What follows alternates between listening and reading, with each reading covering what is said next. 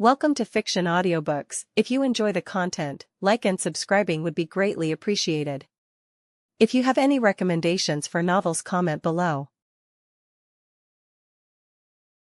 Please join my Patreon at https://www.patreon.com/fictionaudiobook. Chapter 65, Kicking Away the Tailed Beast Ball. Die. Having completed his move, Kinkaku caught Yaya's movement trajectory with his naked eye. The black chakra sphere located in front of his mouth, the size of a human head, the tailed beast ball, carrying the destructive power to obliterate everything, was blasted directly toward Yaya. The tailed beast ball tore through the atmosphere. Wherever it passed, the air erupted into ring-shaped shock waves, and the ground was ripped open from the center, extending straight forward. Yaya kicked off the ground again, her body springing up, and in the blink of an eye, she rushed in front of the tailed beast ball. Her expression was ice-cold, revealing not a hint of emotion. Yaya's body rotated sideways in the air for half a turn, and then her right leg, encased in a white over-the-knee sock, kicked out in an instant. Bang! A dull thud echoed from the point of contact between her soul and the tailed beast ball. This tailed beast ball, carrying an aura of destruction, flew back in reverse at an even faster speed. What? This woman actually used her foot too. Kinkaku's eyes widened, and then he shouted to Kinkaku, "Damn it! Move out of the way, Kinkaku!" Without needing Kinkaku's reminder, Kinkaku, despite his shock, had already prepared to dodge. The tailed beast ball, kicked back by Yaya, grazed Kinkaku's side by a hair's breadth and slammed straight into the ground behind him. Boom. The explosion's light was like a giant bowl turned upside down from the sky. The violent shockwave spread wildly in all directions. Trees within a radius of hundreds of meters were uprooted by the blast, and the entire earth trembled incessantly under this impact, emitting a miserable groan. Ah! Help! Bastards. These monsters are being way too reckless. Isn't there anyone to stop this group of monsters? Kinkaku and Ginkaku were naturally unaffected by such an impact, but the nearby Cloud Ninja were not so lucky. Although the core of the tailed beast ball explosion was some distance away from them, the resulting shockwave sent them rolling wretchedly on the ground, covered in blood, losing even the strength to stand up. Having fought the nine-tailed earlier, most of the Cloud Ninja were already at their limit. Now, struck by this shockwave, some of the more severely injured Cloud Ninja lay motionless on the ground, dying on the spot. What is the deal with this little girl? Who exactly is she? To be able to kick back a tailed beast ball with one foot. Just how sturdy is her body? Is she even human? Ginkaku looked in shock at Yaya, who remained unscathed after kicking away the tailed beast ball. The horror in his heart was unimaginable. The opponent was like an indestructible wall of steel, standing immovable before him and Kinkaku. He felt that no matter what he and his brother did next, they would be unable to get past her to attack the target behind. Kinkaku's body was rigid. In his pupils, while maintaining the six-tailed semi-tailed beast form, a thick look of gravity appeared, having long since cast aside his previous contempt and disdain. He originally thought that he and his brother Ginkaku entering the nine-tailed stomach was reckless enough, but he never expected someone to kick away a tailed beast ball. And a girl who looked incredibly young at that. If he hadn't seen it with his own eyes, he would never have believed such nonsense. Ginkaku. Kinkaku trotted on all fours, slowly moving closer to Ginkaku. I know. This woman is no ordinary person. If we aren't careful, we might even lose our lives. Ginkaku nodded in understanding. Opening his mouth, he spat out a red gourd, and a strange, silver-white rectangular weapon was grasped in his hand.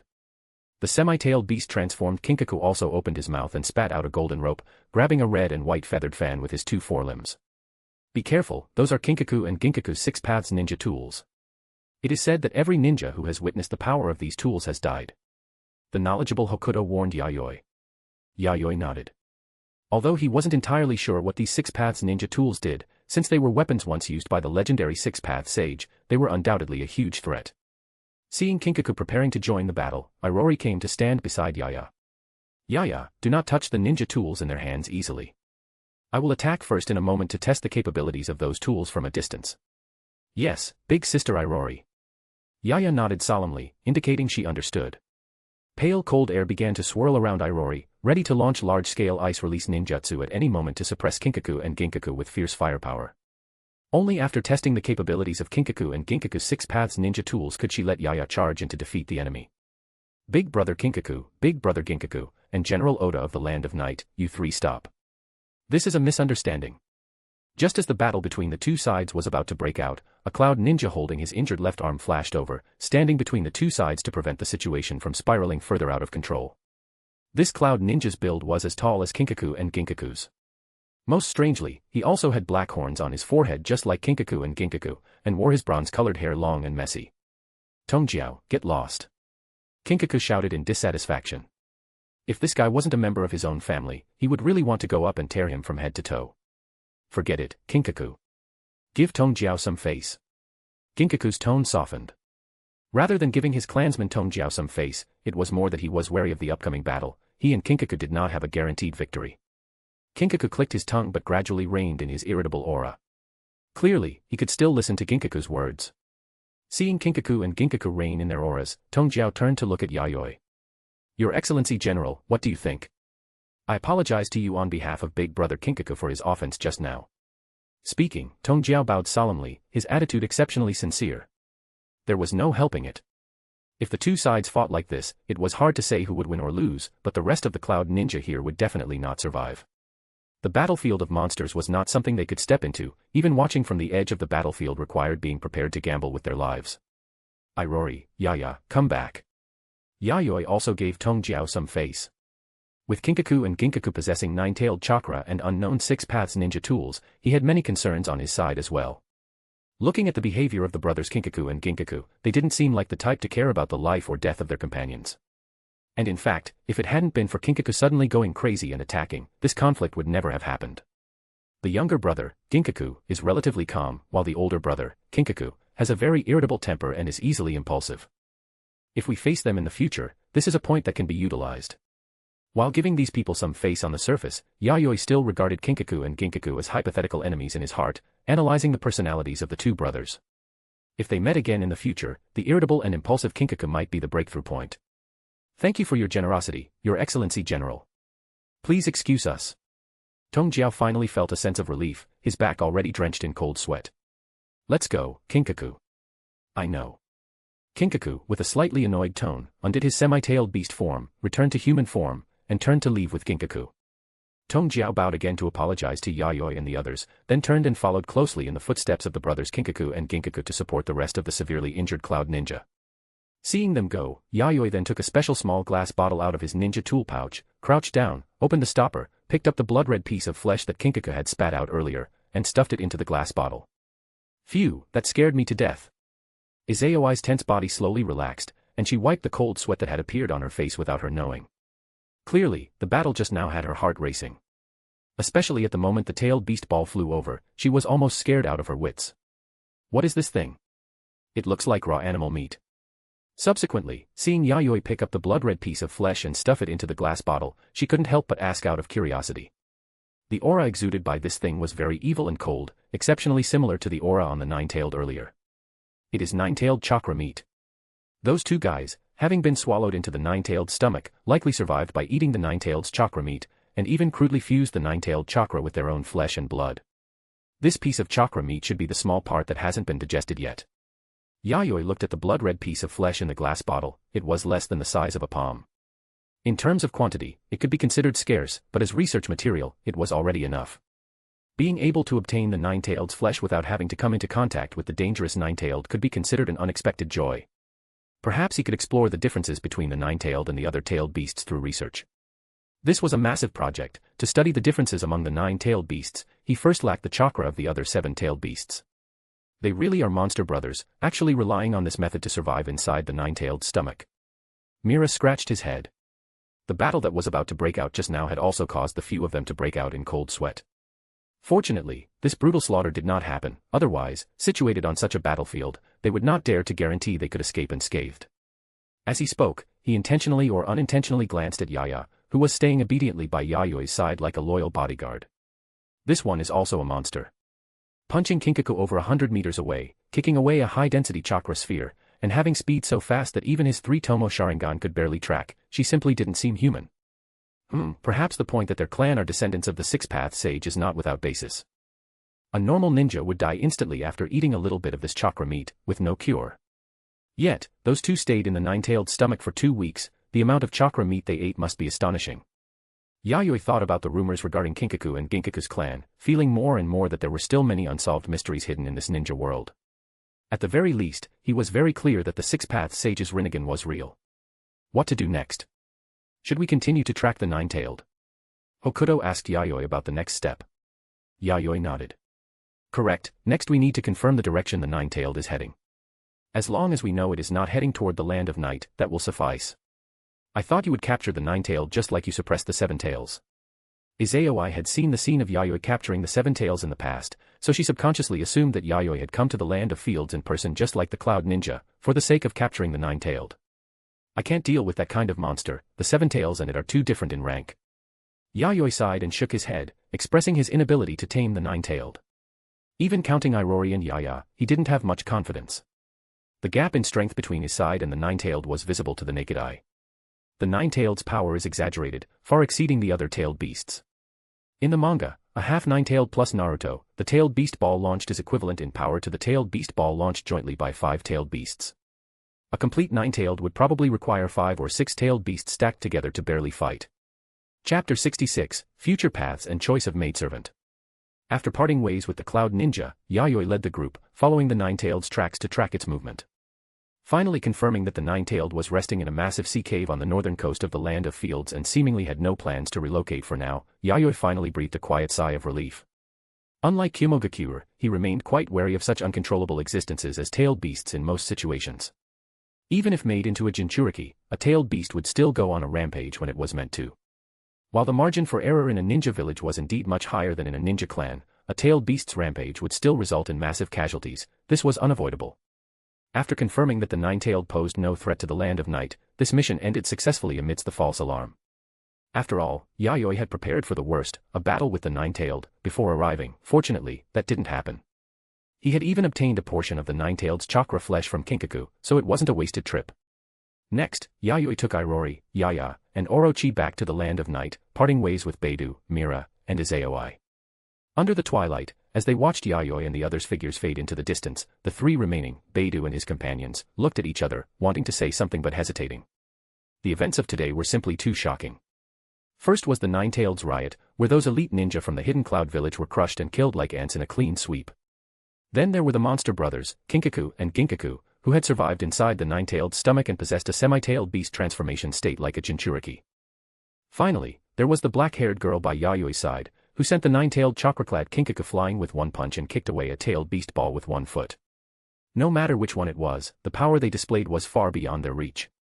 In the current ninja world, dangerous and powerful monsters were emerging one after another, and they were all coalescing into groups even larger than ninja clans. Even if they were unwilling to admit it, they had to understand that a new era had truly arrived. The era of acting as individual ninja clans was gone, never to return. It was time to wake up from the unrealistic fantasies in their minds. Let's go. Beidou still maintained a cold, hard expression, showing no emotion on the surface, but only he understood the melancholy and worry in his heart. The coming era was not something a small figure like him could influence. Could the Uchiha branch that had left the main body really manage to survive peacefully in the torrent of the coming era? With an incredibly heavy heart, he questioned himself, did he really have the ability to bear all of this? Compared to the heavy-hearted Beidou, Izaoi's thoughts were much simpler. I must become stronger. The Mangekyo. I must awaken it. Unlike Beidou, who worried about the future, after witnessing today's events, she only felt frustrated by her own lack of strength and wanted to cultivate desperately to become stronger and protect her clansmen. One day, she too would possess the qualification to join a battlefield like today's. Perhaps it's time to suggest that Izaoi and these other departed clansmen return to the family. Mira also had other thoughts, and his mind began to stir. He could tell that today's events had a huge impact on Beidou and Izaoi. Even the most foolish person knew that in the coming era, if they didn't huddle together, they wouldn't be able to survive at all. He had been out for over 2 years, protecting Izaoi on the elders' orders. He had experienced many things and understood many things. He had always hoped that these departed clansmen could return to the family, only by everyone huddling together could they survive better. Most importantly, Konoha possessed the strongest ninja in the ninja world, the first Hokage, Senju Hashirama. It could be said that no place in the ninja world was safer than the current Konoha. Meanwhile, in the land of whirlpools, Yuzushi Ogakure. Alright, you may all leave now. Go and properly digest the sealing technique knowledge. Hisana, stay behind, I have something to say to you.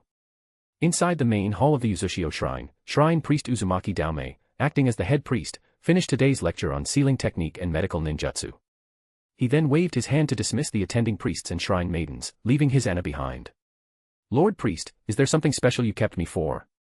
I'm supposed to go have dinner in a bit. The petite girl wore a red and white Miko outfit, with a cherry pink to white gradient chihaya robe over it, secured with a red silk cord to prevent it from slipping off the outfit. Her waist-length red hair flowed freely, and she wore a golden forehead crown, looking elegant and noble. However, as she spoke while rubbing her empty stomach, the elegant and noble aura she projected was completely ruined. This girl was none other than Uzumaki Hisana, a noble lady of the Uzumaki clan who was about to be married off to the land of night. Among the previous priests and shrine maidens, her sealing technique grades were top tier. Many elders were not as proficient in this area as she was. It's about your marriage. Daomei acted as if he hadn't seen Hisana's little gestures. Is there anything else that needs to be added? Hisana knelt on the cushion in front of Daomei. She had wanted to say something, but hearing the word marriage, she quieted down and tried her best to look like she was listening attentively. Marrying outsiders to serve as a bridge of communication between two powers was a mission many Uzumaki clan women had carried in the past. Hisana had no intention of going against the family's decision. Ever since the marriage certificates were exchanged over a year ago, she had prepared herself for this. Because of this, a few months ago, her mother had privately taught her several secret killing moves used to deal with men. Thinking of this, Hisana's face couldn't help but flush. Just from the verbal descriptions, she knew they were very shameless techniques. Only, did her parents usually have so many tricks at night? Also, on her wedding night, was she really going to use these moves to deal with her husband? If the other party thought she was an incredibly improper and lewd and debauched woman, wouldn't it be a disaster? After all, he was a general of a nation, he must be the type of dignified man who stayed away from women and always had a serious expression. Toward women, he probably at most held the view that it was a normal reproductive requirement for the future of the country. Subconsciously, Hisana began to let her imagination run wild. She was already imagining how much of a rigid, unromantic old man her future husband would be. There is indeed one more thing to add. I've discussed it with your grandfather. If you enter the land of night general's inner chambers alone, you might not be able to take good care of yourself. So, your grandfather and I propose that the clan will send another woman to enter as a maidservant to look after you. Daomei noticed Hisana's mind was wandering and couldn't help but stop mid-sentence and cough lightly. Hisana, are you listening? Ah, sorry. Lord Priest, what did you just say? Hisana quickly snapped back to reality and smiled awkwardly. Helpless, Daomei had no choice but to repeat himself once more. That's how things are. Yes, I understand, Lord Priest. So, when I get married, I'll be assigned a maidservant, right? Hisana nodded, understanding Daomei's point. Yes. Has it been decided who it will be? Hisana looked curious. After the elders' meeting, it was decided that you can choose this person yourself. Daomei replied simply. The subtext was that if she couldn't decide, the elders would take over the task. Hisana knew that being allowed to choose her own maidservant was definitely thanks to the efforts of Lord Priest Daomei and her grandfather, Shoming. Although the Uzumaki clan was more democratic than many ninja clans, it was only relative. In most cases, the elders' power was very strong, and they wouldn't normally delegate such a choice to a young person like her. So, do you have a suitable candidate in mind? Even if you say that, Lord Priest, asking me to decide so suddenly is a bit. Hisana furrowed her brows in distress. She knew most of the women of her generation in the Uzumaki clan, but as for close friends, she really couldn't think of many. After all, she had grown up in the shrine since she was very young and rarely had the chance to leave. And the shrine maidens of her generation in the shrine were even rarer. Furthermore, due to the gap in status and ability, the other shrine maidens of her generation in the shrine respected her, and there was always a thick barrier between them. Lord Priest, can you give me some time to think about it? Hisana couldn't make up her mind at the moment and wanted to go back and think it over carefully. You can, but your grandfather and I can only buy you 7 days at most. After all, your official wedding day is just over a month away. After 7 days, if you don't have an answer, we'll have to follow the elders' wishes.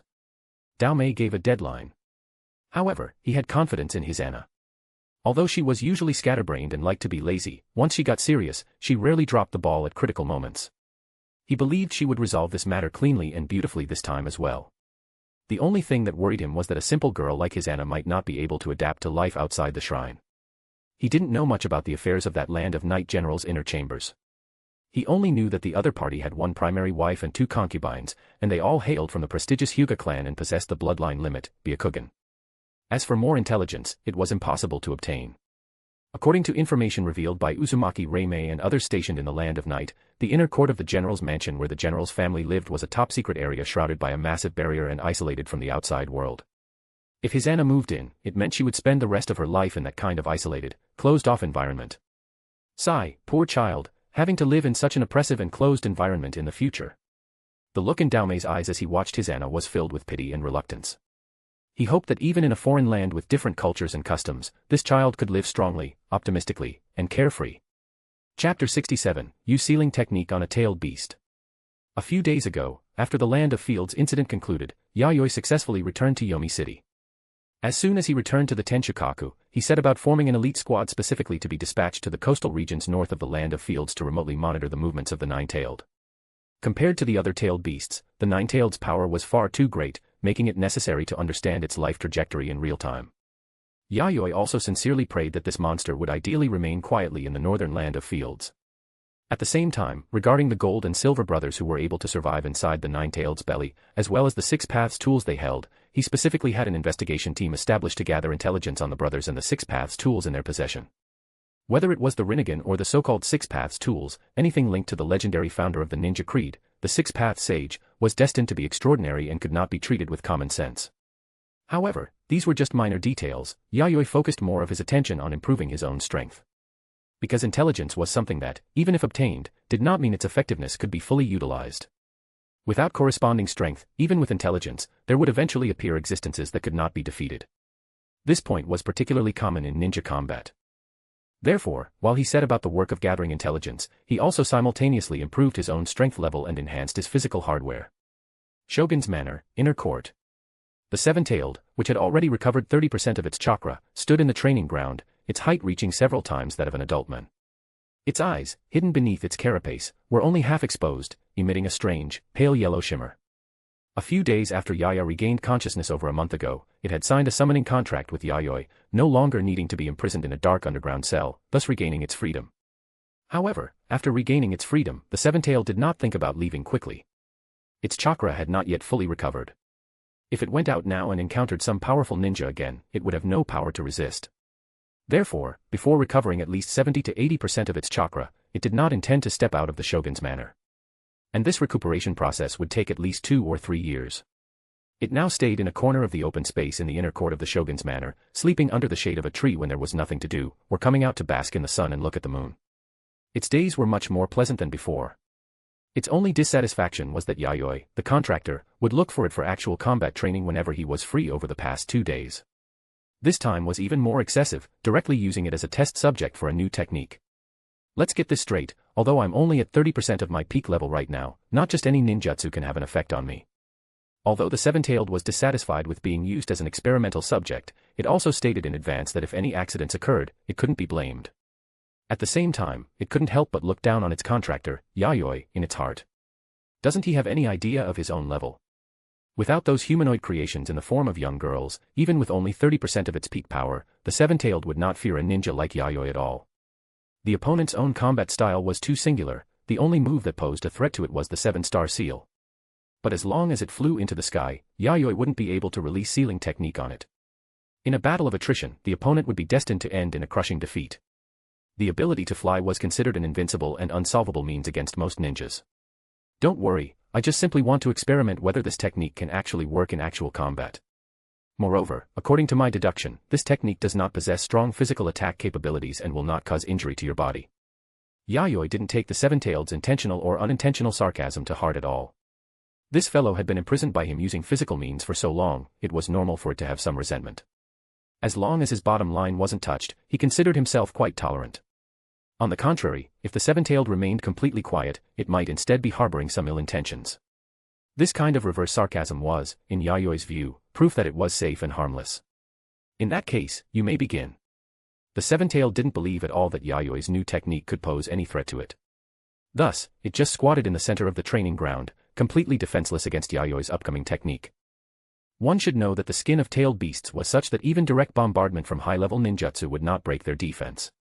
When running, they didn't need any complex means to kick up a massive storm comparable to advanced wind release, trampling and destroying everything along the way. Their bodies were both the sharpest spears and the hardest shields. The only thing they dreaded was wicked sealing technique. Seeing that the seven-tailed was ready, Yayoi stopped wasting words. First, he manifested a chakra cloak like blue flames on the outer layer of his body, then raised his right hand and opened it upward. A materialized chakra sphere quickly condensed in the palm of his right hand. It was a chakra sphere that could not rotate at all but was fixed and stationary. Its internal stability was likely the most stable chakra structure among all ninjutsu in the ninja world. Subsequently, Yayoi injected Earth Nature transformation into the fixed and stationary blue chakra sphere. The blue of the stable chakra sphere began to fade, starting to be tinged with a layer of ancient dark gold color. However, compared to the dark gold chakra sphere he had created a while ago, the color was brighter, beginning to transition toward yellow. "This technique of yours looks a bit ordinary." The seven-tailed's dull mutter sounded. At first, it thought Yayoi would come up with something new, but in the end, it was just a chakra sphere that didn't even move. Even with chakra nature transformation injected, the power couldn't possibly be that strong, right? No, this move is only truly beginning now. Be careful. Yayoi gave a kind reminder, then casually tossed the golden chakra sphere in his palm toward the sky, where it landed directly above the seven-tailed's head. Release. Yayoi quickly clasped his hands together to perform hand seals. Buzz, buzz. A slight vibration came from the air. The seven-tailed looked up and suddenly its body shuddered, its wings flapped reflexively as it wanted to fly away. The chakra sphere above its head, which was originally only the size of a palm, suddenly expanded and deformed at a speed visible to the naked eye, turning into a dark gold sphere at least 5 meters in diameter. Moreover, the trend of expansion did not diminish, and its volume continued to increase. Just looking at the appearance, one could tell how exaggerated the mass of this giant golden sphere would be. After all, as it expanded and grew larger, even the surrounding atmosphere was letting out trembling wails. If it smashed down like this, given its current condition, it wouldn't be able to escape unscathed. What made it want to vomit blood the most was that it sensed an incredibly familiar and terrifying technique aura on the dark gold chakra sphere. The 7-star seal. That technique, which to it was more fierce and brutal than any other sealing technique, was thus clearly engraved on the dark gold chakra sphere. In the past, Yayoi had performed such sealing technique on it dozens of times for simulation training before mastering this move proficiently. However, it was already too late for the seven-tailed to flap its wings and escape. The dark gold chakra sphere had already blocked all its paths of retreat. Under the seven-tailed's desperate and fearful gaze, the dark gold chakra sphere, whose volume had expanded to over 8 meters, crashed down heavily on its massive and sturdy body. In a thunderous roar, the earth beneath the seven-tailed's feet was the first to give way, cracking open into a huge circular crater. The seven-tailed screamed as its body was crushed by the giant chakra sphere, lying like a dead dog in the collapsed crater, unable to move a muscle. Majestic sealing incantations, like spider silk, spread along the dark gold chakra sphere toward the earth, stirring up ripples of circular air waves, as if it had become one with the entire earth. The seven-tailed only felt the chakra throughout its body begin to stagnate, its body seemingly bound by countless invisible iron chains, unable to even muster the strength to move a bit. Roar. It roared in anger, but the dark gold chakra sphere, with the black incantations extended, was like a mountain firmly pressing down on it. This unimaginable, terrifying heavy pressure also permeated every bit of its flesh and blood. No matter how hard it struggled, it couldn't budge the dark gold chakra sphere on its body in the slightest. Even the chakra inside its body was like stubborn iron and stone, unable to flow and coming to a complete standstill. Oda Yayoi, This bastard is not human at all. Originally, the mass of this dark gold chakra sphere was already incredibly heavy, and then he even engraved such an advanced sealing technique on it. This was giving it no way to live at all. The seven-tailed's blood rushed to its head, turning red with a desire to kill. If it had known it would be such a scene, it would never have come to be the test subject for Yayoi's new technique. If it were at its peak, it could naturally break free from this level of suppression. But the problem was, it could feel that this technique was far from its complete state. At the very least, there was still huge room for improvement in structural stability and ninjutsu volume. If this technique were in its completed form, even at its peak, it wouldn't dare to take it head-on casually and would need to temporarily avoid its edge. It seriously suspected that this new technique Yayoi created was a tailed beast-specific attack ninjutsu developed specifically to suppress tailed beasts. Despicable and shameless Oda brat. Seven-tailed, are you okay? Yayoi saw the seven-tailed's angry state, on the verge of a violent loss of control, and knew he had overdone it a bit. Sorry, I didn't expect the power of this technique to be so great. Saying that, Yayoi hurriedly released the ninjutsu, withdrawing the dark gold chakra sphere from the other's body, which turned into a mass of scattered chakra air currents and dissolved into the air. The seven-tailed finally felt its body relax, lying on the ground, gasping for breath in a pathetic state. You bastard. The seven-tailed cursed weakly, but its vocabulary was severely lacking, repeating only a few simple sentences. Yayoi felt like it was acting spoiled toward him. I didn't expect it to seal the seven-tailed's movement so smoothly. It seems this technique has great value for further development. While listening to the seven-tailed's verbal abuse, Yayoi gave a positive evaluation of this new move he had come up with on a whim a while ago. Based on a structurally stable chakra sphere, injecting earth nature transformation to cause expansion, while significantly increasing the weight. He could also engrave sealing technique on it, creating double suppression. Right now, this technique was only in the rudimentary stage and could already suppress 30% of the seven-tailed's chakra. If it reached its completed state, perhaps it really could try to suppress the seven-tailed at its peak. Most importantly, the pre-stage of this technique did not require tedious hand seals, and only one seal was needed for the expansion release. It was quick and convenient to perform, and the pre-stage of the technique was also very deceptive. Before the expansion and descent, people wouldn't feel its threat. However, it doesn't necessarily have to use the means of physical heavy pressure. Perhaps the target to be sealed can be directly swallowed into the chakra sphere, creating a stable and sturdy chakra cage for more comprehensive suppression. Yayoi's mind began to delve into the further stages of this technique, which was to lock the target into the chakra sphere instead of simply using a weighted chakra sphere to overwhelm the target with massive mass. Although both were for locking down enemies, these two lockdown methods represented completely different directional paths. Which one was more ingenious could only be known through practical comparison. Thus, Yayoi's gaze once again focused on the seven-tailed. Whenever he encountered difficulties, the seven-tailed would always support him from behind, unknown to the world. I believe this time as well. Don't even think about it. The seven-tailed was furious, its aura fierce and ferocious. It was all too familiar with this look in Yayoi's eyes. This bastard definitely wanted to use it as a test subject again, so it flapped its wings and flew away without looking back, leaving Yayoi with a defiant and pathetic silhouette. Yayoi sighed, watching the seven-tailed fly away. This fellow really has no spirit of sacrifice at all. Chapter 68, Water, Earth, and Sealing Technique. Since Chomei wouldn't help, Yayoi could only rely on his own exploration to develop. He created another chakra sphere and repeated the process of injecting earth-natured chakra. While increasing the sphere's mass, this further improved its structural stability. Only with a stable chakra structure could sealing technique formulas be inscribed upon it to deploy the technique. However, he used much less chakra than before. What he needed now was a large number of experiments to find the optimal attack method, not raw power. Next, Yayoi practiced the usage of the new technique from various angles. Furthermore, he realized he had fallen into a misconception. It wasn't actually necessary to suppress the target by dropping it from the sky. Simply launching it forward directly could also produce excellent results. Thus, Yayoi suspended the dark gold chakra sphere in front of him and operated it with his will. Since the sphere was built upon his active chakra, he had absolute control over it. After all, controlling physical chakra to fly outside the body was his specialty. In the past, he had used this method to wirelessly control puppets without using chakra threads. Now, he was simply applying this method to the new technique. And because it was a concentrated sphere of chakra, its controllable distance far exceeded that of unshaped physical chakra. Swoosh! Under his mental control, the dark gold chakra sphere shot through the air at extreme speed, striking a boulder not far away. Boom! The moment it was about to hit the boulder, the chakra sphere suddenly expanded in size, turning into a massive dark gold orb that smashed the boulder into fragments scattered everywhere. Simultaneously, the sealing technique formulas inscribed on the sphere extended outward, completing the setup almost instantly. The speed is about 70 meters per second. Yayoi narrowed his eyes, calculating the speed of the chakra sphere flying through the air, roughly 1/5 the speed of sound.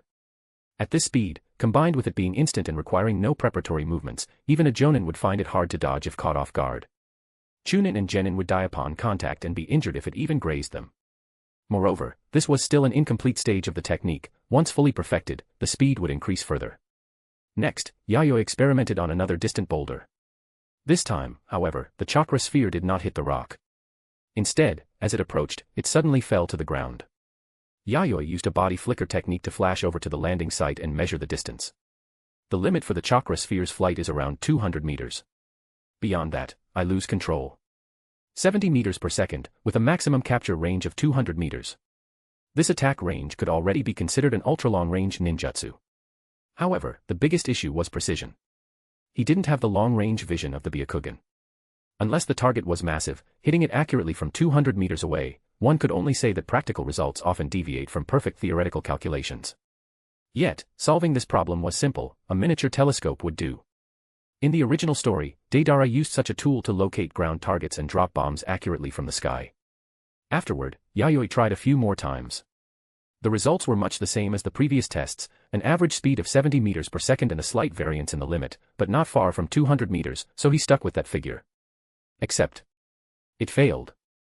As expected, encasing a target within the chakra sphere isn't that simple. The technique's structural stability is too high. I need to find a balance where it's stable yet capable of enveloping the target.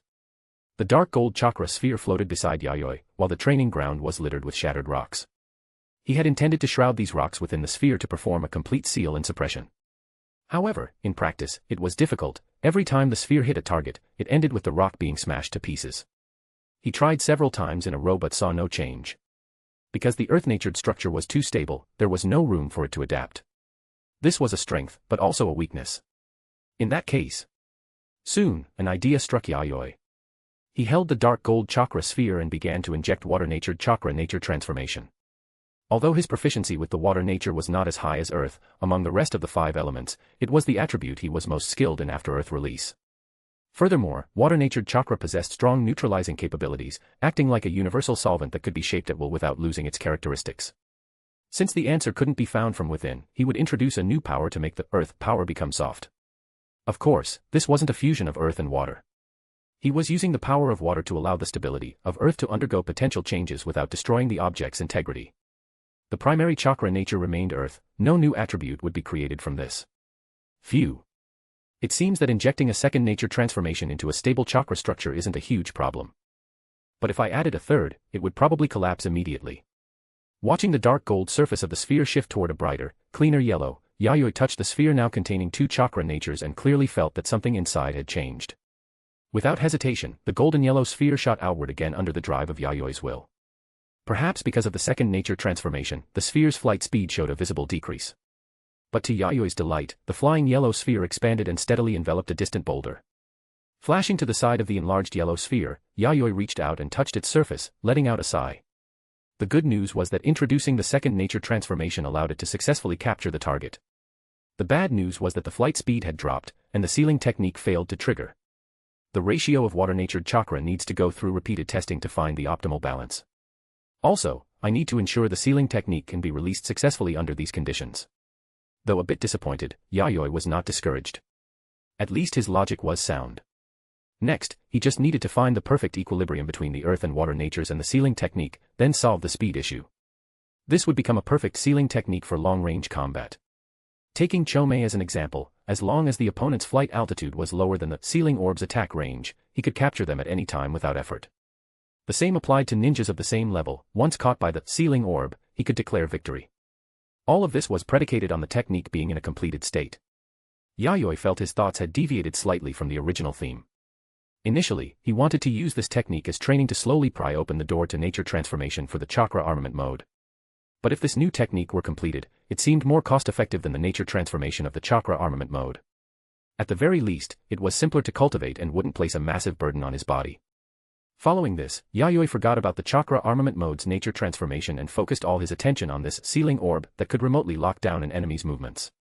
At the same time, Yayoi received an assist from Senju Tobarama, creating a shadow clone to cultivate alongside his main body and accelerate the accumulation of experience. Yayoi cultivated for an entire day.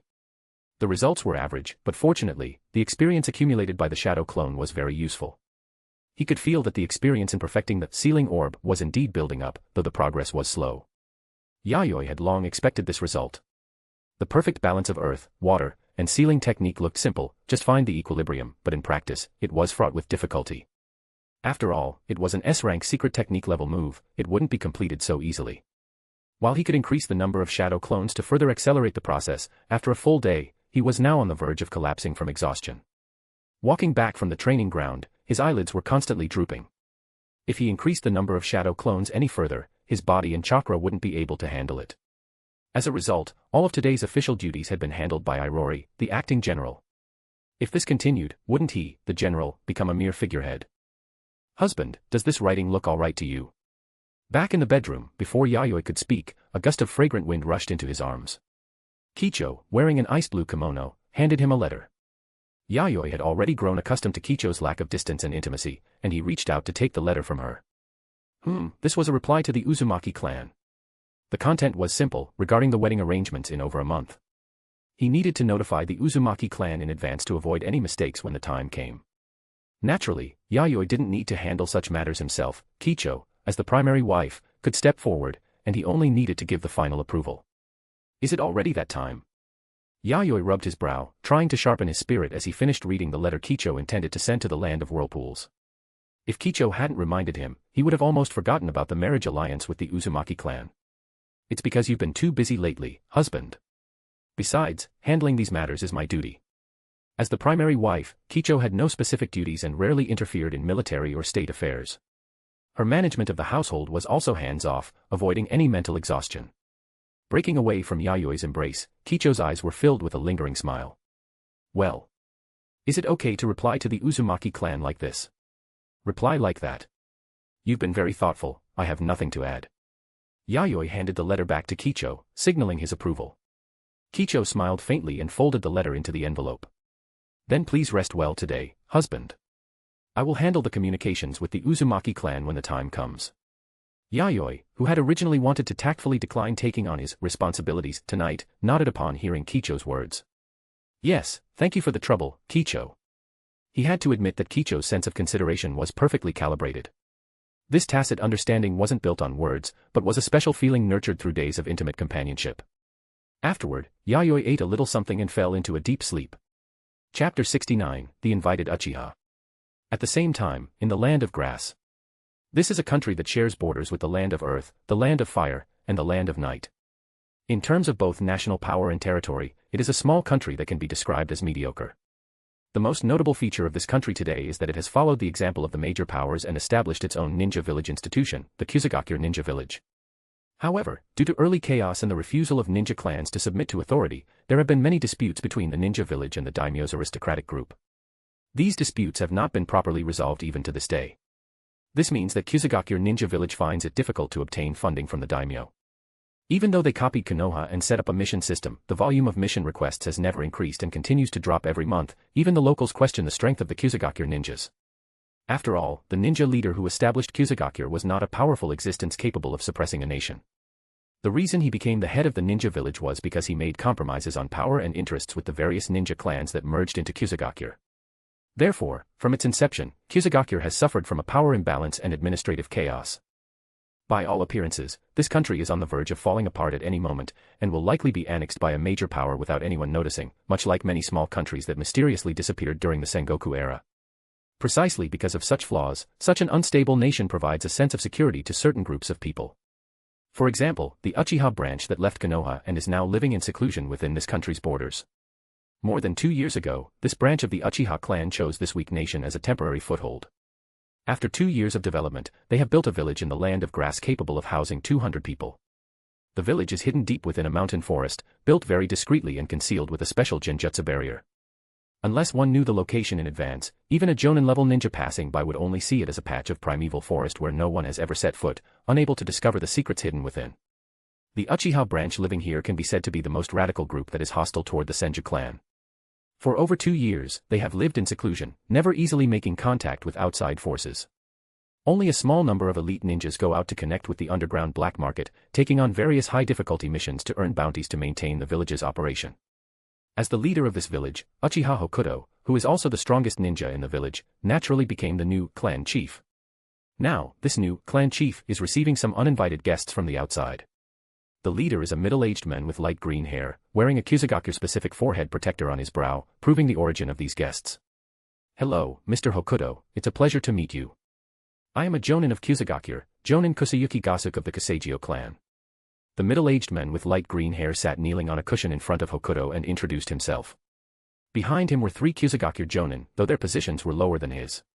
Behind Hokuto stood Mira, Izayoi, and an adult man and woman wearing the Uchiha clan's characteristic ninja uniforms. They sat behind Hokuto without saying a word, their gazes occasionally falling on the Kusagakure ninjas with a scrutinizing intent. If there's something on your mind, just say it. Hokuto sat on the cushion with his arms crossed, his voice neither cold nor warm, but carrying a sense of distance that kept people at arm's length. In fact, he was in a rather bad mood right now. The village hidden here had been discovered by outside ninjas after all. He knew that the genjutsu barrier set up here couldn't hide everything forever, but it had been discovered much earlier than he had anticipated. This meant that this location was no longer safe, and a new residence needed to be selected as soon as possible. Mr. Hokuto, my purpose in coming here is to invite you all to join our Kusagakure. Our leader is a man of great vision and strategy, he welcomes all talented ninjas. As long as you are willing to join. Then, as the envoy of Kusagakure, Jonin Kusayuki Gasuk talked incessantly, filling his speech with all kinds of praise for the leader of Kusagakure and promising various benefits upon joining. If it were someone unfamiliar with the situation, they might be deceived by such flowery words. But unfortunately, Hokuto had already figured out the true state of this country and knew the background of that so-called visionary leader of Kusagakure. The opponent's strength was naturally not weak, being considered one of the top experts in the land of grass, but if it truly came to a fight, Hokuto did not fear him. Moreover, the internal situation of Kusagakure was like a tangled mess, forming various large and small power factions. That visionary leader simply didn't have the ability to fully command the village and could only barely maintain a facade of prestige. I need to give this matter serious consideration. If there's nothing else, you may leave, I need to hold a meeting to discuss it. Although Hokuto felt nothing in his heart, he still claimed he was willing to consider it. In short, he just wanted to fool them into leaving first. I understand. However, I ask Mr. Hokuto to think it over carefully. After all, in the coming era, it will be difficult for a single clan to. Jonin Kusayuki Gasuke sighed inwardly. Hearing Hokuto speak like this, he knew that the mission to recruit the Uchiha clan members here was a complete failure. He had already expected this outcome before coming, so while there was regret, he wasn't overly disappointed. After all, the Uchiha clan members here weren't cut off from the world. With a little inquiry, they would know just how terrible the current situation in Kusagakure was. If things went wrong, a civil war might even break out to decide the final victor. Hey, the leader was kind enough to send us to invite you, but your attitude is really too. A Kusagakure Jonin standing behind Jonin Kusayuki Gasuke couldn't sit still anymore, feeling that Hokuto completely disrespected the sincerity of Kusagakure. However, before the word perfunctory could leave his mouth, a flash of crimson appeared in Hokuto's eyes, and 3 spinning black tomo emerged within them. The Kusagakure Jonin's body immediately stiffened, falling into a dazed and soulless state, motionless. Mr. Hokuto. You. Jonin Kusayuki Gasuke's face changed, and he suddenly stood up from his cushion. The other 2 Kusagakure Jonin also drew their kunai, ready to fight at any moment. Rest assured, I haven't taken his life. I'm just giving him a lesson so he knows what it means to have trouble come from the mouth. The genjutsu will be released in about 10 minutes, take him and leave. Hokuto spoke in a calm tone. Facing the several people who were on high alert, he didn't even make a move to raise his hand. Mira, Yayoi, and the others behind him likewise made no movement. Hokuto alone could easily slaughter Jonin of this quality. They were ultimately ninjas from a small country who hadn't seen much of the world. That such characters could become Jonin showed that Kusagakure's standards for Jonin were far lower than those of the major hidden villages. Then we shall take our leave. Before going, I still hope Mr. Hokuto will think about it seriously, the leader truly is very sincere. Jonin Kusayuki Gasuke took a deep breath, bowed slightly, and carrying the Kusagakure Jonin trapped in the genjutsu, hurriedly turned and left with the other 2 Jonin. Hokuto sat where he was, watching them leave, with no intention of getting up to see them off. After the Kusagakure ninjas left, a brief silence fell over the room. Although what the other party said was a bit unpleasant, there is some truth to it. The times are different now. If we continue to act alone, with the strength we have here. Finally, it was Mira who broke the silence, voicing his true thoughts. What do you mean, Mira? Do you want us to go crawling back to that village established by the Senju clan? The man sitting next to Mira spoke up. About 30 years old, he immediately glared at Mira in dissatisfaction upon hearing such soft words. I didn't mean it like that. But that's what you're thinking. You want us to go bow our heads and admit we were wrong to those Senju bastards. Speaking of which, your motive for coming to our side was very impure. Use this chance to make your intentions clear. If I'm not satisfied, then. Enough, stop arguing. Mira didn't mean anything else, he's also thinking about our future. And Ryuka, take your hand off that. Hokuto interrupted the 2, his expression serious. TCH, I get it. Uchiha Ryuka removed his hand from the hilt of his ninja sword but still looked at Mira, the traitor, with wary eyes. Kasumi, go call the other 4 over. Yes. Hokuto looked at the female ninja sitting next to his Yayoi, who was in her 20s and wore a clean side ponytail. Unlike the hot-tempered Ryuka, her personality was quite calm. She not only possessed Jonin-level strength but also had both sensory and medical abilities. Usually responsible for patrol and medical work in the village, she was a core member among the core. Uchiha Kasumi walked out of the room, and before long, she returned with 4 people, 3 men and 1 woman. Everyone is here, sit down. There are some things I want to clarify at this time, and I'd like to hear your opinions as well. Hokuto raised his hand, gesturing for them to sit. The arriving 3 male and 1 female Uchiha ninjas found seats at random. People from Kusagakure came to contact us just now, Hokuto began to recount what had happened earlier. After finishing the explanation, he scanned everyone's faces.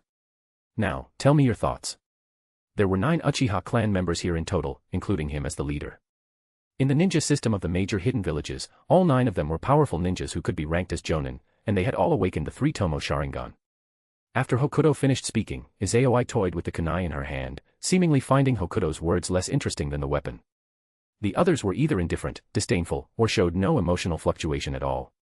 Their attitude was very clear, they had absolutely no interest in Kusagakure's recruitment. Hokuto had already expected this. Compared to Kusagakure's invitation, what he was about to say next was the real topic. I understand your decision. Now let me tell you my view. The one country, one village system has been fully implemented. Whether we are unwilling or not, this is an unshakable and cruel reality.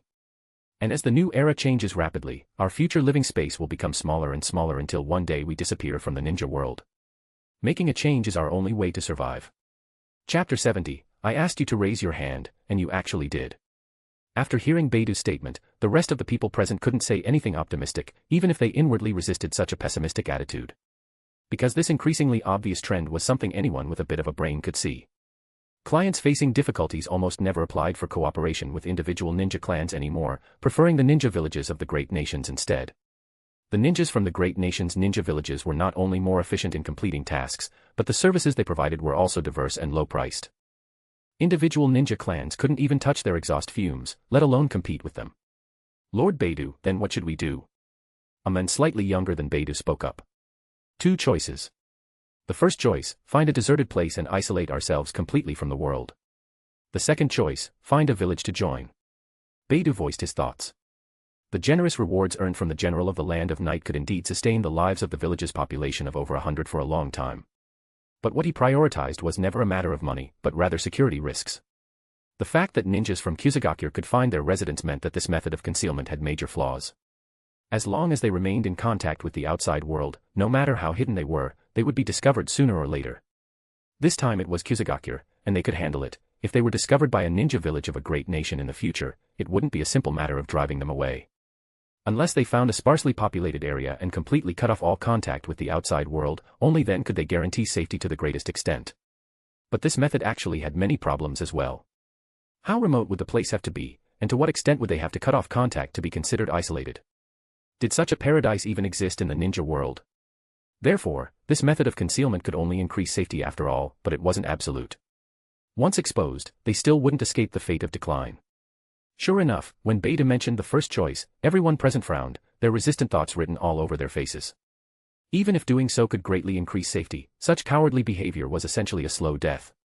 So, while Beidu seemingly gave 2 choices, there was actually only one viable option. That was to find a ninja village and join it. Since they couldn't resist the era, they would become a part of it. It seems no one wants to choose the first one, so let's go with the second path. I think Konoha Ninja Village is good, not only are there more clansmen there, but also the strongest ninjas in the ninja world. Mira was the first to set an example, acting out of consideration for everyone. Ryuka, who had been displeased with Mira before, couldn't help but press his palm onto his sword hilt again, his brow twitching violently. If Beidu hadn't stopped him with a look, warning him not to act recklessly at a time like this, he would have already drawn his sword and slashed at Mira the moment Konoha was mentioned. Uncle Mira, if you want to go to Konoha, go by yourself and don't drag us into it. The clansmen here all loathe the Senju, which is why we made the decision to leave in the first place.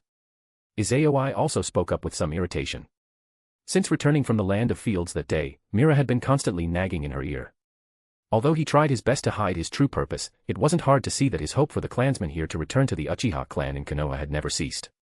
As for the others, some ignored him with indifference, while others snorted heavily.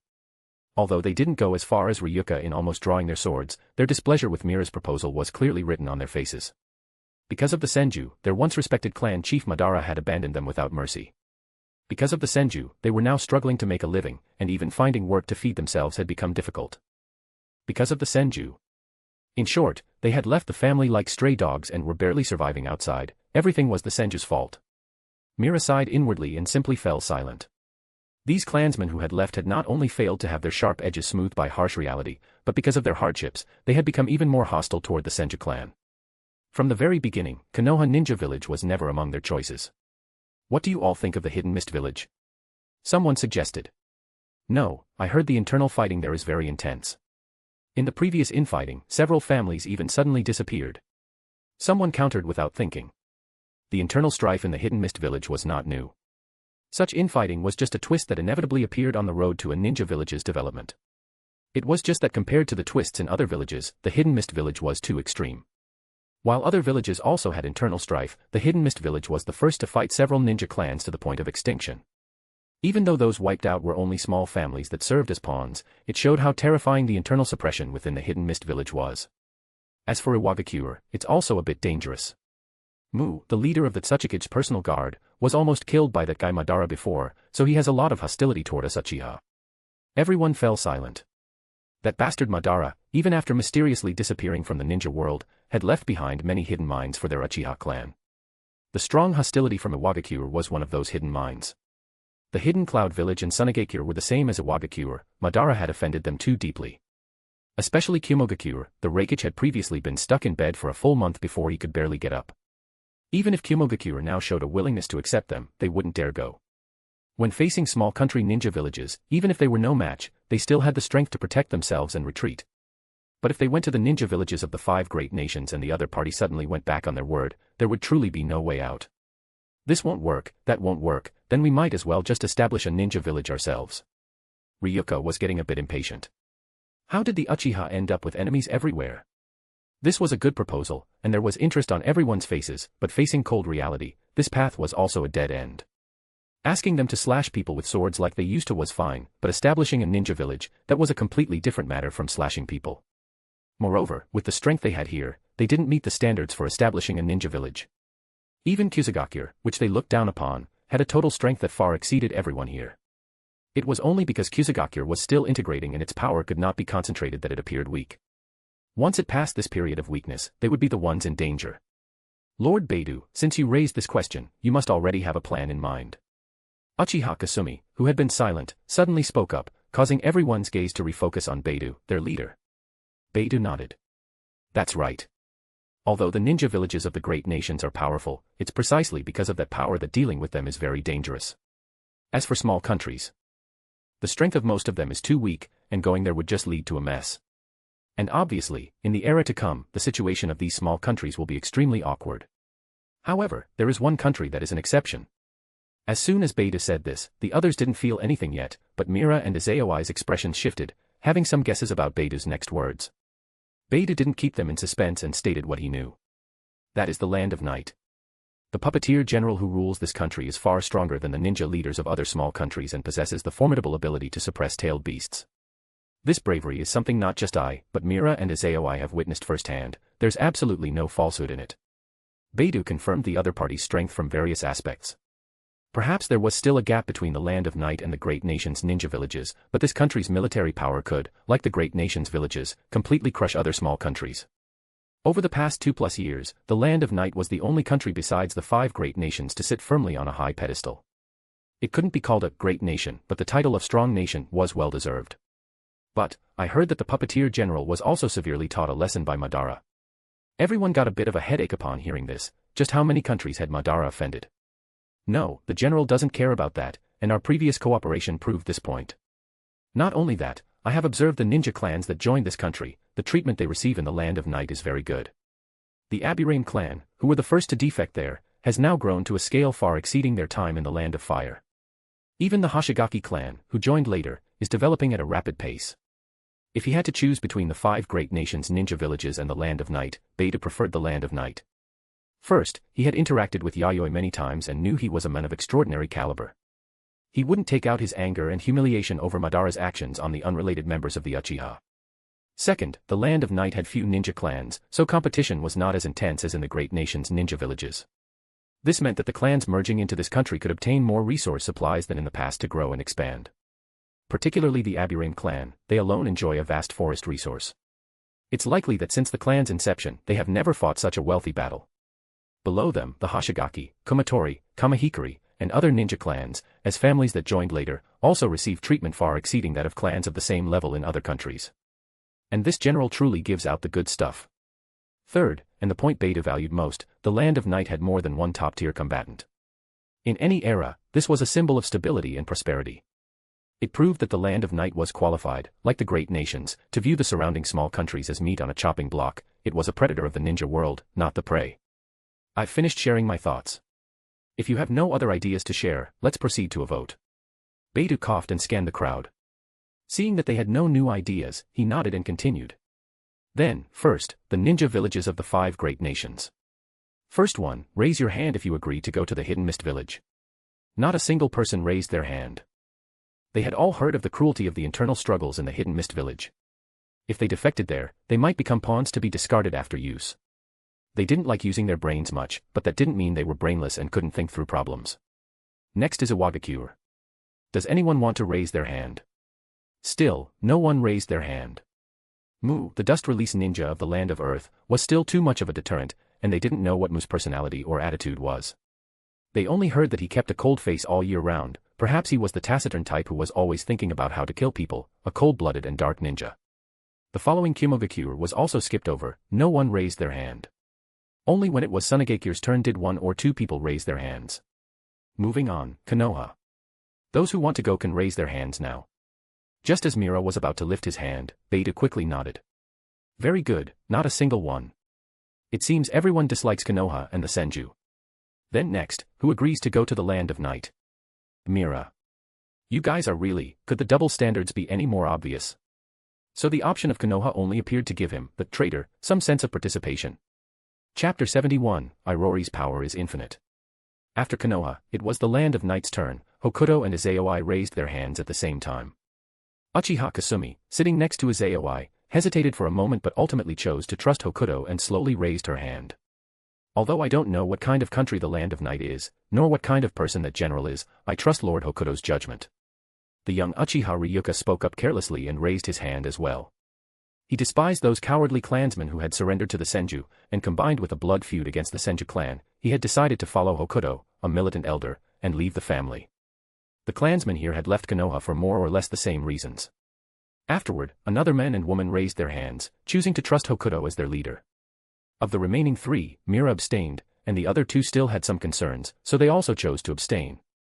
Do you have any other questions? Hokuto looked at the 2 who hadn't raised their hands. It wasn't a reproach, he just wanted to know their inner thoughts. As for the traitor Mira, Hokuto wouldn't consider his thoughts at all, treating him as if he didn't exist. If the other party suddenly left without saying goodbye one day to head for Konoha, Hokuto wouldn't find it strange. Joining a small country feels humiliating. Will be laughed at by those clansmen in Konoha. The 2 Uchiha ninjas who hadn't raised their hands were both in their 30s and directly voiced their true thoughts.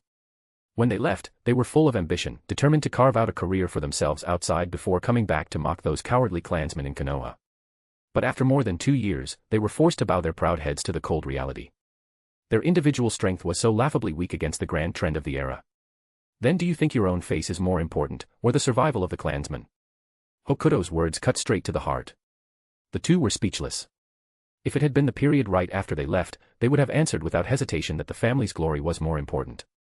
But looking at the ordinary clansmen who had followed them out of Konoha, whose faces often revealed anxiety, a mix of confusion and worry about the dangerous environment and the uncertainty of their future lives, they couldn't bring themselves to say such cold-blooded words.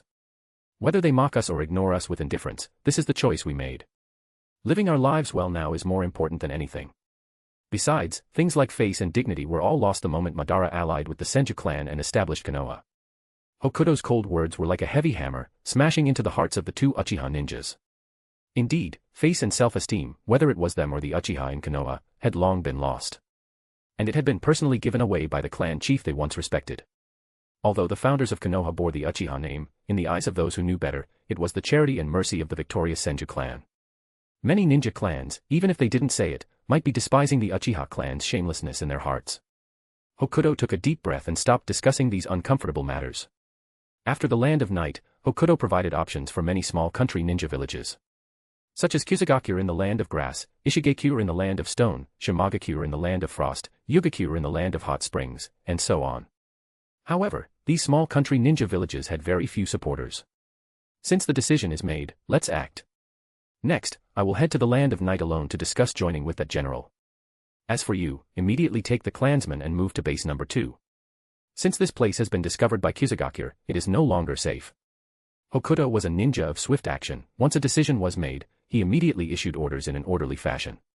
Long ago, Hokuto had prepared other bases precisely for such dangerous situations where their tracks might be detected by outsiders, allowing them to quickly relocate and escape the crisis.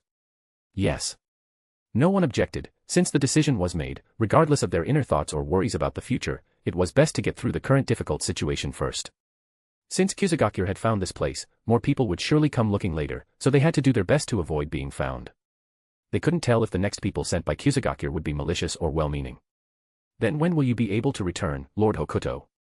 Uchiha Kasumi asked. Base number 2 was a wartime shelter with high concealment, but its space was limited and could only be used for temporary hiding. The others also looked at Hokuto. Time was their most critical factor now. If everything goes smoothly, I'll be back in about 3 to 5 days.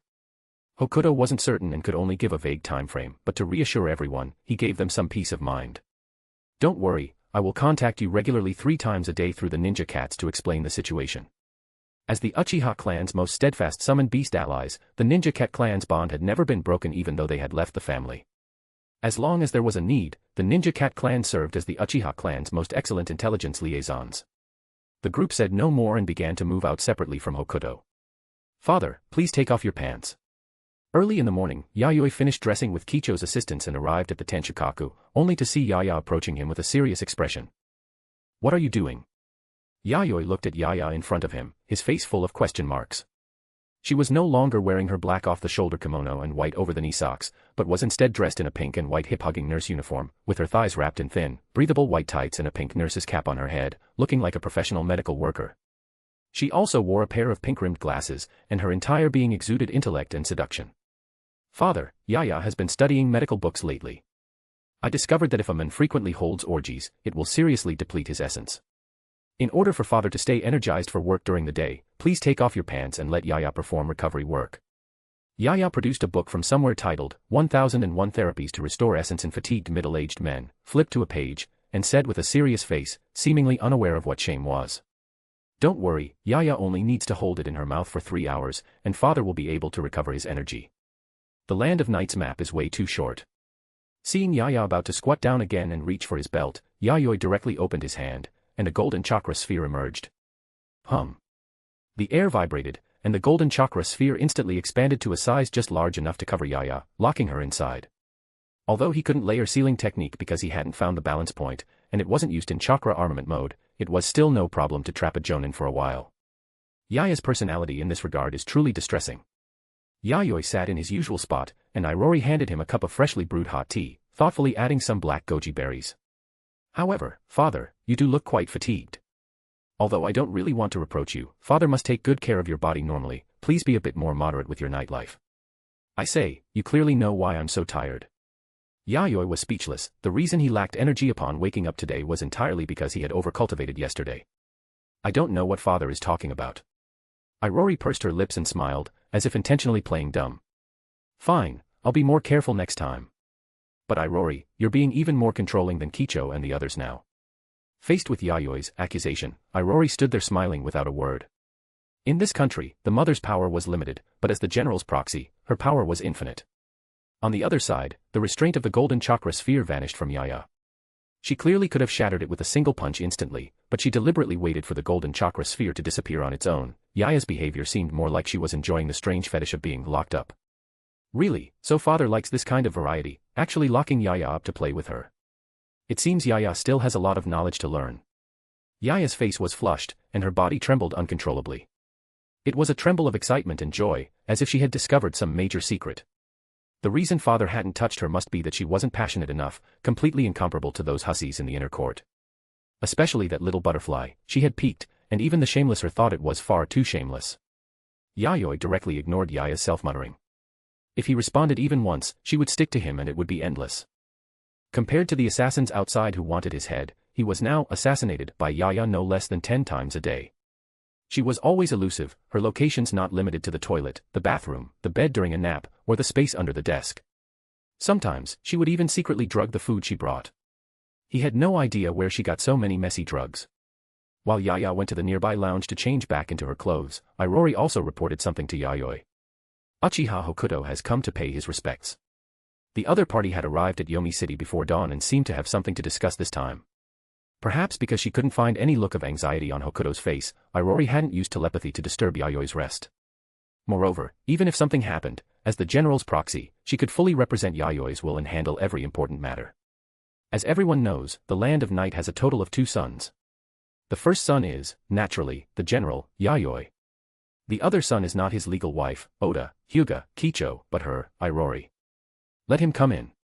Yayoi didn't think much of it and agreed to meet with Uchiha Hokuto. 10 minutes later, Hokuto appeared before Yayoi. Because they had collaborated many times, Hokuto was not unfamiliar with the environment here. Even without someone to lead him, he could find his way here with ease. Your Excellency, I have come on this unannounced visit in the hope that my clansmen and I can find a place to settle in the Land of Night. Hokuto didn't waste words. Time was tight, and he had to settle the important matter of his branch of the Uchiha clan merging into the Land of Night with Yayoi as quickly as possible. Therefore, as soon as he spoke, he went straight to the point without any hesitation. However, what puzzled Hokuto was that not only did Yayoi show no surprise, but even Irori, acting as his proxy, remained calm. As for Yaya, who had come out after changing, she was moving a chair to sit intimately beside Yayoi, her eyes occasionally staring at his profile, completely uninterested in an irrelevant person like Hokuto. However, with an outsider present, she didn't actually use her hands, but secretly moved her feet under the table, earning a subtle glare from Irori. I see. Although this matter is a bit sudden, I have no reason to refuse. I agree. Yayoi thought for a moment and nodded in agreement, his attitude as casual as naturally asking what was for dinner tonight. Hokuto's mouth hung open. It was decided just like that. No need for careful consideration. Like summoning high-level officials for a meeting or something. Also, were there no other concerns or doubts about his branch of the Uchiha clan joining? Irori. Yes. Understanding his intent, Irori walked to a nearby bookshelf and took out a plan that had been prepared long ago. Yes, this plan had been completed by her and Yayoi together.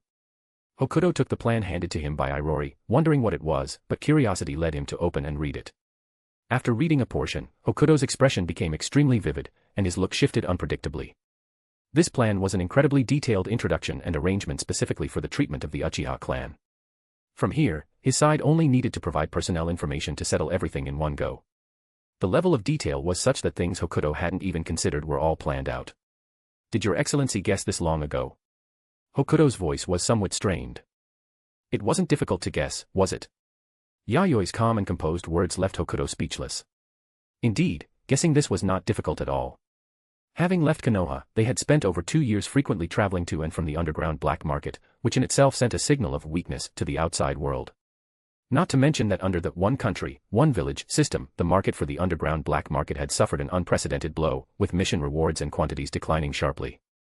Many major behind-the-scenes shareholders had begun to withdraw their capital and flee overnight, leaving only those who were too deeply involved and unable to leave to struggle and prop up this underground world. Although the black market wouldn't truly perish, it was currently in a half-dead state. As for when a second spring would begin, there was no hope of a resurgence for at least the next 10 years. The various missions they had taken from Yayoi before might have been part of a plan to observe them more closely and gather information on them. After all, to observe and understand a target, there is nothing simpler than making them move frequently. The conditions I'm offering are already written there. Of course, if you're dissatisfied with anything or feel adjustments are needed, you can voice your thoughts. No matter how much Yayoi calculated, he could only roughly understand the situation of the Uchiha branch led by Hokuto. Therefore, in some parts of the plan, he and Irori had deliberately left some room for flexibility to facilitate subsequent negotiations. Chapter 72, Relocation and the Duo. Uchiha Hokuto departed with a complex expression on his face. However, compared to when he arrived, this complex state of mind was mixed with a sense of relief. In the end, he didn't make any adjustments or modifications to the plan Yayoi had provided. This was because the treatment Yayoi offered was far better than he had anticipated. Only some minor details would need to be adjusted based on each individual's abilities and specialties once the Uchiha clan members arrived. Before coming, he had prepared for 3 to 5 days of negotiations. After all, this was sudden, and even the fastest process takes time. As it turned out, the other party had already made all the arrangements, and they were just waiting for them to move in with their bags. He had originally wanted to give Yayoi a shock, but instead, he was the one who ended up shocked. Hokuto's visit with Yayoi began at 7:20 a.m., and he left Yomi City 40 minutes later at 8 a.m. To return to the Land of Grass as quickly as possible, Hokuto didn't waste time using ninja cats for communication during the journey. Instead, he chose to sprint all the way, reaching the Land of Grass at maximum speed. By the time he arrived at the Land of Grass Base Number 2, the Uchiha clan members temporarily residing there had only just finished moving their belongings, and most hadn't even eaten lunch yet. Base Number 2 was built inside a hollow cavern within a massive mountain. Genjutsu barriers were set up all around, and the entrance was similarly disguised with giant boulders to maximize protection against outside detection. Compared to their previous base, this one felt cramped, and the environment could hardly be called good. After all, this base was designed as a wartime shelter. Concealment and sturdiness were its most important features, with comfort naturally taking a back seat. Lord Hokuto, didn't you go to the Land of Night? Why are you back so soon? Mira, Yayoi, and the other elite clan members looked at Hokuto's travel-worn appearance and couldn't help but wonder if some sudden change had occurred. Had Hokuto failed to reach the Land of Night and chosen to turn back halfway? No, I've already settled everything with the Land of Night. We can begin the migration immediately. Huh. As soon as Hokuto spoke, everyone was stunned for a moment before their eyes widened, their faces filled with confusion. Settled. Wasn't this matter just decided last night? Lord Hokuto, is your mind clear right now? No matter how fast negotiations go, they should take at least 3 to 5 days. After all, this was no small matter for either side. Although their group wasn't large, there were still over 100 people, and quite a few possessed ninja talent. 9 of them had even awakened the 3 Tomo Sharingan, making them formidable even among Jonin. Such a powerful force could easily tear through several weak ninja clans. They had all prepared for Hokuto to spend 10 days, half a month, or even longer negotiating in the Land of Night. Lord Hokuto, are you sure you aren't under a genjutsu? Hearing this, Hokuto's lip twitched. While his strength was indeed a bit below that of top-tier ninjas, he didn't believe anyone in the ninja world besides Uchiha Madara could manipulate him with genjutsu without him noticing. It's a bit complicated to explain. I'll clarify on the way. Now, notify all clan members to prepare for migration as quickly as possible. Also, just discard anything unimportant. Hokuto took a deep breath, and his usual dignified aura returned. Only then did everyone believe he wasn't joking and was giving them a very serious notification. Despite how unbelievable it was, no one objected. They began following Hokuto's arrangements to gather the rest of the clan and proceed with the migration. They had just finished moving in and now had to move again, they couldn't help but want to complain about that. Mira felt even more helpless. Only an hour ago, he had summoned a contract ninja cat to deliver a letter to the clan members back in Konoha. He hoped they would send someone to dissuade them. After all, the split of the Uchiha was truly unseemly. But Hokuto had already finished the negotiations. Even someone rushing to their reincarnation wouldn't be this fast. No matter how fast the clan members in Konoha acted, it would take at least 2 or 3 days before they could even start moving. By then, the clan members here would be long gone. Could Hokuto have already had private talks with the general of the Land of Night before this? Hokuto's swift action, leaving no time for reaction, forced Mira to suspect that last night's internal meeting might have been a deliberate show. At this thought, Mira's heart skipped a beat. He never expected that this seemingly straightforward guy, Hokuto, would be as cunning as a fox. He had been completely outmaneuvered this time. Meanwhile, far to the southeast of the Land of Fire, in the Land of Whirlpools. In an unknown, dark underground area of the Uzushio Shrine. Drip. Drip. Drip. In the dark and damp corridor, the sound of dripping water made one's body tense. It was unknown how long it had been since anyone had cleaned this place, to the point where the air in the passage was filled with a peculiar odor, mixed with a strange scent of decay. A petite girl in Miko attire, his Anna, tiptoed across the damp ground, carefully making her way forward. She pinched her nose from time to time to keep from being overcome by the smell of rot in the air. Perhaps because it was too unpleasant, her delicate brows couldn't help but furrow. At the end of the dark and damp passage was a heavy steel door with a handle. Despite looking like a mysterious place, it wasn't locked. His Anna gripped the iron handle and easily pushed the door open, creating a small gap that slowly widened. Then, she poked her head inside like a thief and let out a cat-like call. "Nene-chan, are you there?" Echoes rang through the room, but no one responded. His Anna plucked up her courage and stepped into the room.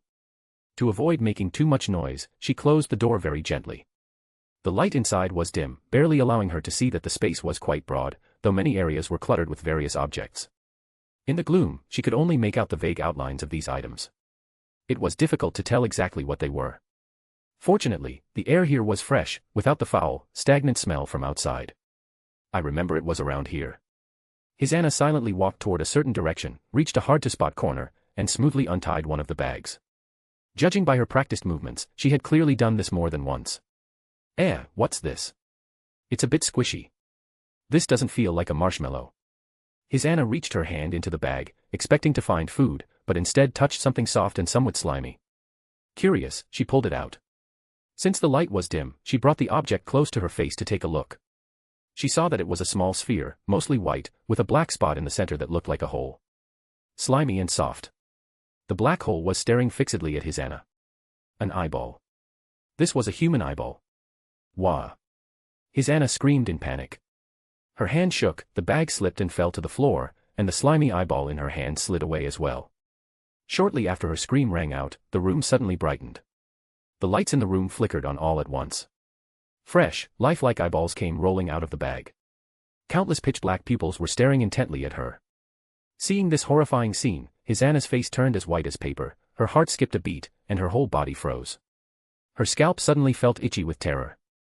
"What are you doing here?" A questioning voice sounded from behind Hisana. Hisana turned around and, as if seeing a lifesaver, rushed forward to hug the person, pointing at the eyeballs on the floor nearby. "Nene-chan, eyeballs.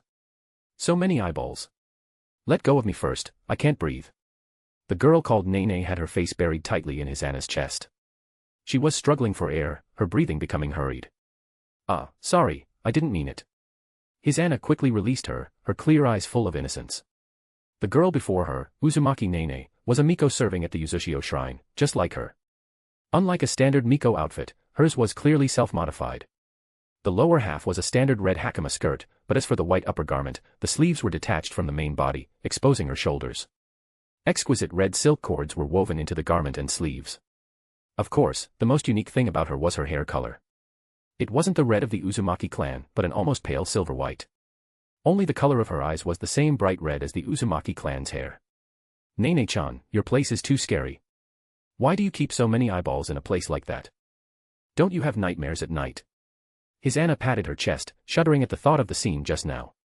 Although born into the Uzumaki clan, Hisana had grown up in the shrine and rarely went out. No battles ever reached her, and she was well protected by the family. Consequently, seeing dead people or their body parts would make her heart race with fear. "They're just standard materials, don't be so dramatic. And how many times have I told you? Don't add 'chan' to my name." Uzumaki Nene glanced at Hisana sideways. The expression on her face was less cold and more void of emotion. Nene picked up the scattered eyeballs one by one. However, instead of putting them back in the bag, she placed them in a large transparent glass jar filled with solution. Hisana's lip twitched. Putting them in a snack bag earlier was definitely to keep her out, wasn't it? "Nene-chan is so mean. By the way, what are you doing here? I don't have anything to play with here." Nene rubbed her eyes slightly, looking as if she hadn't slept enough, with rather heavy dark circles under her eyes. "I'm hungry." Hisana rubbed her stomach. "This isn't a kitchen." Nene replied inwardly, but she still found some ready-to-eat food and shared it with Hisana. Hisana ate the snacks while looking around the room. It was a fully equipped laboratory, but much of the equipment showed signs of aging and rust. Clearly, before long, it would all have to be scrapped. "No matter how many times I see it, Nene-chan, your place is so dilapidated. It's like a scrap metal junkyard." Hisana gave an unreserved evaluation of the place. "It can't be helped. The clan needs money for many things right now, and very little is allocated to me." At this thought, Nene couldn't help but feel some dark impulses. She wished she could drag the elders who cut her research funding onto the dissection table and slice them up. "That's because you never produce research results that satisfy the elders, Nene-chan." Hearing Hisana's words, Nene suppressed the urge to kick her out. This idiot really understands nothing. How is she supposed to produce research results without funding? But then again, without research results, she can't get funding. Great, her research was now stuck in a complete dead loop. As I thought, a family with no foresight like this might as well perish soon. An even darker and more twisted thought couldn't help but emerge in Nene's mind. Chapter 73, Nene and Oboro. Ignoring Hisana, Nene walked over to a nearby clothes rack, took down a white lab coat, and draped it over her shrine maiden outfit. On the dissection table, there were still several fresh corpses that needed to be processed as soon as possible. If she didn't handle them quickly, it would be bad if they started to smell. This was one of the few jobs she could currently secure funding through. Although the work was difficult and required constant interaction with corpses, to the point where she felt like vomiting lately whenever she saw one, she persisted. She wanted to earn money quickly so she could pursue the pharmaceutical research she actually enjoyed, rather than dealing with a pile of corpses all day. Speaking of which, Nene-chan, in another month, I'm getting married. I've heard you say that many times. What, are you planning to back out? I advise you not to do anything irrational, those old fogies will tie you up and drag you away if they have to. Nene thought Hisana was going to complain about the marriage. After all, a political marriage sounded like nothing more than a transaction with a clear price tag. She knew Hisana's personality well. If this girl was unwilling, she really might cause a scene. It's not about that, and I don't plan on defying the family's wishes. You've had a change of heart.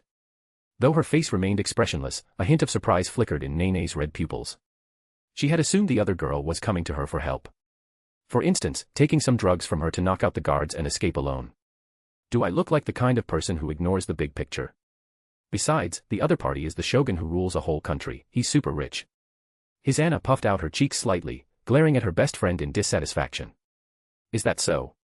At the mention of money, Nene's hand holding the scalpel paused for a moment before she resumed her focused dissection work as if nothing had happened.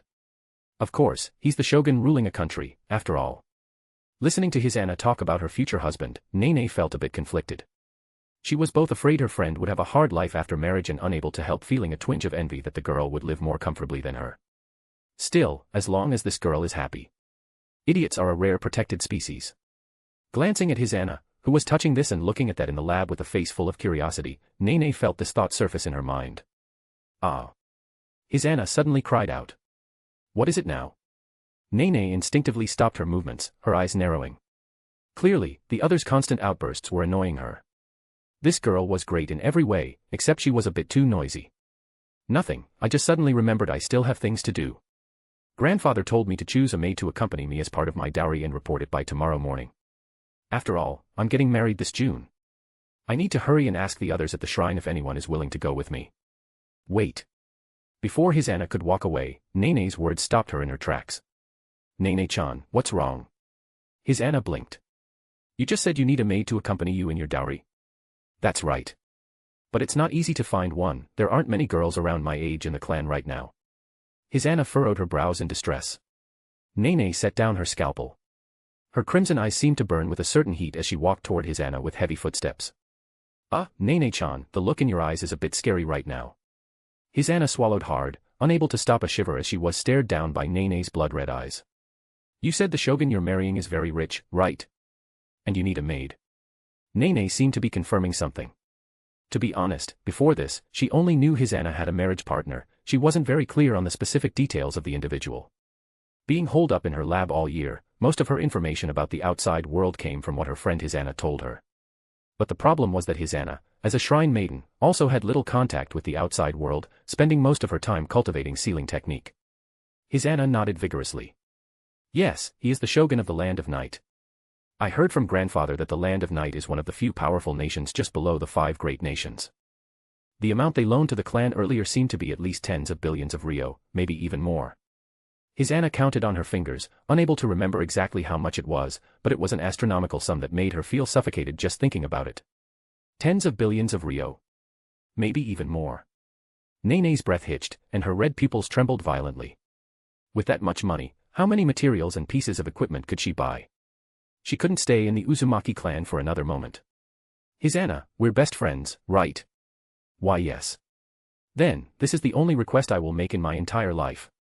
Please let me be the maid in your dowry. That. I think, well. Nene-chan, aren't you a bit old for that? Hisana's eyes darted around as she pointed out the issue of age. Although Nene was shorter than her, Hisana knew that her friend's actual age was severely inconsistent with her height. I'm only 23. Isn't 23 just an old maid who can't get married? Nene took a deep breath and said nothing. Under Hisana's puzzled gaze, she walked to the side and poured a cup of orange-yellow liquid from a teapot. Want some fruit tea? It's refreshing and has a good satiating effect to reduce hunger. The flavor was blended according to your preferences. Nene-chan, Hisana scratched her head, a hint of helplessness flashing in her crystal-clear eyes. In your eyes, is my reaction time really that slow? Something like this looks incredibly suspicious. Perhaps seeing that Nene wasn't joking, a complex look flashed in Hisana's eyes. But Nene-chan, have you really decided to go to the Land of Night with me? Once it's settled, there's no going back. It doesn't matter. Nene's tone was as calm as still water. It wasn't coldness, nor was it a forced expression, it was just a sense of void coming from her true feelings. I understand. I'll go mention it to the high priest and grandfather. Just wait for my good news, Nene-chan. I told you, don't add chan to my name, or I might drug your food. Sighing inwardly, Nene watched the silhouette disappear through the doorway and murmured softly. What a clumsy performance. But, thank you, Hisana. Inside the main hall of the shrine. High priest, I've decided on the candidate for my maid. As soon as Hisana arrived, she spoke impatiently to the high priest, shrine priest Uzumaki Daume. He was sitting cross-legged on a cushion, with a massive stone statue behind him. The statue was about 10 meters high, requiring one to tilt their head back to see the whole thing. The statue had a ferocious and majestic face, sitting in a tall lotus pedestal. Its wide-eyed glare was like that of a high deity looking down upon the mortal world. Faintly, one could see a hint of compassion within those angry eyes. This stone statue was the ancestor who founded the Uzumaki clan. His real name was lost to time, only the title, Uzumaki Great Ming King, was recorded and passed down by the descendants of the Uzumaki clan. He not only repelled the nine-tailed demon god but also repeatedly suppressed various evil monsters and purged impurities. He had also taken the form of a wandering monk, healing the world, punishing evil, and bringing peace to the mortal realm. With one hand he cut down karma, and with the other, he saved lives. Shrine priest Uzumaki Daomei opened his eyes from meditation. Before the Ming King, one must not shout. His Anna pursed her lips and had to lighten her footsteps. Shrine priest Uzumaki Daomei nodded slightly. This little girl who used to be so boisterous had truly changed, at least she was much more obedient now. So, who is the person you've chosen? Shrine priest Uzumaki Daomei gestured for his Anna to sit and talk. After sitting down, his Anna answered honestly, High priest, I chose Nene-chan. That child. After a moment of surprise, Shrine priest Uzumaki Daomei's brows furrowed. What, is Nene not okay, High priest? His Anna looked at Shrine priest Uzumaki Daomei nervously. It's not that she's not okay. It's just that using her to convince the other elders will be a bit troublesome. Shrine priest Uzumaki Daomei's furrowed brows did not relax, he clearly found the matter thorny. Nene was a mixed-blood Uzumaki. Her father's side was Uzumaki, while her mother's side was from another clan. Because of her hair color, she often received strange looks from children her age in the clan. Additionally, her parents died in battle when she was very young, leaving her alone, which caused her personality to become even more withdrawn and reclusive. Although she worked as a shrine maiden in the Uzushio shrine, she was basically never seen except during important ceremonies. Usually, she was alone in her lab, conducting who knows what dangerous experiments. Rumor had it that her lab was no different from a haunted house. Only someone with a big heart and no guile like his Anna could be friends with her. Speaking of which, why did you choose her? I recall you have more than one close friend besides Nene. Yes, but I still decided to choose Nene-chan. I do have a few good friends, but if I leave, Nene-chan won't have any friends left to talk to here. His Anna's answer left Shrine priest Uzumaki Daomei stunned. It was completely unexpected, he hadn't thought her reason for choosing the girl would be this. This child really makes one not know what to say. The elder's intention in picking a maid for his Anna was for the maid to take care of her when it was inconvenient, not for her to take care of the maid in return. Nene is indeed a bit fine. At the elder council meeting tomorrow, I will try my best to convince the other elders. Seeing his Anna's incredibly determined gaze, Shrine priest Uzumaki Daomei had no choice but to agree. Then I'll leave it to you, High priest. I'll also go explain things to grandfather. With that, his Anna stood up, gave Shrine priest Uzumaki Daomei a respectful bow, and turned to walk out of the hall. Shrine priest Uzumaki Daomei didn't mind her leaving. Compared to that, he had no idea how he was going to convince the other elders tomorrow. His Anna had really given him a massive headache. Wait. Shrine priest Uzumaki Daomei suddenly thought of something.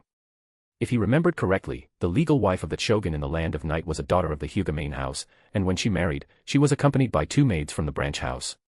Shrine priest Uzumaki Daomei felt he had found the key breakthrough. Go, have Oboro come here. Yes.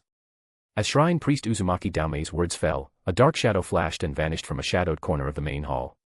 Before long, a woman wearing a red and white shrine maiden outfit walked in, a ninja sword with a red hilt and black scabbard slung at her waist. Her face was covered by a red and white Hanya mask, making her appearance invisible. Only a pair of bright red eyes shone through the eye holes of the mask. A faint scent of blood wafted from her, marking a fundamental difference from someone like his Anna who lived a peaceful life in the shrine. High priest, did you send for me? Oboro, tomorrow you will come with me to the high-level meeting. At the meeting, I will recommend you to be his Anna's maid. When his Anna gets married, you will follow her to the Land of Night. At that time, your job will be to protect and take care of his Anna. Young Miss his Anna. I understand. Facing Shrine priest Uzumaki Daomei's command, Uzumaki Oboro simply nodded, calmly accepting this mission destined to take up her entire life. The alliance with the shogun of the Land of Night was currently the family's top priority. As a guardian shrine maiden of the shrine, her past duty was to be the blade protecting the family from the shadows. Although her duty was about to change, the goal of protecting the family's interests and safety remained the same. Nene, mixed blood of the Uzumaki clan and an outsider. Emotionless on the outside but with a lot of internal dialogue. A white-haired, red-eyed shrine maiden and a technical expert. Uzumaki Oboro, a an anonymous guardian who protects the clan from the shadows. As can be seen from her profession, she is better at killing and fighting than sealing technique. After collecting Yayoi later, the bloodlines of Hyuga, Uzumaki, and Uchiha will be gathered. After that, there won't be any more new heroines. I can't handle writing too many. Chapter 74, Moving In. Early May. Konoha Year 3. After several days of long-distance travel, Beidou led his clansmen and arrived safely within the borders of the Land of Night without any major incidents. In fact, before they even reached the border of the Land of Night, Yayoi had already dispatched a mixed unit of ninjas and samurai to follow Beidou's orders and escort the accompanying Uchiha clan members. Although Beidou and the others tried their best to hide their tracks, it was inevitable that they drew some attention during the relocation. If there were no surprises, it was likely ninjas from Kusagakure. However, they did not take action, merely observing from the shadows until the border of the Land of Night before quickly turning back. After all, the Land of Night was not an easy military power to provoke. It was said that the Kusanagi clan, a ninja clan that once held great influence in the Land of Grass and possessed a Kusanagi sword, had mysteriously vanished from the soil of the Land of Night without a sound, unable to even put up a fight. Not only that, many wandering ninja clans from outside would face a devastating blow the moment they showed even a hint of hostility or caused any unrest. The shogun who controlled this country had a zero-tolerance policy towards such matters. To enter the Land of Night, one must have official documents or provide prior notice. Without these, everyone would be treated as an enemy and annihilated. This level of control over the country made many ninjas from Kusagakure feel a chill in their hearts. They had never seen a national monarch capable of ruling their own country with such high efficiency at this level. They had tested the Land of Night more than once before, and as for the results, they were so tragic that the higher-ups immediately suppressed the news, unable to bear announcing it. The current situation seemed even worse. The Uchiha branch they were focusing on had now entered the Land of Night. One didn't need to think twice to know that the other party looked down on Kusagakure and intended to seek refuge in the Land of Night, joining the ranks of that puppeteer shogun. The Kusagakure ninja responsible for observation could easily imagine that the village's high-ranking officials, including the leader, would wake up in the middle of the night to bitterly curse the shogun of the Land of Night in hushed tones. This was truly going too far. Clearly, they were first, whether it was discovering the other party's tracks or the timing of the invitation, they were the ones who came first. Even though it's not my first time here, every time I see this city, it feels incredibly stable, even more so this time. Losing track of how many times she had been to Yomi City, Yayoi felt different every time she looked at this bustling metropolis of prosperity and order. Many of her cat plushies were actually bought here. As for the furniture she brought this time, aside from those cat dolls that could fill an entire house, she left everything else behind and carried nothing else. Perhaps it's because we are going to live in this city from now on. Beidou responded to Yayoi. Before this, they were ultimately just passers-by in this city, staying temporarily as travelers. In the time to come, they would no longer be passing travelers to this city, but true residents. This will be your residential area from now on. There is also a large piece of open land next to it that will be allocated to you. You can renovate it according to your own needs later.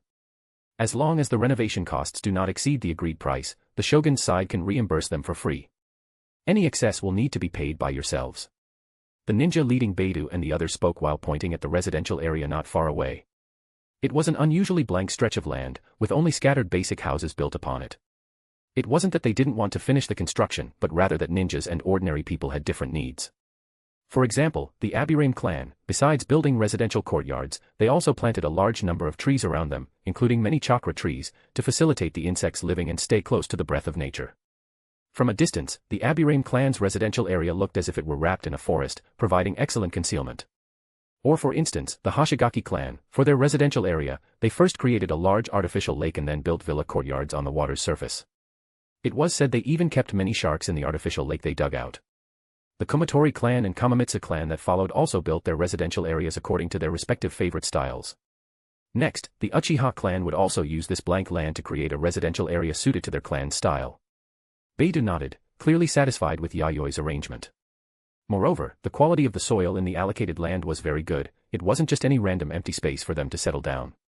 This was proof of the importance the shogun placed on them. The rest of the Uchiha clan members were also in good spirits, the confusion and worry about the unknown they felt on the way had dissipated significantly from their faces. Yayoi's eyes were even shining as she began to conceive various residential designs in her mind. For example, putting a giant ninja cat stone statue here, or a large maneki Nico there to represent wealth flowing in, and for instance. In short, she wanted to create a themed home that perfectly matched the style of the Uchiha clan. Only Mira was somewhat unhappy, wondering what exactly the situation was with the Uchiha in Konoha and whether they had taken action yet. Subsequently, he glanced at the gradually settling and relaxed expressions of the clansmen around him and knew that even if people were sent over, they would likely return empty-handed. While the Uchiha clansmen led by Beidou were busy building their new home, Yayoi was not idle either. On the way there, Beidou had prepared documentation recording the names and information of all the ninjas in their branch of the Uchiha. Now that this information had fallen into Yayoi's hands, he naturally needed to look through it one by one and then make corresponding work arrangements for different people. Yayoi was already very familiar with the three people, Beidou, Mira, and Yayoi. They were the types of ninjas common in the Uchiha clan who specialized in combat. The other 6 Uchiha ninjas who had awakened the 3 Tomo Sharingan also had their own strengths. While their specific abilities couldn't be seen from the paper data, giving them a Jonin rating was by no means an exaggeration. With the Sharingan, once it reaches the 3 Tomo level and is combined with a solid enough foundation, they are basically Jonin level at the start. The Uchiha clansmen who followed Beidou, including Beidou himself, totaled 173 people. Analyzing solely from the paper data, there were 9 Jonin, 17 Chunin, and nearly 30 Genin and ninja trainees in the education stage combined. The rest were ordinary clansmen who could not refine chakra. To be honest, even though they were a branch, the strength of Beidou and the others still made Yayoi look at them in a new light. This force, even if it faced the Aburame clan head-on, might not necessarily fall into a disadvantage. The Aburame clan indeed had more Jonin and Chunin, but the Sharingan, especially Beidou's strength, was not at all weaker than Orochi, the clan chief of the Aburame clan. Mira's strength was on the same level as Beidou's, while the Aburame clan did not have a second Jonin of Orochi's level. Although Beidou specifically mentioned the possibility of Mira reconciling with the Konoha Uchiha, the other party hadn't left yet, had they? Moreover, there was the younger generation with great potential like Yayoi, with her talent, surpassing Beidou, and Mira was only a matter of time. Is this the powerful clan that can rival the Senju? Yayoi couldn't help but click his tongue in amazement. Judging from this small glimpse, he couldn't imagine how powerful the Uchiha clan and the Senju clan would be at their peak. According to Beidou's description, in the Konoha Uchiha, there were at least several ninjas at his level or even stronger. No wonder it was said that if the Senju moved, the Uchiha would surely move. For other ninja clans, the strength of these two clans was simply off the charts. It truly is incredibly powerful. However, if Konoha comes to inquire, how should we reply to them, father? Irori asked this question. Beidou and the others' movements could not be hidden. He believed Konoha would soon send someone over. He just didn't know if the other party's visit would be with malice or goodwill. Whether the person coming would be from the Senju clan or the Uchiha clan was also an unknown. As long as Senju Hashirama doesn't show up, there won't be a problem. Yayoi gave his answer, with not much worry in his eyes. The most critical person in Konoha was Senju Hashirama. As long as he didn't intend to take action, the other obstacles in Konoha were not worth calling obstacles in his eyes, including Senju Tobarama. Chapter 75, The Uchiha's Decision. Konoha, the Uchiha clan grounds. The Uchiha clansmen living here occupied one of the 2 most prosperous core areas in Konoha village. Thick and sturdy high walls extended along the streets, and above the lintel of every household, the fan crest representing the family symbol was imprinted. Occasionally, on these tall and heavy walls, one could see various cat graffiti and funny faces left by someone unknown. Besides these, teenagers and adults with high self-expectations sparred against each other on the training grounds to hone their ninja skills, not having completely slackened off just because of the peace. Young children chased and played in the open spaces. No longer holding cold, bloody killing tools, they held wooden ninja tools without sharp corners, playing ninja games. This atmosphere, where order and warmth coexisted, proved that the Uchiha clansmen here maintained the solemnity characteristic of the Sengoku era while also revealing the unique flavor of life within the clan. The Uchiha clansmen living here had gradually drifted away from the era of war, enjoying this hard-won stability and prosperity. At this time, Naka Shrine. The space beneath the main hall was a secret meeting place. At the very front stood an ancient stone tablet passed down through generations of the Uchiha clan. The only lighting came from a few lit bonfires, preserving the style of an ancient era. More than 20 high-ranking members of the management who possessed the 3 Tomo Sharingan and held real power within the Uchiha gathered here. Now, the person sitting cross-legged in the seat of honor before the stone tablet was no longer Uchiha Madara, who could contend with Senju Hashirama, but another Uchiha ninja. After Madara's departure, the Uchiha experienced a period of internal turmoil, but it didn't last long. Through an internal clan meeting, they recommended a new clan chief to take power. Madara's departure was indeed a great loss for the Uchiha clan, but the world keeps turning regardless of who leaves. It was the same for the Uchiha clan. Even after losing a ninja as powerful as Madara, life had to go on. Fortunately, the Senju clan was relatively honest and did not suppress them because of Madara's departure. That Hokage-sama even looked after their clan quite a bit without violating the rules. Tell me, how should we handle Hokuto's branch of the clan now? The new clan chief in the seat of honor, Uchiha Serato, coughed once after seeing everyone had arrived. His slightly cloudy eyes revealed a daunting light. His hair was half black and half white, and his body was no longer young, but both his posture and gaze proved that his body was incredibly robust. No one dared to look down on this new clan chief. Being able to gain the approval of most clansmen and ascend to the position of clan chief after Madara's departure already proved that he was the strongest Uchiha currently. How else can we handle it? Just send someone over and bring them back, isn't that enough? They've been wandering outside long enough, it's indeed time for them to return. The clan is in a critical period of development and needs their help. But they might not necessarily come back. With that fellow Hokuto's temperament, he might even resort to violence to drive people away. Fine, if he dares to fight, we'll fight too. Even if we have to beat them all down in the end, we can't let them mess around outside anymore. Exactly. Even a small village like Kusagakure dares to target them, which proves that Hokuto and his group's decision to leave Konoha back then was completely wrong. The powerful clansmen below had quite intense attitudes, and at this time, there was no longer a need to distinguish between conservatives and radicals. Because whether they were conservatives or radicals, they would not allow the Uchiha to split. They didn't have the ability to deal with Uchiha Madara's departure, but suppressing Hokuto's branch would be easy, wouldn't it? Thus, the wills of the two factions actually became highly unified at this moment. In their eyes, the Uchiha clansmen who left were merely acting irrationally out of temporary indignation. Once the other party's sharp edges were worn down by harsh reality, they would naturally return. Even if they had no intention of returning voluntarily, the clansmen who left must surely understand that the current era is completely different from the past. It is very difficult for a lone ninja clan to survive in the outside world. Over the past 2 or 3 years, many ninja clans that refused to integrate into ninja villages have quietly disappeared from the ninja world. Some were wiped out, while others mysteriously vanished, perhaps hiding in remote areas of the ninja world, isolated from the outside. But either way, it meant that if this continued, the basic survival of the departed clansmen might be threatened. Currently, they are being targeted by Kusagakure ninjas, and they can still cope. If they are targeted by the ninja villages of more powerful great nations in the future, the nature of the situation will change completely. Especially since the ninja villages of those great nations had all been severely offended by Madara. Watching the clansmen argue heatedly, Uchiha Serato, the new clan chief, simply raised his hand to quiet the discussions. I can understand your feelings, but the situation has changed now. The part of the clan led by Hokuto is no longer in the land of grass. Speaking of this, Serato couldn't help but frown, as if caught in a dilemma. Not in the land of grass. Have they migrated to another country? The Uchiha members, unaware of the facts, were all stunned. Because of Mira, they were still able to roughly understand the movements of Hokuto's branch of clansmen. No matter what, both sides shared the same blood and bore the Uchiha name.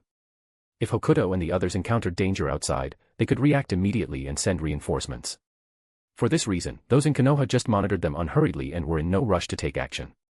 Instead, they waited patiently for Hokuto's branch to be exhausted by reality before discussing the matter of their return. They also wanted to watch them fail and mock them severely. Serato nodded. An hour ago, Mira sent another reply. The letter claimed that the clansmen led by Hokuto have already sought refuge with the general puppeteer of the Land of Night. This was exactly the reason for Serato's headache. If Hokuto and the others were still staying in the Land of Grass, he was confident he could forcibly bring that part of the clan back to Konoha, even if it meant using force. The ninjas of Kusagakure wouldn't dare block their actions at all. Even with Madara gone, it was not difficult for all the existing power of the Uchiha to intimidate a small nation's village like Kusagakure. But the Land of Night was no ordinary country, it was neither a great nation nor a small one, but an existence somewhere in between. Facing such a powerful country, the Uchiha, having lost Madara, were in no position to confront them head-on. Sure enough, upon hearing Serato's explanation, many people below couldn't help but frown. Even the clansmen who had the most radical attitudes earlier didn't shout any arrogant words about charging into the Land of Night to forcibly bring people back. The Uchiha looked down on all ninjas except the Senju clan equally, but there was an important prerequisite, that deterrent power could only be maintained while the former clan chief, Madara, was still around. This. I think it's better to report it to Hokage-sama for handling. Exactly. If Hokage-sama is willing to step in, this matter can be easily resolved in an instant. Let's apply to convene a meeting of the Konoha high level. The leakage of a bloodline limit is no longer just an internal Uchiha matter. Charging into the Land of Grass to seize people and charging into the Land of Night to seize people were simply not on the same level of difficulty. With the current strength of the Uchiha clan, they certainly couldn't go head-to-head with the Land of Night. Since they couldn't use force, they could only handle it indirectly. Report to the Hokage, then convene a Konoha high-level meeting in the name of the Uchiha clan, turning a family matter directly into a public matter concerning Konoha as a whole. There was also a reasonable justification, preventing the leakage of a bloodline limit. As the clan chief, Serato accepted the clansman's request, which was also the reason he had convened the internal meeting. To start a Konoha high-level meeting, the Uchiha needed to unify their thoughts in advance. Having lost Madara, their peak combat power, the Uchiha's style of conduct at this time inevitably became more cautious and prudent. The Konoha high-level meeting convened as scheduled. Uchiha clan chief Serato didn't waste any words and directly proposed the common demand of the Konoha Uchiha, to demand the Uchiha clansmen led by Uchiha Hokuto from the Land of Night and have them return to Konoha. Isn't this an internal Uchiha family matter? Wouldn't it be inappropriate for us to get involved? And since they've joined the Land of Night, if we act recklessly, it will cause international disputes. There is still a lot of important trade between Konoha and the Land of Night, we can't lose the big picture for something small. Most importantly, those who left must be dissatisfied with the existence of Konoha. If they cause trouble after returning, can the Uchiha clan bear the consequences alone? Although I sympathize, I abstain from this matter. I also abstain. Seconded. Facing Serato's proposal, the chiefs of various clans seemed uninterested. It was neither a distribution of interests nor an important institutional decision, but rather an internal Uchiha family matter. They were clearly unwilling to get involved. Even among the few ninja clans that voted, the ayes and nays were split half and half. Although the various clans now living in Konoha were much closer in relationship, this closeness was limited to the exchange of interests between clans. If they got involved in another clan's internal affairs, one misstep could bring trouble upon themselves. Most clan chiefs were not so unwise. In that case, I announce in the name of the Hokage that we will not interfere with the departure or stay of that part of the Uchiha clansmen. The matter ends here. Meeting adjourned. Hashirama, who presided over the meeting, also nodded after seeing that many clans did not want to participate, officially announcing the end of the meeting and making the final decision. The high-level meeting organized and initiated by Serato thus ended abruptly. In the meeting room, only the brothers Hashirama and Tobirama remained. I didn't expect that the part of the Uchiha clan that left would ultimately choose to go to the Land of Night. That's something I hadn't anticipated. After the meeting, Hashirama took off the Hokage hat from his head and stretched lazily. There had been so many official matters lately that even with Tobirama's assistance, he, the Hokage, was overwhelmed with work. Especially concerning the mission system, which was most important for the ninja village, although it had been established, many areas still needed refinement and improvement. This is fine too. If they were allowed back, they might cause some trouble. Now that there's someone to restrain their actions, it can be considered a good thing. Tobirama also gave his own answer regarding this matter. His attitude was the same as Hashirama's, no interference. Furthermore, nominally speaking, the departed Uchiha Hokuto and others merely bore the same family name as the Uchiha in Konoha, but it didn't mean they were ninjas of Konoha village. When they left Konoha, many of the ninja village's systems were still in their early stages, and even the ninja headbands representing ninja status had not appeared. Therefore, defining Uchiha Hokuto and the others as rogue ninjas would be completely against Konoha's rules. For these ninjas with free status, as long as they didn't target Konoha, both Hashirama and he himself would simply turn a blind eye and act as if they didn't exist. That being said, I'm a bit worried that there might be dissenters within the Uchiha. This Hokage position is a bit hard to sit in. Although Hashirama didn't like to speculate about others with the worst intentions, he still understood the basic logic of matters. The Uchiha in Konoha clearly didn't want any clansmen wandering outside their system. It's because you're usually too indulgent with them, big brother. In any case, I don't support that part of the Uchiha returning to Konoha, otherwise, it will surely cause a scene. Tobirama shook his head. The departed Uchiha clansmen were originally extremists who rejected the Senju. Now that this tumor had finally been removed, why on earth would they take it back? In that case, Tobirama, you should go to the Land of Night on my behalf. I will prepare the relevant official documents for you. Hashirama was still a bit uneasy and hoped Tobirama would go to the Land of Night in his stead to discuss things face-to-face with the general of the Land of Night and clear things up. At the same time, he was also a bit worried that the Uchiha in Konoha might be dissatisfied with the meeting's decision and take independent action in secret. He didn't want to cause disputes with another country over such a matter. Tobirama nodded in agreement. I understand, I'll handle this matter well. For a long time, he had been interested in the Land of Night, but he just never had the chance. This time, taking advantage of the Uchiha matter, he could personally go and observe, perhaps he could gain some new inspiration from it. Chapter 76, Tobirama, I am also trying to negotiate. Yomi City. Southern District, Uchiha Clan Land.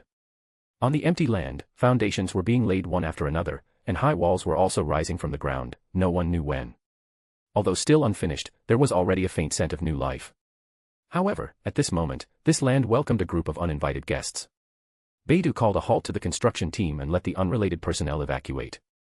Then, he led a group of elites including his Yayoi, Sia, Ryuka, and Mira to face the visitors head-on. They wore high-collared ninja uniforms similar in style to theirs, with the Uchiha clan crest imprinted on the sleeves and the backs of their clothes. Clearly, these people were from the Uchiha clan in Konoha, 7 in total. Although they were fewer in number than Beidu's side, they came aggressively. The eyes of both sides met in the air, revealing hostility and vigilance, sparking intense firelight as they fought with their gazes. The leading Uchiha ninja from Konoha first scanned the vast, barren land that had not yet been fully developed, then cast his gaze on Beidu, full of scrutiny and dissatisfaction. Beidu, you have fallen. It is you who are too arrogant, Shiranuma. Beidu stared coldly at the man who was about his age and refuted the other's words mercilessly. The other man was named Uchiha Shiranuma. Before he left the Uchiha of Konoha, this person was already a high-ranking official with real power in the clan, and his strength was on par with his own. Shiranuma raised an eyebrow, clearly not expecting that Beidu, who had fallen to the point of relying on a small country to survive, would still dare to mock him. Forget it, I won't argue with you about these meaningless things. You and the people behind you have played enough outside, so hurry up and come back with me. The clan is at a critical moment of development right now, and although there aren't many of you here, it's still a force. Go back. Where? Konoha. That's Senju territory. That is not just the Senju's village, it is also our Uchiha's village. Facing Shiranuma's assertive words, Beidu crossed his arms and sneered coldly. Even the guy who formed an alliance with the Senju back then is nowhere to be found now, so what kind of Uchiha village is it? There should be a limit to joking. In other words, you really don't intend to go back, right? A scarlet light flashed in Shiranuma's eyes, and 3 black tomo emerged, slowly rotating. Beidu didn't show weakness either, using his 3 tomo Sharingan to meet the gaze. Seemingly as a signal, the people behind them also activated their Sharingan at the first opportunity, and some even drew kunai, gripping them tightly in their hands. The smell of gunpowder in the air became more intense, as if it would explode at any moment. Since that's the case, let's decide it the Uchiha way. Shiranuma took a deep breath, raised his hand to stop the people behind him, and pointed his scarlet Sharingan directly at Beidu. I will duel you one-on-one. If you lose, you will immediately take your people back with me. If you want to fight, I will accompany you to the end. But regardless of win or loss, I will not take my people with you. Beidu completely rejected the other's provocation. Beidu, you guy. Shiranuma's voice couldn't help but deepen, carrying a bit of angry heat. This guy was determined not to go back with him and intended to cause internal division. However, before his words fell, a whoosh sound cut through the air, and a shuriken flew straight towards Beidu's face. Before Beidu could react, the shuriken flew past his cheek, leaving a bloody gash on his right face, with blood flowing out. Bastard, you actually dared to launch a sneak attack. The people behind Beidu were suddenly furious, drawing shuriken and kunai one after another and throwing them towards the opposite side. Only Mira had a blank mind, standing stupidly in place, wondering where the shuriken flew from. Seeing the people behind Beidu taking out ninja tools, the Uchiha ninjas led by Shiranuma also had their expressions change drastically. They had no time to retort and almost simultaneously fired the kunai and shuriken in their hands. The crisp sounds of metal collisions were continuous. The fired kunai and shuriken collided in the air, sparking intense sparks. Some even bounced onto the muddy ground, splashing up bursts of dust. Blood seeped from the wounds on the arms and thighs of several people. Even though they were clansmen and all had the Sharingan's superior dynamic vision, it was inevitable that some people would get hurt in such a close-range surprise attack. After all, everyone here was an expert in the use of shuriken and kunai. Shiranuma, you are too despicable. I didn't expect you to use such a lowly sneak attack method to force us back. Beidu waved his ninja sword forcefully, deflecting the large number of kunai and shuriken flying towards him, his expression extremely cold. Without waiting for Shiranuma to speak, he withdrew his ninja sword and quickly formed hand signs. Since you want to fight, then I will accompany you to the end. Fire release, great fireball technique. A huge, scorching fireball, accompanied by a howling terrifying wind pressure, sprayed from Beidu's mouth, rushing straight at Shiranuma. Shiranuma rolled sideways, dodging this sudden attack. The fireball grazed his clothes, burning a corner of his fabric into ashes. It seems that whatever I say is useless. In that case, I can only use some means to drag you all back. Shiranuma also realized that it was impossible to persuade Beidu and the others with words, he had to use some force. Earth release, earth-style rending palm. Shiranuma slapped his palm fiercely on the ground. The originally flat land collapsed and surged instantly, causing Beidu to jump up immediately, his Sharingan firmly locked onto Shiranuma's movements. Fire release, dragon flame bomb. A scorching flame dragon was spat out from Shiranuma's mouth, the high temperature bending the air, pressing directly on Beidu who was unable to move in midair. Water release, water formation wall. However, Beidou, who had been locking onto Shiranuma with his Sharingan, had long been on guard against him. After putting his hands together, he spat out a large amount of water flow from his mouth, gathering into a thick water wall as hard as steel in front of him. The flame dragon and the water wall collided with a roar, and boiling steam surged in all directions, blowing the unfinished construction facilities around, and the artificially planted trees were also uprooted from the ground, unable to withstand the strong impact generated by the ninjutsu collision. In the thick white steam, two figures collided rapidly. The scarlet Sharingan flickered in the steam like a ghost, making it dizzying to watch. Every movement of the battling Beidou and Shiranuma was captured and predicted by the other Sharingan. With ninjutsu, taijutsu, and genjutsu almost equal, neither side could do anything to the other for a while. The entire unfinished New Clan land was devastated, many steel bars were exposed from the concrete, and then cut as flatly as tofu. The others also got angry and stopped caring about which side started the fight first. Thrown ninja tools like shuriken and kunai constantly collided violently in the air, sparking dazzling firelight, filled with a terrifying smell of gunpowder. Don't fight. Don't fight anymore. Mira came up to stop them, looking anxious. He knew very well that this was the territory of the Land of Night. Once both sides opened fire, no matter the result, Shiranuma and the others would definitely be the ones to suffer. In short, he had to make both sides stop to avoid the intervention of the Land of Night security forces and blowing things out of proportion. But everyone ignored his shouting, they only had the clansmen opponents they had to defeat in their eyes. Beidou and the others saw the Uchiha of Konoha as traitors, and coincidentally, the Uchiha of Konoha felt that Beidou's side were the traitors. They had been displeased with each other for a long time. Although they didn't go for the kill and avoided vital points in their moves, making the other side suffer a bit was the consensus of both sides. Damn it. Mira's face was extremely ugly, knowing he couldn't wait any longer. If he waited for the security forces to come, it would really be over. He immediately formed hand signs, preparing to use a large-scale earth release technique to separate the battlefield. But just as he gathered his chakra, a streak of astonishing pale cold air suddenly covered the entire battlefield at lightning speed. Mira's pupils shrank, and he looked up at the source of the cold air. A silver white-haired girl wearing an ice-blue kimono had quietly landed from the sky at some point. In her purple pupils, there was a bone-chilling coldness that made the soul tremble. Stop it, all of you. The cold air that could freeze human blood covered the battlefield, plunging it into a bitter winter, and crystal-clear snowflakes drifted down from the sky. Both sides of the firefight couldn't help but shiver and subconsciously stop their movements. Beidou also hesitated for a moment and stopped attacking. A flash of light shone in Shiranuma's Sharingan, and he swung his ninja sword at Beidou's chest without hesitation. But faster than him were the snowflakes that had quietly landed on his shoulders and clothes. Crack, crack, it was as if something was biting hard, and the ear-piercing sound of ice and snow freezing began to echo in Shiranuma's ears. Ice release, frosty snow kill. Shiranuma, without any reaction, turned into a lifelike ice sculpture, and even the expression of astonishment and horror on his face could be seen clearly. The land around him was also covered in a thick layer of white frost, making Shiranuma, who had turned into an ice sculpture, one with the land.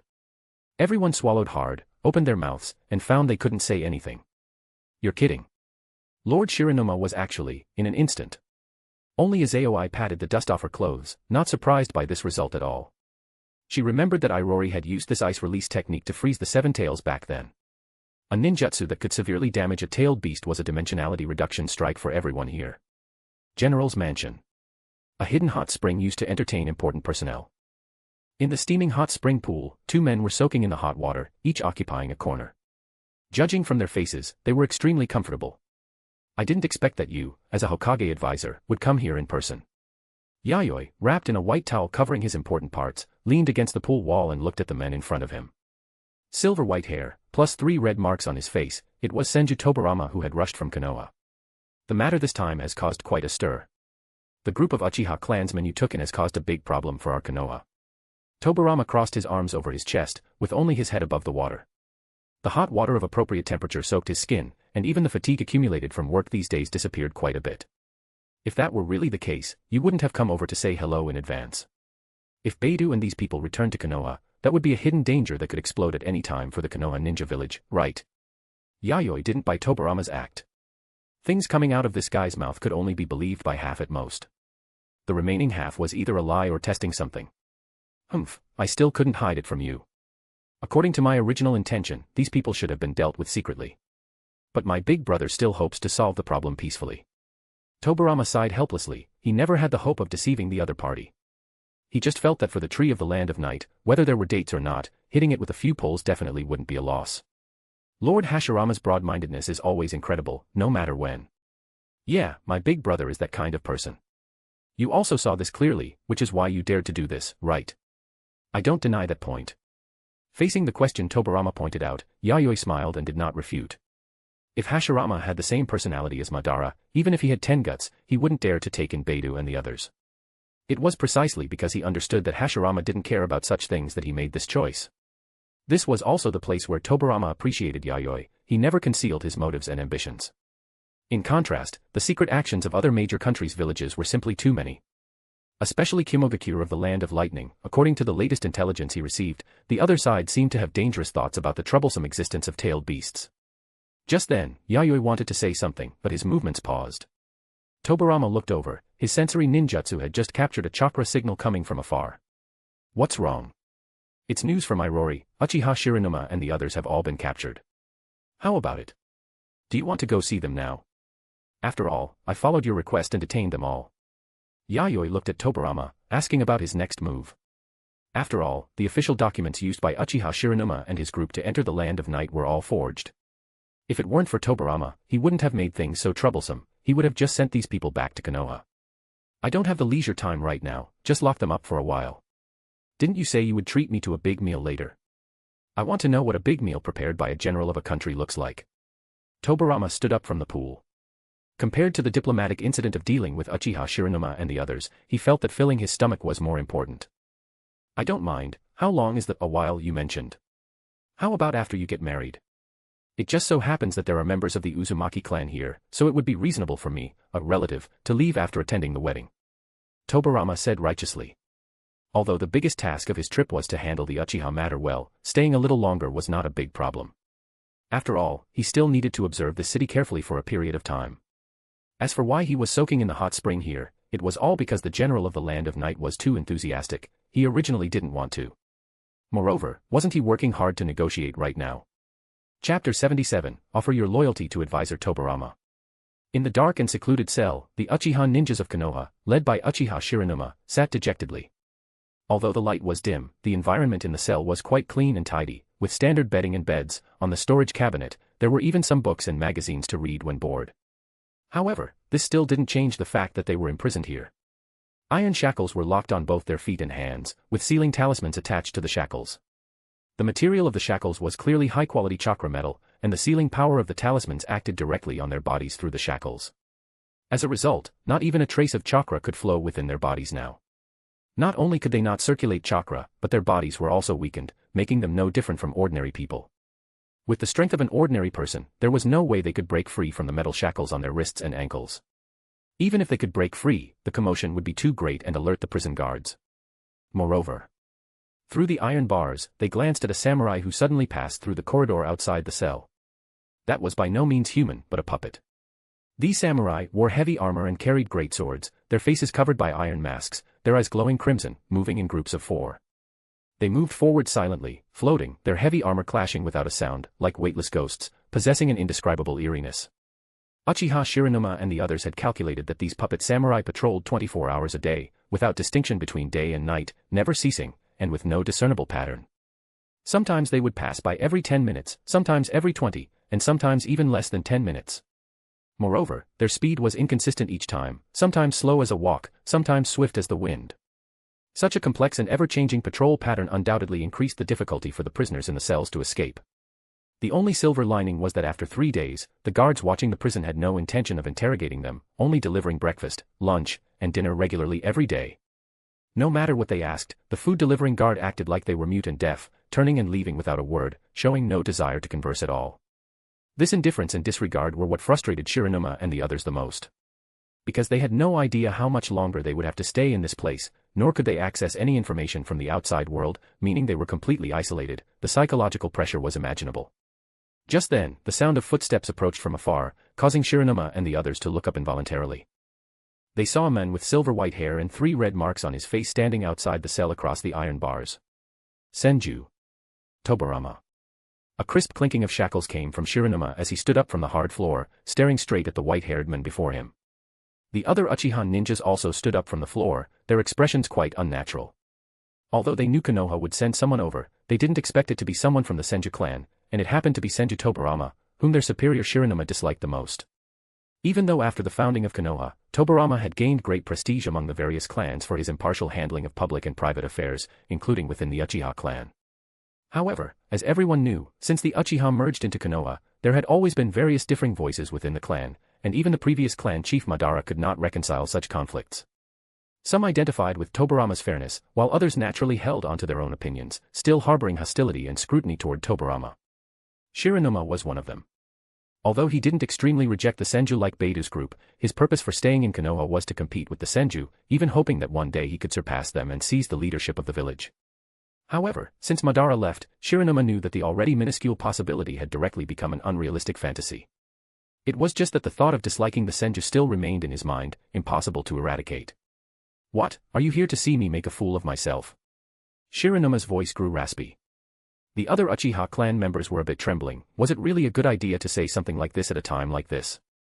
Since Tobarama appeared here, it meant he was the envoy who came to negotiate with the Land of Night and guarantee their release.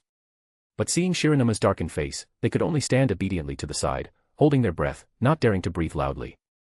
"I'm not that bored. I only came to tell you that because of your actions, Konoha has been put in a passive position. Moreover, this has seriously tarnished Konoha's reputation." Tobarama wanted to tell them the seriousness of the situation. "But, Advisor Tobarama, we reviewed the conflict of that day afterward, and it wasn't our side that made the first move." "That's right, we just wanted to negotiate and had no intention of fighting. We're not idiots, how could we start a fight on someone else's turf?" The other Uchiha clan members began to defend themselves. At first, they were quite confused about how someone on their side had acted first, which was completely different from what had been agreed upon. It wasn't until after they were imprisoned and reviewed the events that they realized the first shuriken that attacked Beido had nothing to do with their side. "But you still fought in the end. You can't blame us for that, they were the ones who attacked first. We couldn't just stand there and get hit without fighting back. No, it has nothing to do with that. As long as you fought, it doesn't matter who made the first move." Tobarama's voice was flat, with an unquestionable firmness. The faces of the Uchiha members in the cell turned various shades of blue and white, yet they couldn't find the words to retort. Clearly, they also realized that this was originally a trap set for them by Beido's group. That thick-browed, big-eyed Beido had only been out for 2 years and had already started learning bad habits, actually resorting to schemes and intrigues. He was simply too despicable. In that case, Beido and the others are also at fault, right? You can't just target us.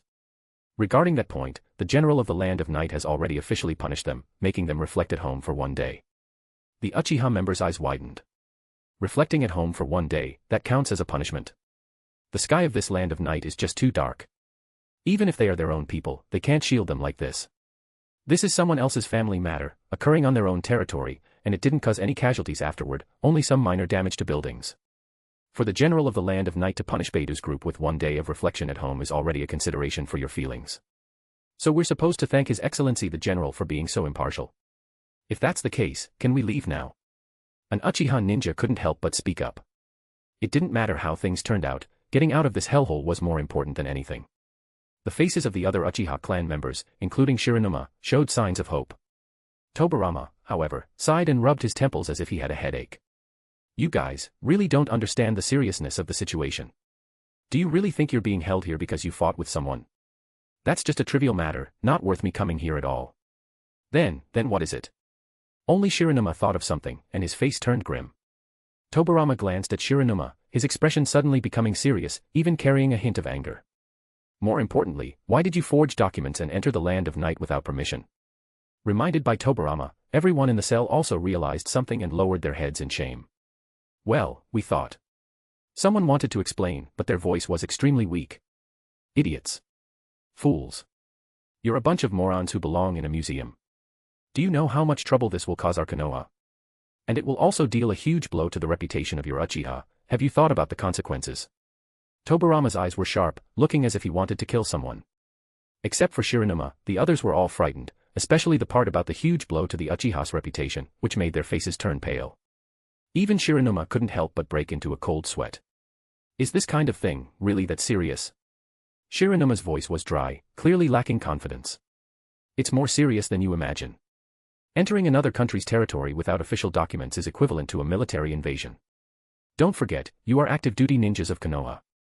Tobarama looked at everyone meaningfully, also reminding them not to look at the nations of the new era with the eyes of the past.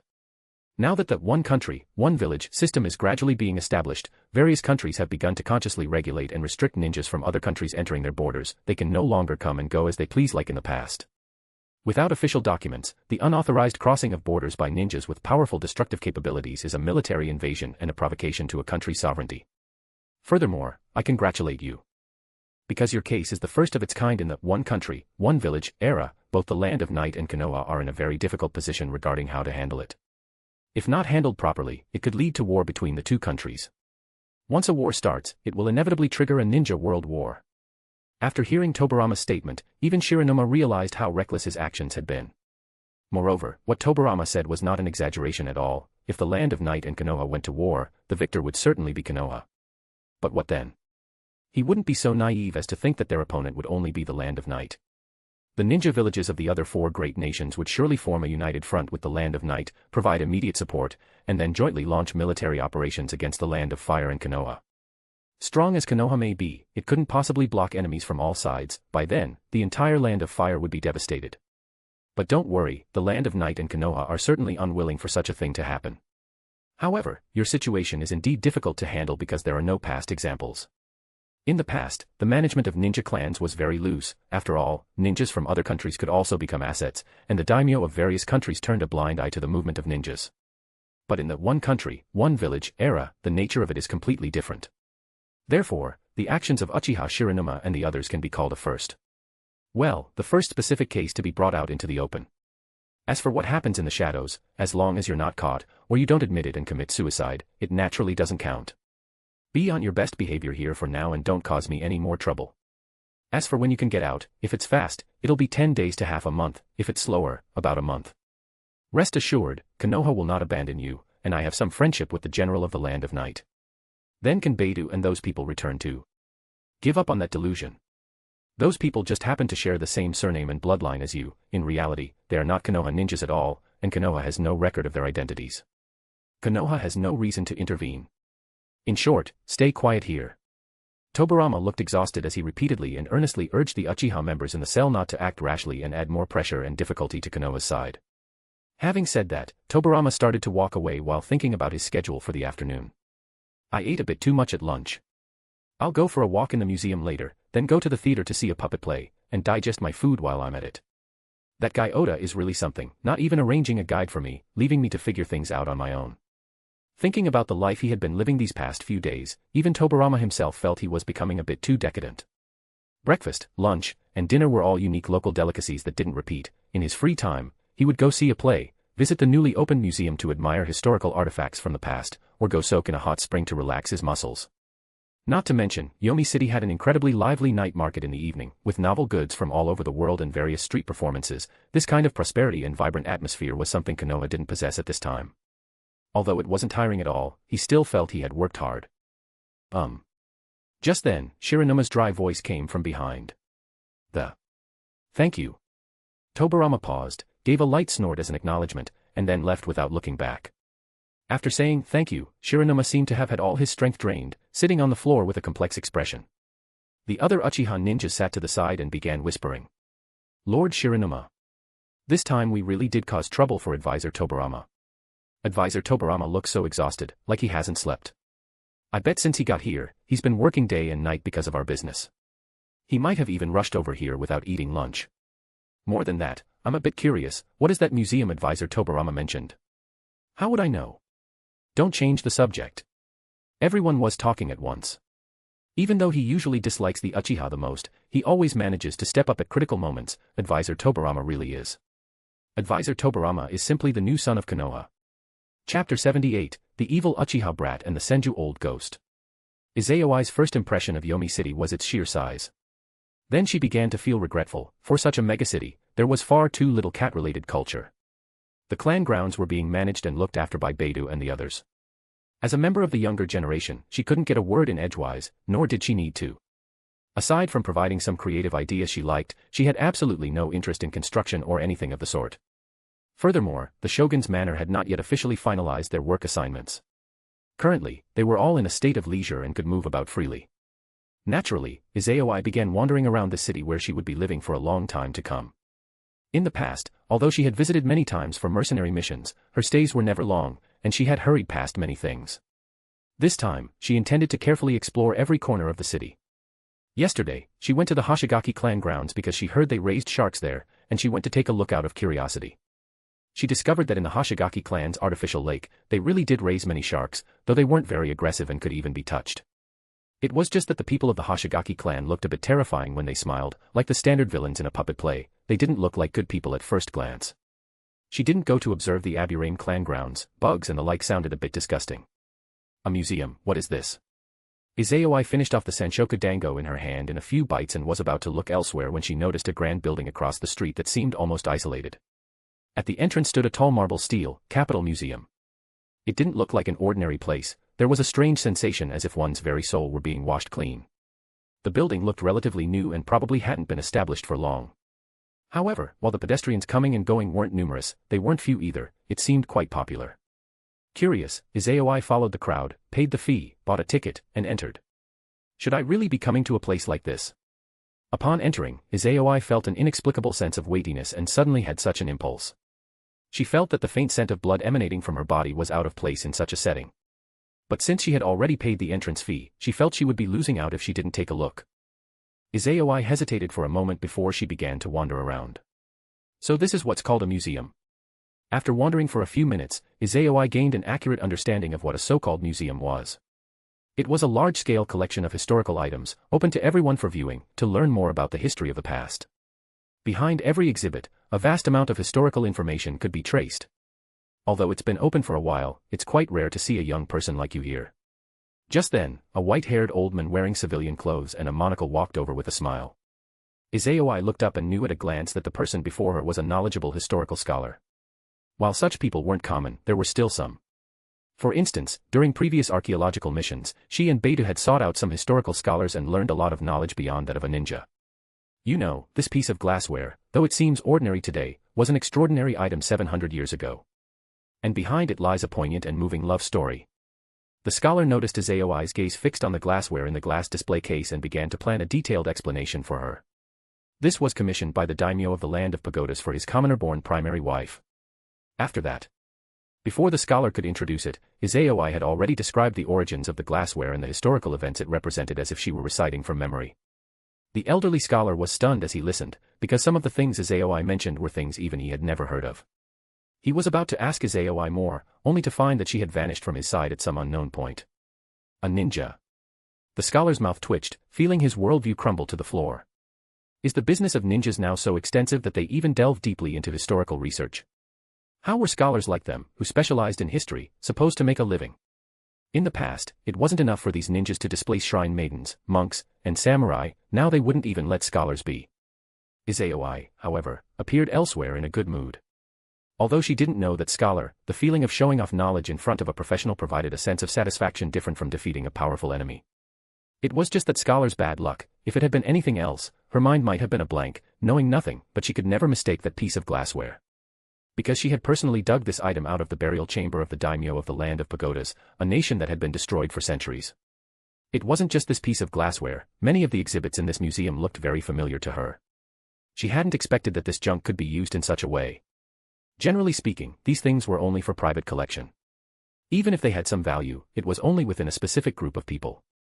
In most cases, they weren't easy to sell, as they weren't something valuable like chakra metal. No wonder he could become a shogun. Just then, Izayoi's footsteps paused, her expression turned cold, and she looked warily at the white-haired man walking toward her from the opposite direction. Senju Tobarama.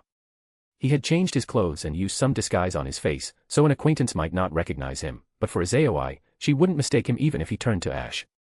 Tobarama noticed Izayoi's presence almost at the same time. Their gazes met in the air, both seeing the displeasure in the other's eyes, and they both silently cursed their bad luck. Naturally evil Uchiha brat. Naturally evil Senju old ghost. Although both were displeased by the other's presence, they understood where they were.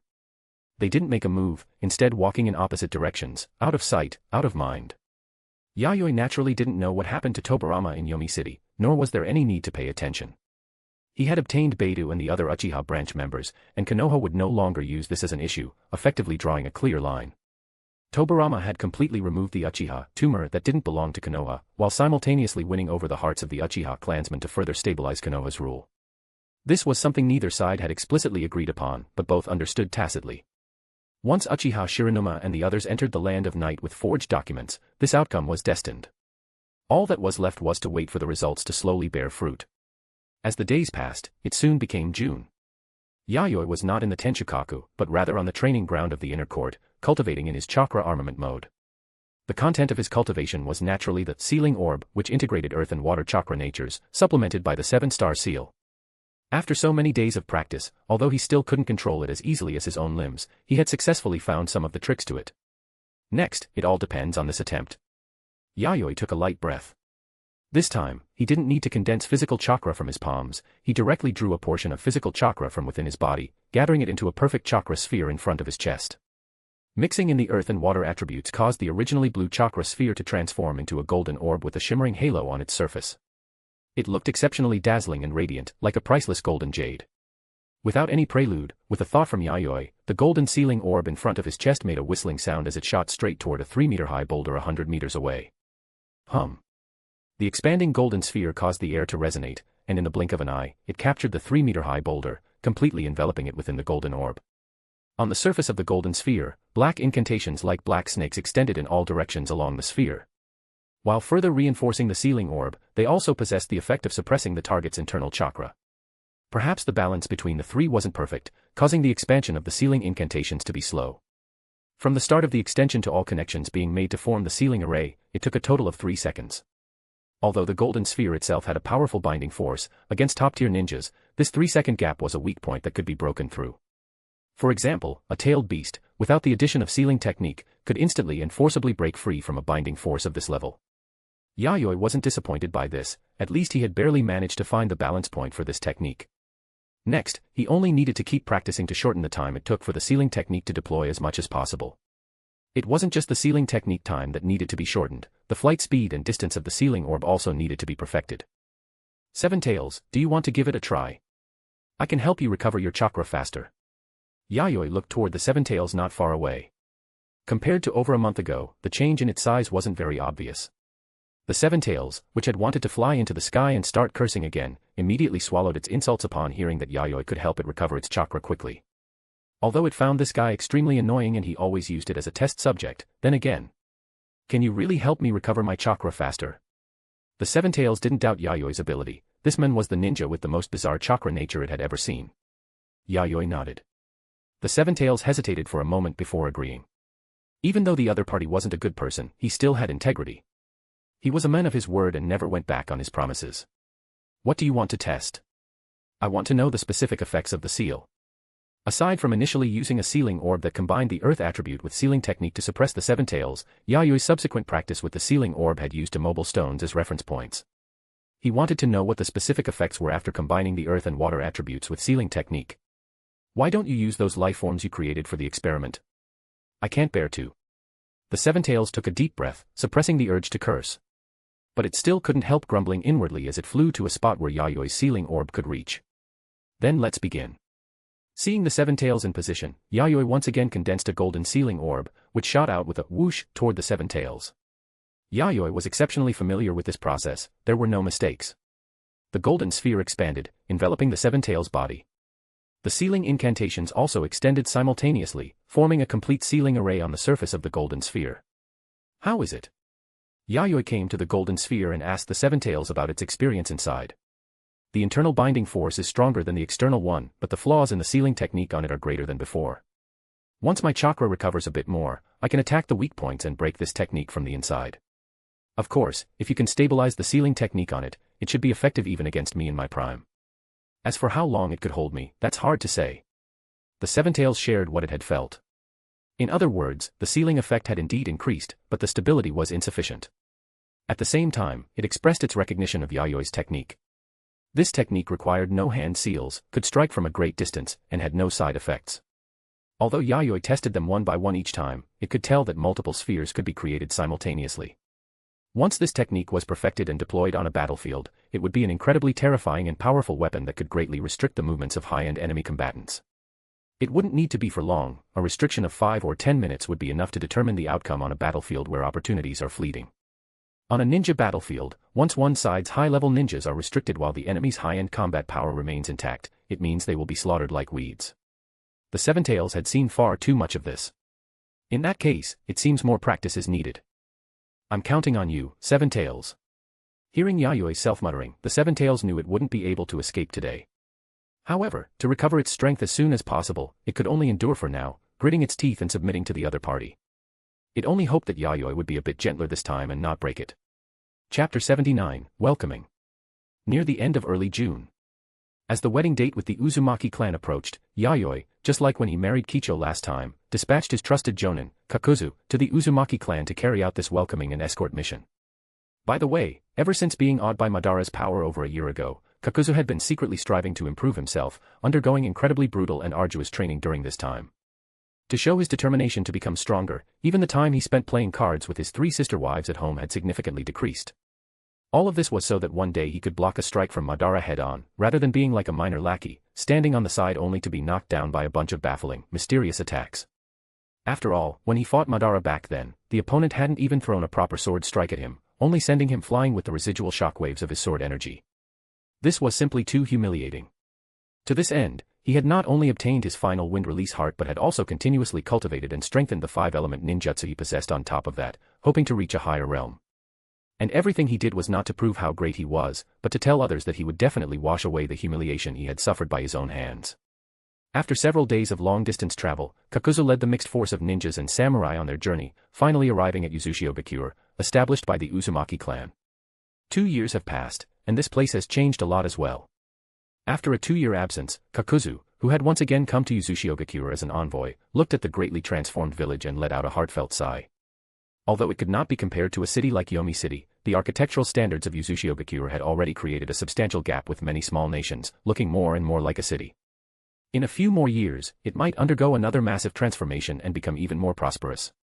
While this was partly due to the financial aid from the Land of Night, the Uzumaki clan's own efforts were also a key factor that could not be ignored. Speaking of which, the Uzumaki clan is a single ninja clan that established its own country and ninja village, isn't it? That's truly impressive. Hoshigaki Suryu, who had come to the Uzumaki clan as the deputy of the envoy delegation, witnessed the vibrant and continuously developing ninja village before him, marveling at the incredibly profound heritage of the Uzumaki clan. Establishing a country and a ninja village through the strength of a single clan, the Uzumaki clan could be said to have set a precedent, and it was also the only successful case in the ninja world. When the Uzumaki clan founded their country and village, many other ninja clans actually tried to emulate them. However, they all ended up being wiped out and disappearing from the ninja world. Since then, no ninja clan has dared to touch this taboo. Just like the situation of the Land of Night, it was a product whose success was difficult to replicate. Yeah, the only problem is that their structure is too singular, making their ability to resist risks very weak. However, with Konoha around, none of these are major issues. Kakuzu nodded. Having followed Yayoi for so many years, he was not just a brute who only knew how to fight and kill. He could tell at a glance that the Uzumaki clan's foundation could not withstand major storms.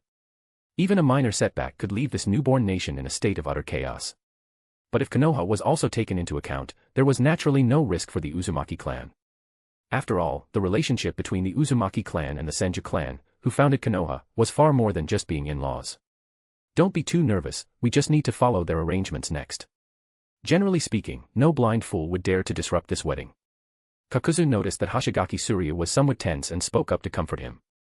With the stabilization of the international situation, the frequency of mutual territorial invasions and assassinations of high-ranking officials from various countries had significantly decreased compared to a few years ago. Even so, I heard from Mr. Orochi that during the last escort of Lady Kicho, they encountered an ambush halfway. To ensure the smooth completion of this mission, Surya had done plenty of homework in advance. This included learning from Orochi, the head of the intelligence department, that during the general's last wedding, the party was ambushed by unidentified individuals on their way to pick up the bride.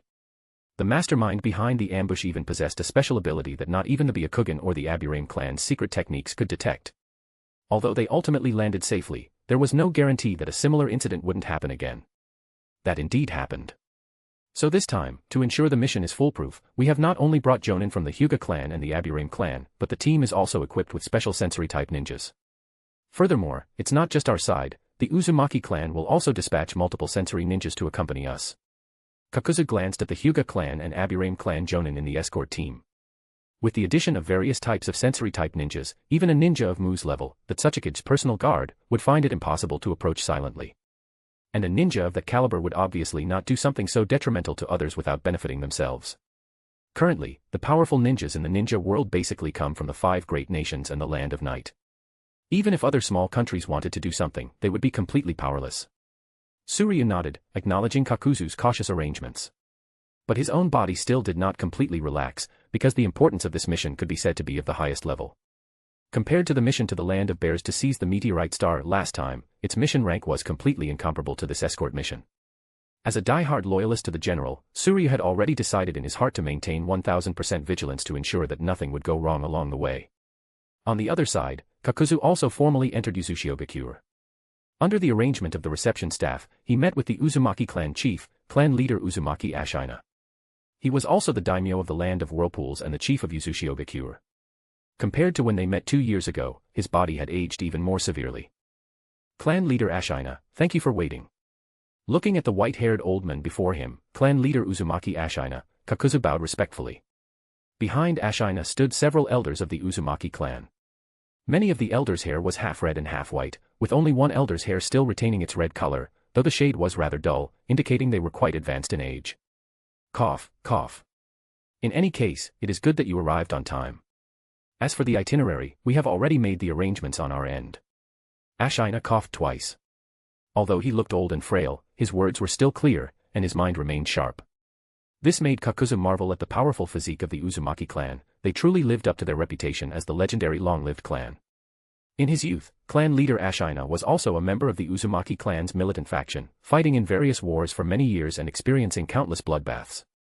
If it were any other old men with such severe trauma, they would have been bedridden or even passed away by this age. Yet, Ashina could still maintain a clear mind and walk as fast as the wind.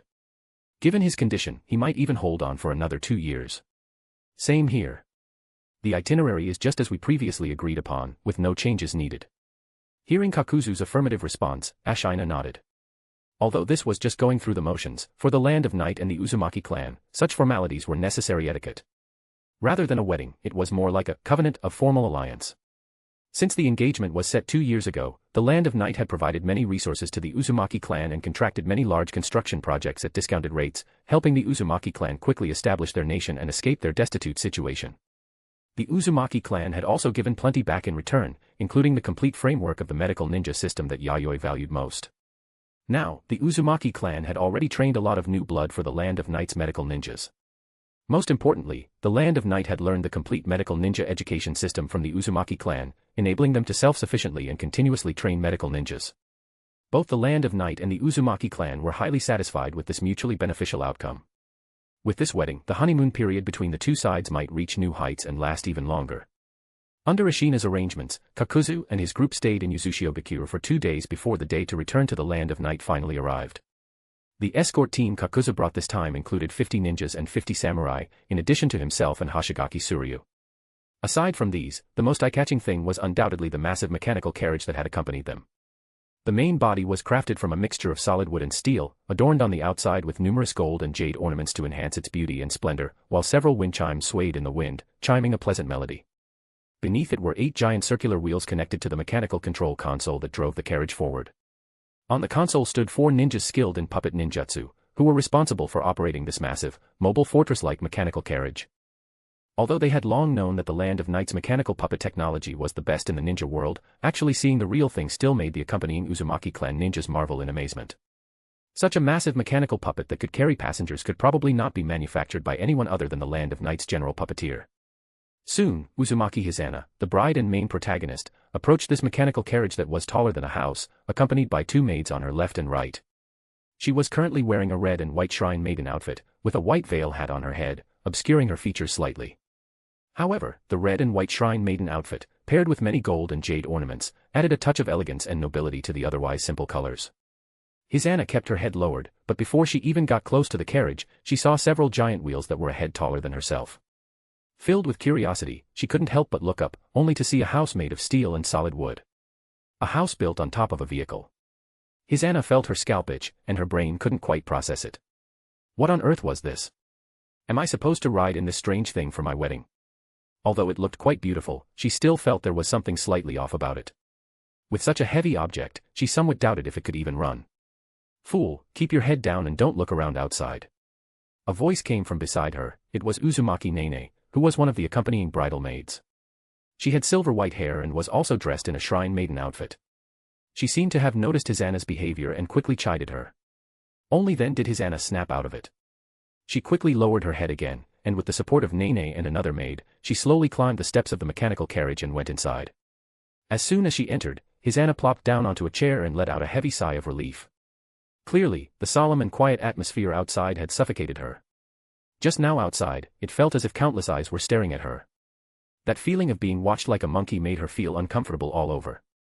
Her mind began to conjure up all sorts of embarrassing scenarios, such as whether her clothes were inside out, if there was still a grain of rice stuck to the corner of her mouth, if her shrine maiden outfit had been accidentally torn somewhere, or if she was so panicked that she was walking awkwardly. She had to be extremely careful with every single step, terrified of making a mistake and becoming a laughingstock. Chapter 80, Yayoi, I choose you. Rest assured, you didn't have any synchronized hand and foot movements, nor were there any rice grains on the corner of your mouth. Inside the vehicle, before Hisana could even ask, Nene spoke up to dispel the unease in her heart. Hisana immediately patted her chest, exhaling in relief, before looking at Nene with curiosity. "Nene-chan, how did you know? Your cheeks were scrunched up, and your eyes were darting around incessantly. Whatever you were thinking in your head was already written all over your face." Nene spoke expressionlessly, her tone flat, yet she displayed remarkable observational skills. Hisana's face flushed slightly. Was it really that obvious? As they were speaking, Hisana felt the entire vehicle sway slightly before quickly returning to normal. This clunky thing is actually moving. Hisana let out a low exclamation. Although it was very slight, she could feel this massive mechanical vehicle rolling forward. It was just that the sound of the wheels rolling outside couldn't be heard inside at all, and likewise, the sounds from inside couldn't be heard outside, as if they were in an isolated space separated from the outside world. This secluded space, shielded from all prying eyes, allowed Hisana's tightly strung nerves to slowly relax. She unexpectedly found this bulky, big monster quite nice. Although it looks like a carriage on the outside, it should actually be some kind of special puppet. It might even be usable as a weapon when necessary. While her main area of expertise was different, with the mindset of a researcher, Nene was the first to notice that this vehicle was not simple. She walked around the space of the vehicle curiously and discovered traces of mechanical modifications in many places. So this is the construction principle here. She crouched in a corner and dismantled the outer shell with her bare hands in a few moves, revealing the steel gear components inside that were full of mechanical aesthetics. Some of these steel gears were in operation, while others remained still, clearly connected to other parts. She nodded immediately, roughly understanding the purpose of these gears. Afterwards, she restored the detached shell, making it look exactly as it had before. At first, she only wanted to follow Hisana to get some research funding, but now her thoughts had changed somewhat. The general puppeteer of the Land of Night, that guy must be a researcher too, right? Nene was certain of this in her heart. After all, this vehicle was not a product that could be replicated through simple technical imitation.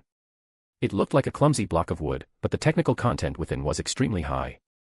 Without in-depth research, all one would end up with is an empty shell that looked the same on the outside. Everything indicated that the general puppeteer was a top-tier technician and could not be viewed through the eyes of a traditional ninja.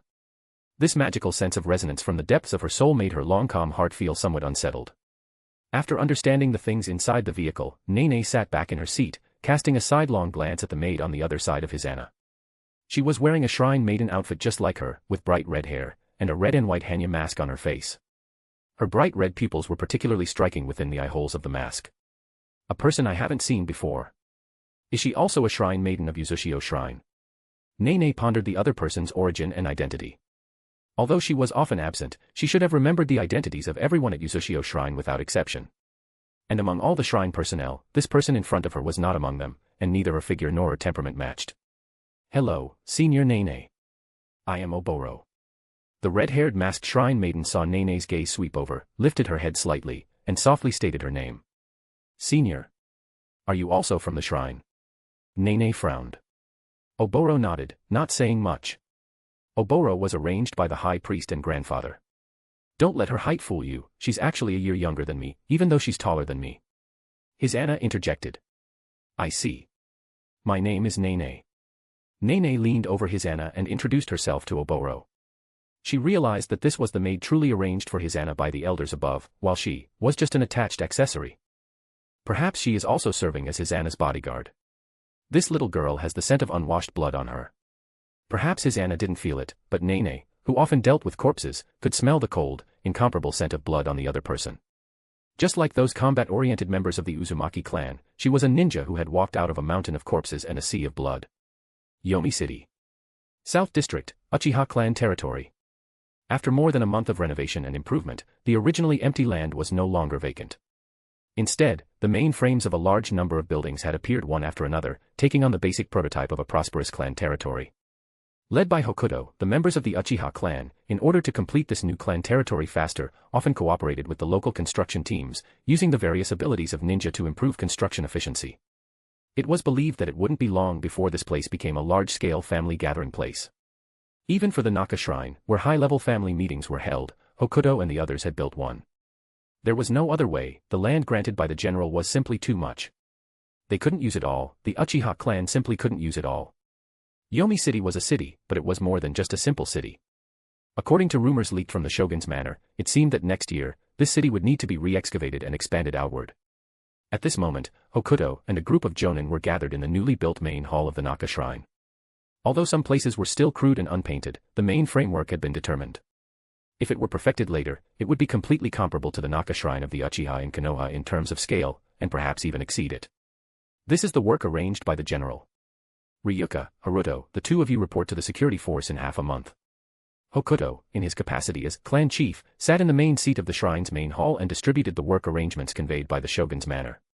These included, but were not limited to, the security force that maintained urban order, the patrol units responsible for border garrisoning, and so on. In addition, there was a position at the military training school responsible for education. It could be said that these jobs were all backbone departments of the Land of Night. Even the seemingly inconspicuous security force, in Hokuto's eyes, seemed to have a different meaning. As far as he knew, the composition of the members who joined the security force was very complex. There were both samurai and ninja. Within this, ninja clans such as the Aburame clan and the Hoshigaki clan also dispatched some of their clansmen to take up positions in the security force. This place was like a platform for every family to showcase their capabilities, no single family dominated. Every family needed to participate and jointly shoulder the responsibility of maintaining order in Yomi City. Yes. Ryuka and another male Uchiha ninja nodded solemnly. Although they didn't quite understand the nature of the security force, seeing Hokuto's solemn appearance, they understood that this job was not as simple as it appeared on the surface. Next, Hokuto arranged the work for the others. Even the youngest, Yayoi, received a task. That's all for the work distribution. Do you have anything else? If not, then the meeting is dismissed. Hokuto let out a deep breath and rubbed his swollen brow. Now that the family was in ruins and waiting to be rebuilt, there were still many things that required him, the leader, to fill the gaps. He wished there were 48 hours a day that he could devote to work. Often, when he was hungry, he would just eat some bread and drink some water to get by. As soon as Hokuto finished speaking, several people looked at each other, and then one of them spoke. Clan chief, there is one more thing that needs to be reported. That is, the new concubine taken by the general is a woman from the Uzumaki clan. Due to the formal establishment of the clan, people below no longer used the title Lord Hokuto, but officially confirmed Hokuto's title as clan chief. Yes, that is the case. Why, do you have any questions? Hokuto couldn't help but wonder why these people mentioned this. As the ruler of a country, wasn't it normal to take a few more concubines? On the contrary, from his point of view, the inner residence of the general, Yayoi, was still too simple. Not counting the newcomer, there had previously been only one main wife and 2 concubines, making many people wonder if this general had some psychological hidden illness. For example, rumors of him not being interested in women but in men, and other strange things. We were just wondering, will that concubine from the Uzumaki clan cause obstacles for us? Hearing the people below say this, Hokuto wanted to refute, but then thought carefully, and it seemed to make some sense. The Uzumaki clan and the Senju clan were not only related by marriage but also distant relatives. Since a long time ago, the connection between these two families had been very close. In the past, when the Uchiha and the Senju fought, the Uzumaki clan also provided a lot of support, which made many Uchiha ninja feel annoyed. She's just a woman, what is there to be afraid of? Yayoi was full of disdain and didn't think that a woman destined to live in the inner residence would cause any trouble. However, even Ryuka, who had a more impulsive personality, did not respond to Yayoi's words at this time and fell into silence. As someone who had experienced it, he knew very well the destructive power a woman could cause, especially the shrew, in his own home. Yayoi, the situation is not like that.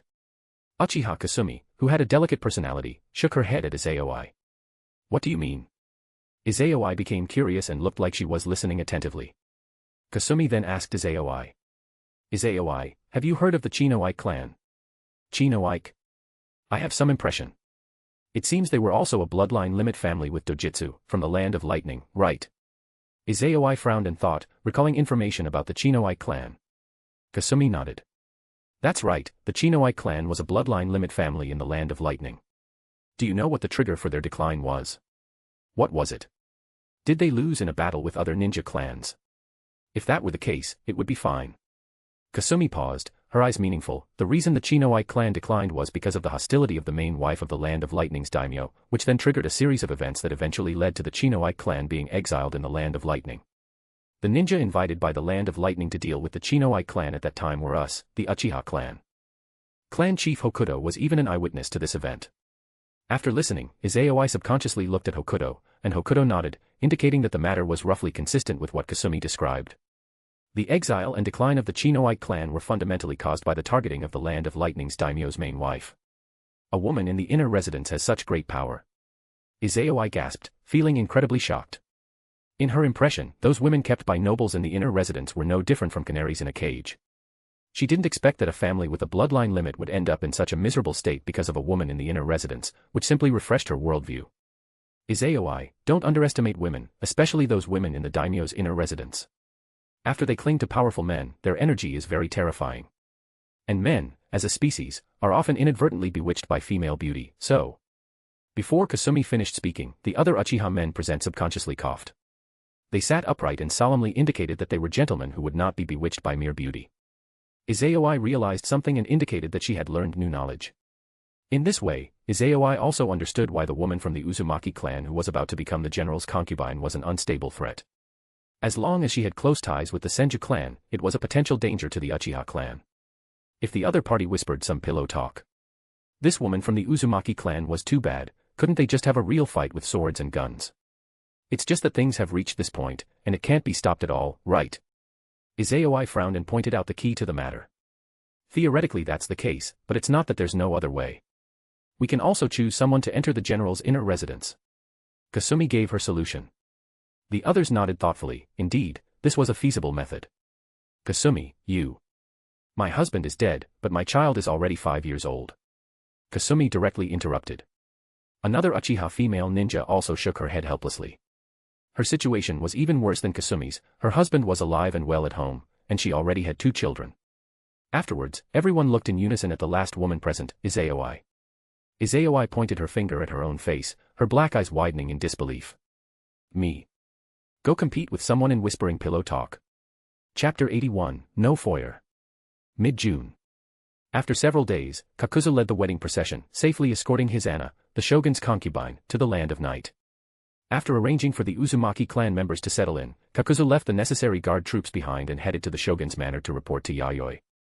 Just after getting off the carriage, Hisana, who had been thinking about stretching, suddenly saw that death glare from her grandfather, Uzumaki Shoming. Scared, Hisana quickly lowered her head and, supported by Nene and Oboro, walked like a sheltered young lady. Is there any meat bun to eat?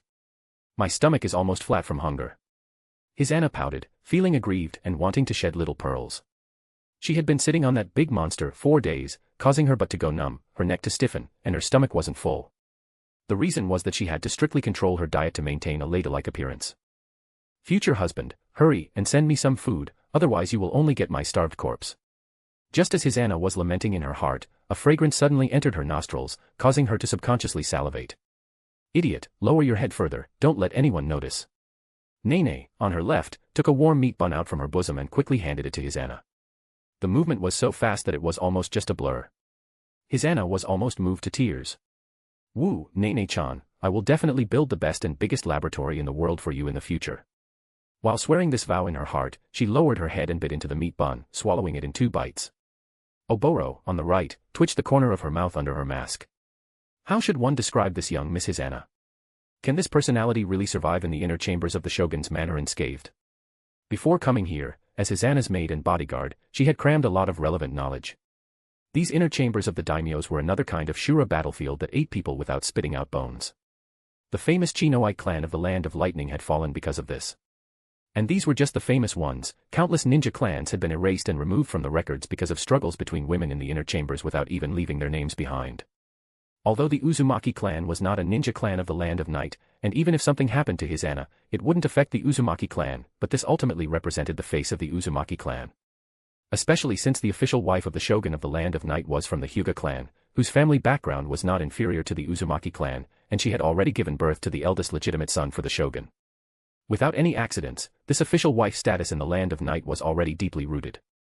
In this way, Hisana's situation might be very dangerous. No matter what, I must protect the safety of young Miss Hisana. Oboro subconsciously tightened her grip on the sword hilt at her waist, a sharp look flashing through her red eyes.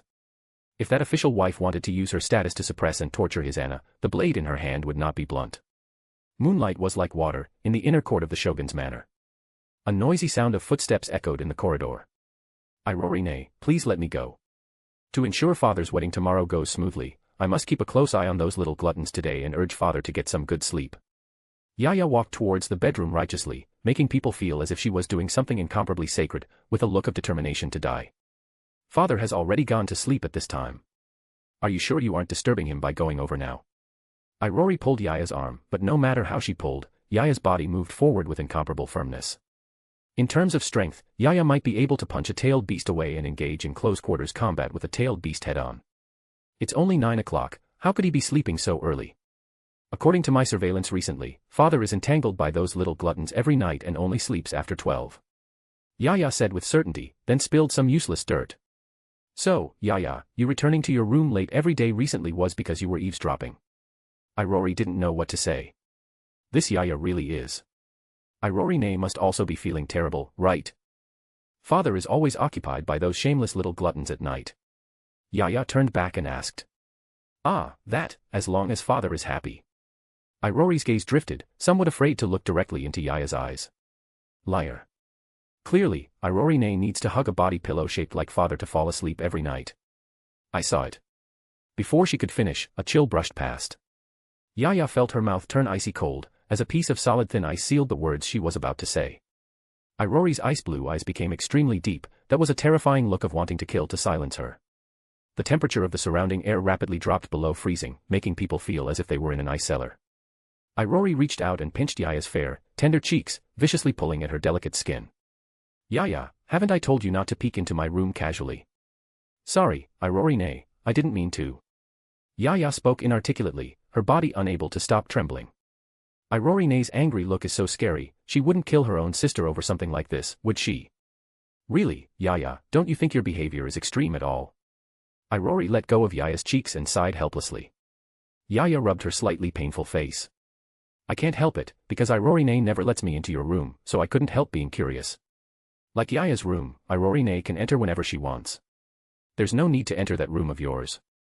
Irori's expression suddenly became subtle. Thinking of the various strange little gadgets Yaya collected in her room, this person was probably hopeless. Alright, Irorine, let's hurry and supervise father to go to sleep quickly. Yaya couldn't wait to pull Irori's arm and continue walking towards the front of the corridor. Once those little gluttons get wild, they eat people without spitting out bones. Thinking of that scene, Yaya's pace quickened. She hoped those little gluttons would be gentle and not break her father, she still needed to use him in the future. I really can't do anything with you, just this once. Although she said unwilling words, Irori followed along when Yaya pulled her gently, her body was still very honest. Well, this is just to supervise father to sleep early. It's Irori and Yaya, good evening. Is there something going on here? In the corridor, Aoi and Rinko, who had just finished bathing, were wearing loose white yukatas. Seeing the aggressive Yaya and the Irori behind her, they couldn't help but wonder why the two were here at this time. Yaya didn't answer, just stepped forward and sniffed Aoi and Rinko fiercely. Not smelling any strange scents, Yaya couldn't help but breathe a sigh of relief in her heart. What are you doing? Aoi tilted her head, not quite understanding Yaya's behavior. Where is that little flirtatious butterfly? Where is she? Yaya said with a straight face, questioning impolitely. Little flirtatious butterfly. Does she mean Lady Kicho? Aoi and Rinko's mouths twitched, they always felt that the strange labels on Lady Kicho were getting more and more numerous. If it's Lady Kicho, she's already asleep in the side room with the child. Really? Facing Yaya's distrustful eyes, Aoi knew what the other was worried about and couldn't help but smile. Don't worry, even if Lady Kicho wanted to mess around, husband would definitely stop her. Hearing Aoi's explanation, the vigilance in Yaya's eyes slowly faded. Then she thought about it, the little flirtatious butterfly is not here, which means her father is sleeping alone tonight. Woo, this is really too pitiful. Since that's the case, let Yaya come and warm father's body and mind. Father, are you in the room? Yaya is coming in. Yaya symbolically knocked on the door lightly, then held onto the door panel and impatiently pulled it aside. Tonight, father's chastity will be guarded by her. Wait, Yaya, don't mess around. Husband has already gone to sleep, don't. Before Rory and the others could stop her, Yaya had already pulled the door open. Then, everyone was stunned. Kicho, who was crawling on the floor, raised her head, her pure white eyes meeting everyone's gaze. The air froze at this moment, and everyone looked at each other without words. Wah. Yaya knelt down with weak legs, looked up and cried loudly, shedding little pearls. Father has been broken by being kicked. Aoi and Rinko silently stepped forward and closed the door, taking a deep breath to calm the restless agitation in their hearts. Although this was truly improper, it was very much like Lady Kicho. Rory, on the other hand, had not yet recovered from the shock. At this moment, she felt as if her whole person had been sublimated, opening the door to a new world. His Anna woke up in the morning, rubbed her eyes, feeling a bit sleepy. Because her thoughts were too chaotic, coupled with hunger, she hadn't slept well all night, waking up several times intermittently. Nene-chan, did you bring breakfast? His Anna lay flat on the table, calling out weakly. The food prepared here is a bit scarce, so I bought you some more meat buns. It should be enough to hold you over for a while. Along with Nene came the maid Oboro. Oboro brought the standard portion of breakfast, while Nene held a large bag containing a dozen steaming hot meat buns. Nene-chan, I will definitely build a luxury laboratory for you later. His Anna was deeply moved. Stop making empty promises, I'm almost unable to eat anymore. Nene put the bag full of meat buns on the table, feeling a bit stuffed. It's not an empty promise. When the time comes, I will definitely charm the other person with my charm. That way, I'll have countless good things to eat, and I can also build a super large laboratory for you, Nene-chan. After hearing his Anna's words, Nene and Oboro were speechless. This ambition was truly a bit embarrassing. Speaking of which, that thing is tonight, right? Do you have any experience to teach me? His Anna, who was eating, suddenly thought of something, her expression becoming coy and blushing. Although her mother had explained things to her in advance and taught her some strange tricks, but wouldn't that scare people away? If possible, she still hoped to complete the wedding ceremony in a more normal way. Sorry, young Miss Hisanna, I don't know much about that aspect. Oboro's voice was dry. Hisanna's question really touched her knowledge blind spot. If asked how to effectively kill someone, or how to make someone feel something more painful than death without killing them, she was very good at it. Nene, on her expressionless face, showed no embarrassment. It's no big deal.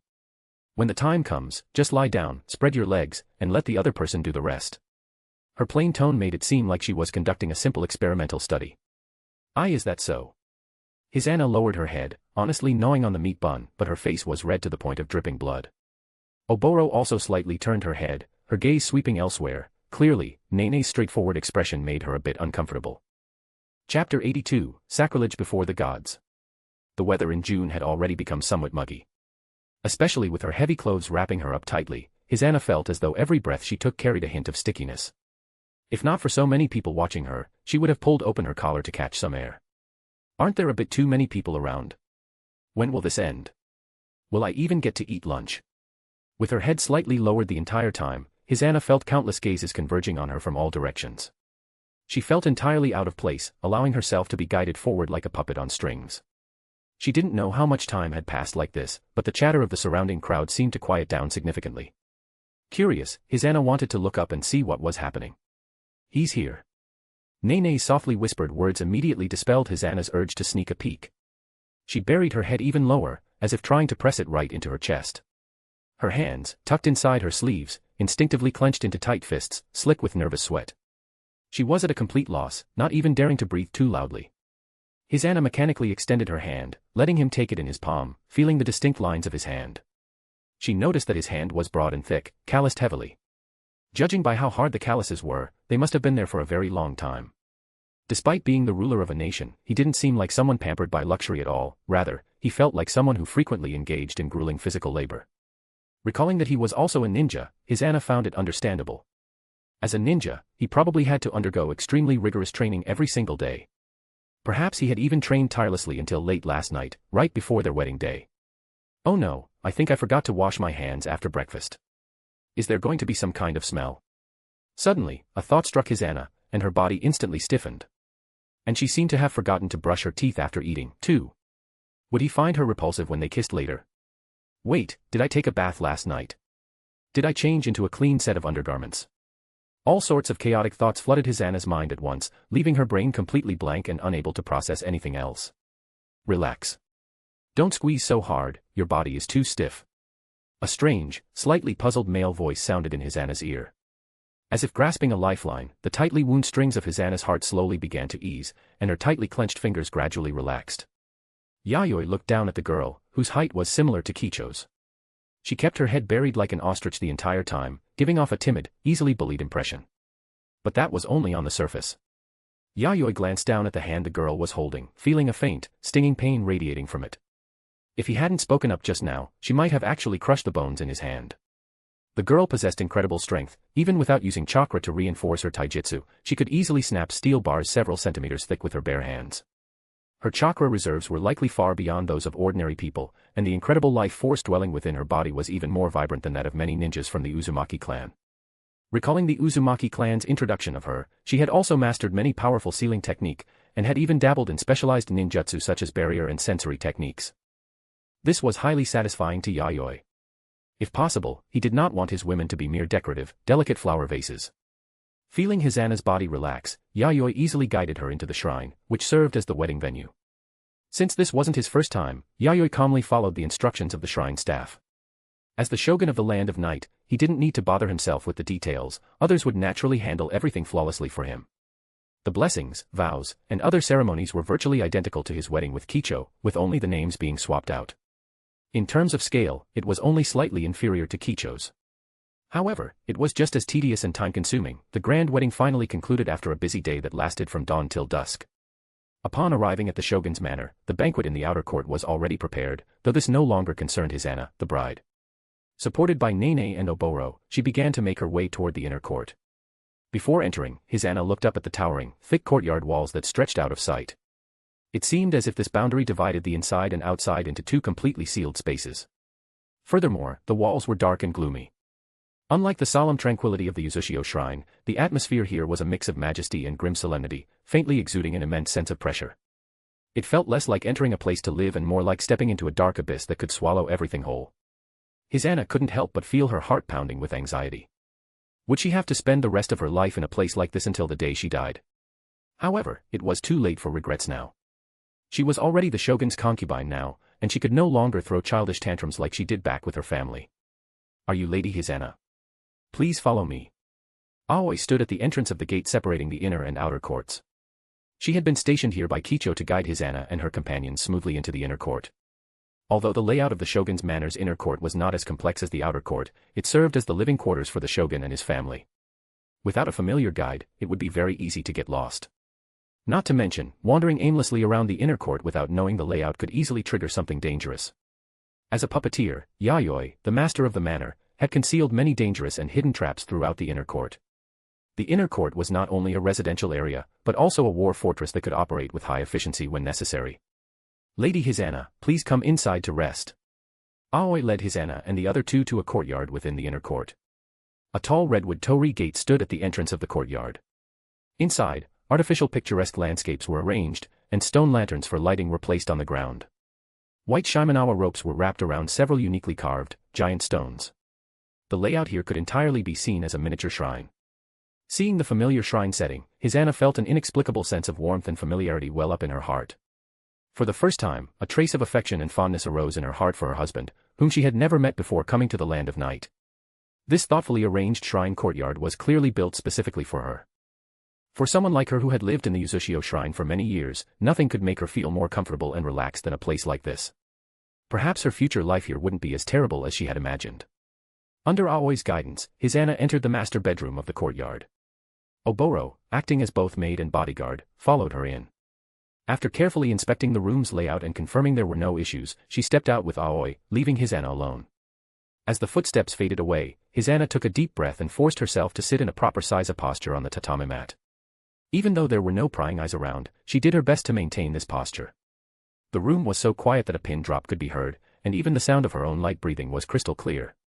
Lowering her head, Hisana sneaked a few glances around and muttered in disappointment. Why is there nothing here?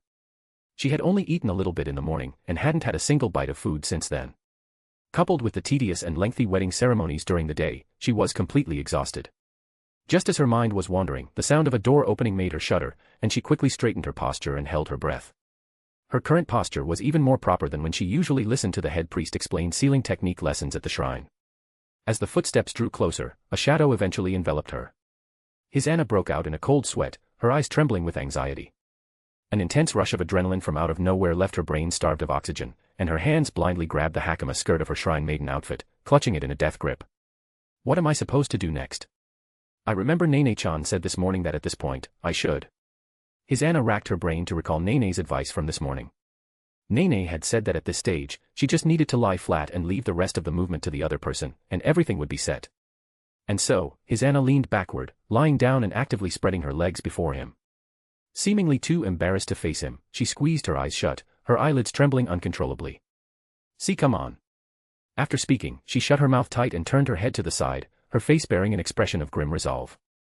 Yayoi, who had originally wanted to say something, was left utterly speechless when he saw the girl suddenly strike such an incredibly bizarre posture without warning. Thus, he cleared his throat. While this is indeed very tempting, you must be hungry. Do you want to eat something first? Is there food?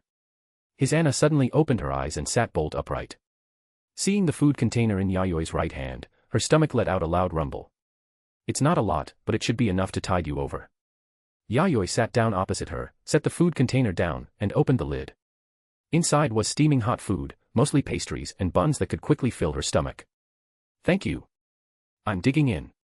Seeing so much food laid out before her, the starving Hisana forgot all about shyness and reserve, digging in without hesitation. This amount of food would be a lot for an ordinary person, but for a girl with such an astonishing appetite, it might not even qualify as a light snack. Fortunately, Hisana didn't ask for more after finishing. She merely let out a token burp to indicate she was full. I'm finished. Hisana's gaze darted around, not daring to look him in the eye. She reverted back to her ostrich-like state, blushing and lowering her head as if there were something incredibly fascinating on the floor. It's fine. Just leave the rest to me. Why, yes. Oh, right, my clothes. Should I take them off? Hisana no longer knew what she was saying. Her timid yet expectant, fearful yet conflicted demeanor was fully on display before Yayoi. Yayoi swept his gaze over the red and white shrine maiden robes Hisana wore, draped with a long, cherry blossom pink gradient chihaya, adorned with red ribbons woven in various places. Paired with the golden tiara resting upon her long red hair, an elegant, beautiful sense of ancient charm washed over him. No need. It's better with them on. Hisana instantly wished the ground would swallow her up in embarrassment. To actually demand a shrine maiden to wear her Miko robes inside a shrine, would she really not go to hell for this in the future? Chapter 83, Seven Tales, It is this ninja world that harmed you. The next day. Lady Hisana, I'm coming in. Oboro, wearing shrine maiden robes and a red and white hanya mask, tapped the door lightly before pushing it open. Nene followed her in, also dressed in shrine maiden robes, her white hair loose. Even though they had moved to a new place, they had brought their habit of wearing shrine maiden robes at Yuzushio Shrine with them. As soon as they entered the room, they were not surprised to see the chaotic state of the tatami mats. The cherry pink chihaya and red hakama skirt were thrown aside randomly, while the white long robe covered a high mound of bedding. As for why the bedding was raised so high. Lady Hisana. Oboro knelt beside the raised bedding and called out tentatively into it. A muffled response came from Hisana inside the bedding. Subsequently, the raised bedding wobbled twice, and a small head with messy red hair and a golden coronet worn askew slowly poked out from under the covers. Her flawless skin was flushed with a pink glow. Her red eyes darted around restlessly, too shy to meet anyone's gaze. Has Lord Husband left? She curled her body, exposing only her head. Shogun-sama has already left, Oboro answered softly. Hisana finally breathed a sigh of relief, the flush on her face slowly fading. All right, come out quickly. I've brought you breakfast, it's your favorite meat buns, they won't taste good if they get cold. Nene set down the oversized food box she was carrying, which landed on the floor with a dull thud, indicating the substantial amount of food inside.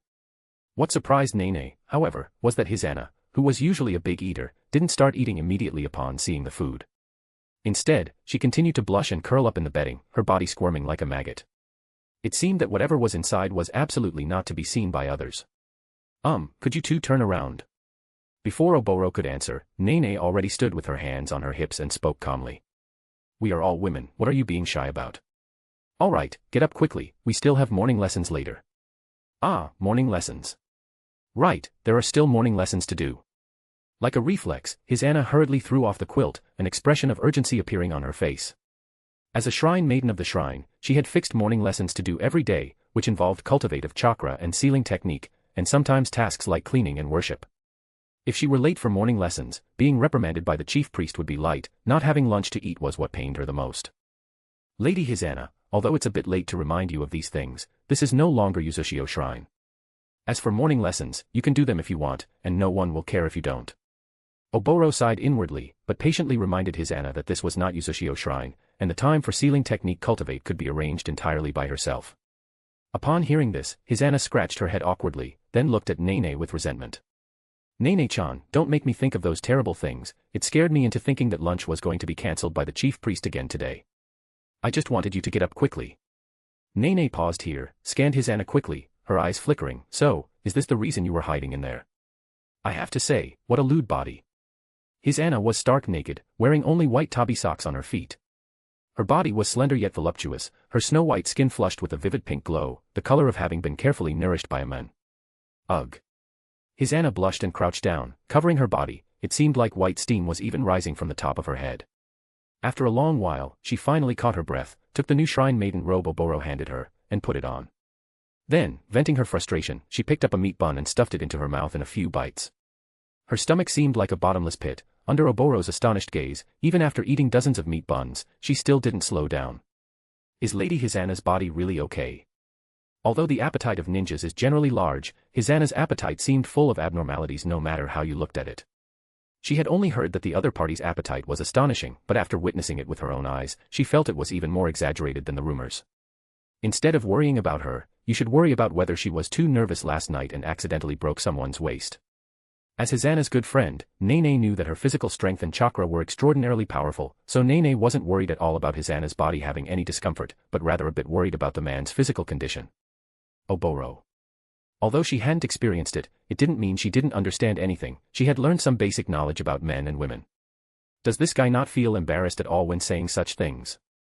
Oboro secretly glanced at Nene's emotionless, cold face, wanting to speak but stopping. Rather than cold, it was more like a lack of emotion, as if nothing could cause her to have emotional fluctuations. Subconsciously, Oboro wanted to see her show a different expression. On the other side, the underground space level of Shogun's manor. Yayoi pinched his lower back from time to time, and his walking pace was slower than usual. Originally, he only wanted to have a taste last night. After all, it was a girl's first night, so he had to be gentle. But he didn't expect that this new little wife, once she entered the rhythm, was like a wild bull, rushing around recklessly, almost knocking his waist apart. This new little wife had her own merits compared to Kicho. Both were breathtaking beauties with slender yet voluptuous figures. If Kicho's savagery was reflected in her spirit, then her savagery was displayed in her body. Without the complex and changeable mechanisms of Kicho, it was all simple and unadorned numerical values. Hey, Oda, where are you taking me next? A low voice interrupted Yayoi's wild thoughts. The humming sound of wings flapping echoed above the steel pipes. A giant blue beetle was flying in the air beside Yayoi. It was the Seven Tails. Didn't I say before, let you recover your chakra quickly? Yayoi replied without looking back. He was referring to the matter of assisting with sparring last time, where he promised the Seven Tails to help it recover chakra quickly. About this, I thought you had forgotten. How could that be? I am a man who always keeps his word. It's just that I've been a bit busy these past few days and didn't have time to take you there. Yayoi walked down the stairs step by step. Only his footsteps and the humming of the Seven Tails' wings remained in the passage. So there is an even lower space here. Are you a groundhog, digging holes everywhere? The Seven Tails noticed that the place they had just passed was where it had been locked up before. It had thought that was the lowest place here, but it didn't expect that there was an even deeper space in such a deep place. Could this guy have hollowed out the entire land? The Seven Tails clicked its tongue in secret, shocked. The vastness of the underground space of the Shogun's manor was far beyond its imagination. In terms of depth, this was at least 300 meters from the surface. The Seven Tails, following Yayoi's footsteps, flying continuously downward along the stairs, suddenly noticed the anomaly in the surrounding air. The air here had an aura that made its body feel uncomfortable. The further down it went, the more it could feel the huge chakra hidden in the lower space, completely different from ninjas and tailed beasts. No, it seemed like the air in this entire space was producing this chakra that caused physiological discomfort. We're here. Arriving at the tall iron door sealed with talismanic incantation. Yayoi formed hand seals with both hands, and the talismanic incantation on the iron door floated down under the operation of the technique, landing in Yayoi's palm. The pitch-black, thick, and huge iron door, after emitting a rumbling heavy muffled sound, automatically pushed open inward. The entrance that appeared in front of them could be easily passed through even by the full-form Seven Tails, let alone the current incomplete state of the Seven Tails. The Seven Tails followed Yayoi inside. As expected, it was a hollowed-out giant space. The surroundings were reinforced with rock and steel to support this space so it wouldn't collapse.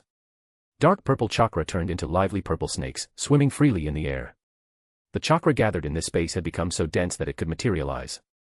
So that's it, is this the reason you built the city in this place? I didn't expect such a huge chakra energy to be hidden under this city.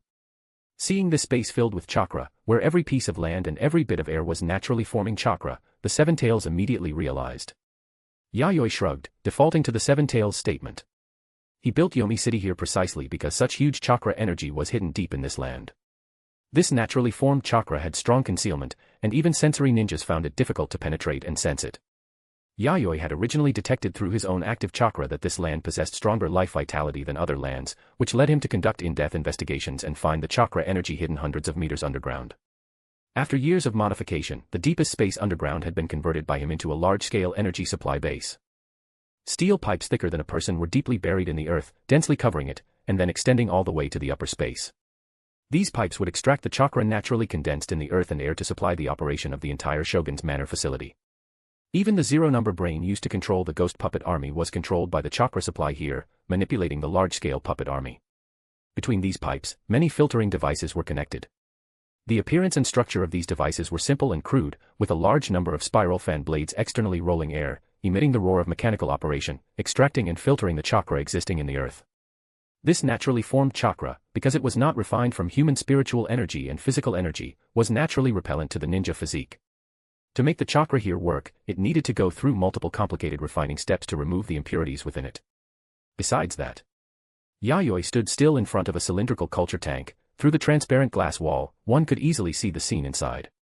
The bottom of the culture tank was also connected to metal pipes for filtering and transporting chakra, and a portion of the filtered chakra flowed into the culture tank. These chakra, after filtering out impurities, were different from the blue chakra refined by most ninjas. The transmitted chakra appeared light purple. Wrapped by these dense light purple chakra was a green gelatinous substance similar to a seed, which, as if possessing its own life consciousness, performed indefinite squirming. Every time it squirmed, it represented a breath, and it was also its action of eating the surrounding light purple chakra. Its life was as fragile as a baby, but its will was as tough as steel, emitting the rhythm of life. Yayoi pressed the switch and opened the valve. He reached out and gently held this seed, that was less than the size of a palm. Although it appeared gelatinous on the outside, it was not sticky or slippery in his hand, it was cool and very comfortable. Come in. In the palm of Yayoi's other hand, a blue crystal round core made of chakra crystal appeared.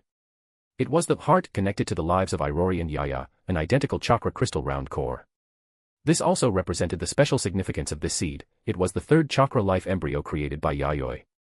Filling the life embryo into the chakra crystal, the fragile aura was stabilized. Alright, Seven Tails, the chakra inside is all yours now, eat quickly. If it's not enough, I still have some stored chakra energy. Yayoi spoke to the Seven Tails that was flying over slowly, his attitude very generous. The Seven Tails looked at the light purple chakra remaining in the culture tank that hadn't been absorbed, and then glanced at the chakra round core that Yayoi was holding like a treasure. So the thing for it to recover chakra was eating the leftovers of others. Thinking about it, the Seven Tails didn't intend to be petty with Yayoi. Although it was leftovers, the amount of remaining chakra inside was still very considerable, and the quality was also very high. If a ninja absorbed these chakras in large quantities, there might be various ailments. Even after filtering, the physical body of a ninja still had strong rejection, and it might die suddenly. But as a tailed beast, the Seven Tails didn't care about these things at all. This kind of high-quality natural chakra with impurities filtered out was, to it, simply a delicious tonic. But while eating, the Seven Tails slowed down its speed of eating chakra, because it felt an unusual gaze that made it uncomfortable. Seeing Yayoi on the side, playing with that chakra round core in his hand while staring straight at it, made the Seven Tails' heart sink. Yayoi's expression seemed to be secretly urging it to eat the chakra here quickly and grow up fast. The Seven Tails subconsciously glanced at the chakra round core in Yayoi's hand, fell silent, and suddenly realized everything, understanding what it hadn't understood before. It took a deep breath. Oda Yayoi, you. Are you even human? Chapter 84, Nine Tails, it's this ninja world that failed you. After being imprisoned for a full month, Uchiha Shiranuma and the others walked out of the prison. Just looking up at the sun caused a sharp pain in their eyes, and tears flowed uncontrollably from the corners of their eyes. It took half a minute for their eyes to gradually adapt to the sunlight. Looking at the azure sky, the pure white clouds, and the bustling, populated streets, they suddenly felt as if a lifetime had passed, experiencing a dazed sensation of being reborn. Fortunately, as ninjas, their willpower far exceeded that of ordinary people. This sense of estrangement from being isolated from the world returned to normal after a brief period of adjustment. It's good that you're out. Now, follow me back to Konoha. However, this matter isn't entirely over. Once we're back in the village, you must be mentally prepared to accept your punishment. Tobirama, standing before Shiranuma and the others, spoke after scanning the group. Knowing full well they had committed a grave error, Shiranuma and the others were naturally obedient to Tobirama's orders. As for Beidou and the others who had already joined the Land of Night, Shiranuma and his group tactfully refrained from mentioning them again. After a month of reflection in prison, they had completely understood that Beidou's group truly had no intention of returning to the Konoha Uchiha. The fact that the Uchiha clan had split in two was an unshakable reality. No matter how dissatisfied they were helpless in the face of this family split. Using force was definitely out of the question. With the Land of Night's protective attitude, the current Konoha Uchiha alone could not reverse the disadvantage. If they asked Konoha to intervene on their behalf, Konoha likewise had no legitimate reason to do so. Beidou and the others had left Konoha before its systems were perfected, their identity information hadn't even been recorded, so they were not subject to Konoha's restrictions at all. As Tobirama said, Beidou and the others merely shared the same surname and bloodline as the Konoha Uchiha. From now on, that was the extent of the connection between the two parties. Advisor Tobirama, regarding the Land of Night's side. I have already settled things with General Oda of the Land of Night. Rest assured, your actions will not be made public, and the records will be destroyed. It's also fortunate that there were no outside witnesses where the conflict occurred, otherwise, it would have been very difficult to handle this discreetly. Tobirama's words put Shiranuma and the others at ease, making them feel as if a heavy burden had been lifted. After all, if such a serious criminal record were pursued, their future careers as ninjas would surely come to an end. For the Uchiha and Konoha, it would also have dealt an unprecedented blow to their reputation. As the first ninja village ever established and a supposed model for others, if Konoha's ninjas were so reckless as to illegally enter another country and engage in armed conflict, this would undoubtedly cause clients from various countries to doubt Konoha's motives for establishing the mission system, thereby lowering Konoha's overall credit score. What about the matter of compensation? After something like this, shouldn't we need to provide compensation to the Land of Night? Someone suddenly thought of this and spoke up.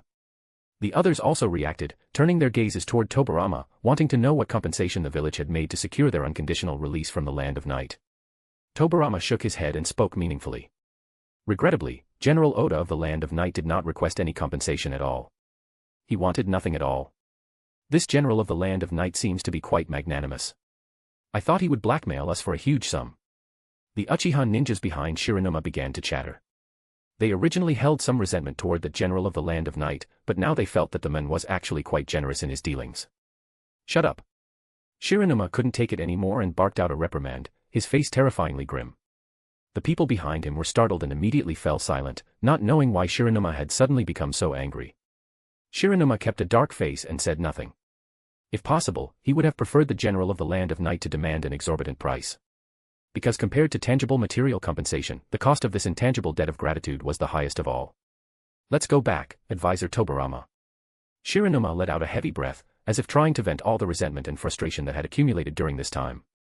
Tobirama didn't speak further, nodded, and led Shiranuma and the others back to the Land of Fire. Having been away for over a month, he, the Hokage advisor, also needed to return to Konoha as soon as possible to assist with the Hokage's work. As for the Land of Night, he had enjoyed what there was to enjoy and completed the goals he set out to achieve. Even the inspection work was recorded in detail. Tobirama felt this trip was incredibly fruitful. The hazy moonlight shone upon the dark ocean tides, and the salty sea breeze carried a cold dampness, assaulting the shore wave after wave. Inside a massive cavern adjacent to the sea, a giant creature lay prone on the dry ground. Rhythmic breaths from its nostrils proved it was entering a sweet dream. However, even in its sleep, the 9 tails behind it were consciously swaying gently, meaning that even in deep sleep, it could still perceive its surroundings. The moment danger arrived, it would immediately wake from its slumber. This giant beast, with 9 tails and a body as tall as a mountain, was precisely the most powerful existence among the tailed beasts, the 9 tails. Suddenly, as if sensing something, it opened its blood-red beast pupils, casting a daunting light in the dark cavern. The moist, refreshing sea breeze blew into the cavern's mouth, brushing over its fluffy orange fur. Instead of making it feel comfortable, the breeze was mixed with an aura it loathed, blowing in along with it. The Ninetales narrowed its eyes. Is it those annoying bugs again? It recalled 2 humans from a few months ago who had caused a ruckus inside its stomach for 2 full weeks, eating some of its chakra-infused flesh. It was the first time anyone had been eaten by it and managed to come out alive, gaining its chakra in the process. That terrifying physique and life force, so different from ordinary people, had left a deep impression on the Ninetales. Once is enough, but there won't be a second time. Even if they are descendants of that old man the Sage of Six Paths, I won't show mercy this time. The Ninetales didn't care at all about the lost portion of its chakra flesh. With a bit of rest, it could replenish a loss of that level. After all, unlike the other tailed beasts, its chakra recovery speed could exceed its consumption speed if it so desired. Because of this special ability, its chakra was virtually equivalent to being infinite. However, just because it didn't care about the small loss of chakra didn't mean it would allow humans to take it as they pleased. For centuries, countless humans had sought its chakra one after another, attempting to use its powerful chakra to achieve all sorts of ambitions. The desires of these humans were like a rolling stone on a high mountain. Once started, they could not be stopped. Even now, the number of humans attempting to exploit its power remained countless. The humans who came to attack it before were ironclad proof of that.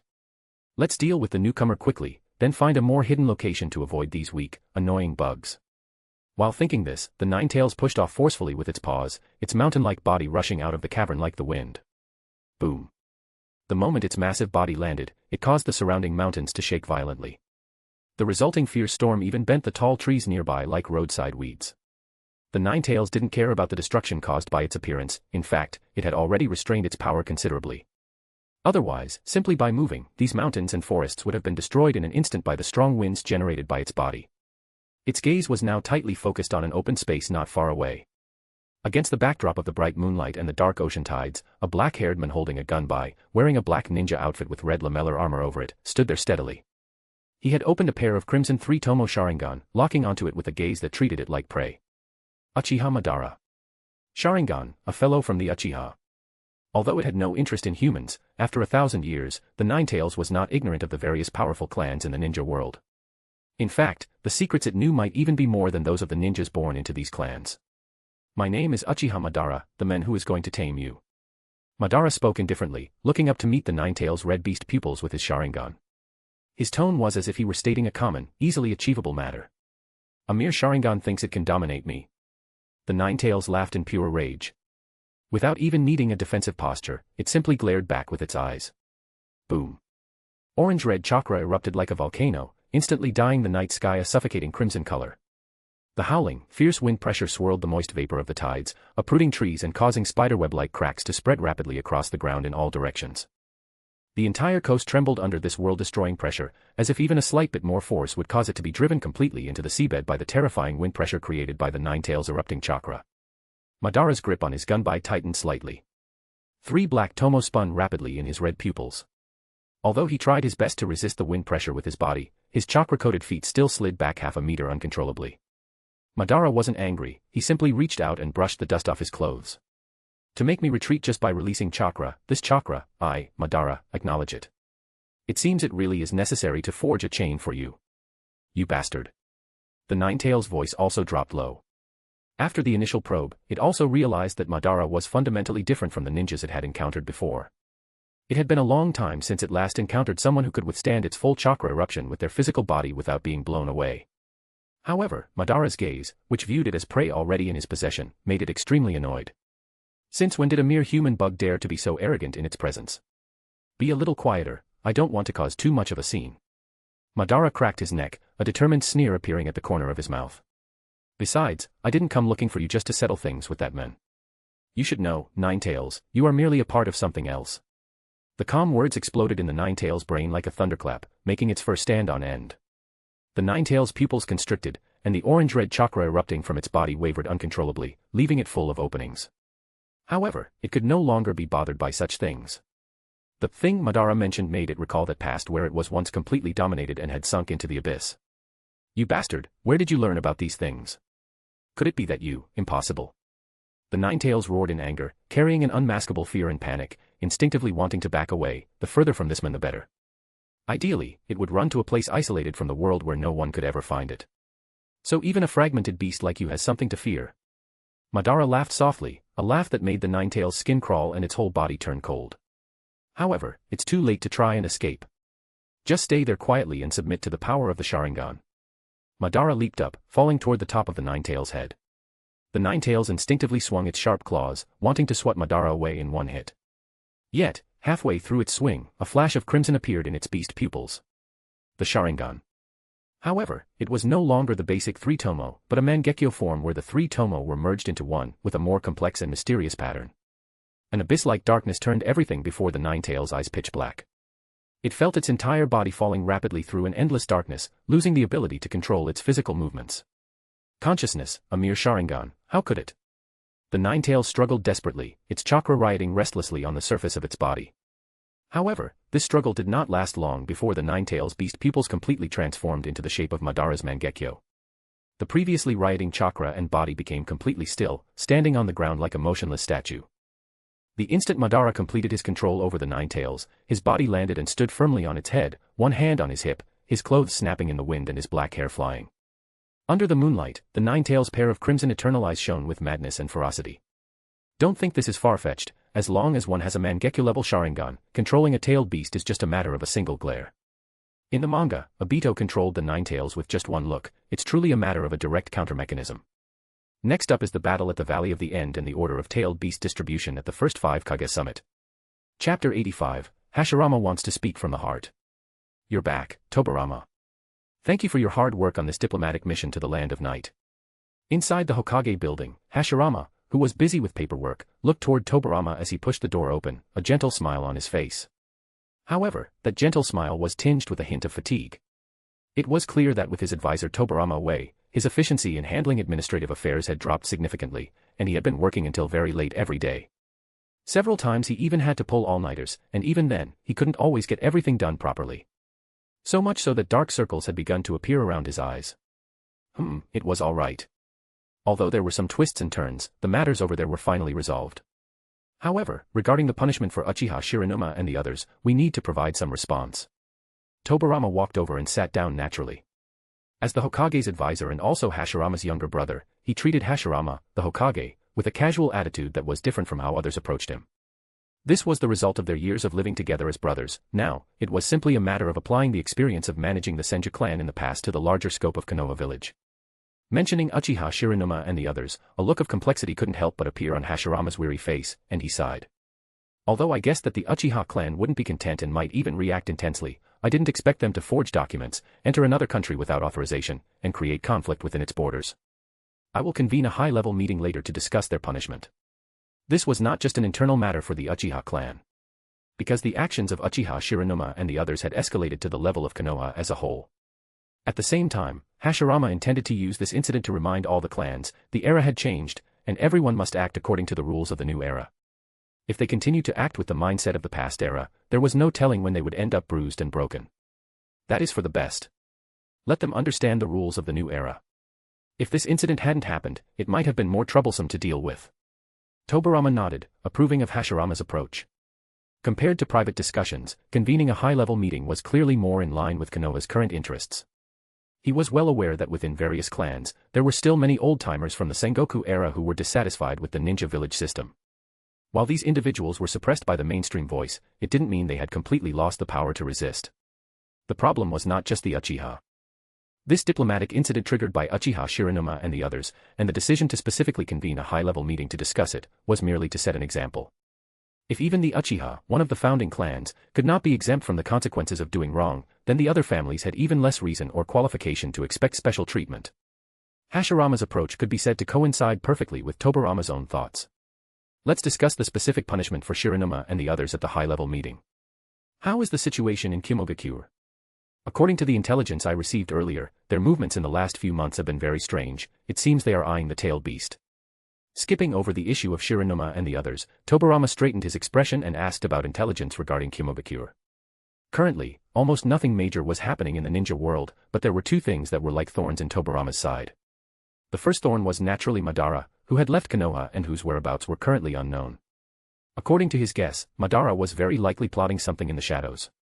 It was just that Madara's movements were too difficult to track.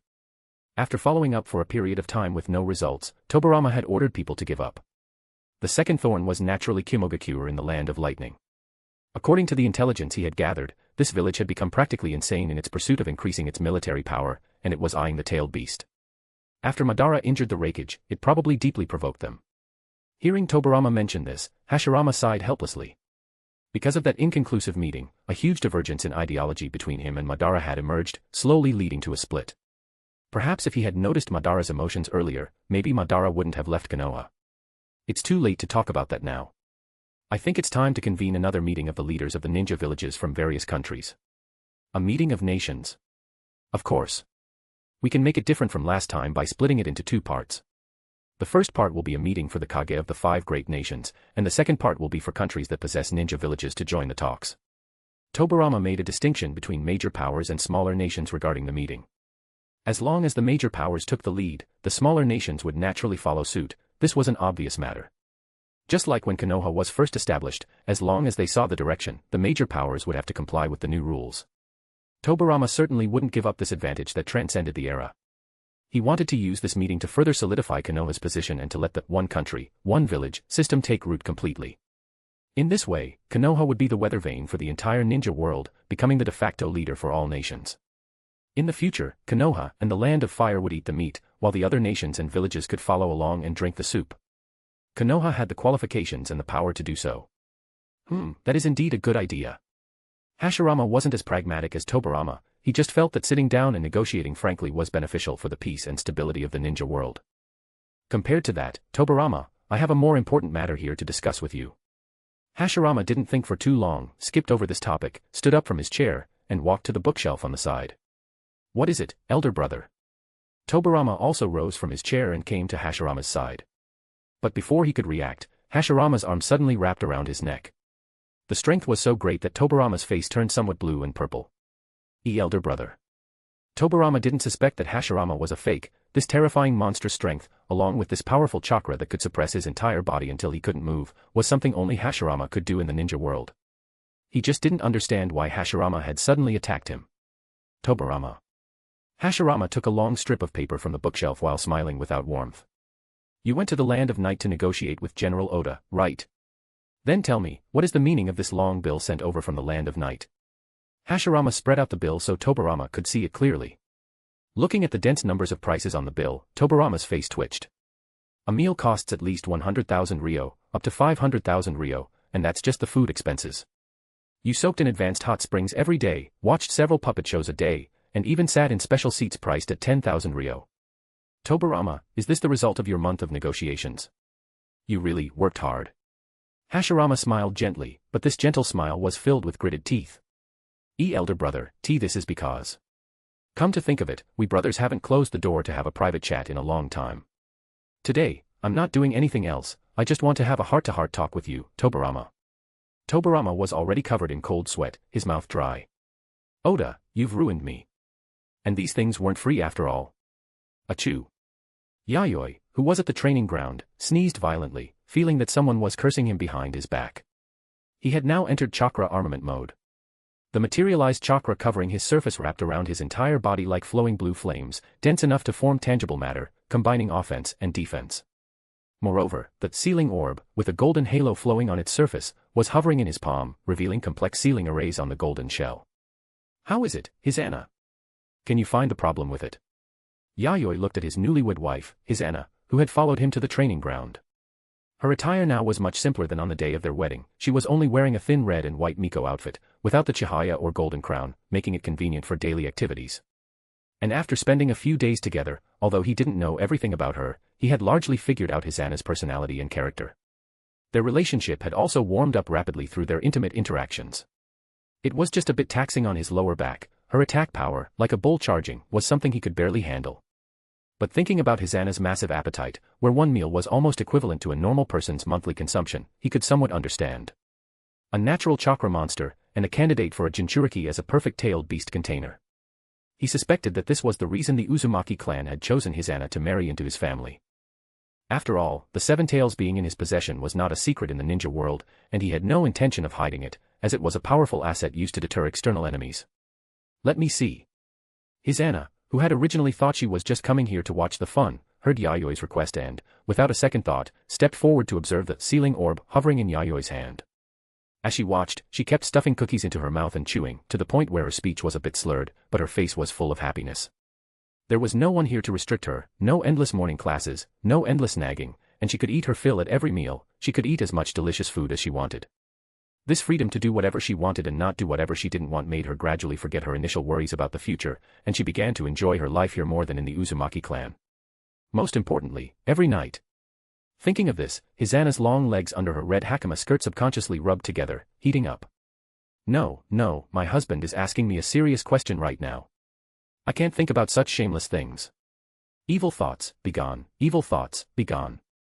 Hisana shook her head gently, constantly reciting exorcism spells in her heart to cast those indecent thoughts out of her mind. Ahem. Yayoi watched his young wife, who had been married for only a few days, spacing out and giggling again, and couldn't help but cough to remind her to snap out of it. This young wife was great in every way, except that she would space out from time to time, standing there and giggling about who knows what. Under Yayoi's cough, Hisana blushed and smiled embarrassedly, then put on a serious expression, her red eyes beginning to stare at the golden chakra orb in Yayoi's palm. What strange chakra? How was the sealing jutsu carved onto it? Hisana rubbed her eyes, initially thinking she had seen it wrong, but then looked carefully again and realized she hadn't. Can a sealing jutsu really be carved onto materialized chakra? Hisana was stunned. This touched upon a blind spot in her knowledge, and it seemed a bit unreasonable. However, she didn't forget Yayoi's question. She stopped focusing on the materialized chakra orb and instead concentrated on the sealing jutsu on it. The proficiency of this sealing jutsu is only average. Being able to operate stably like this is probably due to this special chakra. Hisana's assessment was somewhat tactful. In fact, in her eyes, if she were to grade the completion of the sealing jutsu Yayoi had carved on it, she wouldn't even give him a passing grade. The fact that this sealing jutsu could be successfully carved on was entirely thanks to this unusual special chakra, which had enhanced the effect. Change it like this here, and this place needs to be like this. Listening to Hisana's rambling suggestions for modifications, with a bunch of like this and like that terms, not only did it not make Yayoi understand, it instead left him even more confused. Can you be more specific? Yayoi interrupted Hisana's enthusiastic lecture and asked her to provide more specific modification suggestions. Hisana scratched her head, looking at Yayoi innocently without speaking. She had explained it so simply. Generally, wouldn't someone have an epiphany immediately, quickly find the flaws, and complete it themselves? That was clearly how she was taught back at the shrine. How could someone not know even this basic common sense about sealing jutsu? But this didn't make sense either. The sealing jutsu Yayoi had carved on the chakra orb was an advanced sealing jutsu, 7-star seal. If his foundation wasn't solid, how did he skip the previous stages and learn such an advanced sealing jutsu? Hisana opened her mouth, feeling her scalp itch. She wanted to say something, but hesitated. Chapter 86, Spider and Cat. Then let's do it this way. Hisana was very patient and began to explain again, but this time, she did not just point out the key steps. She broke down every step of the sealing technique that Yayoi had carved onto the chakra ball, chewing it up and spitting it out for him as if teaching a complete beginner, filling Yayoi's mind with the information. This time, Yayoi nodded from time to time and frowned from time to time, gradually beginning to understand that his sealing technique had so many loopholes. Then, Yayoi couldn't help but have new doubts. How did he learn and master the 7-star seal, an advanced sealing technique, in the first place? You have to know, ninjutsu is something that requires cultivation stage by stage, from low to high, before one can learn higher-level techniques. Just like wanting to learn elemental ninjutsu requires mastering the basic nature transformation of chakra. Hisana explained until her mouth was dry, and at the same time, she discovered a problem. Yayoi's knowledge of sealing technique was extremely weak. It wasn't that he was completely ignorant, it was just that his understanding of sealing technique could not form a complete and self-consistent cycle system at all. Instead, it was a strange, pieced-together mess, and the most magical part was that he had actually successfully cultivated the technique. Hisana subconsciously glanced at the chakra ball in Yayoi's hand, no longer focusing on the sealing technique on it, but on the chakra ball itself. She had been curious since just now, could materialized chakra actually be used as a carrier for sealing technique? In the sealing technique system of the Uzumaki clan, this was a product that was fundamentally impossible to achieve. My husband, can you let me feel your chakra? No, it would be best to feel the moment you refine chakra. Hisana's expression became unprecedentedly serious. Vaguely, she felt that there was a major problem with Yayoi's chakra. Yayoi hesitated for a moment, then nodded. Okay. Subsequently, he dispersed the chakra cloak on his body and the chakra ball in his hand. Hisana reached out to touch Yayoi's chest, releasing her own chakra to conduct an all-around perception of Yayoi's body. As a ninja of the Uzumaki clan, she was not only a master of sealing technique but also possessed powerful sensory abilities. By focusing with all her might, she could see, through the most fundamental core secret of a ninja, chakra refinement. That was the most core thing for every ninja, for every family, more fundamental and important than any formed technique. Yayoi did not resist and began to concentrate his spirit, then connected it to his body. Under Hisana's perception, the process of new chakra coming into existence was fully revealed. Afterward, Hisana lowered her hand, her face blank. The result was unexpected. The process of Yayoi refining chakra could be said to be quite ordinary, something even every ninja could easily master, and it had nothing to do with the important secret she had imagined. The only thing that was relatively special was that the chakra after refinement possessed very strong vitality. It was just that no matter how she tried to capture it, she could not perceive how this special vitality was imbued into the chakra. It's very strange, right? Yayoi glanced at Hisana, who was doubting her life, with an expected expression on his face. Although he did not have Hisana's powerful sensory ability, it did not mean that he knew nothing about his own body before this. In fact, his research into his own body and chakra was deeper than anything else. Take a look at this. Yayoi took out a scroll and spread it out in front of Hisana.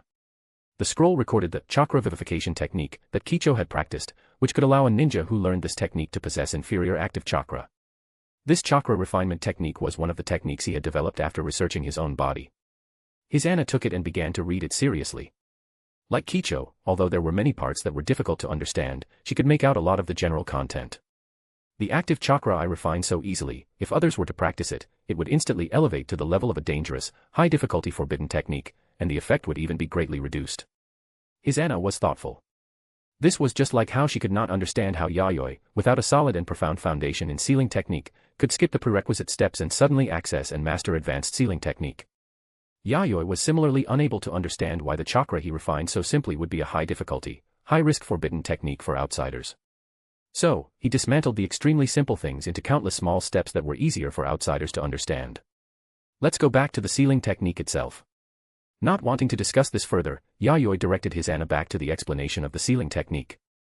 After the exchange with Hisana just now, he also realized a serious problem. He actually did not have as deep an understanding of sealing technique as he had imagined. He had just used the active chakra to forcibly perform the sealing technique. Although this also had the effect of the sealing technique itself, the nature was completely different. Hisana nodded. Although she felt Yayoi's chakra was very strange, she did not think deeply about it. After all, if you think too much about things, your hair falls out quickly. My husband, the remaining time might not be enough to explain the sealing technique. Come to my room at night, and I will teach you more knowledge about sealing technique.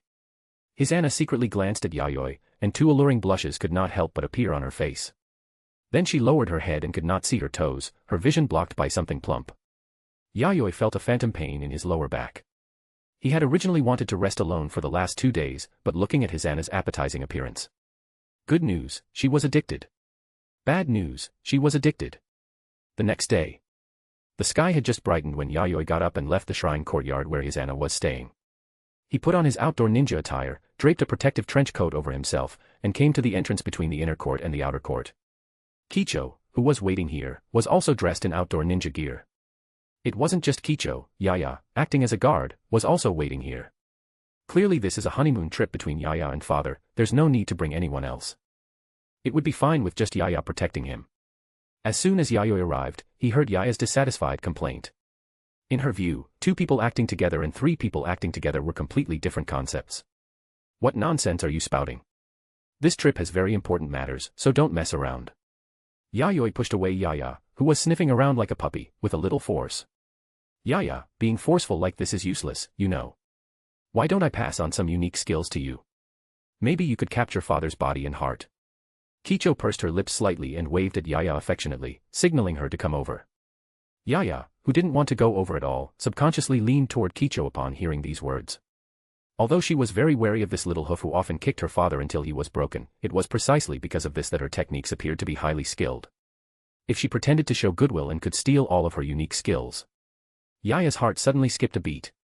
The way she looked at Kicho also became much more pleasing to the eye. If she could, she also wanted to kick father until he was broken. You two, hurry up and let's go. Yayoi looked back at the 2 whispering people, any private words could be said on the way. Hearing Yayoi's urging, Kicho and Yaya had to stop their exchange, and with the mission as a priority, quickly caught up with Yayoi's pace.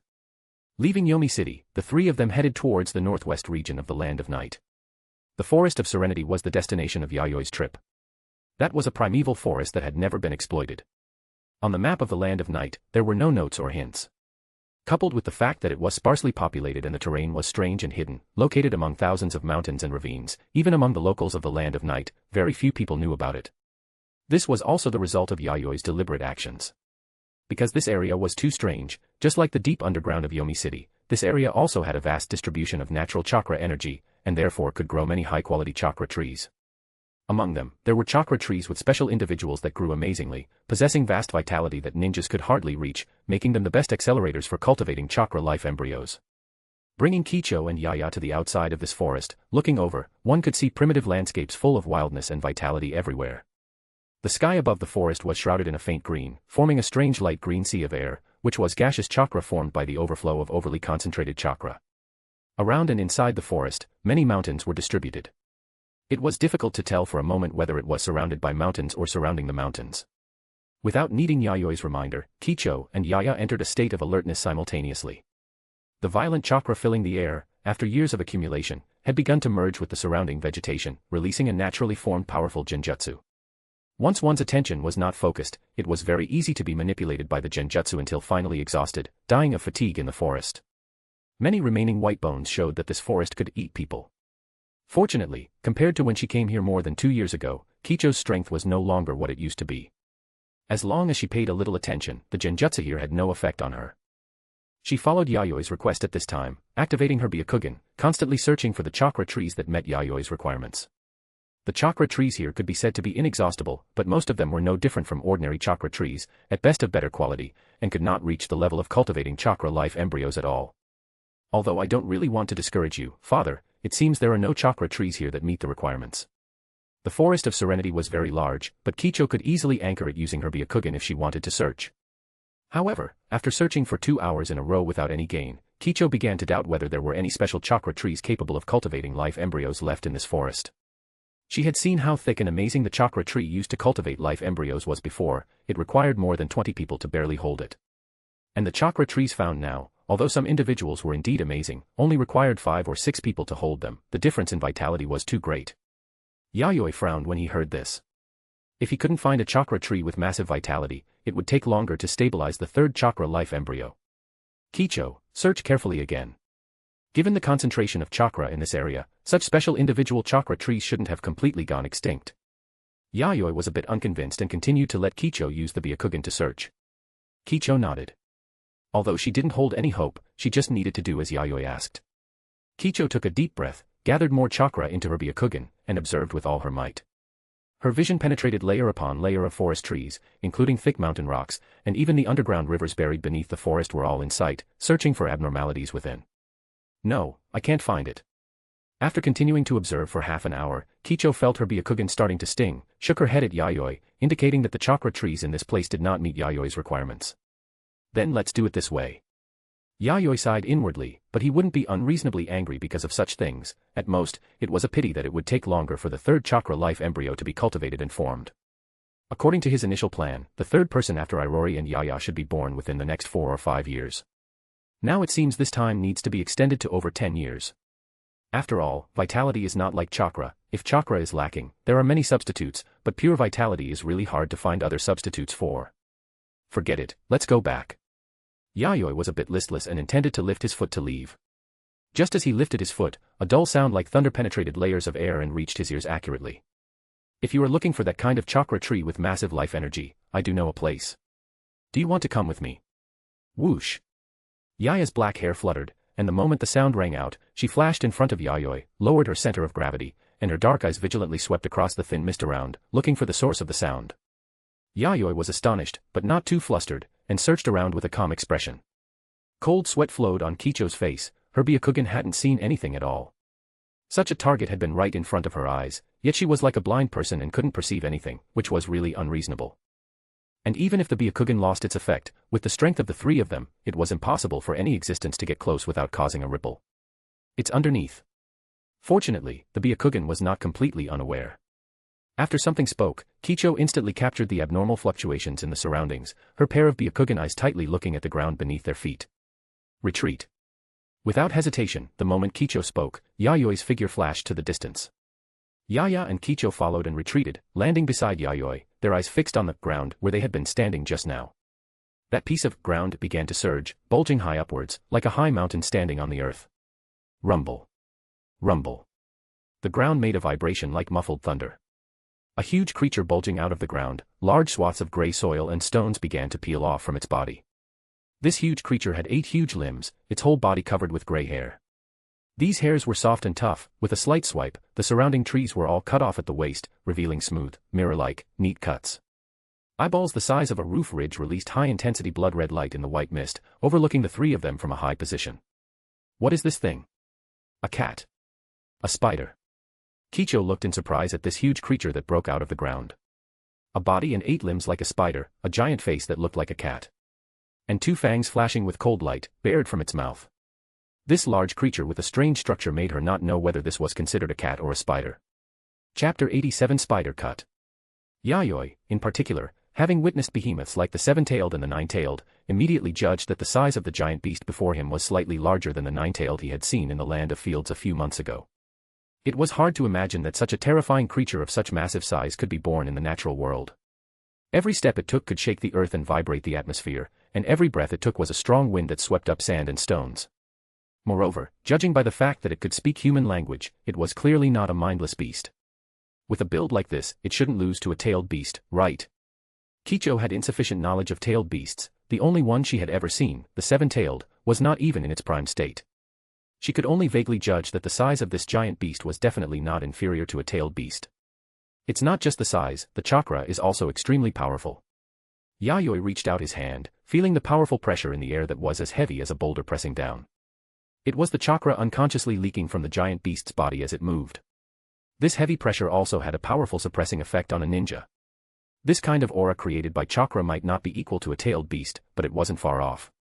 The 3 of them and the giant beast stood in a standoff in this tense atmosphere. Eventually, it was the giant beast that spoke first, taking the initiative to break the ice. No need to be nervous, I don't want to engage in a pointless battle with you. Hearing the giant beast's aura soften and feeling the pressure from the chakra leaking into the air subside significantly, Yayoi lowered his guard slightly, but he still stared at the giant beast with a vigilant gaze. After all, if the opponent were to take advantage of their negligence and charge at them, it would be no laughing matter. Except for Yaya, neither he nor Kicho would be able to come out unscathed. Who are you? Me. I am Tsuchigumo, the 4th-generation clan chief of the Tsuchigumo clan. By the way, my original name was not Tsuchigumo, I just defeated all the elders and thus earned the name Tsuchigumo. Whoever obtains this name becomes the clan chief of the Tsuchigumo clan and the strongest of the clan. Come to think of it, challenging those elders took quite a lot of effort, I remember back then. The giant beast seemed to have opened the floodgates, starting to describe how he had displayed his might on the battlefield, spiritedly defeating all the elders of the clan and winning the title of the clan's strongest. Then, he went on to describe how, under the envious, jealous, and hateful gazes of many clan members, he married the most beautiful female of the Tsuchigumo clan, successfully reaching the peak of his spider life. Once he started talking, there was simply no stopping him. Yayoi and the others looked at each other, not knowing how to respond for a moment. All right, Your Excellency Tsuchigumo, we have already learned about your brilliant and magnificent past. So, what is your business with us? Also, is what you said just now true? Yayoi, more concerned about the chakra tree with immense vitality mentioned by Tsuchigumo, interrupted its rambling recollections of past glories. That. Of course it's true. Although those chakra trees with extraordinary vitality are rare, if you search carefully inside Spider Mountain, you should be able to find the kind of chakra tree you want. Having his train of thought interrupted by Yayoi, Tsuchigumo did not get annoyed and patiently replied. Spider Mountain. That is the dwelling place of our Tsuchigumo clan, located at the end of this forest and protected by a great barrier. Without a clan member to lead the way, it is difficult for outsiders to find. Would you like me to take you there? Tsuchigumo answered every question, or perhaps to him, this was not a secret at all. Or perhaps, even if others knew, he wouldn't care, that was the confidence he had in his own strength and that of the Tsuchigumo clan. However, this honest response from Tsuchigumo did not make Yayoi and the others lower their guard, instead, they became highly vigilant again. Asking them to follow him to his lair right from the start, even without guessing, one knew there must be something strange about it. Although Tsuchigumo seemed to have no ulterior motives and was even a bit excessively straightforward. You don't need to be so vigilant. In your human terms, our Tsuchigumo clan is also a clan of summoning beasts. In the past, our clan also signed contracts with powerful humans and fought battles everywhere. Seeming to sense the vigilance of Yayoi and the others, Tsuchigumo explained the past years when the Tsuchigumo clan signed contracts with powerful humans and fought together. However, I also hope you can fulfill a wish of mine. Tsuchigumo opened his mouth, with a hint of profound meaning. His blood-red eyeballs swept past Yayoi and Yaya and landed on Kicho. More accurately, they landed on the weapon that Kicho carried at her waist, the kumakiri. That sword, the kumakiri, is a precious spirit blade forged from the fangs of my predecessor, the third-generation Tsuchigumo, mixed with special chakra metal, and it is also a key. I need you to use this sword to break the seal on the third-generation Tsuchigumo and let me fight him. The request that Tsuchigumo suddenly made left Yayoi and the others somewhat astonished, and their gazes all converged on the spirit blade at Kicho's waist, the kumakiri. They did not expect that Kicho's weapon was actually related to the former clan chief of the Tsuchigumo clan. What is this about? Yayoi stepped forward, blocking in front of Kicho, somewhat not understanding Tsuchigumo's words. What key to break the seal, what fighting the previous generation Tsuchigumo? The things expressed by the other party were too vague, leaving Yayoi not knowing where to start asking. Tsuchigumo was silent for a moment, then slowly opened his mouth. That was 600 years ago. At that time, I was still a 50-year-old child, and the Tsuchigumo clan was still under the rule of the third clan chief. The Tsuchigumo clan of that era was not as powerful as the three great holy lands, but below the holy lands, it could be called the strongest clan of summoning beasts. However, one day something happened that caused the Tsuchigumo clan to suffer heavy losses and be forced to isolate from the outside world. Yayoi and the others did not interrupt, quietly listening to Tsuchigumo tell the family history of his clan. That was the third-generation Tsuchigumo, one night, suddenly fell into madness and lost his reason. The experts of the clan went to stop him but were killed in return, causing more than half of the elite in the clan to die in that internal strife. The one who finally subdued the third-generation Tsuchigumo was a samurai who had signed a summoning contract with our Tsuchigumo clan. After sealing the third generation, the samurai cut off half of the third-generation Tsuchigumo's fangs, commissioned a bladesmith to forge it into a sword named kumakiri, and sealed the power to unseal it within the sword. Tsuchigumo spoke, his gaze fixed on the spirit blade kumakiri on Kicho, his tone revealing a complex meaning. Samurai. Do samurai also use sealing technique? Yayoi suddenly became curious. Tsuchigumo, however, answered with a question. If even ninjas use sealing technique, it's not strange for samurai to use sealing technique, right? In the era over 600 years ago, the boundary between samurai and ninjas was very blurred, but they were all just different branches that evolved after the shinobi sect disappeared. After all, they were all groups that learned and mastered chakra. Tsuchigumo's clear and logical words left Yayoi speechless, feeling that Tsuchigumo's knowledge of past history was not ordinary. However, perhaps it was not that he understood history, but that he himself had very likely experienced the stages of historical change. The history people are familiar with was just his own personal experience. That samurai was. I can't quite remember the name, but the surname should be Minamoto. After helping us seal the third generation, he left Spider Mountain with the kumakiri, and later even established a samurai family, regarding the kumakiri as the clan's legacy treasure, and for generations signed summoning contracts with our Tsuchigumo clan. Regrettably, starting 200 years ago, the samurai family began to decline, losing even the ability to sign summoning contracts with our Tsuchigumo clan. When we wanted to look for them, the samurai's descendants had gone into hiding due to the chaos of war, and the kumakiri had been missing ever since. As he spoke, Tsuchigumo glanced at Kicho's eyes. Having some understanding of ninjas, he knew very well that this was the Byakugan of the Hyuga clan. It seems the descendants of the Minamoto samurai have been wiped out, humans are still too fragile. There was no anger or resentment in Tsuchigumo's tone, there was only a sigh for the ruthlessness of time and a slight sadness for the fate of the samurai's descendants. After all, the relationship was maintained by the older generation. Once the old ones passed away, no matter how one tried to maintain the relationship, as time passed, it could never return to the closeness of the beginning.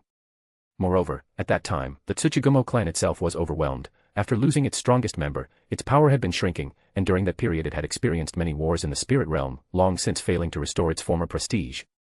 How about it? Will you come with me? Tsuchigumo issued the invitation again. Yayoi's face showed nothing, but inwardly he had already begun to weigh and consider whether to follow Tsuchigumo to the Tsuchigumo clan's lair. After all, he now needed a chakra tree with immense vitality. Such trees could no longer be found in the forest. If he wanted one, he could only go to the Spider Mountain, mentioned by Tsuchigumo, the ancestral land of the Tsuchigumo clan. Actually, you don't need to worry. Aside from me, the clan chief, there are no longer any strong individuals in the Tsuchigumo clan who pose a threat to you. Moreover, your woman is not so easy to deal with, she is very strong.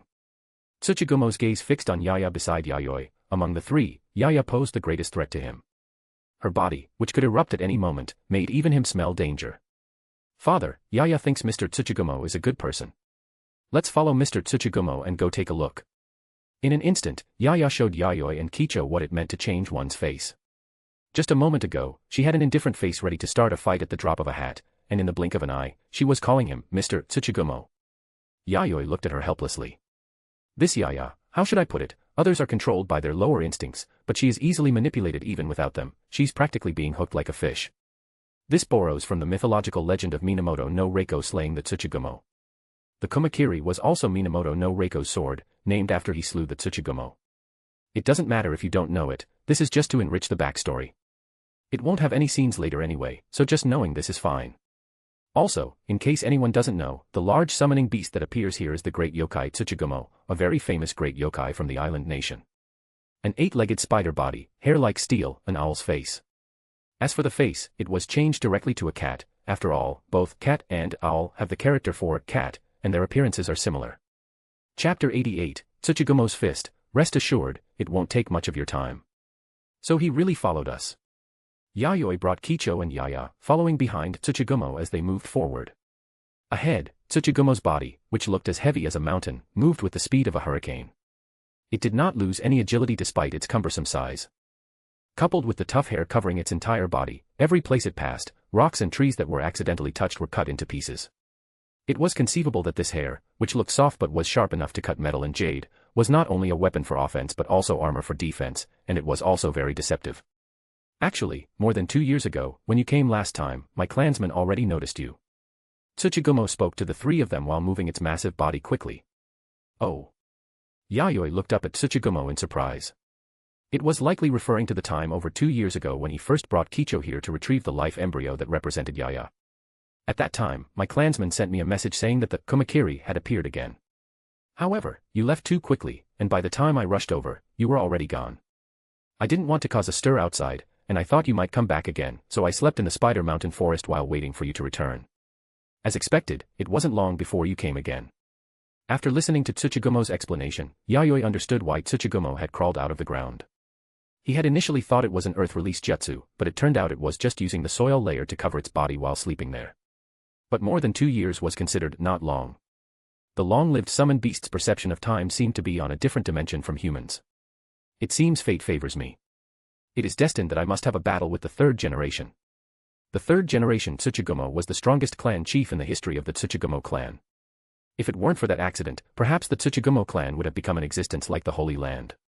Although Tsuchigumo's tone was as steady as before, its emotions fluctuated violently when mentioning the Holy Land. Why are you so obsessed with breaking the seal of the third generation Tsuchigumo? Aren't you already the clan chief? Yayoi quickly caught up with Tsuchigumo's pace. Tsuchigumo slowed down and glanced at Yayoi with its red eyes. You don't understand. To truly earn the name Tsuchigumo, merely defeating the old guys isn't enough. Since the first generation, the way to obtain the name Tsuchigumo has been by defeating the previous generation. But because the third generation was sealed, my Tsuchigumo title could only be obtained by defeating the combined forces of the elders. From the day I inherited it, this title has been incomplete. Tsuchigumo's answer helped Yayoi understand the power succession system of the Tsuchigumo clan. The next clan chief succeeds by defeating the previous one, meaning the descendant surpasses the predecessor, ensuring the future of the clan. Even if a crisis were encountered, this system of the strong succeeding could ensure the clan wouldn't fall into the abyss and be unable to recover. It was just that this power system had an anomaly with the previous generation of Tsuchigumo. The third generation Tsuchigumo went berserk and lost control for unknown reasons, remaining in a sealed state. If Tsuchigumo wanted to obtain the true Tsuchigumo title, it had to unseal the previous third generation Tsuchigumo and rightfully take the Tsuchigumo title from the opponent. However, why is this guy's mood so stable? It doesn't look like it's about to fight a strong enemy at all, and its emotional fluctuations are very calm. Yayoi squinted at Tsuchigumo, feeling that the other party was hiding something and hadn't explained it to them. But since they were already following, they could only take a trip to Spider Mountain. Under Tsuchigumo's guidance, the three of them soon reached the end of the forest. Before them stood a towering mountain that pierced the clouds. Looking up, one couldn't see the end at a glance, one could only see higher peaks located in the thick mist, which were not clearly visible. Yayoi didn't expect there to be such a high peak at the end of the forest. He had searched this place many times before and hadn't discovered it. It seemed the barrier set up here was very advanced and well hidden. Thinking of what Tsuchigumo said about the Tsuchigumo clan in its heyday being second only to the three great holy lands of the spirit realm, this statement might not be groundless. Compared to its heyday, although it had declined, the clan's foundation had not disappeared. Here. Tsuchigumo brought the three to a huge cave entrance. It was dark and deep, a bottomless abyss with only faint light shining inside, barely enough to see the path. It was like the mouth of an ancient beast opened here, coldly watching the travelers who accidentally wandered in, devouring their lives. Above the cave, three huge characters were vaguely visible: Spider Mountain. Follow me. Following Tsuchigumo into the cave, the width of the cave was beyond imagination, allowing even a creature as large as Tsuchigumo to pass through smoothly. After walking for about half an hour, the three saw a strong light source at the end of the cave and couldn't help but speed up. Following Tsuchigumo to the cave exit, the breeze that hit their faces was mixed with a life aura that made Yayoi feel incredibly comfortable. Before their eyes was an open and gentle valley basin, with towering ancient trees dozens to hundreds of meters high standing within, forming a scene of vibrant, wild, and robust primitive scenery. Yayoi secretly clicked his tongue. Such a lush primitive land showed that the plants here contained extraordinary vitality. If the Tsuchigumo clan territory, which was not a holy land, was so vibrant, Yayoi couldn't imagine how rich the life aura of the three great holy lands of the spirit realm would be. Perhaps that Mount Mayaboku that appeared in the original work was just the tip of the iceberg. Besides that, Yayoi looked at the intelligent creatures of all sizes hidden among the huge plants, just like Tsuchigumo. They had spider-like bodies, 8 thick and powerful legs, steel hair, and cat-like faces. Some were only the size of a puppy, while others were the size of a house. These were all clansmen of Tsuchigumo. It's Lord Tsuchigumo. Lord Tsuchigumo is back. Idiot, don't go up casually. Don't you see there are humans? Humans? Why would Lord Tsuchigumo be with humans? And brought humans to Spider Mountain? Could it be that a new contractor has appeared? These Tsuchigumo clansmen were scattered around but did not come forward, instead gathering together and whispering. Don't mind what these guys are saying, come this way. Tsuchigumo signaled that Yayoi and the others didn't need to care about the gazes and words of the clansmen around them, and its 8 legs moved powerfully.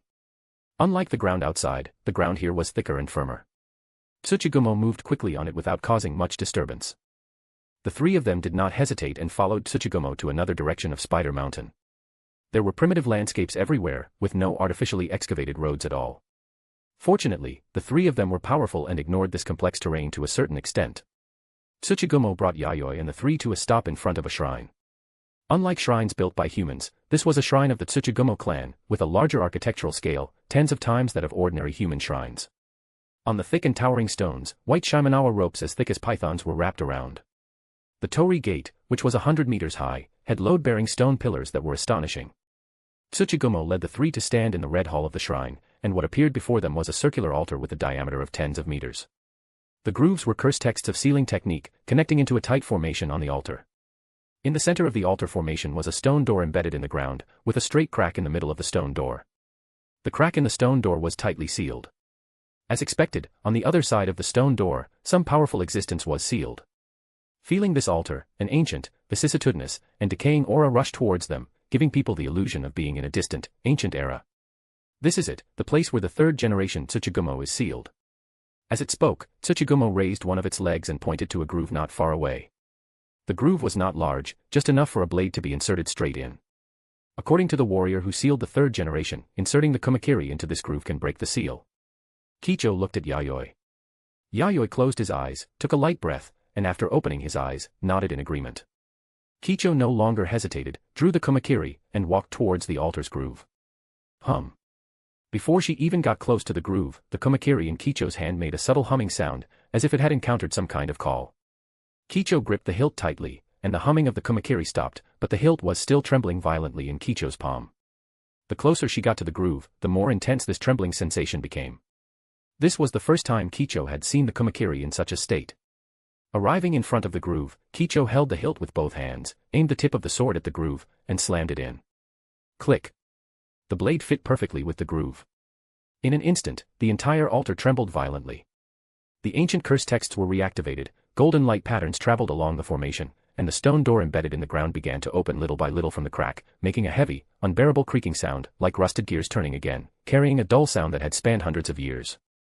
From the gradually cracking stone door gap, black mist mixed with a rotting aura slowly overflowed, spraying out in large quantities, vaguely revealing the silhouette of a huge creature.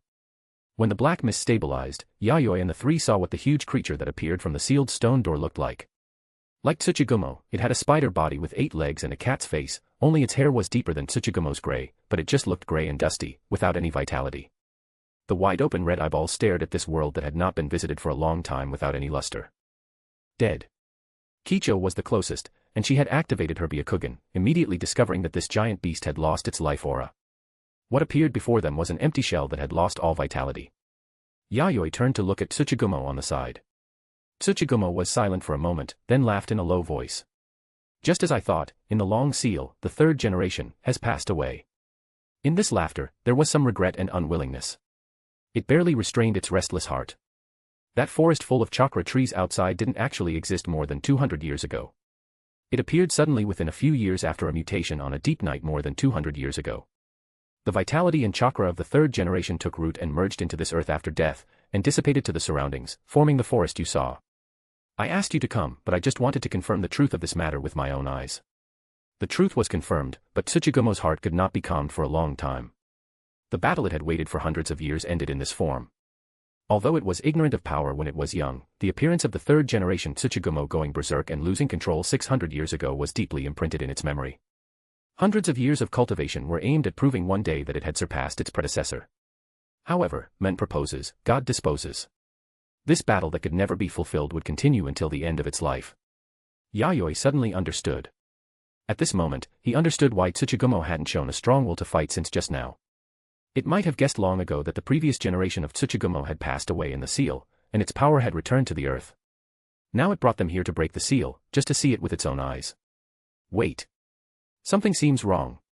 Kicho quickly pulled the Kumakiri out of the groove and flashed to Yayoi's side, her Byakugan staring closely at the huge body of the 3rd generation Tsuchigumo. In the astonished eyes of the crowd, the body of the 3rd generation Tsuchigumo began to show visible cracks, spreading to the whole body in the blink of an eye. With the continuous expansion of the cracks, large pieces of body fragments peeled off from the empty shell, and before they fell on the altar ground, these body fragments automatically burned with blue chakra flames.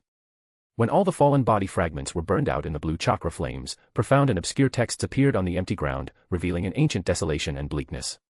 This is ancient text. Yayoi covered his nose and mouth. The smell left by the 3rd generation Tsuchigumo after death was very foul, but on the other hand, his gaze was firmly locked on the text information left on the ground. He recognized at a glance that this was the text used in ancient times. There should also be an encryption method of the Tsuchigumo clan in it, which caused Yayoi to be unable to connect these texts into readable sentences even though he recognized them all. He could only understand some scattered words.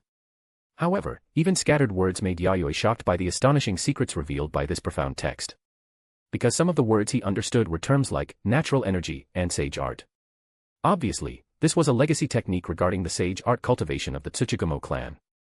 As an existence that had lived for more than 600 years, Tsuchigumo could naturally understand the text that Yayoi could understand. Not to mention, in this text, there was also encrypted information that only the upper echelons of the Tsuchigumo clan could understand. The blood-red eyeballs reflected the text left by the previous generation of Tsuchigumo, and Tsuchigumo fell into a long silence, its voice becoming hoarse. Sage art. Is this the reason why you, 3rd generation, went berserk and lost control back then?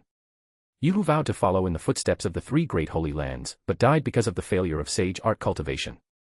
It really fits your competitive style. This remaining text recorded the 3rd generation Tsuchigumo's exploration and cognition of sage art, which was invaluable sage art cultivation experience. Even while in the seal, it was still seeking the answer to sage art, constantly perfecting it. And finally regained sanity before death, leaving this passage of sage art cultivation experience, hoping that the successors of the Tsuchigumo clan would improve it and create a sage art unique to the Tsuchigumo clan. Since that's the case, I'll accept this battle post, 3rd generation. I will succeed in sage art cultivation and prove that I have surpassed you. Tsuchigumo exhaled heavily, its voice sounding dull in the air, revealing a strong desire to win, and the powerful chakra in its body began to stir restlessly. Now that it was impossible to fight head-on, completing the cultivation of sage art and leading the Tsuchigumo clan to the gate of the Holy Land was the only way for it to prove itself and surpass the previous Tsuchigumo. Thank you for helping me fulfill this long-cherished wish this time. Next, I will take you to find the chakra tree, but... Tsuchigumo turned its head, nodded at Yayoi, and then changed the subject. Before that, do you want to try to pass my trial and sign a summoning contract with our Tsuchigumo clan? I can see that you are very powerful ninjas and are qualified to become contractors of our Tsuchigumo clan. Trial. Yayoi was curious about what the trial in Tsuchigumo's mouth was. That's right, the content of the trial is very simple, use the purest battle to prove your ability to me. You mean, you want to deal with the three of us at once? Yayoi thought he heard it wrong, pointed at himself, and then at Kicho and Yaya. Tsuchigumo nodded. Rest assured, this battle won't take up too much of your time, I will end it very soon. In the blood-red eyeballs, the figures of the three, Yayoi, were deeply reflected. Chapter 89 Tsuchigumo, Squeak. Click. Click. As Tsuchigumo's 8 thick limbs stomped heavily on the ground, launching a charge like a hurricane, the earth surged and trembled, with spiderweb-like cracks spreading and expanding continuously. Surging and astonishing chakra, like a heavy tide, followed Tsuchigumo's massive body as it crushed toward Yayoi and the others. Roar. Don't even think about escaping, my speed is swifter than a storm. Come at me with your full power, any probing is meaningless. Tsuchigumo let out a frantic roar from his mouth, displaying his unrivaled and terrifying might. This bellicose and bloodthirsty appearance was completely different from his previous calm, wise demeanor, like two different spiders. Yayoi couldn't help but be stunned. Was Tsuchigumo this hot-blooded and unrestrained when fighting? They were no longer in the sealing hall of the shrine, but in the forest behind the shrine. This forest was pitch black and deep, with white fog covering all directions.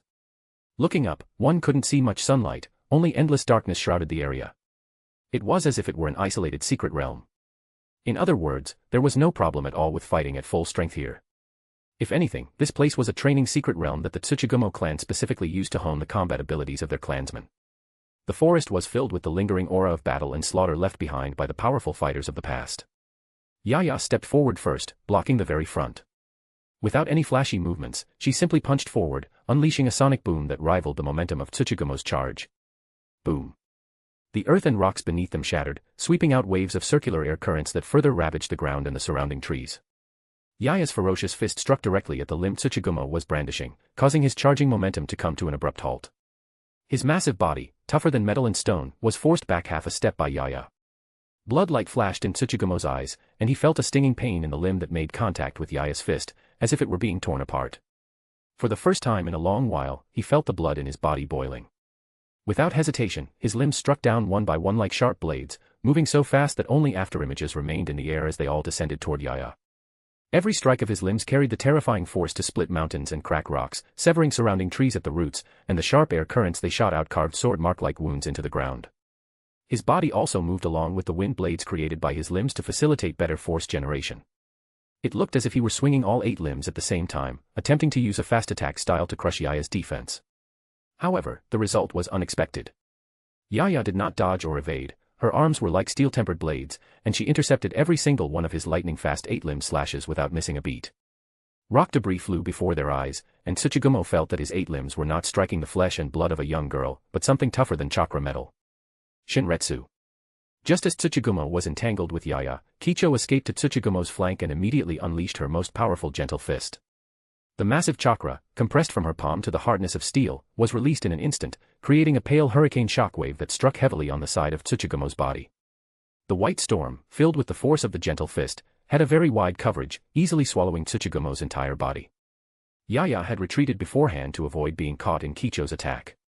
As Tsuchigumo's body recoiled, when the white storm dissipated from his body, his surface was no longer covered in gray fur, but in a layer of thick, smooth, light-reflecting black metal shell. In an instant, he turned from a gray spider into a black one. His body also became imposing and upright, appearing even more robust and majestic. Kicho observed with her Byakugan and discovered that the black metal shell enveloping Tsuchigumo's body contained remnants of the chakra she was supposed to have struck into his meridian system. It was that metal shell that blocked the force of my gentle fist. Moreover, this metal also blocked my Byakugan's insight, making it impossible to see his meridian system. So that's it, he relies on this layer of metal armor in the forest to evade Byakugan observation. Not only was the defensive power astonishing, but this layer of black metal was also Tsuchigumo's means of concealing his aura and chakra. Only when moving would he leak his aura and be sensed. If he remained motionless, neither the Byakugan nor sensory ninjutsu could discover his tracks. That was truly a powerful gentle fist, and the range of the technique was also very large. If it were an ordinary large summoning beast, it would have been heavily damaged by that blow. But my spider black gold is different. It is the perfect, absolute defense that can withstand all physical attacks. Even a gentle fist combined with the Byakugan is meaningless. Tsuchigumo stabilized his footing and then roared. His 8 legs stomped on the ground again, and relying on the reaction force from the ground, he drove his massive body to charge toward Kicho, with one thick limb whipping toward her with a whistling sound. Although his movements were agile, the moment Tsuchigumo's body shifted, it was impossible to escape the Byakugan's observation. As Tsuchigumo charged, Kicho had already backflipped, creating a safe distance from him. Absolute defense. Usually, techniques with such names end up being broken in the end. Yayoi, who was also dodging stones flying due to the shockwave, commented on Tsuchigumo's so-called absolute defense. Even his chakra armament mode, which he originally envisioned as integrating offense and defense, only served to mitigate the force when facing a Susanoo chakra sword strike. If it was meant to be broken, it would still be shattered. Just as Tsuchigumo was about to retort, a light sound landed on his body. Kicho used the kicked-up dust to land on Tsuchigumo's back.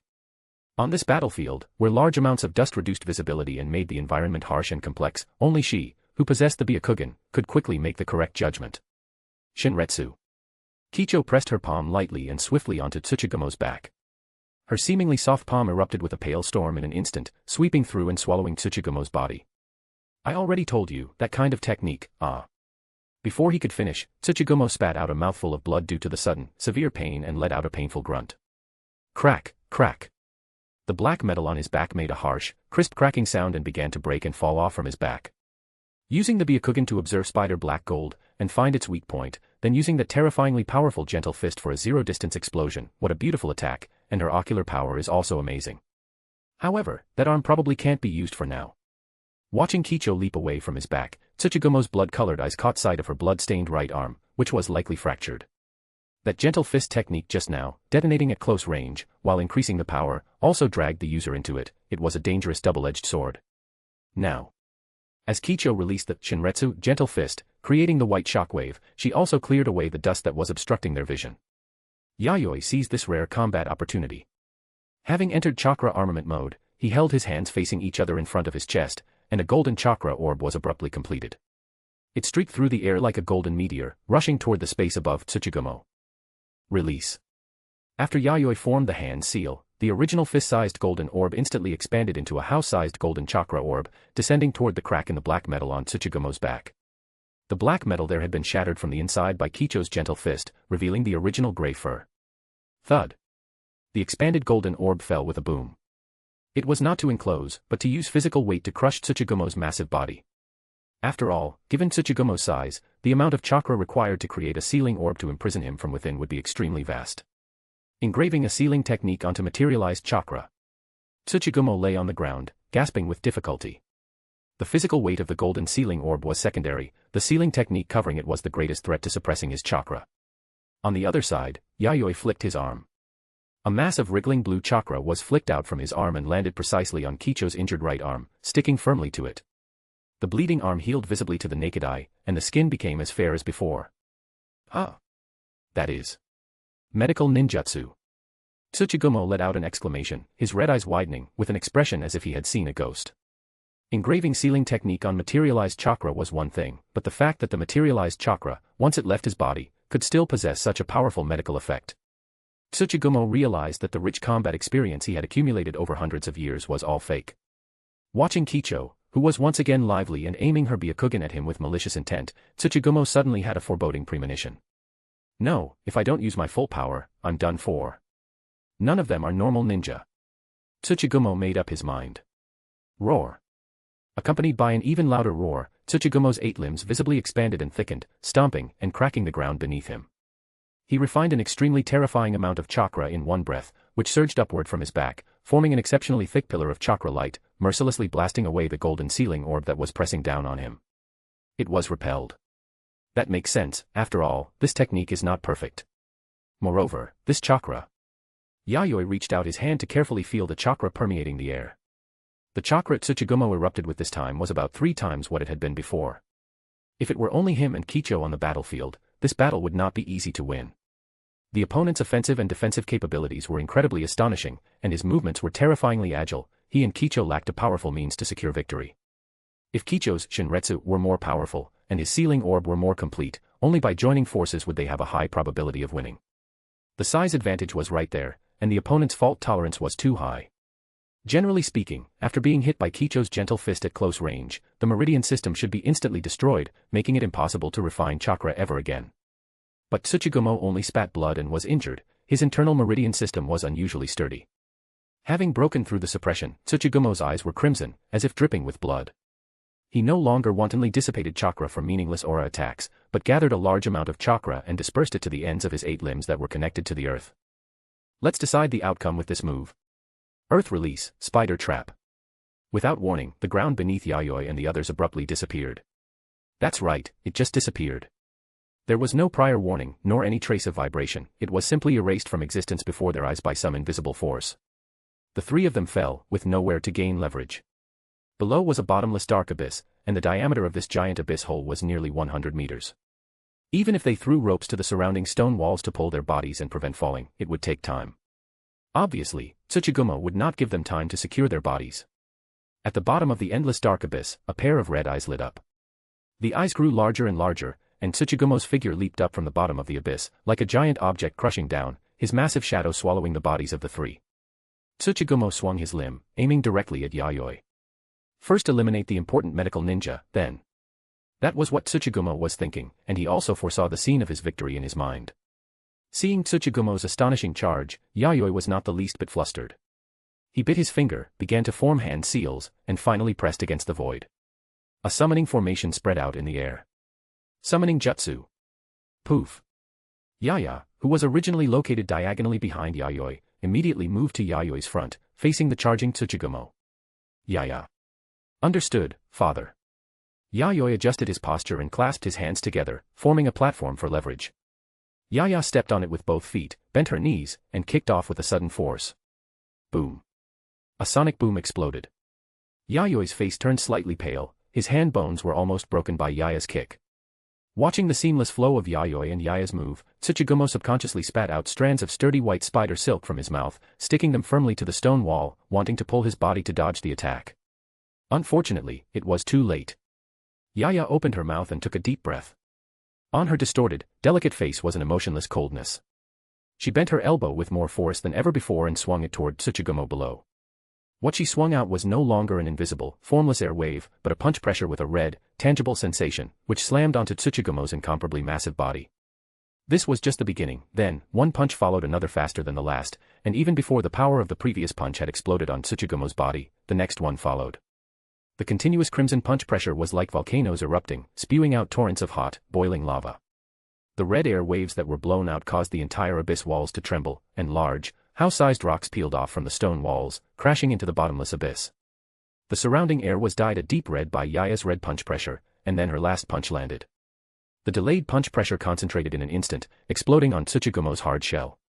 Countless detonated punch pressures, after concentrating on one point, formed a red lotus as large as Tsuchigumo, holy and bright, blooming in the void, swallowing Tsuchigumo's entire body in one gulp. Whether it was the wailing, the sound of rocks shattering, or the whistling of the rushing wind, the entire abyss fell into a dead, silent world, with no echoes to be heard. The silent world lasted for a few seconds, and Yayoi and Kicho covered their ears at the same time. The delayed roar swept across like lightning. Even though they covered their ears and attached chakra to further protect them, Yayoi and Kicho both felt their eardrums buzzing with pain, and their bones seemed to be vibrating violently in the manic sound waves. The 3 of them landed and arrived at the bottom of the abyss. Tsuchigumo, who was so massive that he occupied most of the abyss exit, was lying on his back on the ground like a dead fish with its belly turned up. The black metal that had covered his body was nowhere to be seen, there were only black metal shards scattered all around.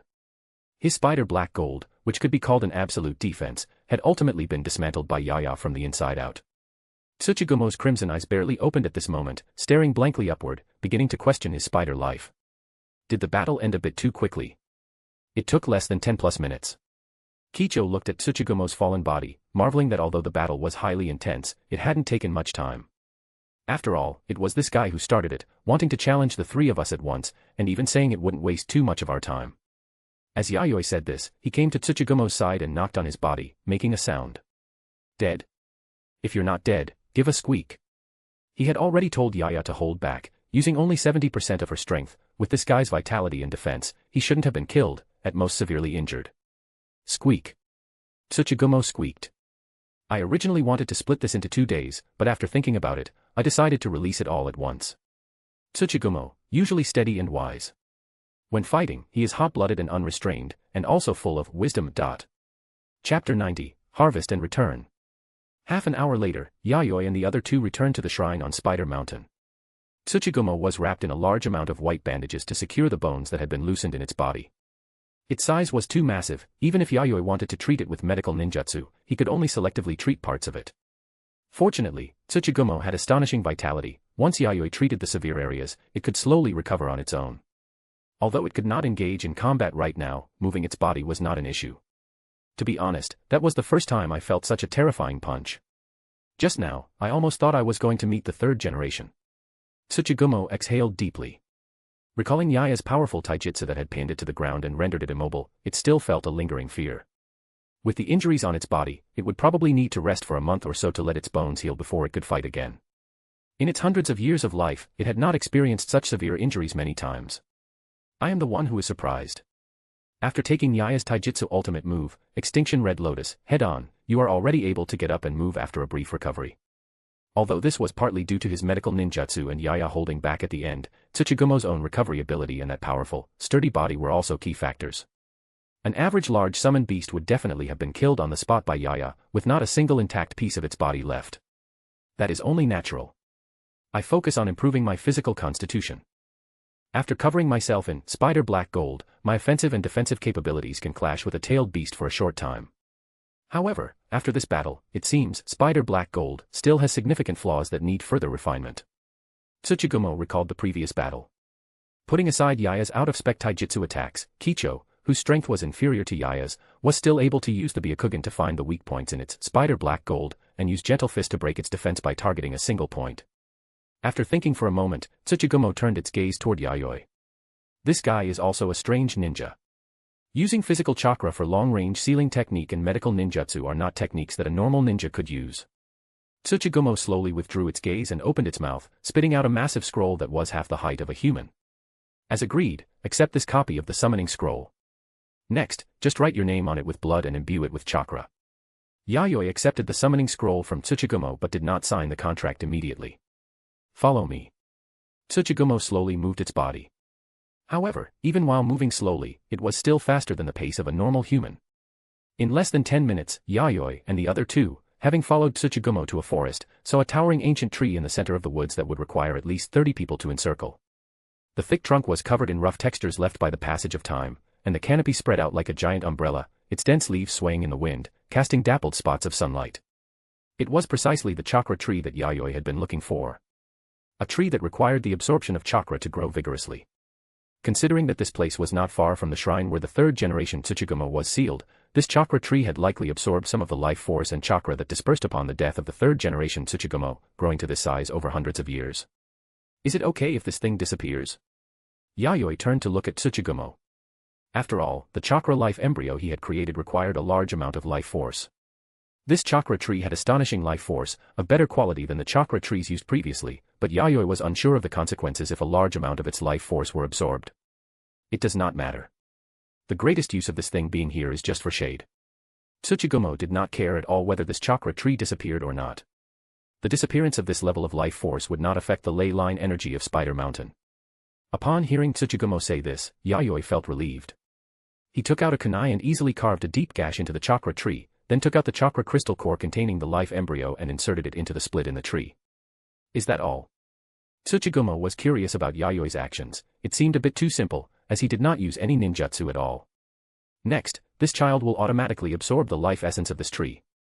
Given this quality of life force, it might only take a year to stabilize. Yayoi rubbed his chin, estimating the time for the third chakra life embryo to stabilize its life force. Once it had absorbed enough life force, it would emerge from its weak state and survive autonomously, no longer relying on external objects. Then, after about 2 years of formation, it would take a total of 3 years to gestate and be born. Afterward, Yayoi took Kicho and Yaya and, at Tsuchigumo's warm invitation, stayed on Spider Mountain for several days. Of course, the reason Yayoi stayed was not just because of Tsuchigumo's invitation. As a contractor, he also needed to understand the specific combat capabilities of the Tsuchigumo clan. As a top summoned beast clan once under the Three Holy Lands, the foundation of the Tsuchigumo clan was still very profound. Aside from the elderly elders who no longer participated in battle, there were 3 or 4 other large spiders, including the clan chief Tsuchigumo, whose sizes reached tens of meters. One could imagine what kind of terrifying destructive power their massive size would cause on the battlefield when coordinated with a powerful contractor. Besides that, there were spiders on Spider Mountain with various ability systems, such as those specializing in physical abilities, sealing technique, medical ninjutsu, 5 elements, genjutsu, sensory ninjutsu, and so on.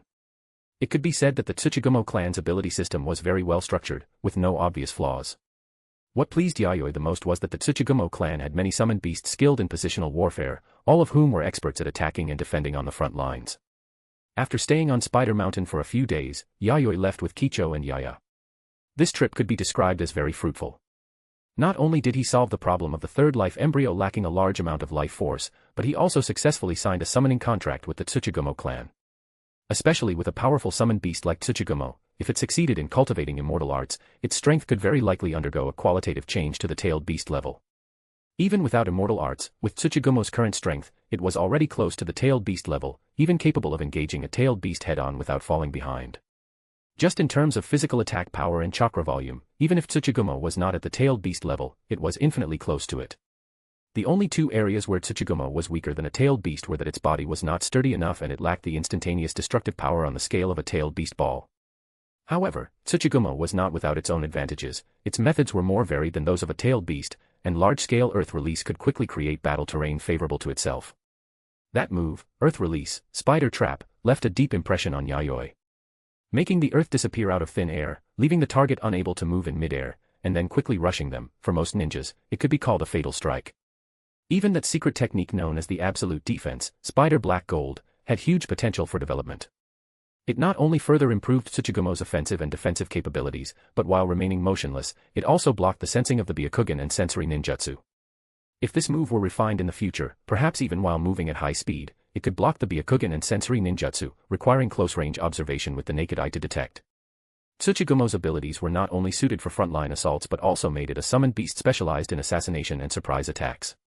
As for immortal arts, honestly, Yayoi was not indifferent, but currently, the inherited immortal arts of the Tsuchigumo clan were incomplete and still in a state of needing refinement. Even the previous generation Tsuchigumo had gone berserk and lost control due to issues with immortal arts. In a sense, the existence of immortal arts was no different from forbidden jutsu. Not only were the conditions extremely harsh, but it was also full of life-threatening dangers. Yayoi recalled when Uzumaki Naruto went to Mount Mayaboku to learn immortal arts in the original story, the immortal toad of Mount Mayaboku had once mentioned the threshold for cultivating immortal arts. It required an extremely massive amount of chakra. Unlike physical and spiritual energy, the natural energy that existed in the natural world was very dangerous to absorb.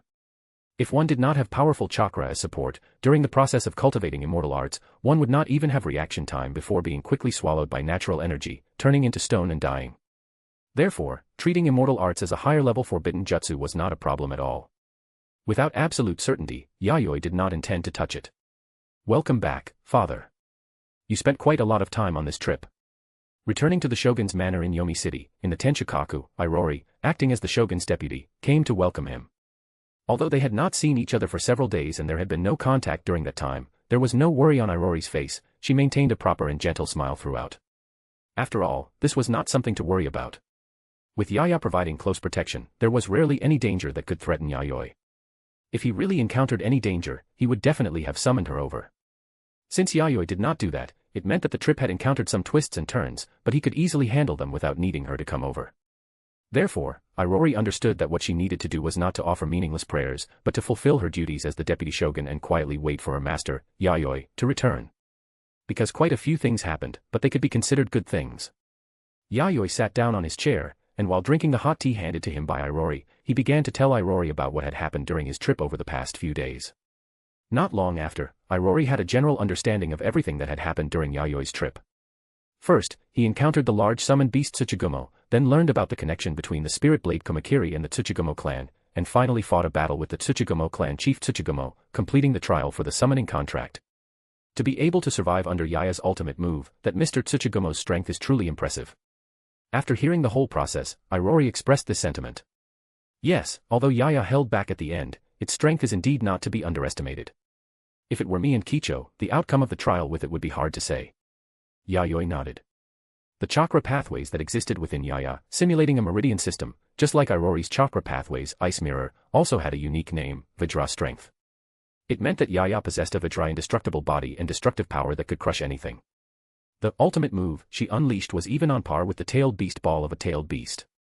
However, unlike the large-scale destruction of the tailed beast ball, Yaya's taijutsu ultimate move completely discarded scale advantages and concentrated its destructive power for an explosive release. After all, large-scale destruction and long-range firepower suppression were already covered by Irori. Yaya only needed to consider breaking through enemies that Irori could not assault, for example, Uchiha Madara. Thinking of this name, Yayoi could not help but sigh. He gradually began to understand the psychological feelings of Mu. Whenever he wanted to find an imaginary enemy in his mind, the name Uchiha Madara would automatically pop into his head, like an inescapable curse.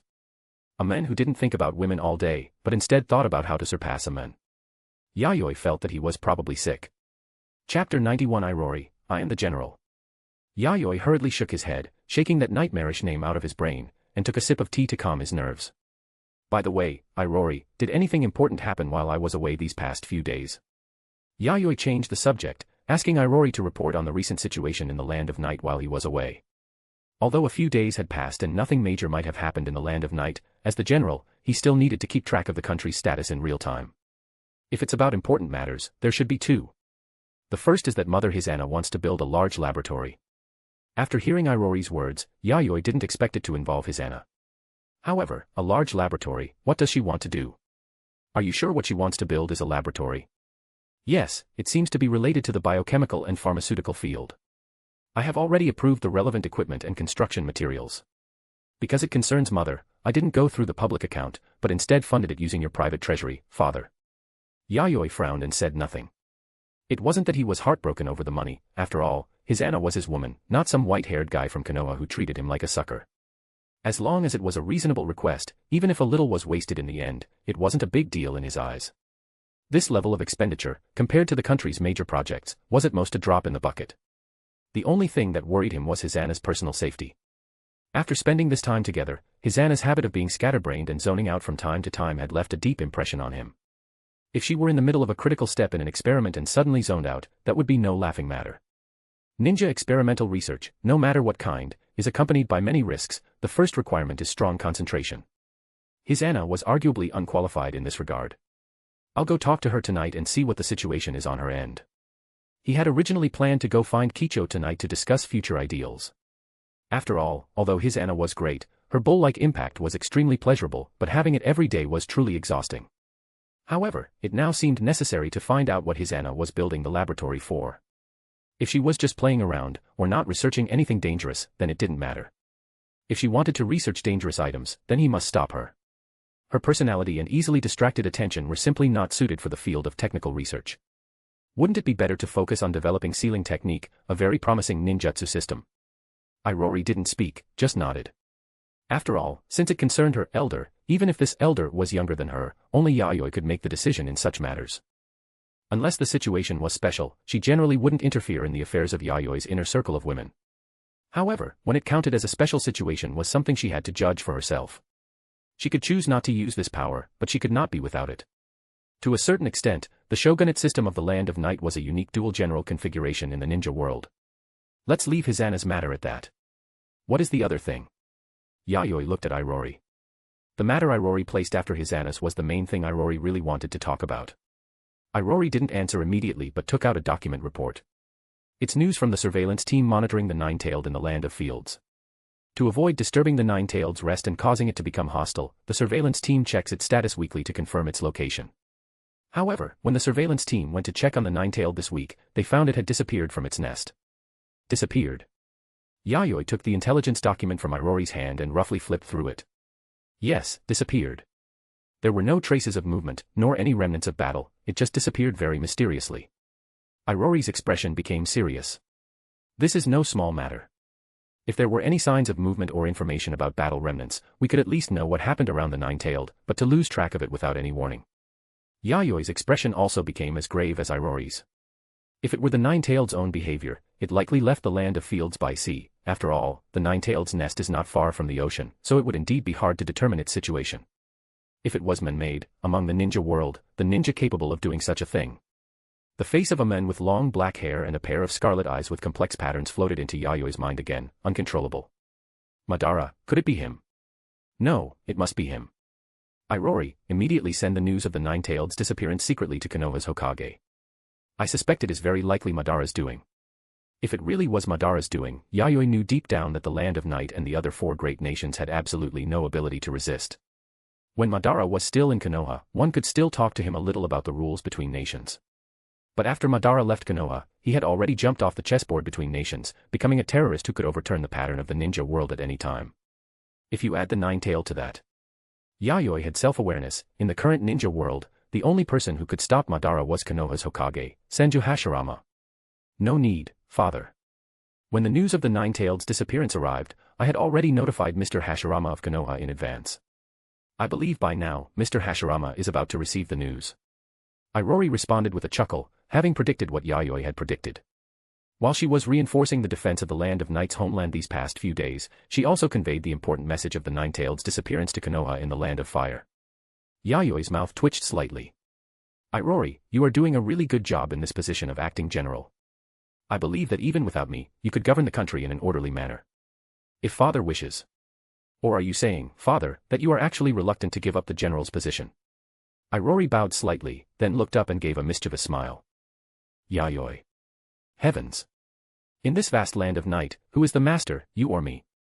Land of Fire, Konoha. In the Hokage building's office, a truly magical scene was unfolding. In the Hokage seat that should have been occupied by Hashirama, it was not Hashirama himself sitting there, but his most trusted younger brother, Tobirama, who was constantly flipping through documents and approving them. Beside him, piles of unprocessed and processed documents had accumulated, and he was sweating profusely from the work.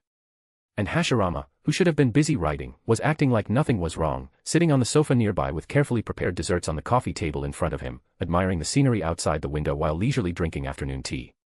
After all, as Hokage, he had worked so hard recently, couldn't he enjoy himself a little? Tobirama, hurry up, we have a meeting later. Hashirama urged Tobirama to finish his work quickly while drinking tea, as if an invisible whip was constantly lashing Tobirama, making him go faster. Tobirama opened his mouth, wanting to say something, but was unable to refute. He had enjoyed his leisure, now it was indeed time to suffer. He just couldn't imagine how Yayoi could send the bill to Konoha, and that it even ended up in Hashirama's hands. That guy Oda is too stingy, it only cost him 50 or 60 million ryo. Tobirama complained endlessly in his heart. Several tens of millions of ryo, for ordinary people, is an astronomical figure, but for a general who controls a country, it should be a trivial amount of money. He heard that the amount the guy spent on his women every month was more than tens of millions of ryo. Although the bill was finally discounted to 60% for him, thinking about it now, he was still very angry. Was he heartbroken over that bit of money? He was heartbroken over his own body. Ever since he came back that day, he had been pinned here by Hashirama to work almost every day, even being followed when he went to the bathroom to pee. Got it, big brother. Tobirama stopped to catch his breath, intending to drink some tea and rest before working again. The punishment for Shiranuma and those people has already been notified. After the high-level meeting, the Uchiha clan dismissed Shiranuma from his elder position through an internal meeting. Seeing Tobirama resting, Hashirama didn't urge him again, just told him the result of Uchiha Shiranuma's handling. That's also quite good, just treat it as early retirement. There was no change in Tobirama's expression. Losing the Uchiha elder position meant Uchiha Shiranuma had left the center of power of the Uchiha. Coupled with the bad influence he caused, Konoha, after a high-level meeting, also stripped him of his ninja status. The Uchiha ninjas who followed him also received punishments of varying degrees, but were not stripped of their ninja status. In other words, Shiranuma was now just an old man living in leisure at home. Tobirama suddenly felt envious. Retiring to live in leisure in his 40s, for a moment, he didn't know if this was a punishment or a reward. However, for a ninja like Shiranuma who wanted to strive and struggle, it was indeed a relatively serious punishment. Compared to that, how have you considered that matter? I think it's worth a try. Hashirama asked for Tobirama's opinion. Tobirama fell silent, lost in thought, clearly feeling some hesitation about that matter mentioned by Hashirama. Tobirama, you still have too much prejudice against the Uchiha clan. I think you can agree to it. After all, the Uchiha are also important companions of Konoha and cannot be abandoned. Hashirama's expression became serious, his tone earnest. Of course I know this, but the other party's request was a bit too sudden, and I wasn't prepared for a moment. Since that's the case, when work is finished, let that child named Kagami come find me. Tobirama sighed, ultimately unable to be obstinate against Hashirama's opinion, and nodded in agreement. However, after agreeing, Tobirama felt a faint sense of relief in his heart. The cause and effect of the matter were very simple. Shiranuma, who had been dismissed from his ninja status and Uchiha elder position, had made a private request to Hashirama. That is, he hoped his youngest son, a child named Uchiha Kagami, could learn under Tobarama. Hashirama thought this proposal was good. It could both ease the relationship between the Senju and the Uchiha, and suit the restless emotions of the Uchiha clan. Tobarama naturally understood this logic, too. He had also been looking for opportunities these days to infiltrate the interior of the Uchiha clan, but this request was too abrupt. Now that he thought about it, this might be a good breakthrough. Just as the two were talking, a ninja wearing ninja attire knocked on the door and entered.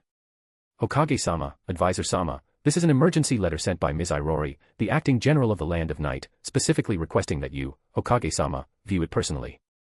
Do you want me to open it personally? After Hashirama took the letter, the ninja withdrew. Hashirama curiously opened the letter, and Tobarama also left his seat and walked over. He certainly knew about Irori, the acting general of the Land of Night, the little girl who often followed behind Yayoi like a conjoined twin. When she fought Madara, that large-scale, powerful ice-release ninjutsu left a deep impression on him. It seems it won't be a small matter. Could it be another bill? Before Tobarama finished complaining, he and Hashirama saw the content of the letter, and their expressions suddenly became uncertain. Nine-tailed. Madara. Although the letter mentioned that the nine-tailed disappeared in the Land of Fields, suspected to be Madara's doing, there was no concrete evidence. However, Tobarama knew even without thinking that among the ninjas in the ninja world who could take away the nine-tailed so quietly, besides his big brother Hashirama, only Madara could do it. Moreover, Madara could deal with tailed beasts more easily, just by using genjutsu to control them directly. Hashirama would need to unleash high power wood release to suppress and control the tailed beast. However, no matter how much he reduced the scale of wood release, it would still leave obvious traces of battle. Therefore, the only person Tobarama could think of was one, and as for the purpose of controlling the nine-tailed. Tobarama's face was gloomy, vaguely guessing something. Tobarama, don't think wildly, this is just speculation without basis. Hashirama seemed to know what Tobarama was thinking, patted Tobarama's shoulder, signaling him not to let his imagination run wild. Big brother. I know. But believe me, Madara is not that kind of person. His clansmen are still in the village. Only when saying these words, Hashirama's tone was not very confident, and his voice became lower and lower. Even he himself didn't believe these words. Although it was a bit boastful, in the ninja world, the only person who could fight Madara was him, the Hokage. To deal with others, Madara didn't need to specifically go find the nine-tailed to increase his chances of winning. Hashirama looked out the window as the setting sun continued to sink in the west, and the orange-red afterglow covered the roofs of many buildings in Konoha with a layer of warm gauze, but the air in the office was heavy, as if filled with damp lead. Madara, what exactly do you want to do? Have you really forgotten our past ideals? If your new path can build a peaceful world, Konoha, and I would fully support it, but you didn't say anything at the time and suddenly decided to leave the village. Hashirama was in a state of confusion, feeling for the first time that the best friend and rival he had known since childhood had become so strange. Chapter 92, I'm afraid Shogun-sama will misunderstand. Yomi City, inner court of the Shogun's manor. Looking down from above, the buildings of the inner court were shaped like neat blocks, with various courtyards, training grounds, hot springs, and kitchens deliberately cut into standard squares, arranged in an orderly fashion. Not far from the main courtyard was a courtyard styled like a shrine. The buildings inside were also constructed according to shrine architecture, with various halls, spacious and bright corridors, and an atrium comparable to a plaza. Although the scale was not as large as the Uzushio shrine of the Uzumaki clan, it was much grander than an average small shrine. However, for a residence with only 3 people, the scale of shrine seemed overly empty. The only consolation was that there were many guards in the inner court who would come whenever called. Although these guards could not be called human, had no emotions, and would not communicate, they were a group of humanoid puppet warriors made of wood and steel. But their mechanical, perfect obedience to orders left nothing for the user to complain about. They didn't get tired, didn't need to eat, didn't need to rest, and didn't feel fear or hesitation when encountering danger. They stood by 24 hours a day, protecting the safety of the personnel in the shrine courtyard around the clock. With regular replenishment of chakra, they could be used until the puppet was damaged. And as long as they were maintained properly, the service life of these puppet warriors could reach over 10 years. Even when they reached the end of their service life, many of their parts and shells could be recycled and reused. They were very magical things, and only in the Shogun's manor could one see such a peculiar scene. After all, puppeteers, as a branch of ninja, were not born as a combat profession from the beginning. Before Yayoi, most puppeteers used puppet dolls to perform stories to obtain necessary survival supplies. This makes my protection job seem like it suddenly lost its meaning. As Hizana's maid and guard, Oboro had entered the inner court for nearly half a month and had quickly adapted to the life here, which was different from the outside world, through her excellent ninja qualities. Leisurely, relaxed, peaceful, and free. It could be said that the biggest rule of the inner court was that there were no rules. It was the complete opposite of the strict, cold atmosphere she had imagined, where everyone acted with caution according to their status. The biggest drawback was that it lacked a human touch. In a place large enough to accommodate thousands of people without being crowded, fewer than 10 people lived here. Not only were large amounts of daily chores replaced by puppets, but even important guard and patrol work were completed by puppet soldiers. This left Oboro with nothing to do most of the time. Aside from training on the open-air dojo in the shrine on time every day, she just idled away, hiding in the dark to protect Hisana's safety. Saying it was protection, actually, it was more like observing the other person's living state in secret. At this moment, it was midnight. In the bedroom of the shrine's back hall, Oboro, as usual, had her arms crossed over her chest, lying on the rafters, hiding in the shadows of the room to protect Hisana. Only the alluring sounds constantly coming from below made her mouth feel dry, and her breathing couldn't help but become rapid. A pair of bright eyes under her mask stared blankly at the ceiling, as if this could disperse her attention so that her state of mind wouldn't be affected by the unbearable sounds below. Ninja, no matter what happens, must remain calm and composed, face it with a normal heart, and besides, this is no big deal. That's right, it was no big deal. The battlefield below was also a battlefield that required full concentration to deal with. As for plugging her ears, that was impossible, because for such strenuous physical work, Hisana would occasionally call her down to hand her a glass of water to avoid dehydration. On the tatami below, as Yayoi loosened his hands, Hisana, who had her back to him, lunged forward, sinking heavily into the soft and comfortable snowy white bedding. For a moment, it was hard to tell if the bedding was whiter or if her skin was whiter. Her shrine maiden outfit was half open, and a mess of long red hair was scattered, revealing a fair back that could be vaguely seen between the red locks. Oboro sighed, but still dutifully flashed down using the body flicker technique, bringing a glass of cold tea that had been prepared beforehand. After replenishing her hydration, Hisana, like a clinging little demon, held Yayoi tightly, wanting to open a second battlefield. Let's stop here for today, Hisana. You should be out of energy too, right? Yayoi pushed away Hisana's restless little mouth. He had originally come today to discuss some serious business, but as soon as he arrived in the evening, she clung to him like an octopus, not giving him any time to talk. That's not true at all, I still have plenty of stamina. Are you tired, Lord Husband? Why don't I have Oboro help you massage? Hisana's brain was fuzzy, and she started speaking without thinking, just wanting to eat this man in front of her up completely. Oboro, who had returned to the rafters, felt her face under the mask go numb, so there was a share for me too. What else could Yayoi say? Woman, you have successfully angered me. Let me show you who is the master of this land of night. Long after, post-battle. Yayoi held Hisana's soft, snowy shoulders, his mind clear of distractions, thinking only about those ultimate puzzles that humans had never solved. Why does the universe exist? What is the meaning of life? Will the universe eventually perish? Hisana. What is it, Lord Husband? Eat more vegetables in the future and less meat, you'll have a nutritional imbalance like this. Vegetables wrapped in meat are also good. Hisana commented with innate wisdom. Lord Husband, tonight's sealing technique lesson is over. Do you want to do the sensory ninjutsu lesson next? Let's learn it later, don't bite off more than you can chew.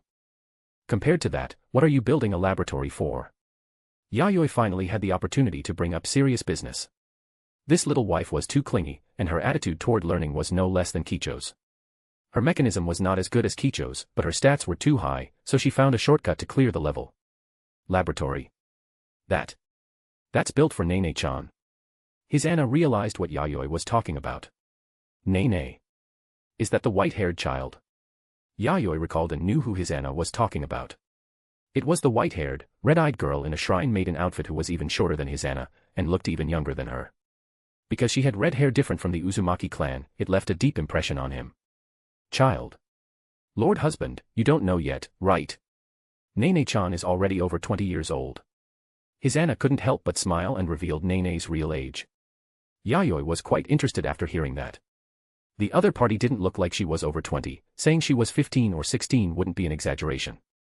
Most importantly, her appearance and temperament were a very natural, overflowing girlishness, rather than maintaining a girl's body while showing the mature aura of passing years. There was a very obvious difference between the two. Was it some kind of ninjutsu? Or caused by drugs? Speaking of which, having spent so much money, Lord Husband, you won't blame me, right? Hisana was a little nervous. After all, the laboratory specifications requested by Nene were a bit too exaggerated. A small piece of equipment cost several million ryo, and it was also equipped with the latest ultra-large computer. The price. Hisana hadn't counted carefully, but the numbers made her dizzy. How many meat buns and roast chickens could she buy with that? Although it's true that a woman should be ruthless to herself, Hisana felt that Nene was too ruthless. Hisana was a little worried about whether Yayoi's treasury could hold up. After all, her meal money was in there too. I don't care about that little money, as long as you don't mess with dangerous things. Yayoi had reviewed the laboratory specifications Hisana applied for, as well as the required capital injection. That investment was a bit excessive for private use, but it hadn't risen to the level that Yayoi needed to pay attention to. If it weren't for that, Irori wouldn't have approved it so readily, but would have waited for him to return to discuss and decide together. However, necessary auditing is still needed. I'll go find her later to chat and understand her specific level.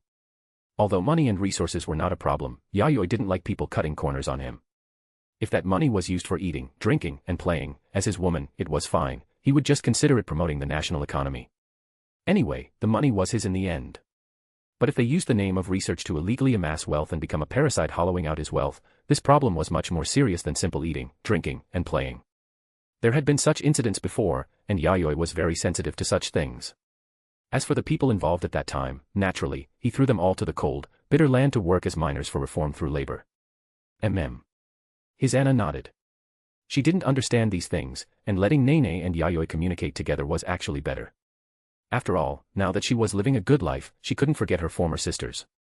Sharing blessings and food is what good sisters do. Then the matter of learning sensory ninjutsu. Looking at the eager Hisana, Yayoi looked blank, still maintaining his sage mode. Still learning sensory ninjutsu. If this continues, she'll be ruined by sensory ninjutsu in this lifetime. No need, the little general is still sealed. Then shall I undo the seal on the little general? Yayoi. Speaking of which, Lord Husband, do you know the several ways to use Shrine Maiden Tabi socks? Yayoi. It's over, the stat monster has opened a new door to the mechanism. Noon. After Hisana had slept enough, she got up with Oboro's service and put on a Shrine Maiden outfit suitable for daily activities. After lunch, Hisana rarely took a nap, but instead took the map of the inner court and walked toward the various barrier nodes of the inner court. According to Yayoi's request, she needed to check the barrier technique maintaining the inner court to see if there were any omissions or places that needed to be completed. As a guard, Oboro naturally followed behind. Looking at her pure and flawless figure, it was completely different from the clinging little demon like an octopus last night. Oboro couldn't understand, but she was very shocked. Clearly, half a month ago, Hisana was still a pure little girl who knew nothing. Since her new marriage, she had suddenly opened some incredible switch, and her speed of absorbing new knowledge could be described as advancing by leaps and bounds. Hisana naturally didn't understand Oboro's inner thoughts. She was currently observing the barrier shrouding the inner court and the various nodes maintaining the operation of the barrier technique. Finally, she came to a simple and unadorned conclusion: the barrier technique itself was not low-level, but it wasn't high-level either, a medium-level barrier technique. The biggest problem was that the barrier technique system was scattered. It looked like a whole, but in fact, like Yayoi's understanding of sealing technique, it was a composite barrier pieced together from bits and pieces. But the barrier technique shrouding this place had a strong effect because there was a large amount of chakra accumulation for energy supply, which forcibly raised the strength of the barrier technique. Here, it needs to be rectified like this. Hisana marked all the barrier nodes that needed adjustment, and attached a detailed modification plan by the way. While saving chakra, it could also greatly improve the power of the barrier technique and enhance the isolation effect against the Byakugan and sensory ninjutsu. Lady Hisana. When Hisana was seriously attaching the barrier technique modification plan, Oboro couldn't help but speak. What's the matter? Hisana looked back. Is this okay? The plan you filled in involves the principles of our clan's high-level barrier technique.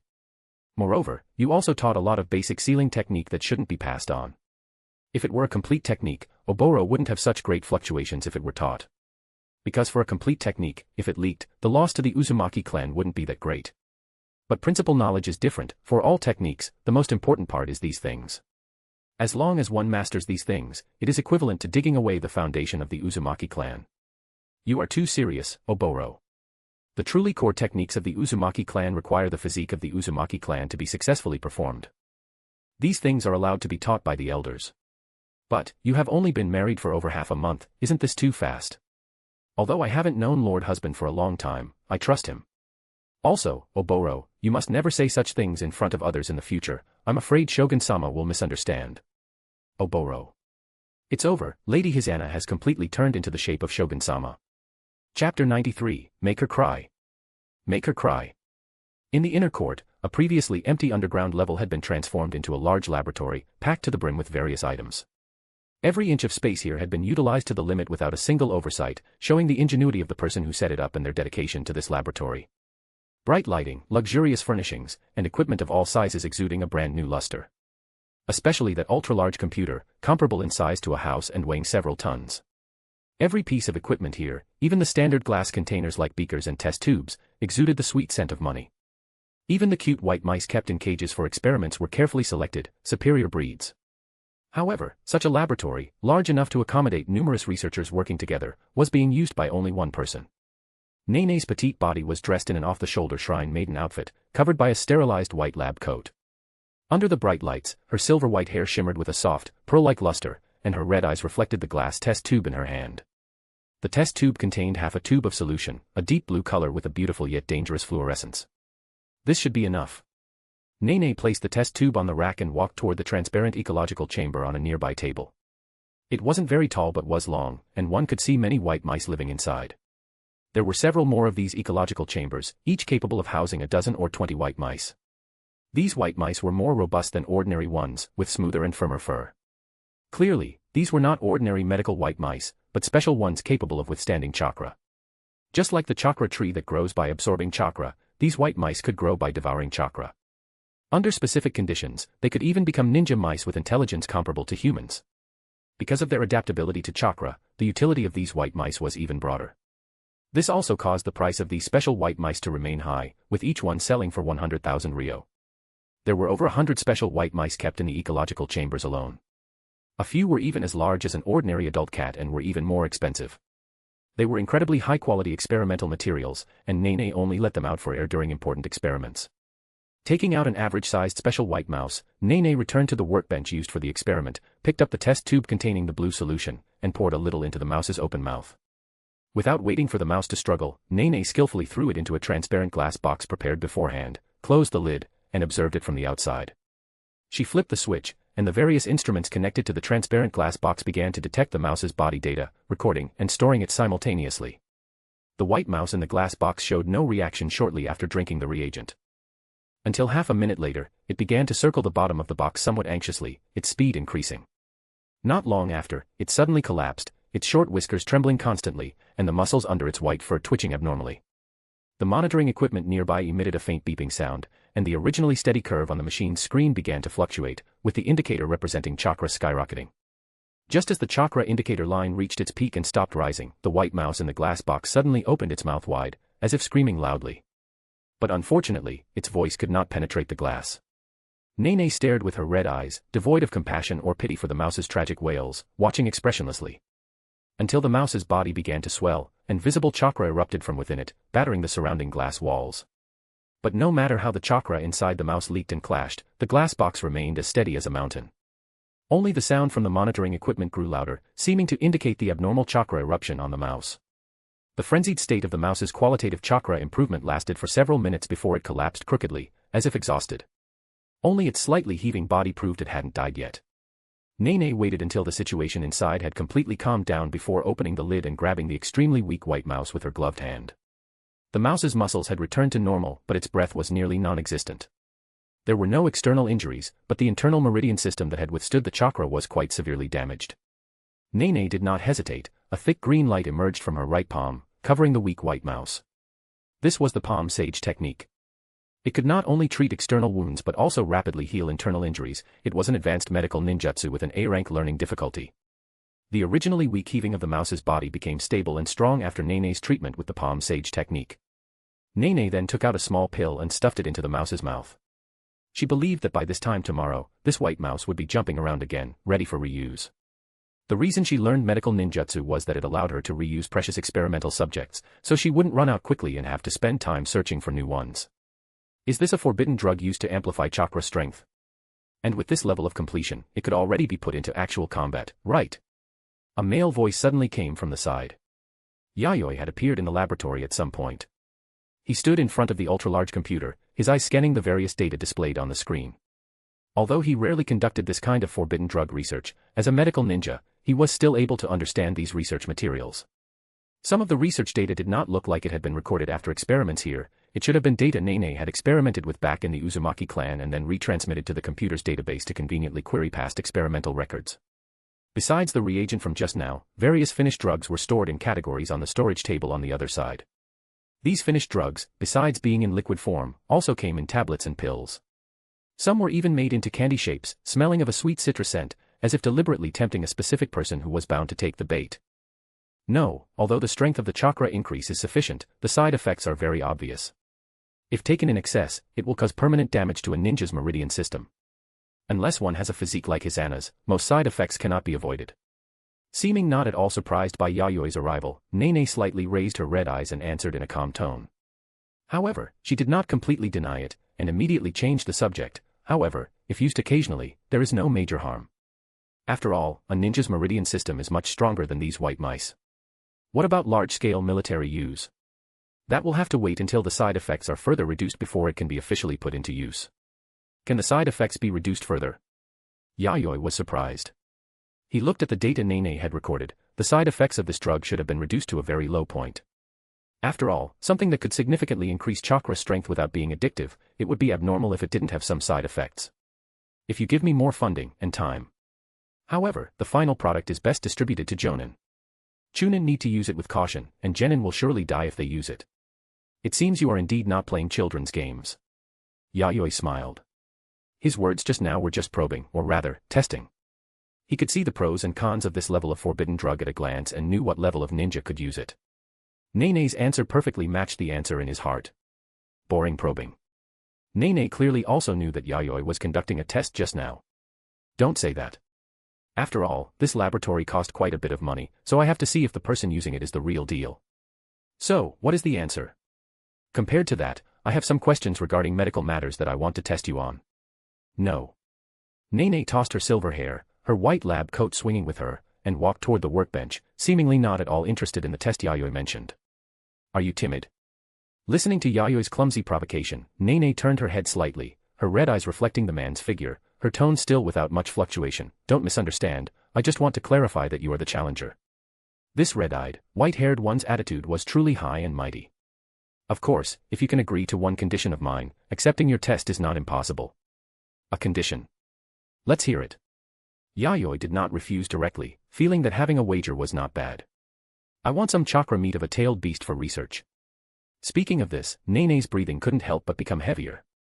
Tailed beast, that was the highest level experimental material that countless researchers dreamed of. Among some of the drugs she wanted to research, a part of them, in her conception, required the special chakra of a tailed beast, which was different from that of a ninja. Originally, she thought the chance of obtaining such material was slim, but seeing that blue giant beetle, the Seven Tails, wandering around the inner court all day like a loafer with nothing to do, Nene instantly had the urge to rush up and dissect this giant beetle. In the first few days of coming to the Land of Night with Hisane, she had also crammed a lot of intelligence on the Land of Night.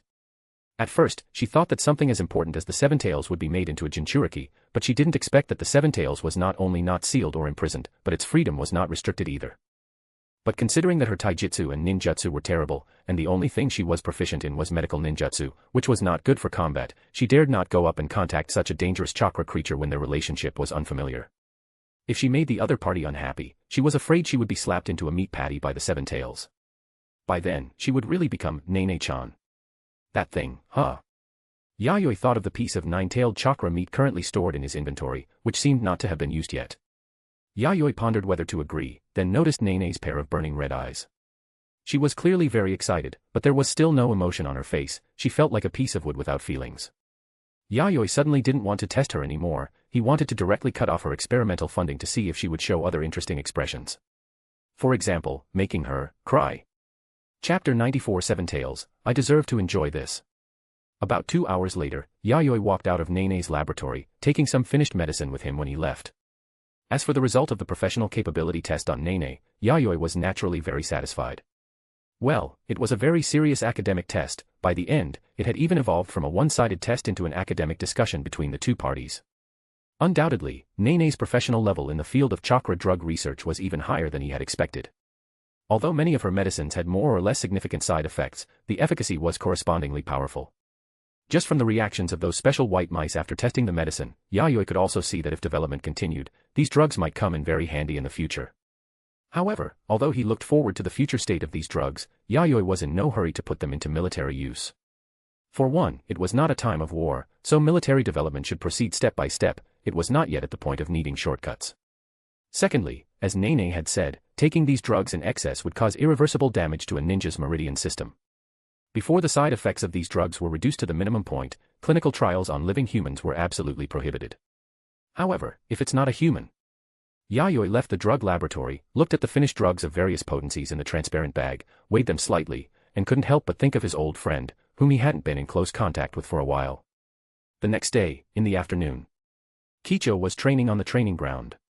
Yayoi did not disturb her but came to a large tree at the edge of the training ground, watching the large blue beetle, Seven Tails, that was enjoying the shade while eating various foods. Although it seemed incredible, tailed beast creatures could actually eat food.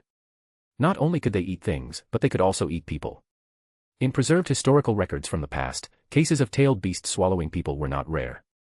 Of course, a tailed beast swallowing a person was different from a wild beast eating a person. A tailed beast did not swallow people to supplement necessary life energy, but as a means of killing enemies. For example, the Kinkaku and Ginkaku brothers, who were swallowed into the nine-tailed stomach, was just a way for the nine-tailed to attack. After humans died in the tailed beast stomach, the tailed beast would not digest them but would choose to spit out the corpses. As for the situation of tailed beasts eating food, it was a bit complicated. First of all, tailed beasts were chakra creatures and did not need anything from the outside world to survive. Food was naturally not a necessity for survival. However, because they lived long enough, many tailed beasts had developed their own unique habits. For instance, Seven Tails ate things to pass the time. It belonged to the type that was bored with nothing to do. Of course, if it occasionally encountered some fresh, succulent vegetation containing chakra energy, it couldn't help but eat it in one bite to satisfy its appetite. Seven Tails was currently bored with nothing to do and wanted to find some entertainment to pass the time, otherwise, its brain would easily rust from being dazed all day. Seven Tails, how does the food taste today? Not bad. I suppose you, kid, have a bit of conscience, knowing to get some good stuff for me. Although it said not bad with its mouth, the frequency of Seven Tails' chewing was not slow, which showed it was very satisfied with the food provided by Yayoi. Its mouth hadn't stopped since just now. Yayoi glanced at the food piled up in front of Seven Tails. On a huge white porcelain plate were earthworms thicker than a person, their skins deep fried to a golden, crispy texture, sweet and salty just right. In a glass cup taller than a person was chilled sour plum juice, the sweet and sour level perfectly matching Seven Tails' taste system. In a similarly huge fruit plate were fresh, succulent fruits of various kinds, waiting for Seven Tails to taste them. Honestly, this meal of Seven Tails was much larger than his Anna's appetite.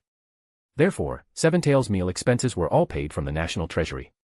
After all, tailed beasts were extremely important strategic action units of the country, and it was reasonable for the whole country to support them. Come to think of it, today's sour plum juice tastes a bit more sweet and sour, and it seems to have increased a bit of my chakra. Did you change the recipe? Seven Tails hiccuped, took a sip of sour plum juice, and stated the changes in its body. It didn't feel like anything was wrong. If it were in a weakened period, it could recover faster if it swallowed things containing chakra energy. Just like when it absorbed filtered natural chakra before, the essence of its way of recovering strength was still through the replenishment of chakra. Yes, I added a bit of a special sour plum ingredient that can absorb chakra. Yayoi nodded. Seven Tails' nervous system was highly developed, and it could easily perceive subtle changes in its body. Yayoi was not surprised by this. However, what he added was not some special sour plum ingredient. He had just turned the medicine he got from Nene into a sour plum flavor and mixed it into the sour plum juice. This medicine was a drug for recovering chakra, but it was called a failed product by Nene. The reason was that the recovery effect was too fierce, causing the ninja's body to be unable to bear it, accompanied by severe, difficult to suppress pain. Originally, Nene intended to dispose of this medicine as waste after a while, but Yayoi felt that even this kind of medicine with strong side effects could play a huge role if used in the right place. It seems that Seven Tails did not feel the side effects that appeared on the human body, although the recovery effect is a bit weak for a tailed beast. How is this a failed product? It is clearly a true miracle drug. For Nene, whose horizons had not yet expanded, the focus might be more on humans. But as a man who owned a tailed beast, what Yayoi thought was, since humans cannot bear it, why not feed it to a tailed beast that is not human? As for the effect being too fierce and causing severe pain, it is well known that a tailed beast is not a human, it has no pain sensation. The result was exactly as Yayoi had predicted. This medicine, which was extremely dangerous to humans, not only had no side effects when given to a tailed beast, but the medicinal power was almost perfectly absorbed. Seeing this, Yayoi couldn't help but feel relieved. He was originally worried that Seven Tails might have some physical discomfort, and he came here to treat it in time. Now it seemed he had underestimated Seven Tails' physical strength. Thinking about it, the reason why drugs had severe side effects on ninjas was, first, that the human body had limits, and second, that most ninjas' meridian systems were too fragile. But tailed beasts did not have such weaknesses, their skin could even defend against weapons like the Kusanagi sword without damage, showing the level of their physical sturdiness. As for the meridian system, tailed beasts didn't have one at all, because their whole body was high-density chakra. The human meridian system was too inefficient at using chakra. This point might also apply to Irori and Yaya. After confirming that Seven Tails had no problems, Yayoi turned and left. This guy is really weird, he came here just to say these things. Today's sour plum juice is really strong. Seven Tails watched Yayoi's departing figure, not caring, just biting the oversized straw and sucking a mouthful of sour plum juice like a dragon drinking water. From now on, let the kid Oda follow this recipe for the sour plum juice. Seven Tails felt its tailed beast life had reached its peak. In the past, it had never felt that food prepared by humans could be this delicious. Besides the sour plum juice, there were these crispy, golden fried earthworms, which were its favorite food, bar none. One bite, and it was not only crispy, salty, and sweet, but it could also burst with juice in its mouth. The aroma of fat and meat overflowed. After suffering for so long, it deserved to enjoy this. Late July. Yayoi's affairs here became busy. On one hand, it was because many policies in the Land of Night needed to be adjusted and implemented. On the other hand, it was because the universal plug-in sisters, Aoi and Rinko, that Yayoi counted on were pregnant. To ensure the babies in their bellies were not affected, and for the sake of their bodies, the overly heavy document organization and transportation work in the Tenchikaka naturally could no longer be done by the two of them. So, that means there will be 2 more little babies here next year, right? Sitting under the eaves of the inner court, with a gentle breeze blowing, Hisana stared curiously at Aoi and Rinko's small bellies. Although there was no change yet, 2 new lives were already gestating inside. If all went well, they could give birth in April or May next year. Yes, perhaps when there are more children next year, it will be a bit livelier here. I hope they will be healthy children. Rinko lowered her head and touched her lower abdomen. Because she hadn't had time to relax lately, coupled with sufficient nutrition, her body was slightly more plump than before. Even her snow-white chin was a bit more rounded, revealing a gentle maternal glow. Aoi, who was pregnant around the same time as Rinko, had a similar change in appearance. Her chin was slightly rounded, covered by the glow of motherhood. Perhaps Lady Hisana will have her own children soon too. Aoi teased Hisana, who was staring curiously. After Hisana married in, the women in the inner court did not get along as aggressively as imagined. Although they hadn't spent much time together and weren't very familiar with each other, they could still sit down and drink tea and chat when they were free.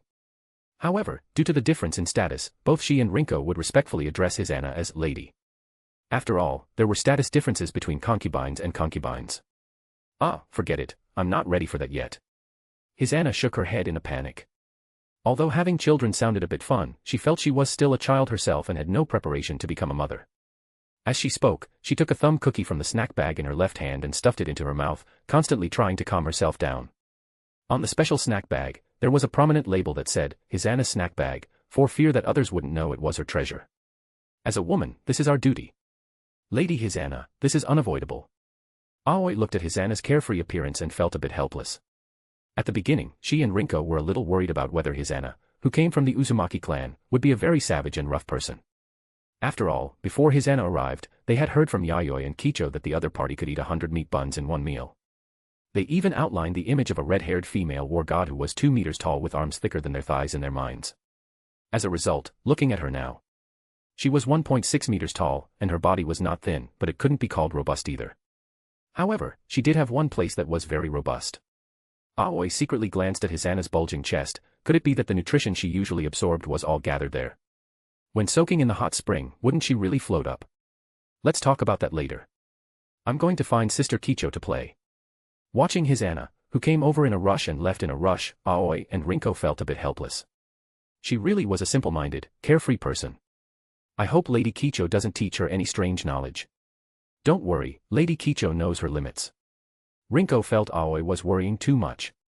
After all, if Hisana were taught badly, the 2 women from the Uzumaki clan who followed her would not take it lying down. Especially the red-haired woman wearing a Hanya mask named Oboro. That way of staring at people showed at a glance that she was a ninja who had seen blood and was extremely difficult to provoke. Chapter 95, Restless Night. The sky was cloudless, with the round moon hanging high, its moonlight bright and clear. Under the moonlight, Yomi City was as peaceful and stable as ever. With the arrival of night, the night markets in the business district radiated a passion and vitality different from the daytime. Some shops, taking advantage of the arrival of summer, jointly held lively celebratory events to heat up the atmosphere. Along a commercial street filled with food, a dazzling array of local snacks could be found. Exhausted workers, after finishing their work, walked into a barbecue restaurant in groups of 3 or 5, arms around each other, eating and drinking while speaking freely with flushed faces. Itinerant vendors and puppeteers performing with puppets composed a peaceful picture rich in the flavor of life. This was the life and reaction of ordinary people. But for the ninjas and samurai in Yomi City, this ordinary night was filled with a solemn atmosphere different from usual. Kakuzu, on his way home after work, suddenly stopped in the street. Ignoring the noise around him, he stared silently at the moon overhead with his deep green eyes. Kurobi stood in front of his bedroom window at home. Just as he was about to unbuckle his katana, he suddenly pressed his hand onto the hilt, as if the katana would be unsheathed immediately if he sensed anything wrong. In the forest, Abirame Yurochi, who was tending to his insects, had several Abirame clan ninjas standing beside him. They kept soothing the insects, which were restless and flying about in the forest. The newly completed Uchiha clan grounds were basically on the right track, gradually having the breath of life. Several Uchiha Jonin led by Uchiha Hokuto suddenly felt an inexplicable sense of urgency, as if their hearts were being tightly gripped by a palm, and they stopped talking in unison. Besides these, the Hashigaki clan and other ninja clans, including the security force and the ninjas and samurai in the shogun's manor, although they didn't know what had happened, also inexplicably felt that the air tonight had become unusually heavy. This feeling, which made people feel like they had a lump in their throat, seemed to indicate that something bad was about to happen. Tenchikaku. Yayoi, who had intended to go back to rest, suddenly came to the observation deck of the Tenchikaku. His eyes stared in one direction, his brows furrowed, making people wonder what he was thinking.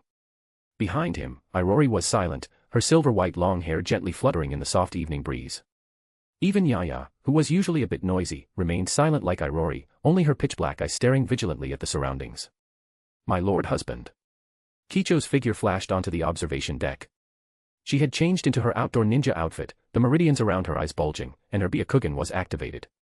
Furthermore, the field of vision of her Byakugan was focused on one direction, pushing her Byakugan's observation distance to the limit. Did you see anything? Yayoi turned his head to look at Kicho. Focusing on one direction, Kicho's current Byakugan could observe at least 20 kilometers away.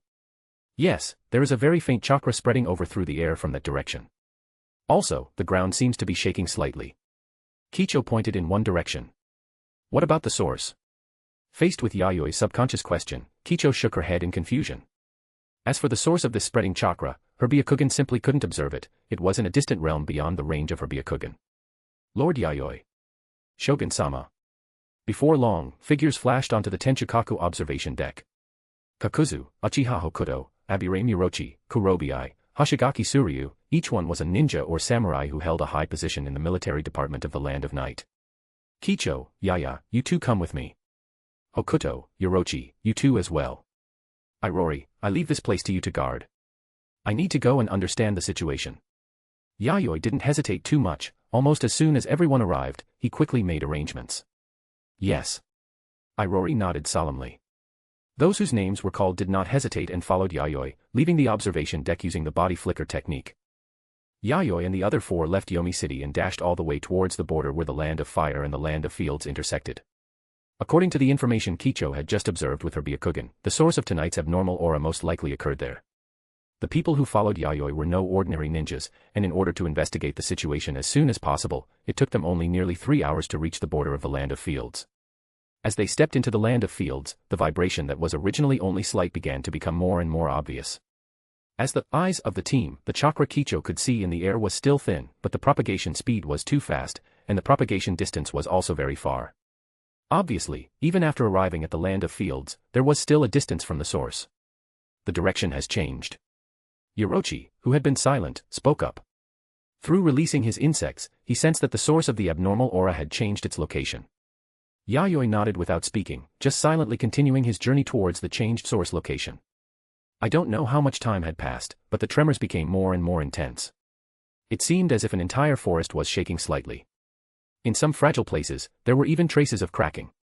Occasionally, Yayoi and the others could hear piercing whistling sounds coming from far away, which should be the explosion noise of the shockwaves spreading over a long distance. Huh. Just then, Kicho suddenly stopped. The other 4, including Yayoi, had no choice but to stop and look at her. Someone has entered the field of vision of my Byakugan and is coming over. Who? I'm not sure, but the intensity of the chakra is very high, and the speed of travel is a bit exaggerated. No, he's already here. Kicho was stunned, and then immediately looked shocked.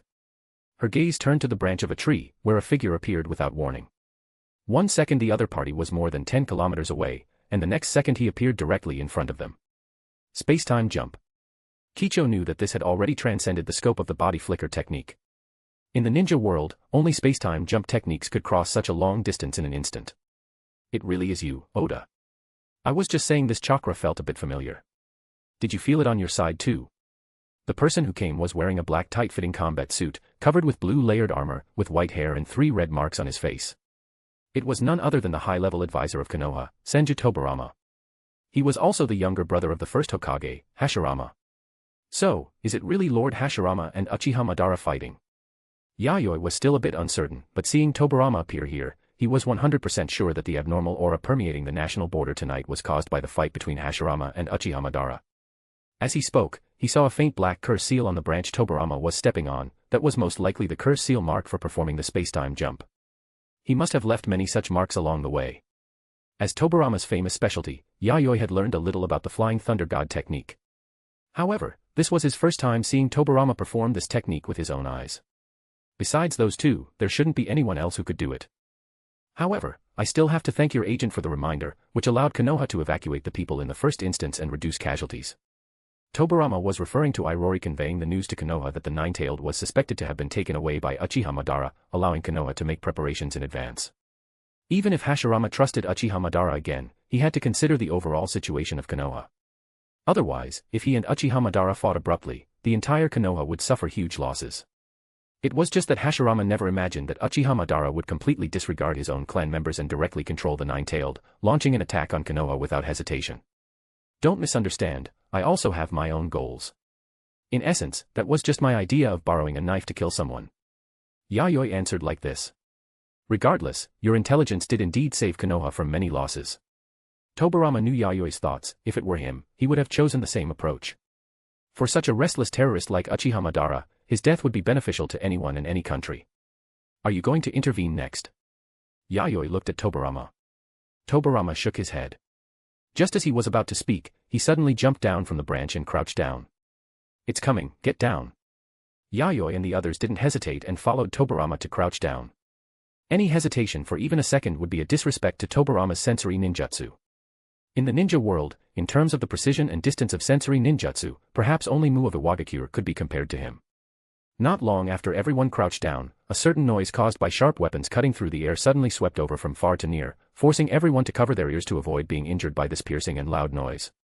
When the noise reached its peak, everyone looked up and saw a pitch-black wheel of light.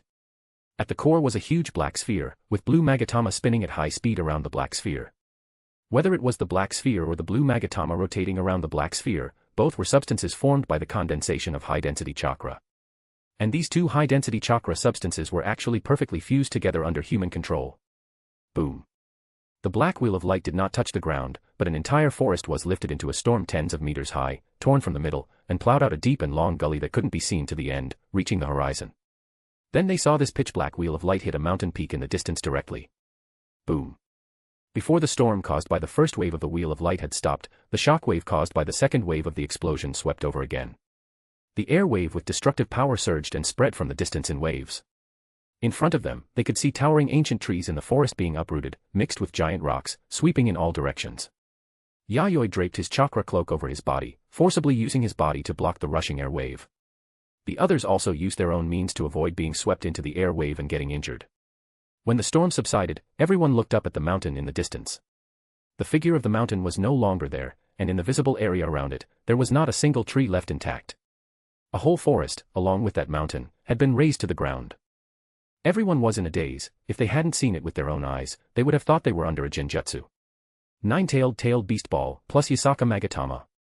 That bastard Uchiha Madara is really messing around, actually making such dangerous things fly around everywhere. Tobirama's face darkened. If this continued, let alone the land of fields, surrounding countries might also be razed to the ground by Uchiha Madara. The ninja world is huge, enough for a large number of high-level ninjas to fight. But the ninja world is also very small. In the eyes of his older brother and Uchiha Madara, redrawing the map is just a matter of lifting a finger. Calm down. Now we can only wait here for the battle to end. Just approaching the outer battlefield of the two of them is very dangerous. Yayoi glanced at Tobirama, making him calm down. The only thing they could do now was to stay where they were and not go up to add to the chaos. Just as Jonin couldn't get involved in the battles of these people, the strength of these people made it difficult to get involved in the battle between Hashirama and Uchiha Madara. After those two showed their full strength, every strike was a power of natural disaster capable of changing the terrain. I know. Tobirama forced himself to calm down, but the worry in his eyes did not fade. Although he believed in his older brother's strength, after Uchiha Madara obtained the power of the Nine-Tailed, even he could not guarantee that Hashirama would definitely win. If he lost, the world would really be finished. Someone is coming. At this time, Kicho spoke again. Judging from her cautious expression, the person coming was likely a very powerful ninja. Don't be nervous, it's one of our people. Tobirama seemed to know who was coming, signaling everyone not to panic because of this. Within a few minutes, a beautiful woman wearing a white kimono-style ninja outfit, with a purple diamond mark on her forehead and 2 red buns, appeared in the field of vision of Yayoi and the others. Red hair, Uzumaki clan, she is. Seeing the person who came, Yayoi already understood who this Uzumaki clan woman was. Tobirama. Sister-in-law. With the address between Tobirama and the red-haired woman with buns, it confirmed Yayoi's inner thoughts. The wife of the first Hokage, Hashirama, Uzumaki Mito. Like his Anna, she was a female ninja of the Uzumaki clan. Tobirama, how is the situation with Hashirama? Mito nodded to Yayoi and the others, then asked about the war situation that Tobirama had investigated. The situation is not optimistic. Tobirama sighed and explained the situation he had investigated clearly to Mito. Mito's expression became solemn, knowing that if Hashirama and Uchiha Madara were allowed to continue fighting, terrible consequences would occur. We must let Hashirama end the battle as soon as possible. Their destructive power is too great. If this continues, no country will be spared. But, with that level of battle, even you, sister-in-law. Tobirama didn't continue, but the meaning was very clear. I know, my combat ability cannot directly intervene in the battlefield, but my sealing technique can play a role. As Mito spoke, Tobirama hesitated, not knowing whether to agree to Mito's request. Mito's meaning was very clear, she didn't need to intervene in their frontal battlefield, but to support from the side, seal the Nine-Tailed, and reduce the pressure on Hashirama. Since that's the case, I will go with you to deal with the Nine-Tailed. Yayoi suddenly spoke, interrupting the conversation between Tobirama and Mito. Oda, you. If it's just the Nine-Tailed, it should be no problem. Besides, Lord Mito is right, the power of the Nine-Tailed is very troublesome, especially its chakra is almost infinite, which will make the situation very passive. But you are not from Konoha. Don't misunderstand, I'm not doing this to help your Konoha. Regardless of anything, I don't want someone like Uchiha Madara to win. This battle is also related to the survival of the Land of Night. Yayoi stared deeply at Tobirama. Seeming to feel Yayoi's intention, and looking at Mito's determined expression, Tobirama sighed with a heavy heart, his eyes revealing unprecedented determination. I understand. But let's be clear, the subsequent battle could cost us our lives at any time. Yayoi nodded and then turned to the few people behind him. Yaya, stay here. Kicho, Yorochi, and Hokuto, you 3 go back. The investigation work ends here. The battlefield ahead is not something you can approach. Yes, Shogun-sama. My lord husband, I will wait for good news in Yomi City. Seeing that Yayoi's order had been given, the 3 of them, Kicho, knew better than to linger and return to Yomi City. After the 3 left, Yayoi bit his finger and performed the summoning technique. In the white smoke, Irori's figure appeared. Next, let's just use this battle to test whether your sister's tactics are feasible. Chapter 96, Rushing to the Battlefield. Since Yaya was born, her tactical coordination with Irori, strictly speaking, had never been fully executed. Even their initial sparring match, while appearing grand in scale, was merely a superficial exercise. After all, they could not truly fight to the death. Consequently, Yayoi lacked precise data on their combined combat strength. Whether the tactic of combining Irori's firepower with Yaya's offensive capabilities would be effective in real combat had, from the beginning, only existed as a simulation in Yayoi's mind. However, this time the situation was different. The Nine-Tailed they were about to face was a terrifying entity that they might not be able to successfully suppress even if the 2 sisters went all out. But conversely, Yayoi would also be able to obtain the data he wanted from the upcoming battle. Yet a problem remained, how to separate the Nine-Tailed from Uchiha Madara. If they could not be separated, the battle against the Nine-Tailed could not proceed smoothly. This was not only a problem for Yayoi to ponder, but also a difficult challenge for Tobirama and Uzumaki Mito to consider. From the very beginning, their goal on this side had been very clear. Hashirama would deal with Uchiha Madara. They were responsible for holding back the Nine-Tailed, or even sealing it, to alleviate the pressure on Hashirama. Led by Tobirama, the group hurried toward the battlefield with solemn expressions. Before they even reached the core battlefield, they could already feel waves of powerful air currents rushing toward them from ahead. The terrifying force contained within these air currents was enough to blow away people and livestock. They were an unknown number of kilometers away from the core battlefield, which showed that the shockwaves generated by the battle between Hashirama and Uchiha Madara had already severely impacted the ecology of the surrounding area. Along the way, Yayoi had seen more than one long, deep canyon carved out by Susanoo's chakra blades, crisscrossing the land, filled with astonishing chakra that had not dissipated for a long time. The forest was even more barren, having become an endless, desolate plain. The entire forest, along with the surrounding towns, had been razed to the ground. Along the way, they could see countless people fleeing in terror, running frantically in the direction away from the battlefield. Many were knocked over by the shockwaves while fleeing, rolling into the cracked gullies by the roadside, only to struggle in vain, reaching out for help, but receiving no assistance whatsoever. The cries and calls for help mingled with the whistling air currents, making one's heart feel heavy. However, Yayoi and the others did not stop to save anyone. If it were a small number of people, they could have quickly moved them away from the battlefield, but there were too many refugees here, at least tens of thousands. Stopping now would not change anything, only by ending this battle as quickly as possible could they reduce further casualties. Yayoi's heart inevitably sank. The good news, this battle was taking place in the land of fields. The bad news, it was too close to the land of night. Something is coming. Uzumaki Mito spoke up suddenly. It was not just Tobirama, she was also an excellent sensory-type ninja. But she did not need to warn them, everyone had already clearly seen the true form of the attack. It was a blue sword energy that split the earth, shattering rocks with an unrivaled aura, creating a hurricane dozens of meters high along its path, sweeping up large amounts of hard rock and dust, rushing toward them in a cloud of debris. This sword energy seemed to come from the end of the world. Not only was its range immense, but its speed was also ferociously fast. The attack range is too large, we cannot dodge it. It was not just the few of them, the large crowd of refugees behind them. If even the edge of this attack grazed them, they would not need to flee anymore, as they would face total annihilation. Shadow Clone Technique. Water Release, Water Formation Wall. Tobirama immediately performed the Shadow Clone Technique, creating 4 shadow clones, making a total of 5 including his main body, and quickly formed hand seals. The 5 leaned back slightly, then opened their mouths, first spraying torrents from their throats which then merged into a surging, unstoppable flood, roaring toward the magnificent sword energy flying from afar, collectively forming a thick wall of water dozens of meters high. Ice Release, Ice Storm Fortress. The moment Tobirama's water wall formed, Irori simultaneously unleashed her ice release. Cold air condensed, freezing Tobirama's water wall and further reinforcing its defensive capabilities. Then the ground roared and shook as a thick, solid ice wall, stretching at least 100 meters and equal in height to the massive water wall, rose from the ground, becoming a solid barrier behind the frozen water wall, as if a grand ice castle had been instantly built on the earth. It formed a double defense with the frozen water wall. Boom. The incoming massive blue sword energy collided fiercely with the double ice wall.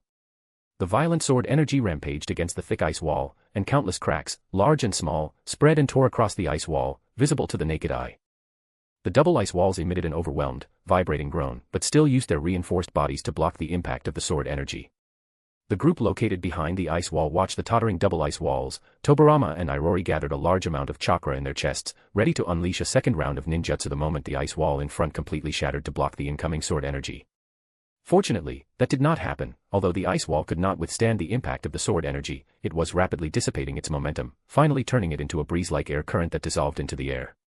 The double ice walls simultaneously reached their limit and fell as glittering ice shards dancing in the sky. That is truly exaggerated. The sword energy flew from such a distance and still had such powerful force.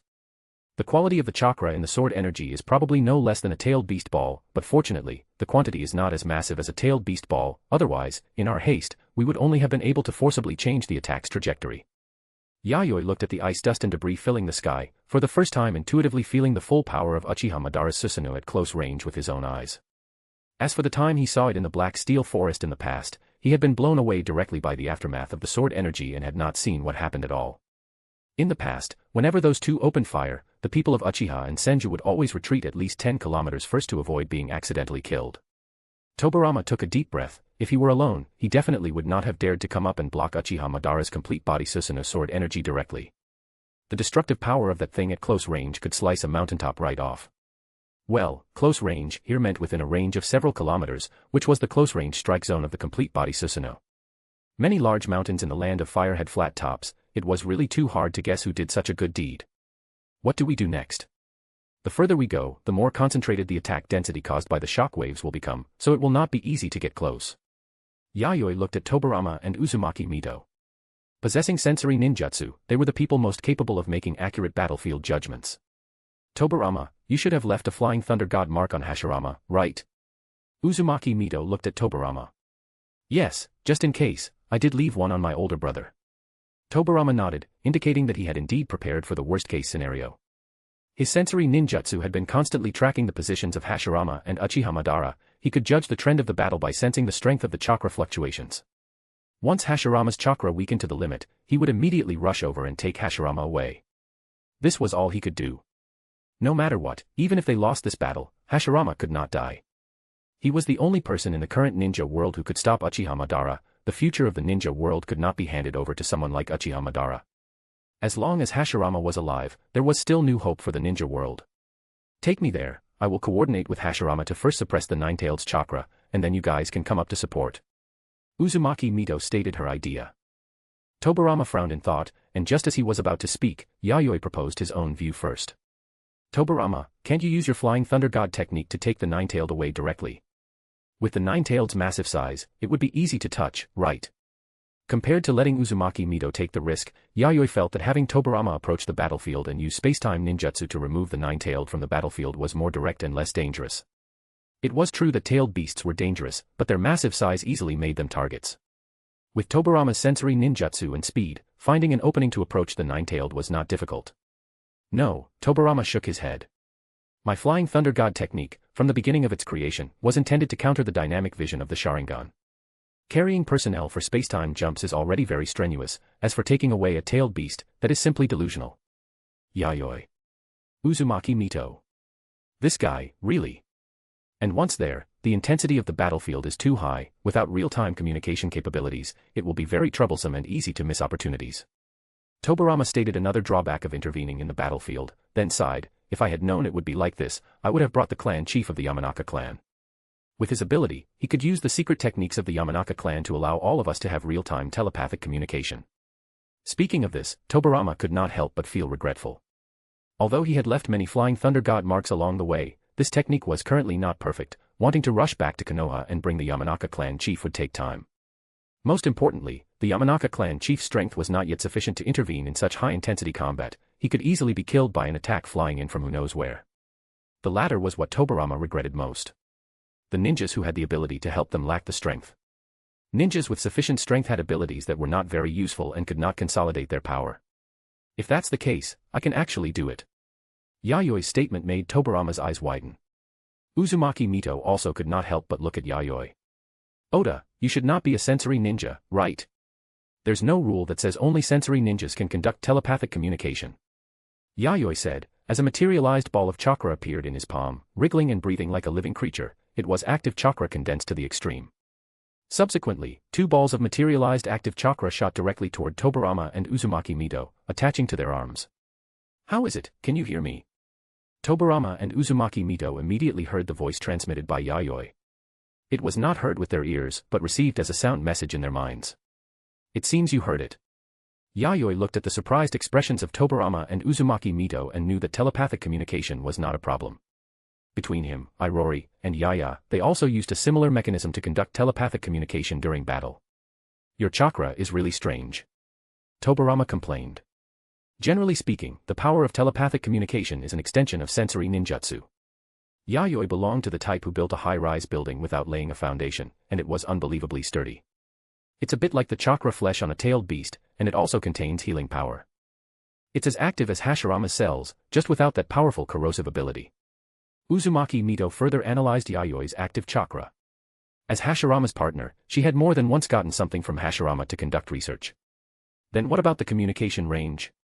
Tobarama asked the key question at this moment. 5 kilometers. Upon receiving Yayoi's accurate reply, Tobarama's expression relaxed. This distance was already beyond his expectations. At first, he thought that this kind of telepathic communication range could at most be maintained within 1 or 2 kilometers. Real-time telepathic communication within a 5-kilometer range, although the range was not as good as the Yamanaka clan chief's, was sufficient for him to use to deploy tactics. Chapter 97, Suppressing the Nine-Tailed. Bottomless dark whirlpools appeared one after another on the vast sea. The sea surface, cleaved by sword energy, had not yet healed when new sword energy flew over, carving more wounds into the water. The torn earth created irregular cliffs. Giant mountain peaks flew into the sky and crashed down with a rumble, kicking up dust that obscured the heavens and the earth. Peaks collapsed, and boulders rolled endlessly from the broken edges. Forests were razed to the ground, turning into a vast, flat wilderness. The magnificent blue sword energy carved canyons into the earth, crisscrossing in a way that was shocking to behold. Hashirama, are you going to keep running forever? Another streak of blue sword energy shot out, clearing the obstacles in its path while simultaneously slicing a nearby mountain peak in half, triggering a terrifying shockwave and whipping up a massive amount of dust. Rumble. Rumble. The terrifying blue giant beast sprinted across the land. Every step it took caused the ground to shake violently, and this tremor spread to distant lands invisible to the naked eye. However, for Madara, who stood atop the blue giant beast, he maintained an attitude of complete indifference. In his crimson eyes, there was only the men before him who kept changing the battlefield's location, trying to lure him away to fight elsewhere, Senju Hashirama. But no matter how they changed the battlefield, the scale of their destructive power was simply too great. Every time they moved to a new battlefield, the area would end up devastated. The giant beast he was currently driving to fight was none other than the Nine-Tailed, which he had subdued that day using his eternal Mangekyo. However, it was not just the beast in its individual form. Covering the Nine-Tailed's massive body was a layer of solidified blue chakra, forming a huge blue armor that encased the Nine-Tailed perfectly. This was the perfect combination of the Nine-Tailed and his complete body Susanoo. Its strength even surpassed that of the individual complete body Susanoo. He no longer used moves like fire release. Under such powerful offensives where a casual wave was enough to destroy the world, other ninjutsu had no value in being used. Madara really is reckless. But this location is still not safe enough. I need to go somewhere even more desolate. Besides, my wood human technique and wood dragon technique have both been destroyed by Madara. It seems all that's left is. Rushing out of the dust, Hashirama's figure was astonishingly fast. With every leap, he left behind after images barely visible to the naked eye, narrowly dodging the range of the sword energy sweep at breathtaking angles. As for the powerful shockwaves caused by the sword energy, they posed little threat to him. As long as he wasn't hit directly, the injuries caused by the aftermath could be healed instantly, counting only as insignificant minor wounds. Compared to that, what Hashirama was considering was how to limit Madara's range of destruction and how to lead Madara to a desolate place before going all out. Having fought all the way here, he didn't know how much of the land of Field's land had been completely destroyed, rendering it entirely unusable for production. Hashirama dared not imagine how many years it would take for this country to recover. Hashirama. Is running all you can do now? A jet-black-tailed beast ball, wrapped in blue tomo, formed an energy wheel after high-speed rotation and flew straight toward Hashirama. Damn it. Hashirama's expression changed. He had seen the power of this thing before. It was enough to change the terrain on a massive scale. He absolutely could not take this attack at close range. Summoning technique, quintuple Rashomon. Hashirama bit his fingertip until it bled. Accompanied by continuous rumbling, 5 huge gates displaying the hideous faces of gods and demons burst from the ground, blocking Hashirama's front. However, the moment the light wheel formed by the tailed beast ball made contact with the 5 Rashomon, the thick, towering iron gates were like paper, emitting a tragic cracking sound. Although they failed to stop it completely, the 5 heavy iron gates delayed the tailed beast ball light wheel for a split second and forced it to change its trajectory, causing it to fly past Hashirama's side toward the endless sea behind him. In the center of the continental plate across the sea, an inverted bowl of light appeared, illuminating the night sky. The tremors and air currents triggered on the continent could be clearly felt even here. Madara. Hashirama stopped his steps, knowing he could only hold him off up to this point at most. If he kept running around, more places would be destroyed. Finally stopped running. The Nine-Tailed, covered in blue chakra armor, moved its body and came to a halt a few dozen meters in front of Hashirama. Madara stood atop the Nine-Tailed's head, heavily protected by walls of crystalline blue chakra, looking down from above with his crimson Sharingan. Hurry and use your full strength, Hashirama. You shouldn't only have this much power. If you don't use your full strength, you might die. You should be able to feel that I am completely different from the past. Calm down, Madara. Fighting like this does us no good at all. Hashirama spoke loudly, attempting to bring Madara to his senses. You're still the same, Hashirama, always caring about some nonsensical things. But it doesn't matter. As long as you die, there will be no one in the world who can stop me, and I can kill those who resist me as I please. Madara drove the Nine-Tailed, raising the blue chakra sword high, poised to strike. This is the wrong approach, Madara. You won't achieve true peace this way. No, I have already found the way to true peace. It is you who are too small, Hashirama. I don't want to kill you. Are you implying that you can kill me at any time? Madara's expression turned ferocious, and the chakra sword he swung contained a destructive, violent aura. No, that's not what I meant. I mean, we are brothers and friends. I have already fought all the way to the other side of the sea. The blue sword light swung down from the sky, slashing toward the earth. Boom. The sword energy triggered a shockwave like a tsunami, swallowing up everything Hashirama was about to say. Amidst the thick dust, Hashirama stepped on stones flying in the air, dodging nimbly, then jumped onto the ground, continuing to sprint into the distance to create space. There's no other way, I must. Hashirama took a deep breath, just about to gather the chakra within his body. Whoosh. A figure flashed to Hashirama's side. It was Tobirama. Tobirama, you. Hashirama was slightly stunned. He didn't know what Tobirama was doing here at this moment. The battlefield here was simply too dangerous for Tobirama. While Madara hasn't noticed my presence yet, listen to me finish, elder brother. Tobirama ran alongside Hashirama in the thick dust, needing to finalize the tactical arrangements with Hashirama before Madara's next attack arrived, in order to isolate the Nine-Tailed from this battlefield. Not long after, Tobirama finished explaining the plan and left using space-time teleportation again. Furthermore, he transferred a portion of the active chakra that Yayoi had attached to his arm onto Hashirama. In this way, they could communicate instantly within a 5-kilometer range to determine the best time to strike. Seeing Tobirama leave, Hashirama gathered the chakra in his body and slowly closed his eyes, and mysterious black markings began to appear around his eyes. Clap. He slammed his hands together and opened his eyes. The hesitation and doubt in them were gone, replaced by an incomparably resolute expression. An overly massive amount of chakra was refined in an instant. Even with Hashirama's body, he couldn't control it all. The excess physical chakra that overflowed was as heavy as iron blocks. Even the Nine-Tailed's forward-running posture was forcibly frozen for a split second by this powerful chakra. Sage art would release, true several thousand hands. In the lingering dust, a behemoth far exceeding the Nine-Tailed stood tall, swinging explosive, destructive fists. Madara was not to be outdone, driving the Nine-Tailed to swing the chakra sword, unleashing an equal destructive power. I'm coming, Madara. Bring it on, Hashirama. Ah! On the flat ground, Yayoi stood on a toppled stone, watching the two behemoths clashing in the distance. Because the distance was too great, he could only see somewhat blurry figures. Is that the wood release of the god of ninja, Hashirama? Yayoi twitched his mouth, feeling as if he were watching two gods fighting. The size of the Nine-Tailed and Madara's complete body Susanoo was already exaggerated enough, but he hadn't expected the wood release technique Hashirama unleashed to be even more astonishing. At that size, not to mention the accompanying moves, merely walking could cause unparalleled destructive power. Moreover, such a huge wood release creation was not clumsy at all, on the contrary, it was incredibly agile. While he was speaking, several more mountain peaks were slashed away by the chakra sword, falling into the sea.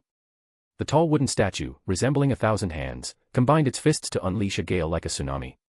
The piercing explosions shook the entire world, and the splashing chakra aftermath swept across the land, shaving off another layer of the ground that had already been swept into a wilderness. The light produced by the explosions dispelled the night, as bright as day. Can Mr. Tobirama and the others succeed? Irori also watched the scene of the firefight with lingering fear, her voice dry. I don't know, but for now, we can only believe in them. Yayoi did not step forward. As long as the Nine-Tailed was still by Madara's side, it was impossible for him to go up and support. It was fine to let him add icing to the cake at a time like this, but providing help in an emergency was truly life-threatening. He was not that selfless. Oda, come over. The Nine-Tailed has been successfully separated. About a few minutes later, the aftermath of the battle on the distant battlefield seemed even more intense. But vaguely, it seemed the Nine-Tailed had broken free from the shroud of the Blue Phantom. At this moment, Tobirama's voice instantly rang in the ears of Yayoi and the other two. His voice was urgent, clearly having encountered a new problem: how to suppress the Nine-Tailed and prevent it from reuniting with Madara. Let's go.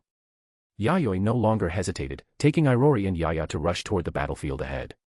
Vaguely, one could see the magnificent chakra giant that had separated from the Nine-Tailed, like a great martial god reaching the heavens and earth, constantly swinging sword energy. But this time, Yayoi didn't need to worry about how to handle the incoming sword energy. Because there was an even more towering figure blocking in front of Madara, using an equal attack to block Madara's chakra sword. And in terms of power, it faintly suppressed Madara's complete body Susanoo, forcing Madara and the Susanoo back to a more distant battlefield. The plan seems to be going very smoothly, but how exactly did you manage to do it? It's very simple. Have Elder Brother launch his strongest attack in an instant to shatter the chakra shell on the Nine-Tailed, then just grab the Nine-Tailed out. Tobirama's answer was simple and brutal. Yayoi was stunned. This was a method he had not conceived of. The distance of several kilometers was covered in the blink of an eye for the three of them. Hashirama was already suppressing Madara, having moved the core battlefield further away. Looking at Hashirama's reckless way of suppressing the complete body Susanoo, it was likely causing a huge overdraft and burden on the user's body. However, the outcome of that battlefield was not something Yayoi could decide. Yayoi saw the Nine-Tailed's huge body not far ahead. On its forehead appeared a conspicuous black curse mark, flickering in and out, likely to shatter at any moment. The Nine-Tailed's eyes were also half open and half closed, looking like it was sleep-deprived, but it no longer affected its movements. That is Elder Brother's sage art, Gate of the Great God, which can temporarily suppress the Nine-Tailed's chakra and bind it. Tobirama exhaled wearily, explaining to Yayoi. The tactic of stealing the Nine-Tailed just now was truly too thrilling. If they had been even a second late, Madara would have destroyed the plan. Fortunately, they could communicate via mind instantly, creating many favorable combat opportunities. If they had carried out the tactics without coordination, they not only wouldn't have helped Hashirama, but would have become a burden on the battlefield instead. Without Hashirama continuously inputting chakra, the suppression effect of the sage art, Gate of the Great God, is about to disappear. Next, I need you to suppress the Nine-Tailed to the point where it cannot move, so I can seal it completely. On the other side, Mito, who had dodged the Nine-Tailed's attack, jumped to the side of Yayoi and Tobirama, panting slightly. The semi-conscious Nine-Tailed had astonishing speed and power, making it very difficult for her to get close. Even if she got close, she needed time to cast the sealing technique. If the Nine-Tailed wasn't completely suppressed, the sealing technique could easily fail midway. Cannot move, what is the specific duration? Yayoi tilted his head and glanced at Mito. At least half a minute. Mito answered. That is not an easy thing to accomplish. That was what he said, but Yayoi's face did not show a dejected expression. Compared to Madara, the Nine-Tailed's power was still quite cute. Moreover, the Nine-Tailed's attacks were easy to see through, and casting the highly destructive tailed beast ball also required preparation time. If he found the right opportunity, he could force an interruption. The only difficulty was that they couldn't fight a war of attrition with the Nine-Tailed, they had to win quickly. No time to think. After Tobirama finished speaking, he was the first to rush up. A massive stream of water was sprayed from his mouth, intercepting the front of the Nine-Tailed. Although his water release power was astonishing, it could only block the Nine-Tailed for a moment. Fortunately, at the moment Tobirama acted, Irori's attack proceeded simultaneously. With Tobirama's water release, Irori could more easily create ice. The water flowing onto the Nine-Tailed, under Irori's ice release, condensed into a thick layer of ice, spreading continuously along the Nine-Tailed's body and limbs, emitting a cracking sound of freezing air. The Nine-Tailed frantically whipped its nine tails, but the speed of the whipping dropped significantly. Irori's ice release control was very convenient in terms of slowing down enemies. Ice release, shooting ice vapor. A pale torrent was sprayed from Irori's mouth, hitting the Nine-Tailed's body directly, exploding into a large area of white cold mist that covered the Nine-Tailed's body, causing the Nine-Tailed's movement speed to slow down even further. Yaya didn't need instructions. Seeing the right moment, she rushed under the Nine-Tailed, her body suddenly tensing. She wrapped her hands around one of the Nine-Tailed's hind legs, and with brute force beyond common sense, she pulled the standing Nine-Tailed until it staggered and fell on its butt to the ground. What kind of monster strength is that? It's even more terrifying than Elder Brother's strength. Tobirama was sweating in shame. It was the first time he had seen someone use brute force to throw down a tailed beast. Although his elder brother Hashirama possessed powerful monster strength, it hadn't reached the level where he could wrestle with a tailed beast. Seeing Yaya throw the tailed beast down, Yayoi and Mito didn't need to be called, simultaneously seizing this once-in-a-lifetime combat opportunity. Sizzle. The sound of chains being pulled came from the air. Several long golden chains engraved with sealing incantations shot out from Mito's back, wrapping around the Nine-Tailed's limbs, torso, and neck. Each golden chain dug deeply into the Nine-Tailed's flesh, suppressing the Nine-Tailed's restless, powerful chakra. However, because the Nine-Tailed's chakra was too powerful, the several golden chains wrapped around the Nine-Tailed were pulled straight under the Nine-Tailed's frantic writhing, emitting a buzzing sound of being unable to bear the load, as if they might be broken by the Nine-Tailed at any moment. Since it's about suppression, then let's use this puppet. It hasn't been used for a long time since the war founding the Land of Night. Yayoi took out 3 scrolls, and after spreading them out, intense chakra fluctuations were immediately released from the 3 scrolls. Release. Yayoi undid the seals on the scrolls, and accompanied by a large cloud of white smoke, a huge, long black shadow appeared. As soon as it emerged, it rushed toward the Nine-Tailed, tightly wrapping around the Nine-Tailed's body. Its open giant mouth bit fiercely onto the Nine-Tailed's neck, causing the Nine-Tailed to roar at the sky, accompanied by a muffled groan of pain. It was a pitch-black giant python, opening a pair of dull red slit pupils, its sharp teeth biting into the Nine-Tailed's neck, flashing with metallic light. Obviously, this black giant python was not composed of a fragile flesh and blood body, but was a steel creation made entirely of black alloy. However, because it was too realistic, this black giant python looked just like a living, flesh-and-blood creature. Chapter 98, Joining Forces. After the steel giant python coiled around the Ninetailed's body and clamped its teeth onto the Ninetailed's neck, Yayoi extended his 10 fingers without hesitation, shooting a thin yet solid thread of chakra from each finger, connecting them to the crucial mechanical interfaces of the alloy python. Unlike ordinary humanoid puppets, for such a large and bulky puppet, Yayoi, as the operator, had to use the chakra thread control method to maintain the highest degree of flexible operation. Once the chakra threads were connected to the steel giant python, its originally dull red eyes immediately emitted a bright crimson light, and the sound of mechanical gears clicking and whirring echoed from within its steel body. The force of the steel giant python coiling around the Ninetailed suddenly tightened, and the sharp fangs forged from chakra alloy bit into the Ninetailed's neck. Although it failed to pierce the Ninetailed's hide, it caused the skin and flesh of the Ninetailed's neck to be compressed and sunken inward. Under the python's bite, a muffled sound of pain escaped the Ninetailed, unnaturally tinged with a tremor. It was not just the giant python, the golden chains wrapped around its body were the main force suppressing it. These golden chains, capable of suppressing chakra, were essentially a natural enemy technique for a pure chakra creature like the tailed beast. The Ninetailed twisted its massive body frantically, lashing its chained tails against the ground, ravaging the already shattered earth, sending flying stones scattering in all directions like bullets.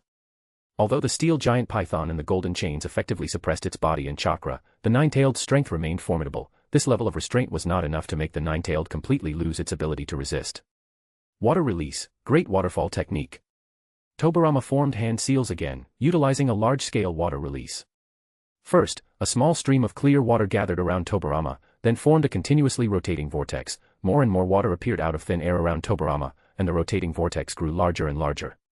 Upon reaching a certain critical point, the high-speed rotating vortex suddenly erupted with the roaring sound of rushing tides, like a pouring waterfall, creating a surge of water over 10 meters high that whistled toward the Ninetailed. In the blink of an eye, a small lake formed, submerging the Ninetailed from the abdomen down.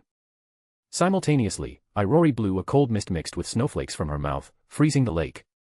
Just a second before the ice lake solidified, Yaya rushed out of the water flow in one breath and leaped onto the ice surface where she could land.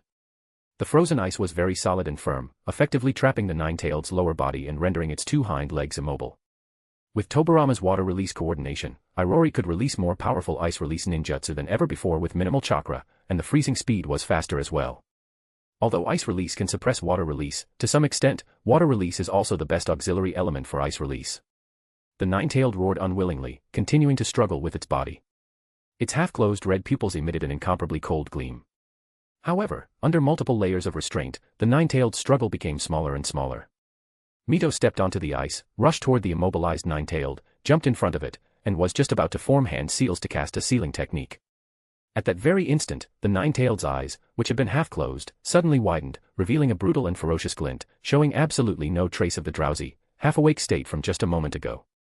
It violently broke free from the steel giant python coiled around its body, its hands were freed, and it swung a giant claw toward Mito in front without hesitation, stirring up a fierce hurricane capable of tearing everything apart, attempting to use its sharp claws to shred this human woman who was the most dangerous to it. But faster than it was Yaya, who was rushing toward its side.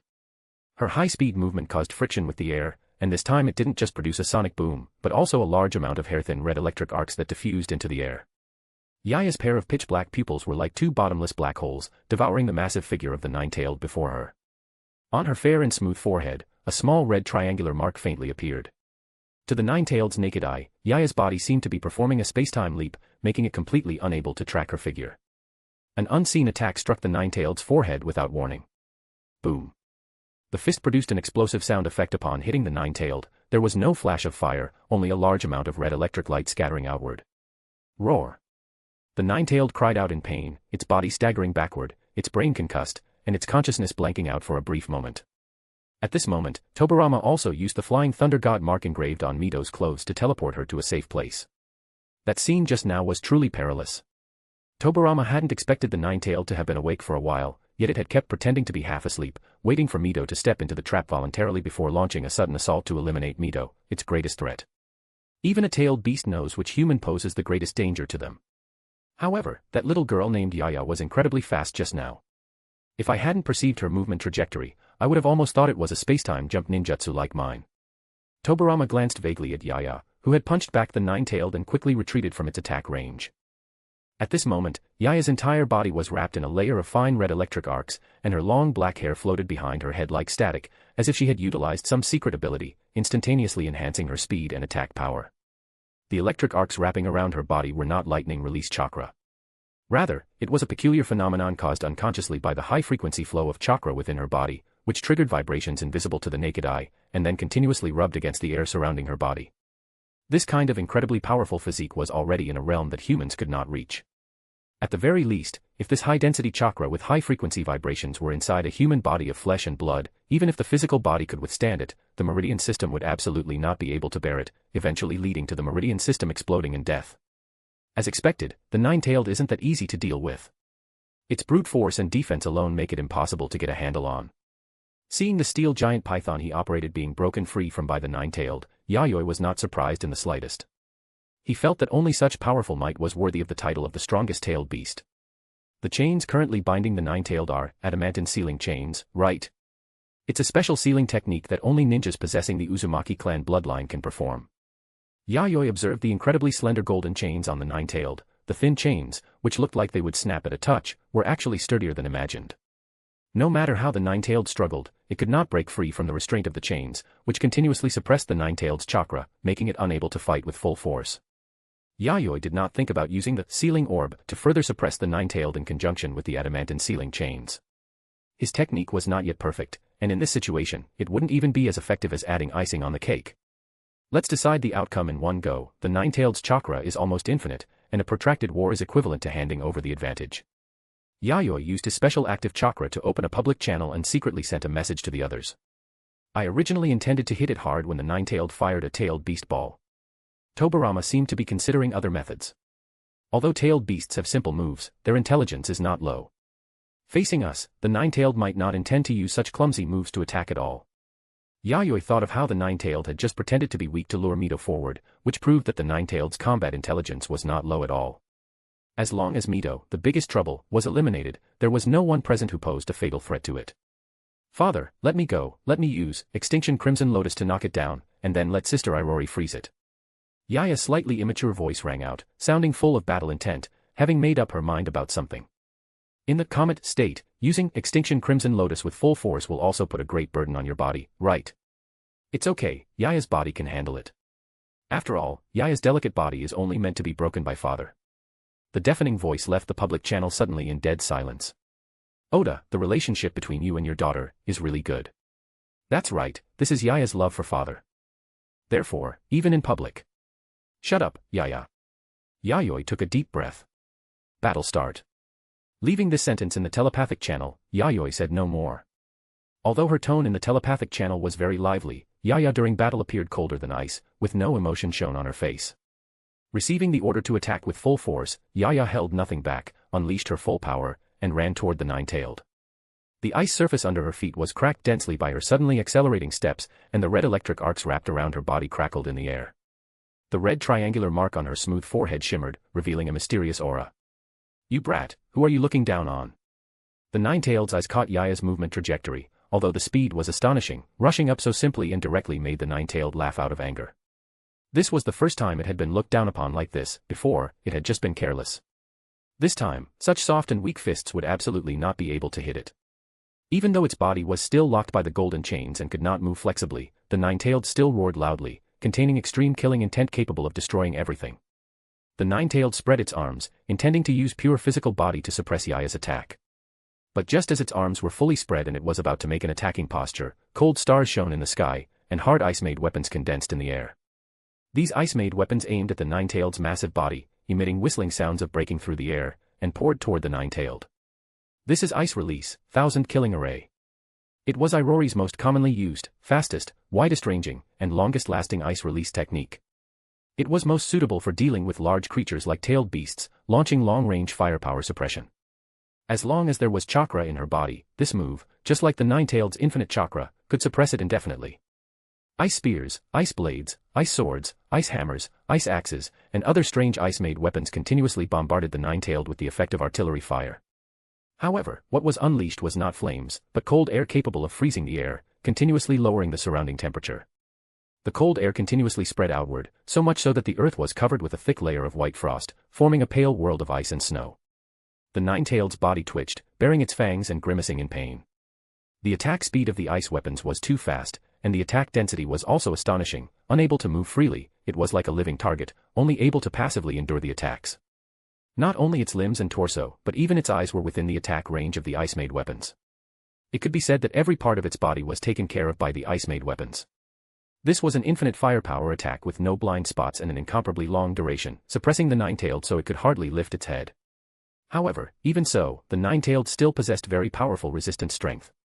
Facing ninjas, this ice release move could be called the most efficient method of slaughter, but for thick-skinned tailed beasts, it was far from the level capable of defeating them.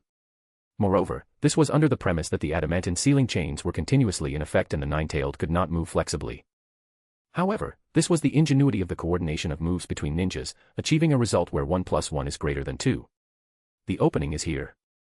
As expected of the strongest tailed beast, amidst the continuous offensive of ice weapons, the nine-tailed found a sliver of an opening and wanted to swing its arm to scatter the ice weapon attacks in front of it. But suddenly its arm hurt. The steel black python it had previously broken free from suddenly darted out when it wasn't paying attention and bit its arm. The steel tail swung, firmly coiling around the nine-tailed's neck. Damn it. Just as the nine-tailed was gnashing its teeth, several figures suddenly flew in front of it, dancing in bizarre postures under the bright moonlight. Those were several puppet warriors covered in thick armor, holding samurai swords, wearing iron masks, and revealing red eyes. This kind of scrap metal. Before the nine-tailed could spout profanities, intense white light suddenly erupted from the gaps in the bodies of the several puppet warriors. Boom, boom, boom, boom. The puppet warriors exploded one after another in front of the nine-tailed. The gushing intense flames engulfed most of the nine-tailed's body. The power produced by the self-destruction of each puppet warrior was no weaker than a high-level fire release technique. The nine-tailed let out a furious roar in the flames, the cold ice, the scorching explosions, the giant snake puppet biting its arm and coiling around its neck, and the chain suppressing its chakra, each one made it suffer unbearably. The black smoke triggered by the firelight covered the nine-tailed's entire field of vision, making it unable to accurately observe the movements around it. Chapter 99, Sealing and Post-Battle Loot. Oh no. The nine-tailed regained its senses amidst its rage, realizing something. Whether it was the ice release or the self-destructing puppet warriors, they were merely smokescreens, feints of an auxiliary nature. With only this level of clumsy attack, it could at most temporarily restrict its movements. It was impossible to defeat it. But it was too late to realize this now. Yaya, who was running, suddenly accelerated. Her petite frame, appearing incredibly small compared to the nine-tailed, stomped hard and transformed into a red comet flying from the horizon, rushing before the nine-tailed. The smoke obscuring their vision dispersed. In the nine-tailed's widened, fierce pupils, the black-haired girl, whose face was so exquisitely crafted it didn't seem human, and who was wrapped in red electric arcs, was clearly reflected, meeting those bottomless, pitch-black eyes. The red triangle on Yaya's fair, tender forehead shone brilliantly, emitting an unprecedented light. Following that came the fist Yaya threw. It was a crimson fist. The crimson fist pressure was even more brutal than the ice release or the self-destructing puppet warriors. With just one punch, the nine-tailed let out a howl of unprecedented pain. Yaya followed up by throwing more punches, each one exceeding the limits of human speed, the red fist pressure hitting the nine-tailed's head with unerring precision. Boom. The nine-tailed, which had never collapsed regardless of the attacks it had suffered before, fell with a boom, unable to bear the burden, cracking the earth beneath it. That fierce red fist pressure, which permeated through its head and then spread to its entire body, had a suppressive power that was not at all weaker than Mito's adamantine sealing chains.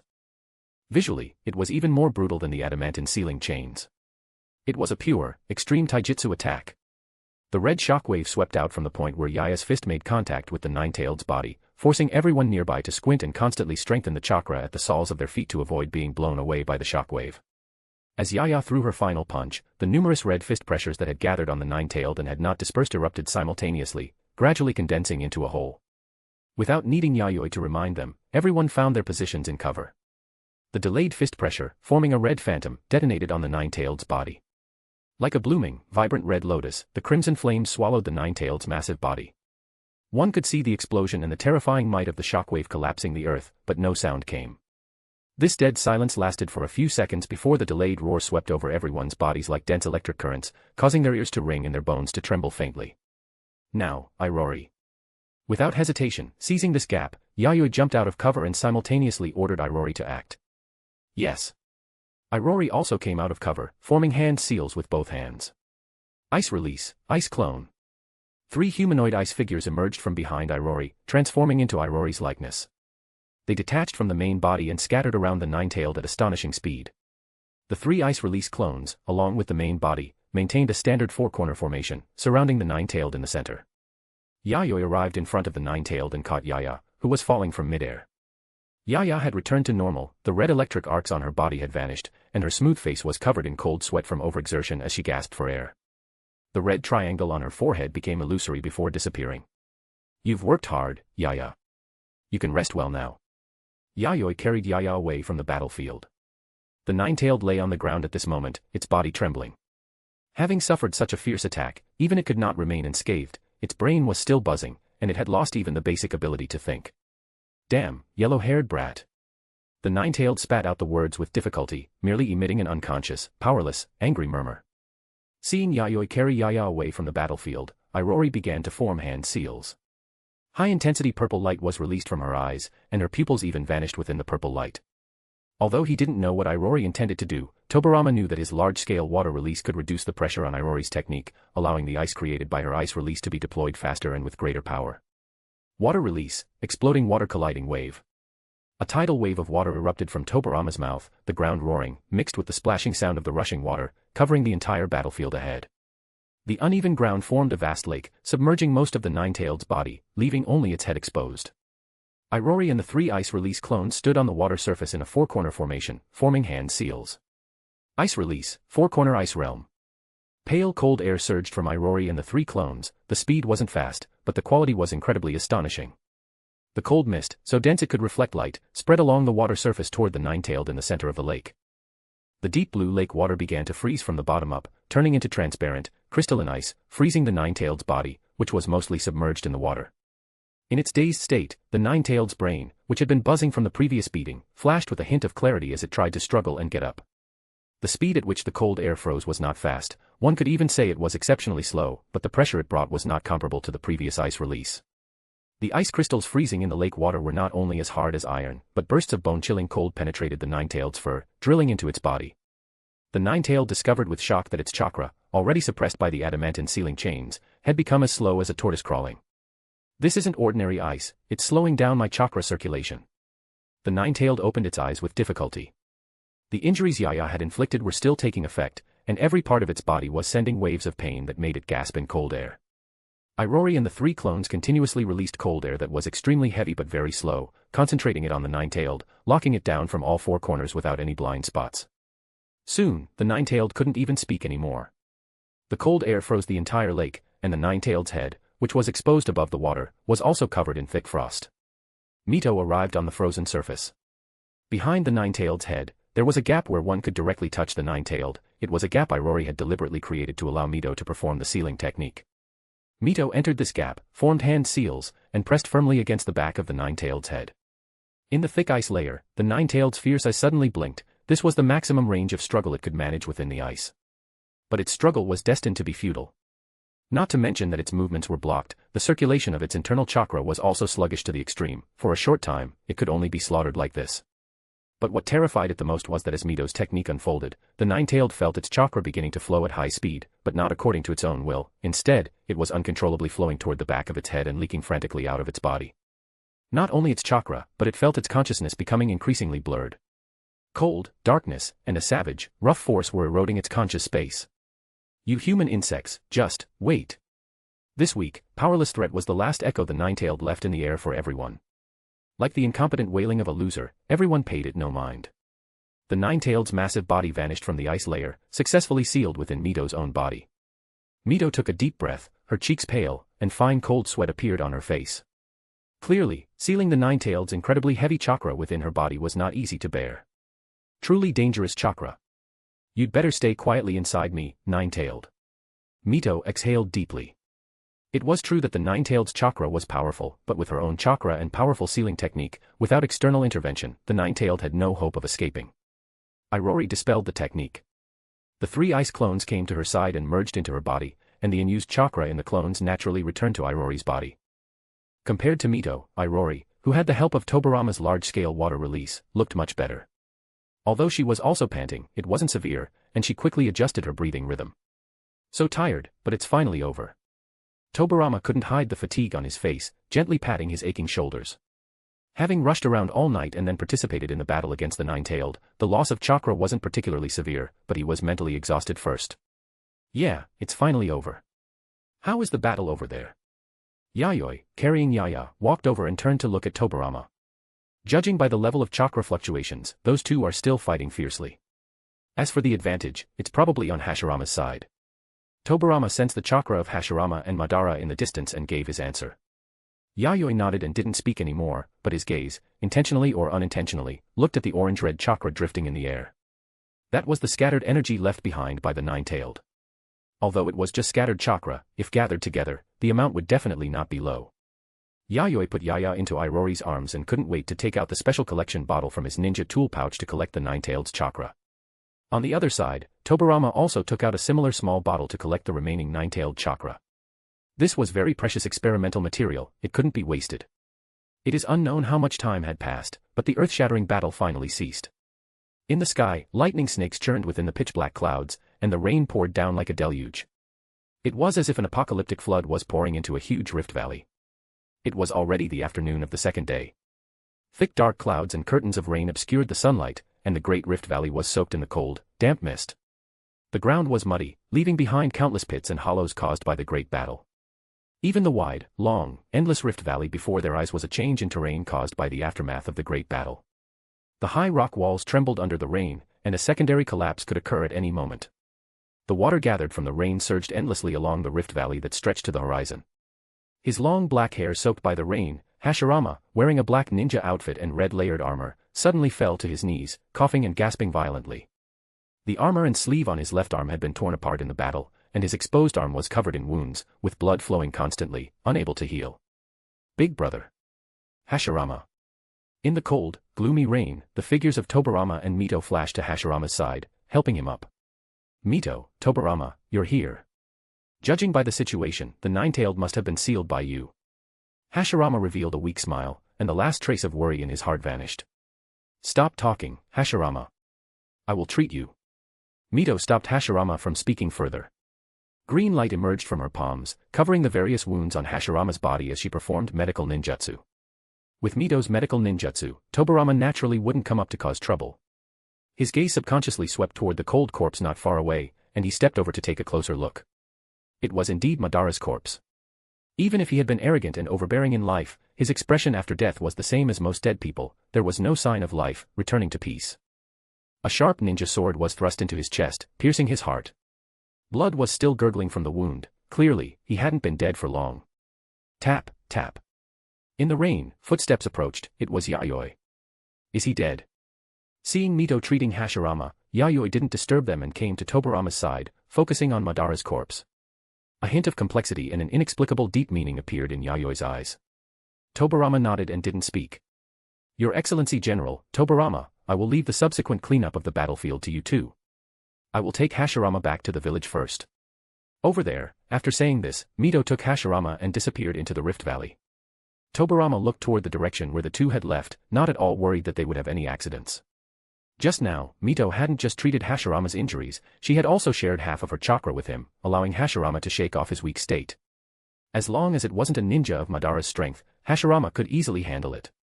Yayoi didn't care about Madara's corpse. After Mito and Hashirama left, he finally began to act. He took out containment vessels, searching for blood remaining in the rift valley, as well as body fragment tissues left over from the fierce battle between Madara and Hashirama. Even the tiniest bit of human fragments, Yayoi wouldn't let go. In his eyes, these were all precious materials. Especially Hashirama's would release, Yayoi wanted to figure out what kind of thing that was. Perhaps in the future, he could also create would-release ninjas in the land of night. Tobirama, having sealed Madara's corpse, watched Yayoi's incredibly skilled collection work and knew that this guy often did similar things. Such professional and efficient movements were exactly the same as his own as a Hokage advisor. Hey, Oda, slow down, at least leave some for me. Didn't you already get Madara's corpse? Why are you still fighting me for these scraps? Yayoi turned back and glared at Tobirama, this guy was too greedy. It has nothing to do with Madara, I'm more interested in Big Brother's power. Tobirama shrugged. Although Madara's corpse had great research value, he had collected too many materials from the Uchiha clan, and he felt he couldn't research any new tricks. But his big brother Hashirama's body was different. That extremely abnormal physical strength and that miraculous would-release technique were things he had coveted for a long time. Can't you just ask Hashirama for that when you go back? If I could get it by asking, would I care about these little things? I don't have as much freedom as you. Many of my past researches were forbidden by Big Brother, and I couldn't even collect materials properly. Since that's the case, how about we share the data obtained from our research later? You should be very interested in wood release, right? Sure, that's exactly what I intended. Tobarama agreed readily. Afterward, Yayoi and Tobarama tacitly split into two routes, starting their collection work separately. Chapter 100 Irori, Am I Going to Learn for Nothing Too? Inside the Great Rift Valley, rain poured down with a roar, and occasionally, large rocks would tumble down the cliff face under the battering of the heavy storm. However, even in such harsh weather and terrible conditions, it did not affect the enthusiasm of Yayoi and Tobarama in the slightest. Their collection work proceeded very smoothly, and in less than a few minutes, they had finished gathering the important materials in the Rift Valley. This situation was within the expectations of Yayoi and Tobarama. The spilled blood and human tissue shed from their bodies were the results of the close-quarters melee combat after Hashirama and Uchiha Madara had exhausted a large amount of chakra. Therefore, only in this specific area could important materials be collected. The things left behind in other places were nothing but the terrible terrain created after the clash between Wood Release and Susanoo, having no value to search at all. It seems we can only collect this much. This rain really came at a bad time, and quite a few things have been washed away by the rain. Yayoi looked up at the gloomy sky, the rain pattering against his face before sliding down his cheeks. Fortunately, the black hooded windbreaker worn over his ninja attire had rainproof functions, so his clothes inside would not become soaked. Indeed, but the things we have collected are not few, enough to use for experiments. Tobarama stuffed the several small bottles containing the materials into his ninja tool pouch, looking to be in a good mood. Let's part ways here. I won't speak for myself, but your Konoha village will likely be busy from now on.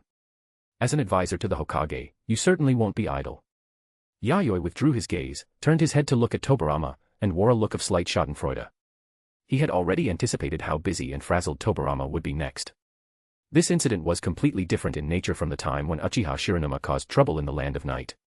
Coupled with the mess caused here in the Land of Fields, it would also require Konoha and the Land of Fire to come up with a feasible plan to settle it as soon as possible. That guy Uchiha Madara, even after dying, had to leave behind such a serious mess. Tobarama sighed helplessly, knowing very well what Yayoi was referring to. Uchiha Madara manipulating the Nine-Tailed to attack Konoha last night was the collective memory of all the people in Konoha, something that simply could not be shaken off. If not for Hashirama stepping in, the entire Konoha village would have been destroyed. With such a serious situation, the Uchiha clan could not escape involvement, even if they were also victims of Uchiha Madara's attack last night. The Uchiha clan, which had already become nervous after losing Uchiha Madara, was now experiencing this. One could imagine how awkward their situation in Konoha had become. Even Tobarama felt a bit of sympathy for the Uchiha clan. Uchiha Madara, their former clan chief, was simply pushing his clansmen toward a dead end.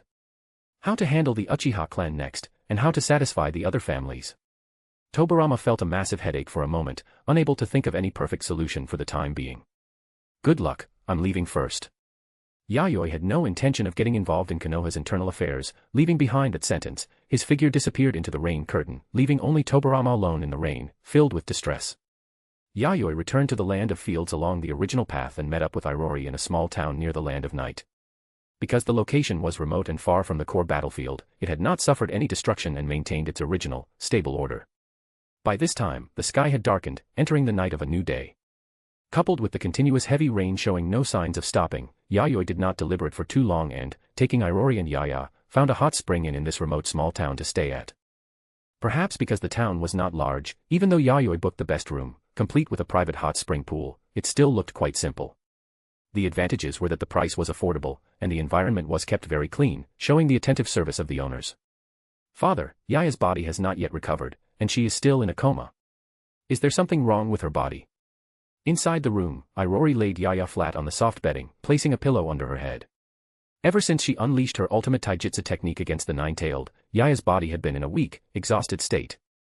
A short while ago, she had even fallen into a deep sleep, appearing as if she intended to use this deep slumber to recover as quickly as possible. The young girl lay flat on the bedding, her eyes tightly closed, with no emotion showing on her exquisite and beautiful face. It was a quiet, sleeping face that looked beautiful to the point of being illusory. Irori was somewhat worried about Yaya's physical condition and hoped Yayoi could make a decision. She still hasn't recovered. That is truly strange. Although it was an overloaded use of dual ultimate techniques, she shouldn't be weak to this extent. Hearing Irori's words, Yayoi could not help but feel confused about Yaya's current state of exhaustion and slumber. Both Yaya and Irori were tailed beast-like life forms. What created them was the active chakra mastered by Yayoi, the chakra of tailed beasts, and the immense life force of the natural world. It would not be an exaggeration to call them miraculous lifeforms. Their chakra and physique were infinitely close to tailed beasts, especially Yaya, who was specialized in taijutsu, could even compare to a tailed beast in terms of body hardness. It was only in the amount of chakra that she was inferior to a tailed beast. In the initial design, Yaya's ultimate techniques were divided into two types. One was Annihilation Crimson Lotus, and the other was called Heavenly Flash Comet. The former was an assault ultimate technique, a specialized manifestation of offensive capability. The latter's boost in offense was not as powerful as the first ultimate technique, but while the second ultimate technique enhanced offensive capability, it would simultaneously increase Yaya's movement speed and attack frequency. This was a display of balanced ability, and it could be maintained for a long time without causing a serious burden on Yaya's body.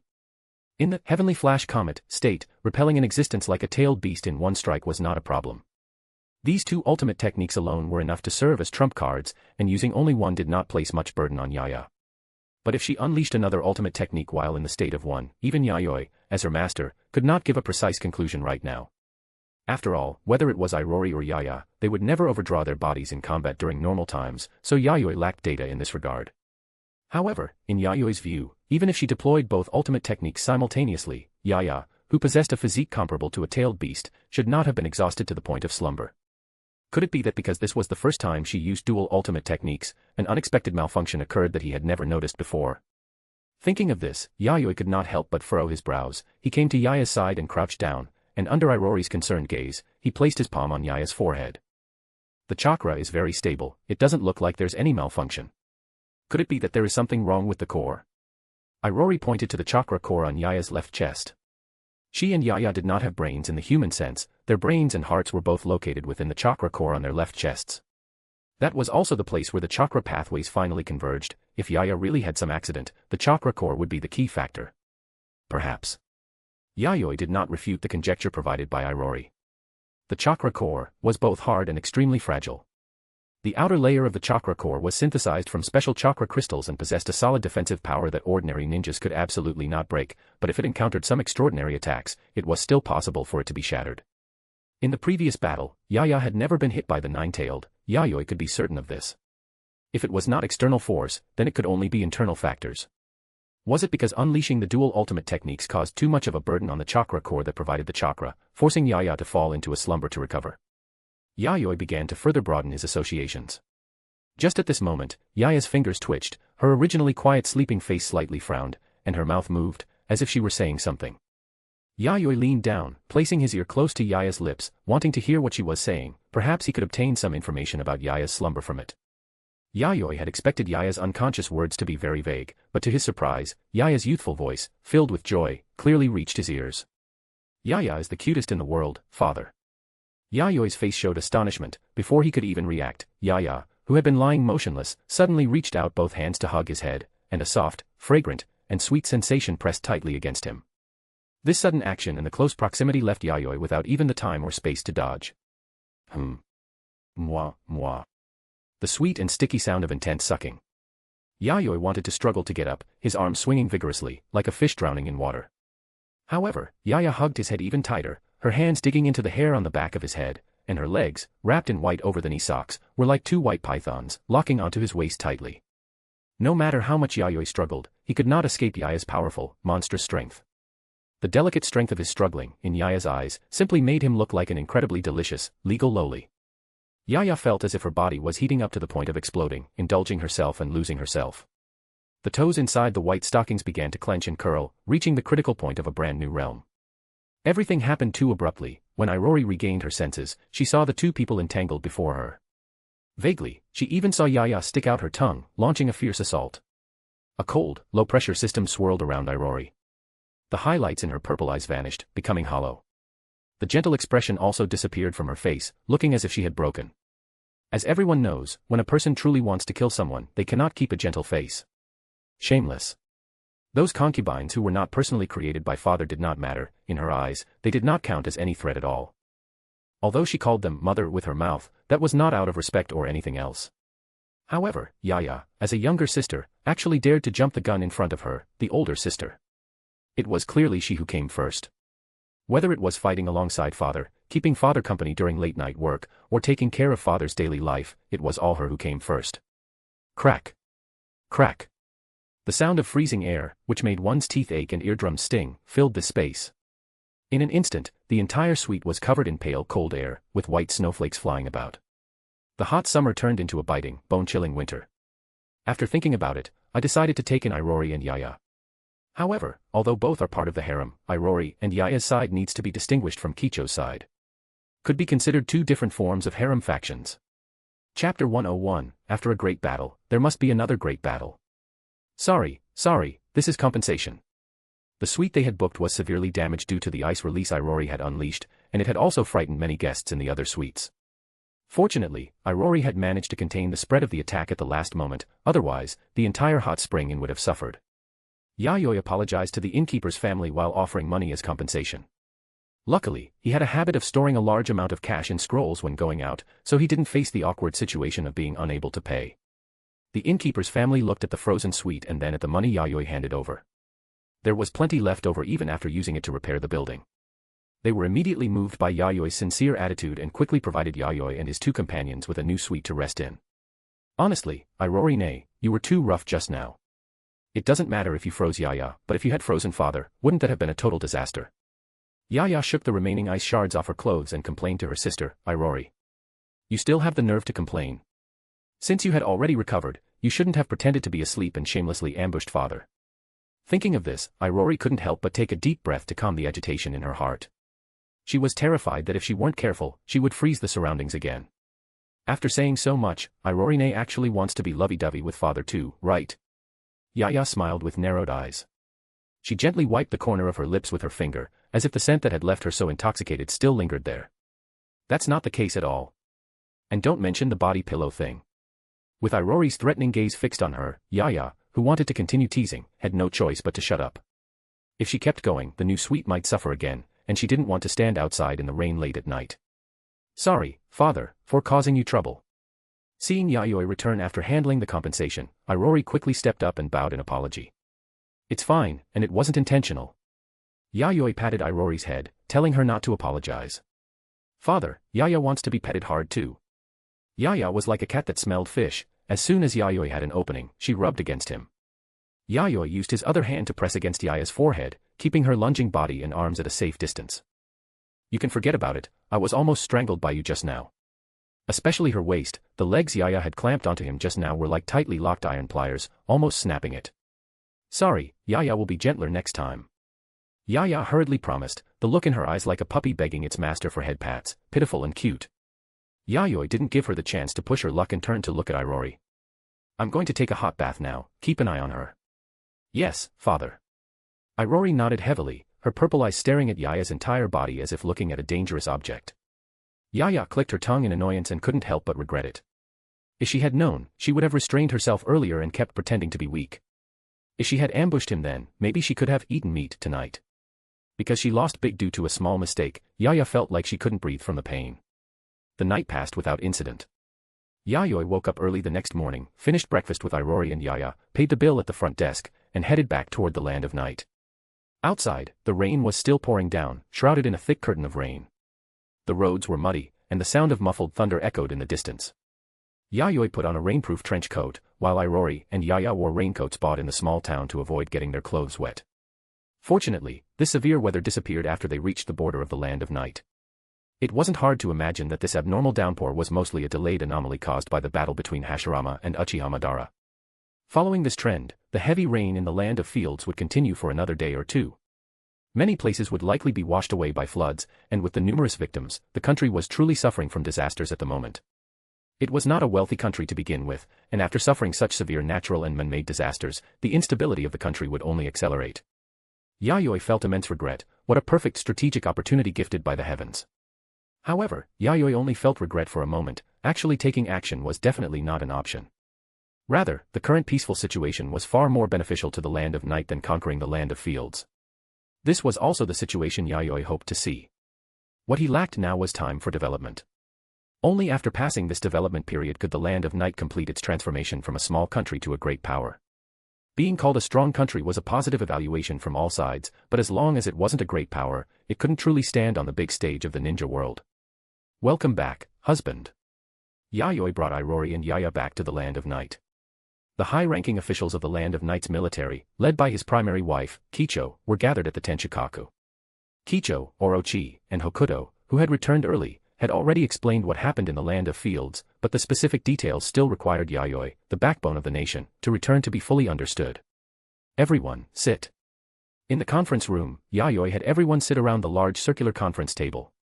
Before Yayoi even needed to speak, Irori, the acting general, had already prepared her statement and recounted everything that happened from the Land of Fields to the Land of Fire without any bias. Although Irori described the process somewhat understatedly, everyone still listened with trepidation. After all, those were Senju Hashirama and Uchiha Madara, the ninjas recognized as standing at the pinnacle of the ninja world. Even if they weren't dealing with them directly, but rather cooperating with Konoha ninja to suppress the Nine-Tailed, it was still an extremely dangerous affair. Fortunately, the final result was quite good. Madara was defeated and died, and the Nine-Tailed had been completely sealed with the assistance of their Land of Night. However, not everyone breathed a sigh of relief. Hokuto, who came from the same clan as Madara, had a complex expression upon hearing of Madara's defeat and death, even though he no longer worshipped or respected Madara. Regardless of the 1,000 words he might have had, in the end, only a silent sigh escaped his lips. The other person with complex feelings was naturally Kakuzu. He sat blankly on his seat, his back against the soft and comfortable leather. Not only did he not feel relieved, but he also felt a bit empty in his heart. Madara was dead. Then what did the results of his hard cultivation during this period count for? Who was he supposed to prove it to? It wasn't that he was arrogant enough to want to defeat Madara, Kakuzu just hoped that Madara would remember his name, rather than treating him as a nobody not worth remembering. Moving forward, there shouldn't be any more major chaos from Konoha, right? Someone suddenly said this. This was met with nods of agreement from the others. In the eyes of many, Madara was an unstable and dangerous element, no one knew what he would do next. The fact that he had previously attacked delegations from various countries without any scruples proved that he was a ninja who did not follow the rules. Such a capricious person who possessed such terrifying power was a huge threat to the high-ranking officials of various countries. Even the high-ranking officials of the Land of Fire probably had many complaints about Madara. Now that it was over, Madara, the dangerous element that high-ranking officials of various countries didn't know how to handle, had finally been defeated and died. Many national leaders were probably unable to help but celebrate. Let's wait and see the feedback from Konoha first. Compared to that, the disaster in the Land of Fields this time is quite severe. There will likely be a large influx of population into the Land of Night, so we need to be prepared to receive them. Also, I need someone to lead a team to go to the Land of Fields for disaster relief in the name of aid. Compared to discussing Konoha's next actions, Yayoi felt that the large-scale population movement in the Land of Fields was more important. As far as he knew, it wasn't just the Land of Fields, there were also many disasters within the Land of Fire. After all, Hashirama and Madara had fought all the way from Konoha to the Land of Fields, and then launched their final decisive battle on the border between the Land of Fire and the Land of Fields. The severity of the Land of Fields was visible to the naked eye, and the disaster situation in the Land of Fire could not be underestimated either. However, the Land of Fire had strong national power, as long as they were given some time, they could easily handle it without needing external aid. But the Land of Fields, with its weak risk-resistance ability, did not have such luck. To get out of the predicament, they had to rely on external forces. Yayoi intended to use practical actions to tell the disaster-stricken people of the Land of Fields that as long as the son of the Land of Night arrived, they would have a good life. To conquer a country, Yayoi was prepared to occupy the hearts of its people first. Jizomaru, you are in charge of logistics and transportation. This matter of disaster relief in the Land of Fields will be handled by you. When the time comes, ensure that the incoming refugees from the region are properly incorporated and that supplies are adequately provided. Yayoi looked at one of the high-ranking officials. He was a man in his 30s with long black hair, his bangs covering the right half of his face, looking somewhat reticent. His name was Jizomaru, a veteran jonin who had followed him from the very beginning. Since the establishment of the Land of Night, he had been responsible for resource management and transportation. He was married and skilled in earth release and fire release. Yes. Jizomaru nodded in agreement and said nothing more. Tetsujaku, the funding from the finance department must also keep up. Cooperate with Jizomaru as soon as possible to complete the incorporation of refugees and disaster relief work. Yayoi looked at another person. That was a middle-aged man slightly older than Jizomaru, wearing an iron mask on his face that covered the area below his nose and eyes. The temperament revealed between his brows was cold and serious. He was responsible for financial matters, which was also an important department. He had a family and was proficient in taijutsu and ninjutsu. Like Jizomaru, Tetsujaku was one of Yayoi's early followers. Before that, he had worked in the underground black market, managing the ledgers for a certain sector. Yes, Lord Yayoi, I will coordinate the work well. Tetsujaku nodded heavily. Afterwards, Yayoi assigned the other department heads to assist and cooperate. The matter of the land of fields was thus settled simply and quickly. There was no weighing of pros and cons. As long as the general direction given by Yayoi was set, the rest was about finding ways to complete it, not dragging things out. The meeting ended in less than half an hour, and everyone left their seats and walked out of the conference room. Yayoi took Irori to his office. The work accumulated over these 2 days was not much, and there were no important matters that required urgent processing. Thus, Yayoi sat down calmly and handled a portion of it until the sky outside darkened, then put down his work and returned to the inner court to rest early. After the battle with the nine-tailed, although everyone was almost unscathed, the consumption of stamina and chakra was quite severe.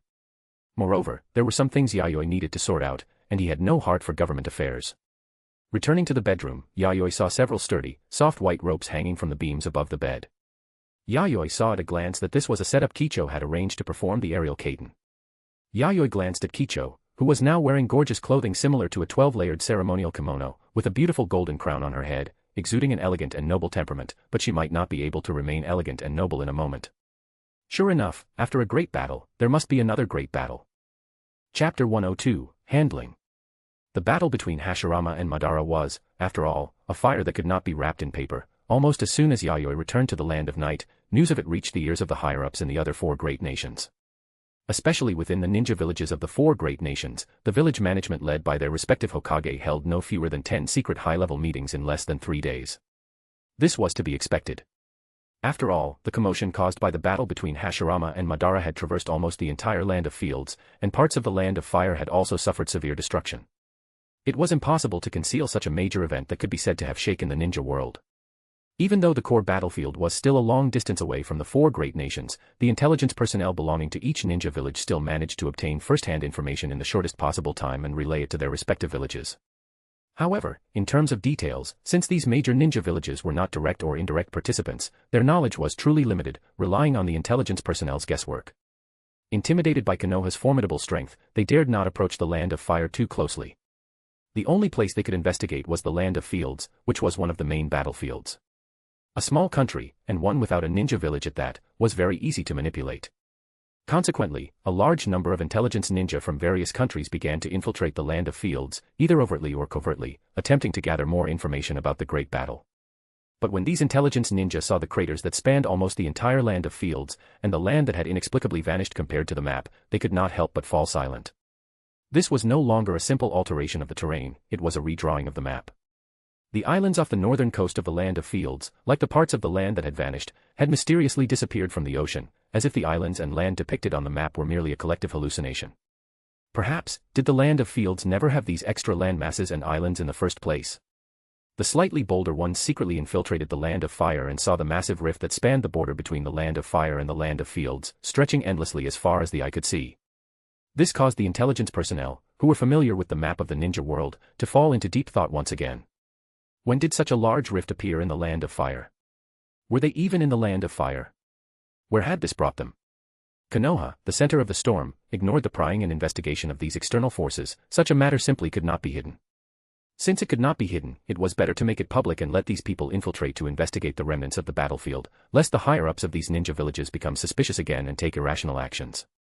Moreover, compared to the prying of these external forces, Konoha had more important matters to deal with right now. In the Senju clan compound, inside a classical Japanese-style courtyard. Cough, cough. Hashirama sat on the hallway of the backyard, letting the soft, warm breeze blow over him. Although he coughed from time to time, his complexion was much better than it had been a few days ago. With his own self-healing ability and the care provided by his wife, Mito, through medical ninjutsu, he believed that his injuries would be fully healed in another day or 2. Were you injured that severely this time, older brother? Tobarama walked over from the other side of the hallway, holding a document in his arms. As soon as he arrived, he heard his older brother Hashirama's coughing. 3 days had passed since that great battle. If one looked at the past records of Hashirama's injuries, there had never been an instance where it took more than a day to recover. Well, my chakra and physical strength were slightly overdrawn. It's not as simple as slightly overdrawn. Forget it. With sister-in-law's medical ninjutsu and your own self-healing ability, I suppose it's not too big of a problem. Tobarama just mentioned it casually, then took the document from his arms and handed it to Hashirama. This is the disaster relief material for the Land of Fields, provided solely by our Konoha. Take a look, older brother. If there's no problem, I'll have someone lead a team to the land of fields for disaster relief. The daimyo has already taken action a step ahead. You can handle such matters yourself. I heard that the land of night also provided disaster relief to the land of fields. Is that true? Hashirama was quite curious about this. After all, this matter was ultimately Konoha's fault. To have forces from another country provide aid made him feel a bit guilty, and even a little moved. It is indeed true. General Oda is a kind-hearted man. Hashirama sighed with emotion. Not only did he provide disaster relief to the land of fields, but he had also previously cooperated with Tobirama and Mito to subdue the Nine-Tailed without any casualties. This favor was something Hashirama didn't know how to repay. After all, if it had only been Tobirama and Mito, even if they could have subdued the Nine-Tailed, it would have been impossible to do so without casualties. If one counted the things owed previously, it was even more. That guy probably has his own agenda. With too little intelligence, Tobirama also didn't know what Yayoi was planning. However, based on his understanding of Yayoi, he was not a person who acted without purpose. Especially when it involved such major diplomatic affairs between countries, every word and action of the other party must have hidden meaning. Regardless, it is a fact that he helped our Konoha. Tobirama, if there is a chance, please ask General Oda on my behalf what he needs. Hashirama had heard rumors of Yayoi collecting various ninjutsu in the past. The reason the other party acted this way was likely to enrich the shallow foundation of the Land of Night. After all, without a sufficient amount of ninjutsu data, trying to systematically cultivate ninja was a very tricky matter. This was also a weakness of the Land of Night compared to the ninja villages of the 5 great nations. Of course, if the Land of Night only aimed to be a small country, that would be another matter. Understood. Tobirama just nodded, indicating he had kept it in mind, and then changed the subject. Not long ago, because you were recovering from your injuries, older brother, the clan chiefs of various clans came to me, hoping to convene a high-level meeting as soon as possible to deal with the problems left behind by Madara. Madara was dead, that was true, but the mess left behind was not so easy to eliminate within Konoha. As the clan to which Madara belonged, even though the Uchiha clan was also a victim of Madara's attack, the saying, "Love me, love my dog," applied. The Uchiha clan, sharing the same bloodline as Madara, had been receiving strange looks, whether intentional or unintentional, from other clans over these past 2 days. These ninja clans hoped to settle this matter quickly to appease the people.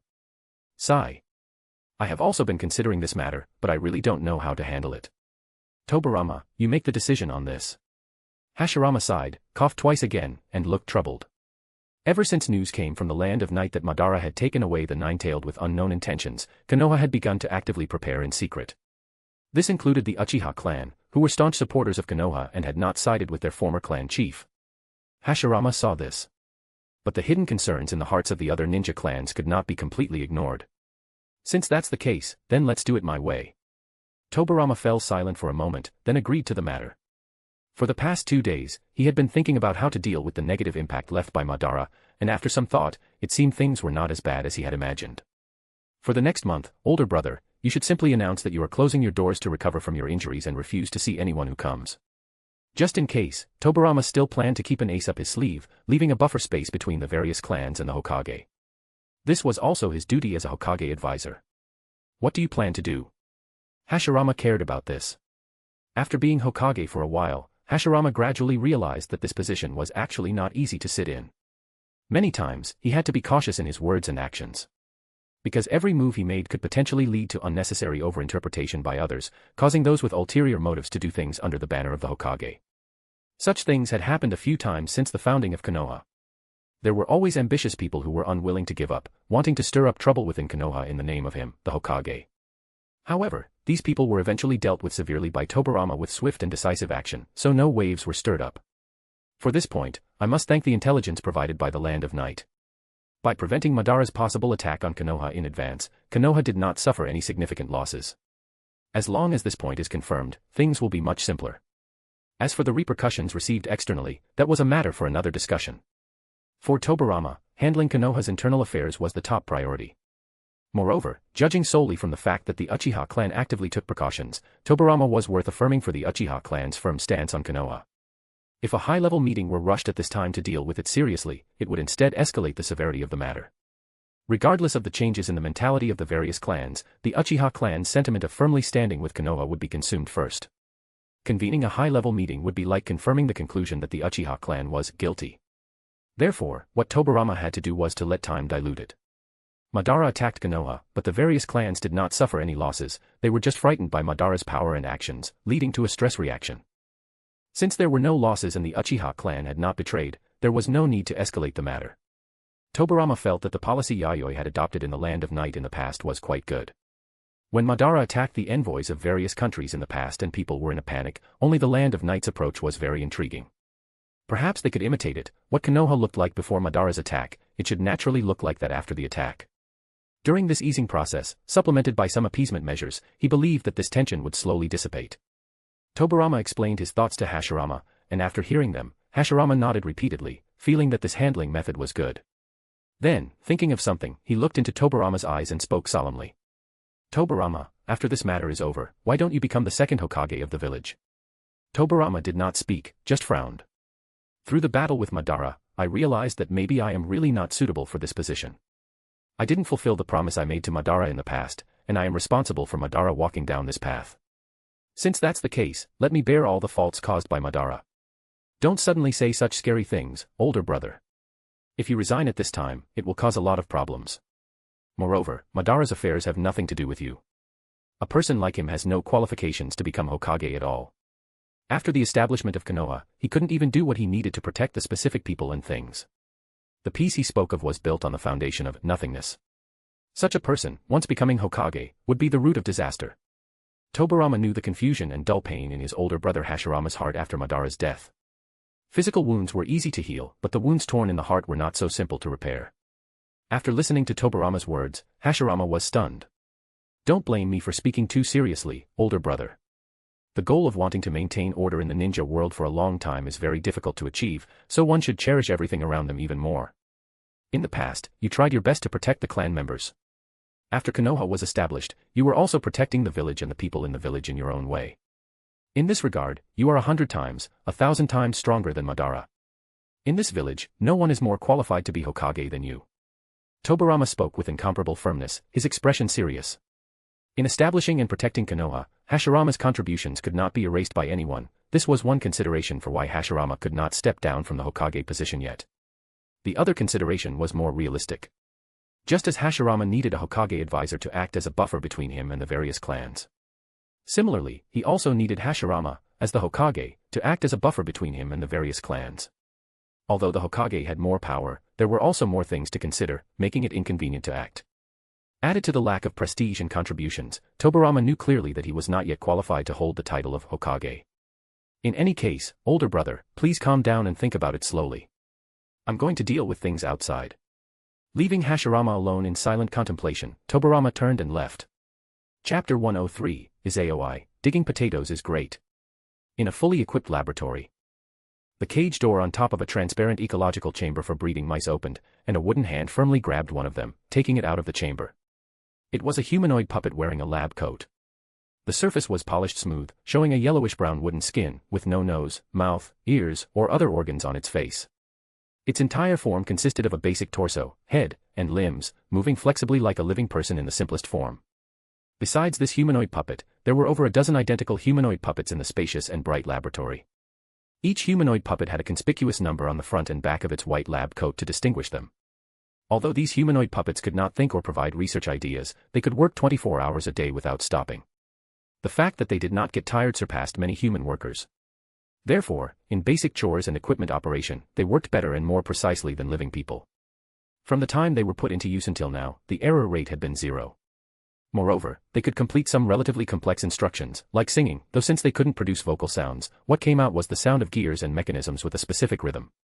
They could dance too, though it looked quite funny. Regarding these puppet assistants, Nene, who was in charge of operating this laboratory, could be said to be quite satisfied. What she lacked was not divergent thinking, but tool people to handle chores. Although she could run the entire laboratory by herself, the efficiency would be too low, and it would waste quite a bit of time. These puppet assistants, who did not get tired or complain, solved this point very well. Her work efficiency recently had increased by several percentage points. The puppet assistant that grabbed the mouse had a number 11 label on its lab coat. It brought the mouse to the workbench, where Nene had prepared the injection. Without needing Nene to operate it manually, the number 11 puppet assistant grabbed the mouse with one hand and picked up the injection with the other, injecting it into the mouse. After the injection was completed, the number 11 puppet assistant quickly threw the mouse into the transparent glass observation chamber beside it. Once thrown in, the mouse's body twitched rapidly, bending backward, its mouth opening and closing repeatedly, as if it were screaming in agony, shrieking something tragic. However, due to the isolation of the observation chamber, the mouse's cries were completely confined inside, unable to reach the outside. This crazy behavior lasted for a few seconds, when suddenly the mouse's back cracked open, and a lush green sapling grew out. The sapling grew visibly larger, and in just the blink of an eye, it devoured the mouse that served as a carrier, seemingly absorbing it as nutrients to grow. The small tree grew to over a meter tall and did not stop, but reached the top of the observation chamber and soon grew laterally. It did not stop growing until the entire observation chamber was covered in lush greenery, forming an infinitely shrunk miniature forest. As for the mouse that served as the carrier for the sapling's growth, not to mention its corpse, even its bones were likely eaten clean. The transparent glass of the observation chamber reflected the faces of Yayoi and Nene. The two of them witnessed the scene with their own eyes, and although they had expected it, they were still shocked by the sight inside the observation chamber. Not long after returning a few days ago, Yayoi quickly started research on Hashirama cells. However, because it was inconvenient to make it public, and Nene's research ability was very strong, they came here to conduct the cultivation experiment of Hashirama cells. The erosive power is too terrifying. Even though the cell's power has been reduced a lot, the mouse still couldn't resist it. This experimental mouse was already from the batch with the best physique, capable of withstanding very strong chakra impact. Nene's emotionless voice rang out. But from her slightly fluctuating red eyes, it was clear that her heart was far from calm. This power was too bizarre. It was neither poison nor anything else, yet it was more toxic than anything she had ever seen.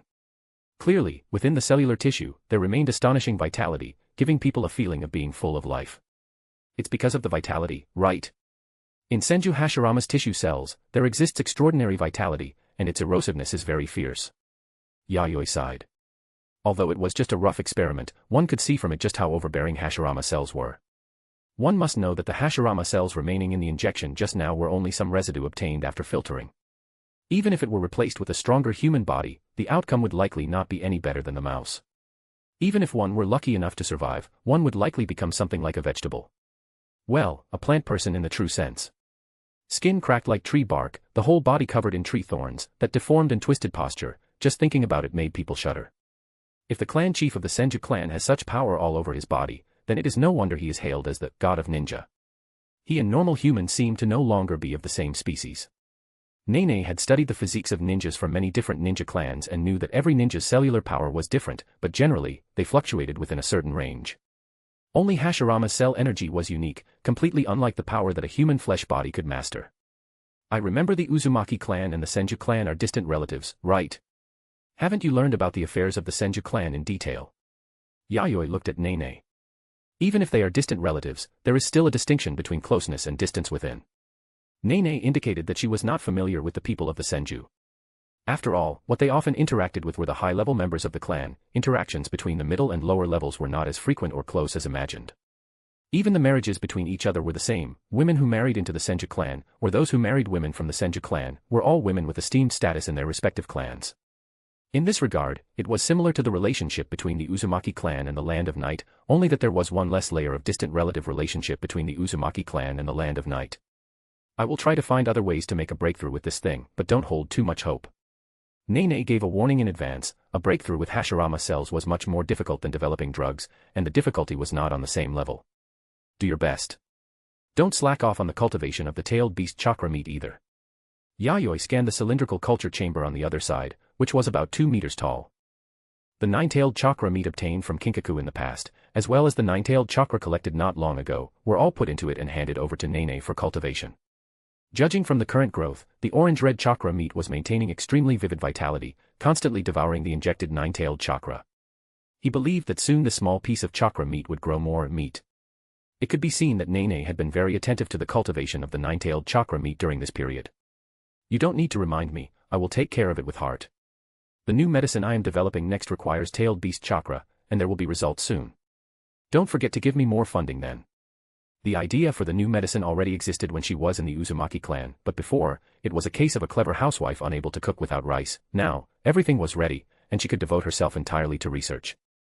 Rest assured, if you can produce results, your funding won't be lacking. Yayoi indicated that he would wait to see the results.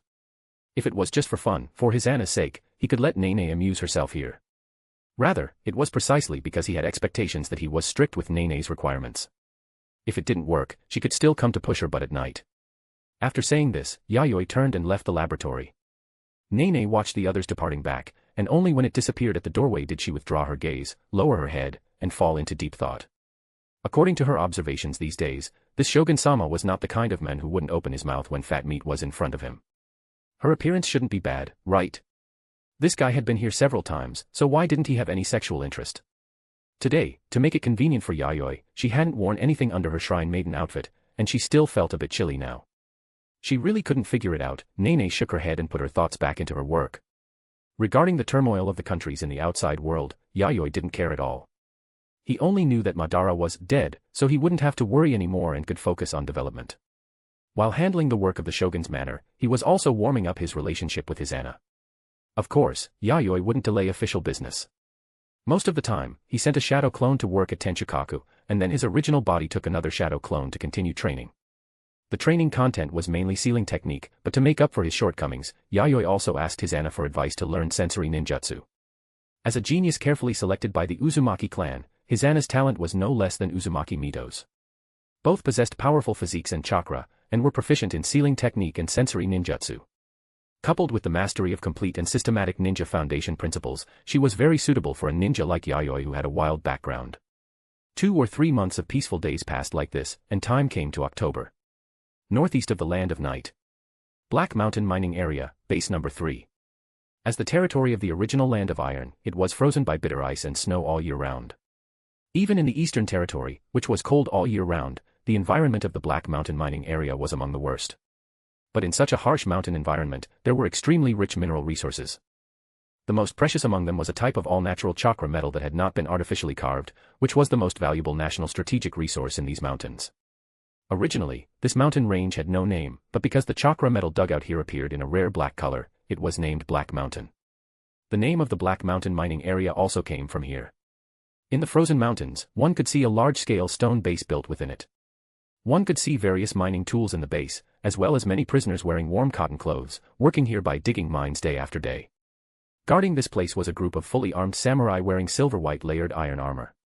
Every samurai was tall and burly, with an astonishing aura. They stood motionless in the raging wind and snow, like sculptures, fulfilling their duty of guarding. Among them, there were also some ninjas wearing ninja clothes and cold-proof windbreakers. Ninjas and samurai cooperated with each other, managing this place in an orderly manner. Among the ninjas responsible for management, a 15 or 16-year-old girl with long black hair looked out of place with the surrounding environment. She stood in the wind and snow, rubbed her red nose, looked at this isolated frozen mining area, and looked hopeless. It was Uchiha Yayoi, who had been assigned to develop in the northeast mining area. She didn't understand why she was suddenly arranged to work in such a place when she was doing fine. Although she currently held the position of detachment leader of Base Number 3 in the Black Mountain mining area, managing some 20 people under her. Among them were 3 ninjas and 22 samurai. In Base Number 3, the one with the highest status was the base chief, followed by several detachment leaders. It could be said that except for the base chief, she was one of the people with the most real power here. As long as she occasionally showed her face and held a meeting, the rest could be left to her subordinates to handle, without having to go down personally. The daily working hours were less than 3 hours, the salary was generous, and except for not being able to leave the mining area base without authorization and not being able to violate the base rules, the rest of the time could be freely disposed of. However, this was not the job she wanted. Captain. A samurai quickly came to his AOI, seemingly having something to report. First-time offenders are hung outside for half an hour, second-time offenders are hung for 3 hours. If they exceed this number, send them directly to the small dark room, and when they become obedient, they will be released. Izayoi didn't wait for the samurai to speak, she already spoke numbly as if she knew what was coming, her tone was rigid and did not contain any emotion. After all, there was too little work at the mining base, and those who came to report voluntarily were basically those who were making trouble. As for how to punish prisoners for different numbers of offenses, she could now recite it by heart. She stood at a high place and looked down, the prisoners holding tools on the ground were like dense, hard-working worker ants. Some did not have endless passion, but rather empty, numb eyes. She remembered 2 months ago, she hinted to the department personnel who assigned work that she wanted a job with good treatment, not too busy, and preferably with plenty of time to do her own things. As a result, she was transferred to the northeast mining area. Well, good treatment, short working hours, plenty of free time, perfectly meeting her requirements. The problem was, the reason she asked for plenty of free time was to hook up with the Shogun-sama. Now that she was in the northeast mining area, how could she go to hook up and complete the mission assigned by the family? She was just here watching others dig potatoes. Chapter 104, It's cold outside, drink more hot water. After patrolling outside for a lap or two and finding that there was truly nothing to do, Yayoi returned to her rest hut. It was a stone hut resistant to wind and snow, with its exterior and interior walls polished so smooth that the original appearance of the stone was completely unrecognizable. Outside, the wind and snow were freezing, but inside, the fireplace burned with firewood, releasing warm energy that made the stone hut as warm as spring, creating an extreme contrast with the freezing world outside. The interior of the stone hut was quite spacious, a standard 2-bedroom, 1 living room layout that could be decorated according to the user's preferred style. For the convict laborers outside, they might be very envious, but Yayoi couldn't bring herself to be happy. Not to mention that this place was far from the center of the land of night and a great distance from her goal. Just looking at the pale frozen earth before her every day made it feel as if she had been abandoned by the world. She felt like she was on the verge of depression. Perhaps this was related to her active personality. She wasn't very suited for working in this kind of environment. Even so, Yayoi still tried her best to do her job well. After teasing a few cats sleeping lazily by the fireplace, Yayoi felt completely healed and, full of energy, walked back to the bedroom, sat down at the desk, and picked up a pen to write her duty report. Mining was one of the core pillar industries of the land of night. Especially the natural chakra metal excavated from the major mining areas, it was not only a very important strategic resource but could also bring considerable economic income to the country. The Black Mountain mining area where she was stationed was one of the mining areas here. This mining area was divided into several mining sites, and a base would be established near each one. She currently served as a squad leader at Base 3 of the Black Mountain mining area. This base was somewhat different from the others. The laborers at most bases were legitimate miners recruited from all over the land of night, while the miners at Base 3 were composed entirely of convicts. Therefore, the number of patrol troops and management personnel at Base 3 far exceeded that of the other bases. In terms of management, it was also stricter than other bases, and the procedures were more cumbersome. After all, every month, they had to acknowledge and commend the convict laborers who worked diligently and apply for sentence reductions for them. On one hand, this was to mobilize the enthusiasm of the prisoners. On the other hand, it was because this godforsaken place was truly short of manpower.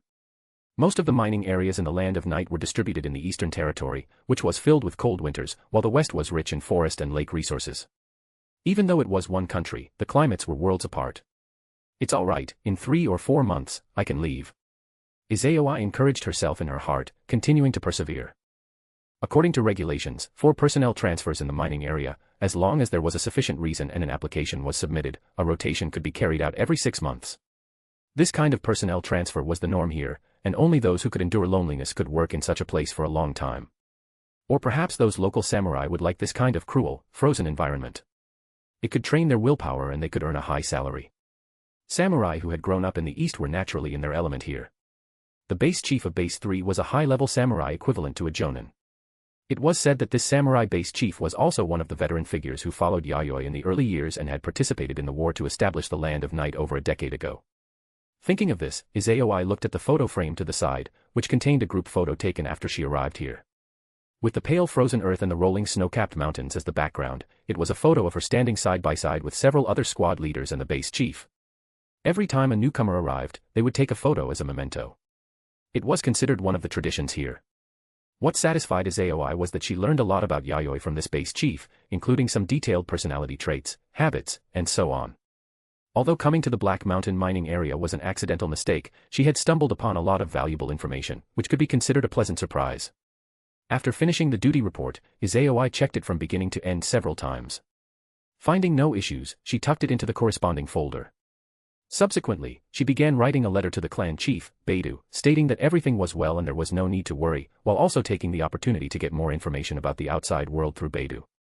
Previously, when she heard that Uchiha Madara had been killed and that the Uchiha clan was in a difficult situation in Konoha and would likely be ostracized, it made her extremely happy.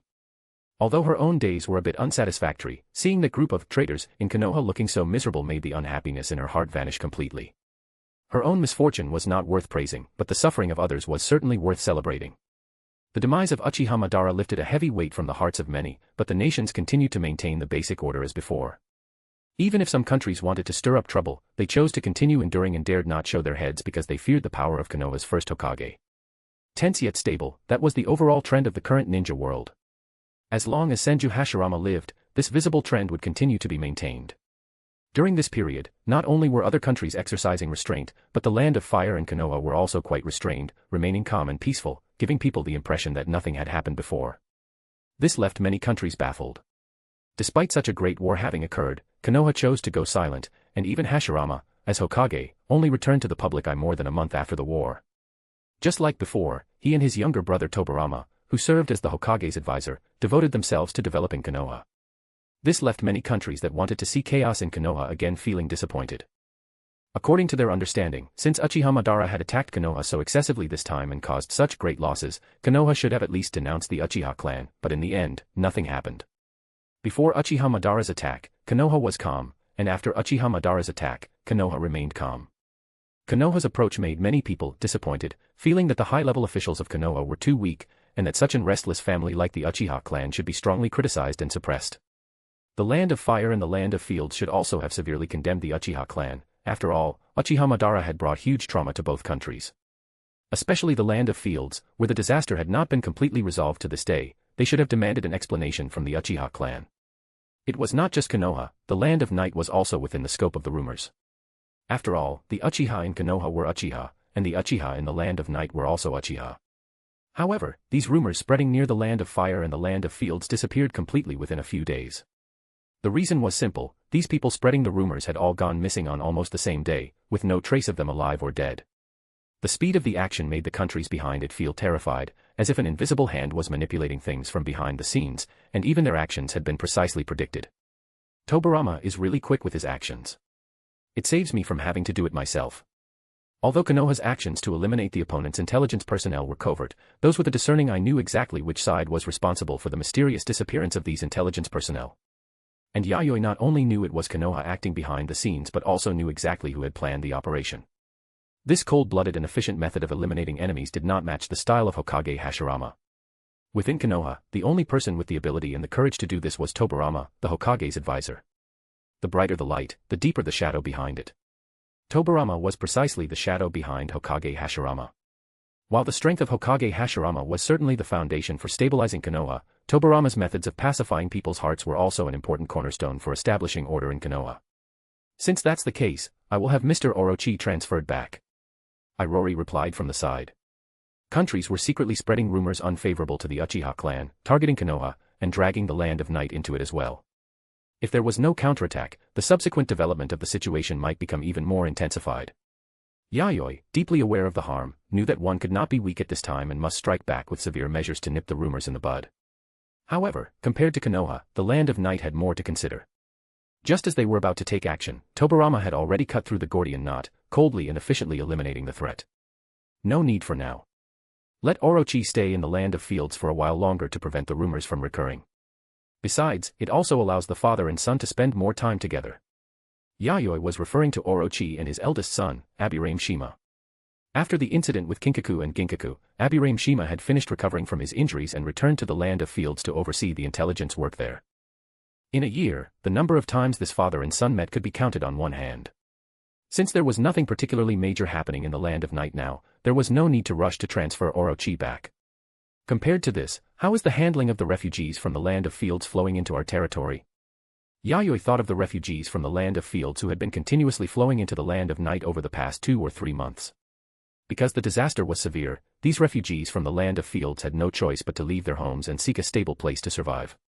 It was not just the Land of Night, the neighboring Land of Fire and the Land of Hot Springs had also received many refugees from the Land of Fields. After this incident, the Land of Fields could be said to have suffered heavy losses, and the aristocratic group headed by the daimyo had reached an all-time low in their control over the country. However, all parties were relatively restrained and were not in a hurry to devour this piece of fat meat. But it was an indisputable fact that the Land of Fields was now penetrated like a sieve, with undercurrents surging constantly in places that could not see the light.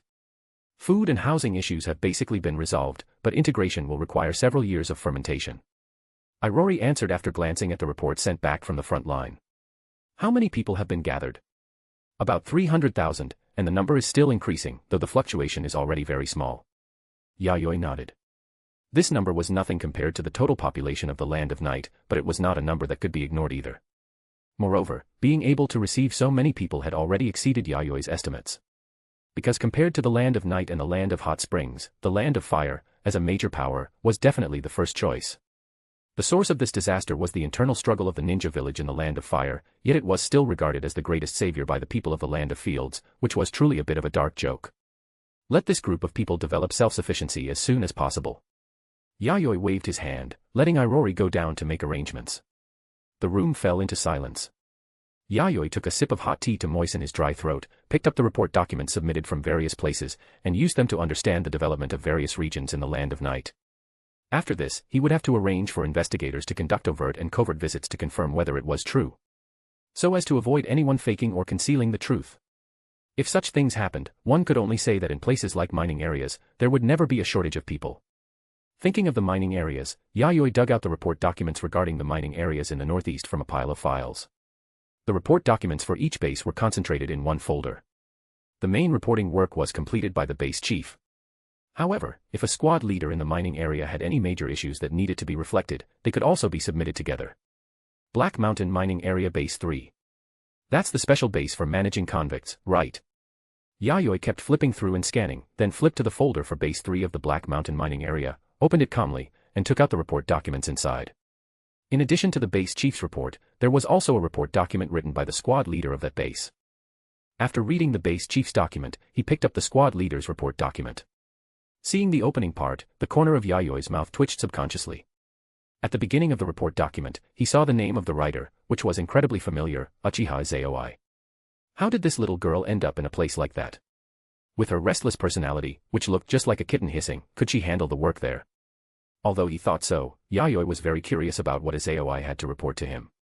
Could it be that she couldn't stand the boredom of the mining area and wanted to transfer away from that place early? Yayoi opened it and took a look. He was somewhat surprised that she wrote such beautiful characters. Not to mention the content, just such beautiful and cute characters were pleasing to the eye. Moreover, it was not the complaining about the life in the mining area that he had imagined, but rather an expression that she would definitely work hard and was very grateful for the tempering and cultivation from above. The more Yayoi read, the more wrong it felt. Why was the whole thing talking about how fearless she was and how hard she was working? The degree of such self-praise and narcissism made Yayoi feel embarrassed for her. Although this did make Yayoi look at her with new eyes, this document felt wrong no matter how he looked at it. Especially at the end, she added a heartwarming sentence, "It's cold outside, Shogun-sama, please remember to drink more hot water and be careful not to catch a cold." But Yayoi didn't feel warmed, all he felt was bewilderment. What on earth is this person talking about? Is she writing a little essay of thanks to him? Yayoi, who really couldn't understand this little girl's thoughts, just scribbled a few words in reply at the end and stuffed it back into the folder. Chapter 105, Kicho and his Anna. Several days later. Black Mountain Mining Area, Base Number 3. Inside the stone house where the base commander is located.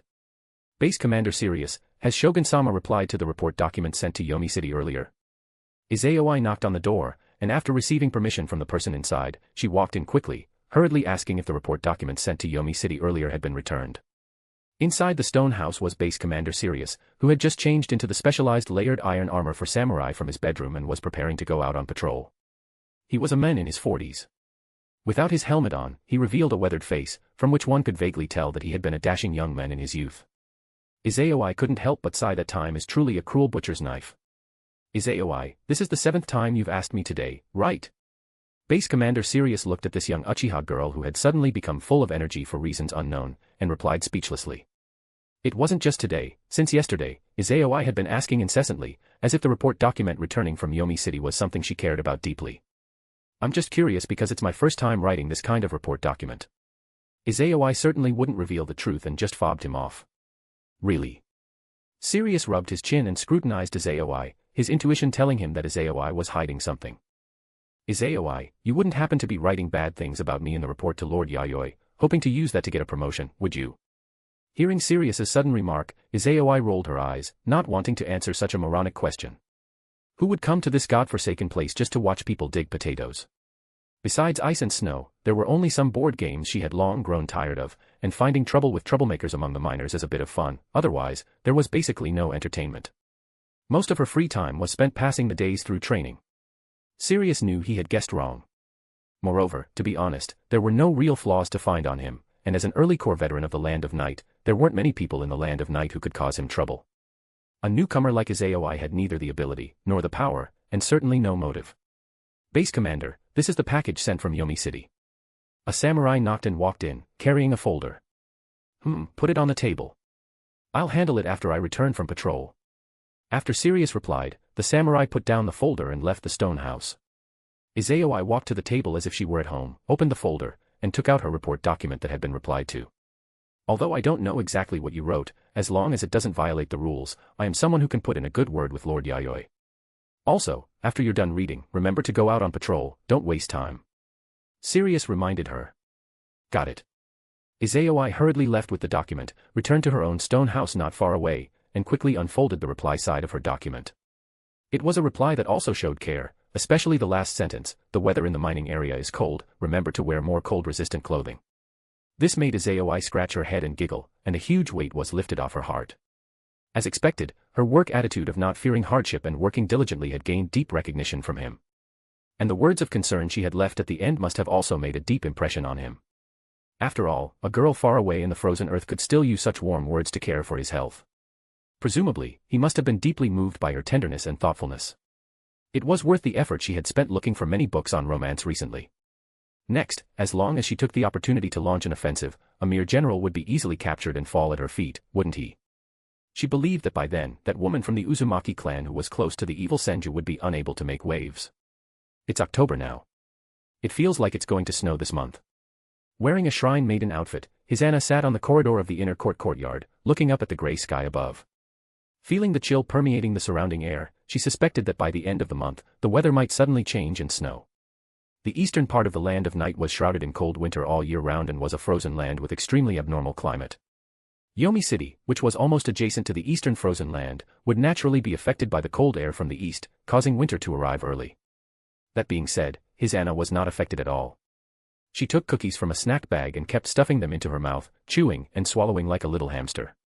As a ninja who had learned chakra, she could quickly adapt to many extreme environments.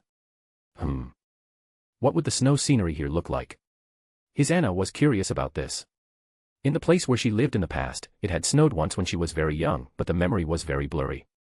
As for the snow scenery, it will be very beautiful. A burst of laughter came from behind. It was Kicho, who had returned from the training ground. Hearing Hisana talking to herself, she replied with a smile. Sister Kicho, you're back from training. Hisana turned around and stood up happily.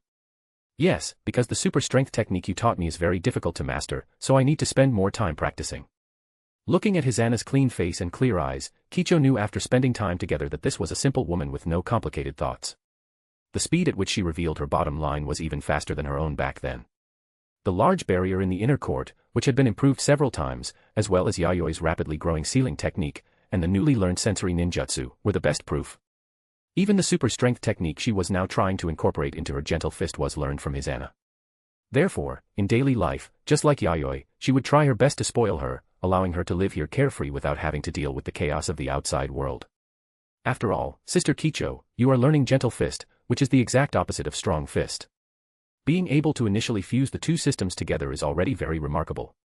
However, Sister Kicho, now that you are so strong, having to spend so much time training, wouldn't it be a bit too exhausting? Hisana sighed at Kicho's diligence and hard work. It was even more focused than when she was being managed at the shrine. Very strong. I don't think so. Many times, I sigh at my own weakness and inability to help Lord Husband. Kicho smiled helplessly. She was strong, and her strength was enough to rival high-level ninjas like Abure Murochi. But when facing the existence of a tailed beast level, it was very difficult to intervene. Especially when cooperating with Konoha to seal the nine-tailed earlier, it was precisely because he was not assured of her strength that Yayoi let her return at that time. If she could have become stronger at that time, she could have fought side by side with him, instead of being excluded from the battlefield. It's okay, I will also help you become stronger, Sister Kicho. If there is anything you don't understand about super strength, you can come and ask me at any time. Sensing Kicho's firm belief in wanting to become stronger, Hisana patted her chest to guarantee it, causing her breasts to jiggle. If I need to, I won't be polite. Moreover, compared to my affairs. Kicho smiled and then changed the subject. You have been married here for 3 months. Isn't it a bit too lazy, Sister Hisana? Hisana was stunned, shrank her neck, and suddenly had an ominous premonition. Kicho's suddenly stern gaze was like that of the shrine priest Uzumaki Daomei who used to manage her. Sister Kicho, I suddenly remembered that Nene-chan has something to find me for. I'll go first. Hisana decided to make a run for it. But before she could turn around, her shoulder was grabbed firmly by Kicho. The strength was so great that it shocked Hisana, and she couldn't turn around at all. Unlike Yayoi, who taught sealing technique from scratch, Kicho had high talent and a very deep grasp of the basic principles of taijutsu. Kicho learned the super strength technique she taught very quickly. It's just. Kicho's speed of mastery seemed a bit too rapid, and she even used it on her, the instructor. Furthermore, the grip Kicho had on her shoulder not only contained the super strength she had taught, but also a very flexible force that penetrated her body. Although it didn't cause injury, it made the flow of chakra in her body become incredibly slow. Hisana vaguely regretted it. If she had known, she would have held something back. The stone she lifted eventually smashed onto her own foot. Although you don't need to fight, accidents might happen one day. Before that, you also need to follow me to learn some practical combat skills, Sister Hisana. Kicho smiled and placed her other hand on Hisana's shoulder, completely making Hisana lose the ability to resist. Although Hisana had great strength, her practical combat skills were truly terrible. Coupled with Kicho using gentle fist techniques, it made the circulation of chakra in her body very difficult. Without the super strength granted by chakra, it was just a futile struggle. I think it's very safe here, so this won't be necessary. Besides, Sister Kicho, look, I actually train sealing technique normally. Hisana replied in a low voice. She had seen Kicho's training. She often made herself look disheveled and often bled, which looked very painful. I am talking about practical combat skills. Don't drag irrelevant topics into this, Sister Hisana. As a woman of Lord Husband, you don't have to fight, but you cannot be unable to. Lying on the corridor beam, Oboro, who was watching all this, nodded secretly, incomparably agreeing with the strict practical combat training for Hisana. Although the shogun's manor was very safe here, accidents could happen suddenly at any time, which was unpredictable. Learning a few more practical combat skills would also be good for Hisana. Most importantly, Oboro also felt that Hisana had become unreasonably lazy since she arrived here. Every day, besides eating, she would make noises at night, like a tireless, rampaging little heifer, making her have to change her underwear every time. She suspected that Hisana had so much energy at night because she had too little to do during the day, leading to her excess energy having nowhere to be released. As for Hisana saying she practiced sealing technique, Oboro scoffed at it. That was completely an attitude of inconsistent effort. After losing the family's control, Hisana had become too free. Seeing Hisana still hesitating and struggling, Kicho had no choice but to bring out her trump card. If you accept my practical combat guidance, Sister Hisana, how about I teach you a few special techniques you haven't played with before? Hisana, who was still hesitating, immediately stood at attention, looking as if she were facing death bravely. Please, by all means, train me hard, Sister Kicho. Kicho was a little amused. This girl really is. Although she had also fallen for a period in the past, that was only because of too much repression. It was a form of cathartic indulgence, not a real abandonment. Hisana was different. She lived in a carefree environment, and even after marrying here, she was spoiled by those around her and had never experienced the cruelty of the ninja world. Her laziness was not indulgence or catharsis, it was pure laziness, without a shred of self-control. Without a whip cracking behind her, she wouldn't move at all. She was the type who needed someone to actively feed her before she would eat properly. As for what Hisana would do after learning her special techniques. Sigh, the Lord Husband will just have to suffer a bit. Come to think of it, ever since she recently learned Hisana's super strength technique, her Lord Husband didn't seem to be as at ease when facing her as before.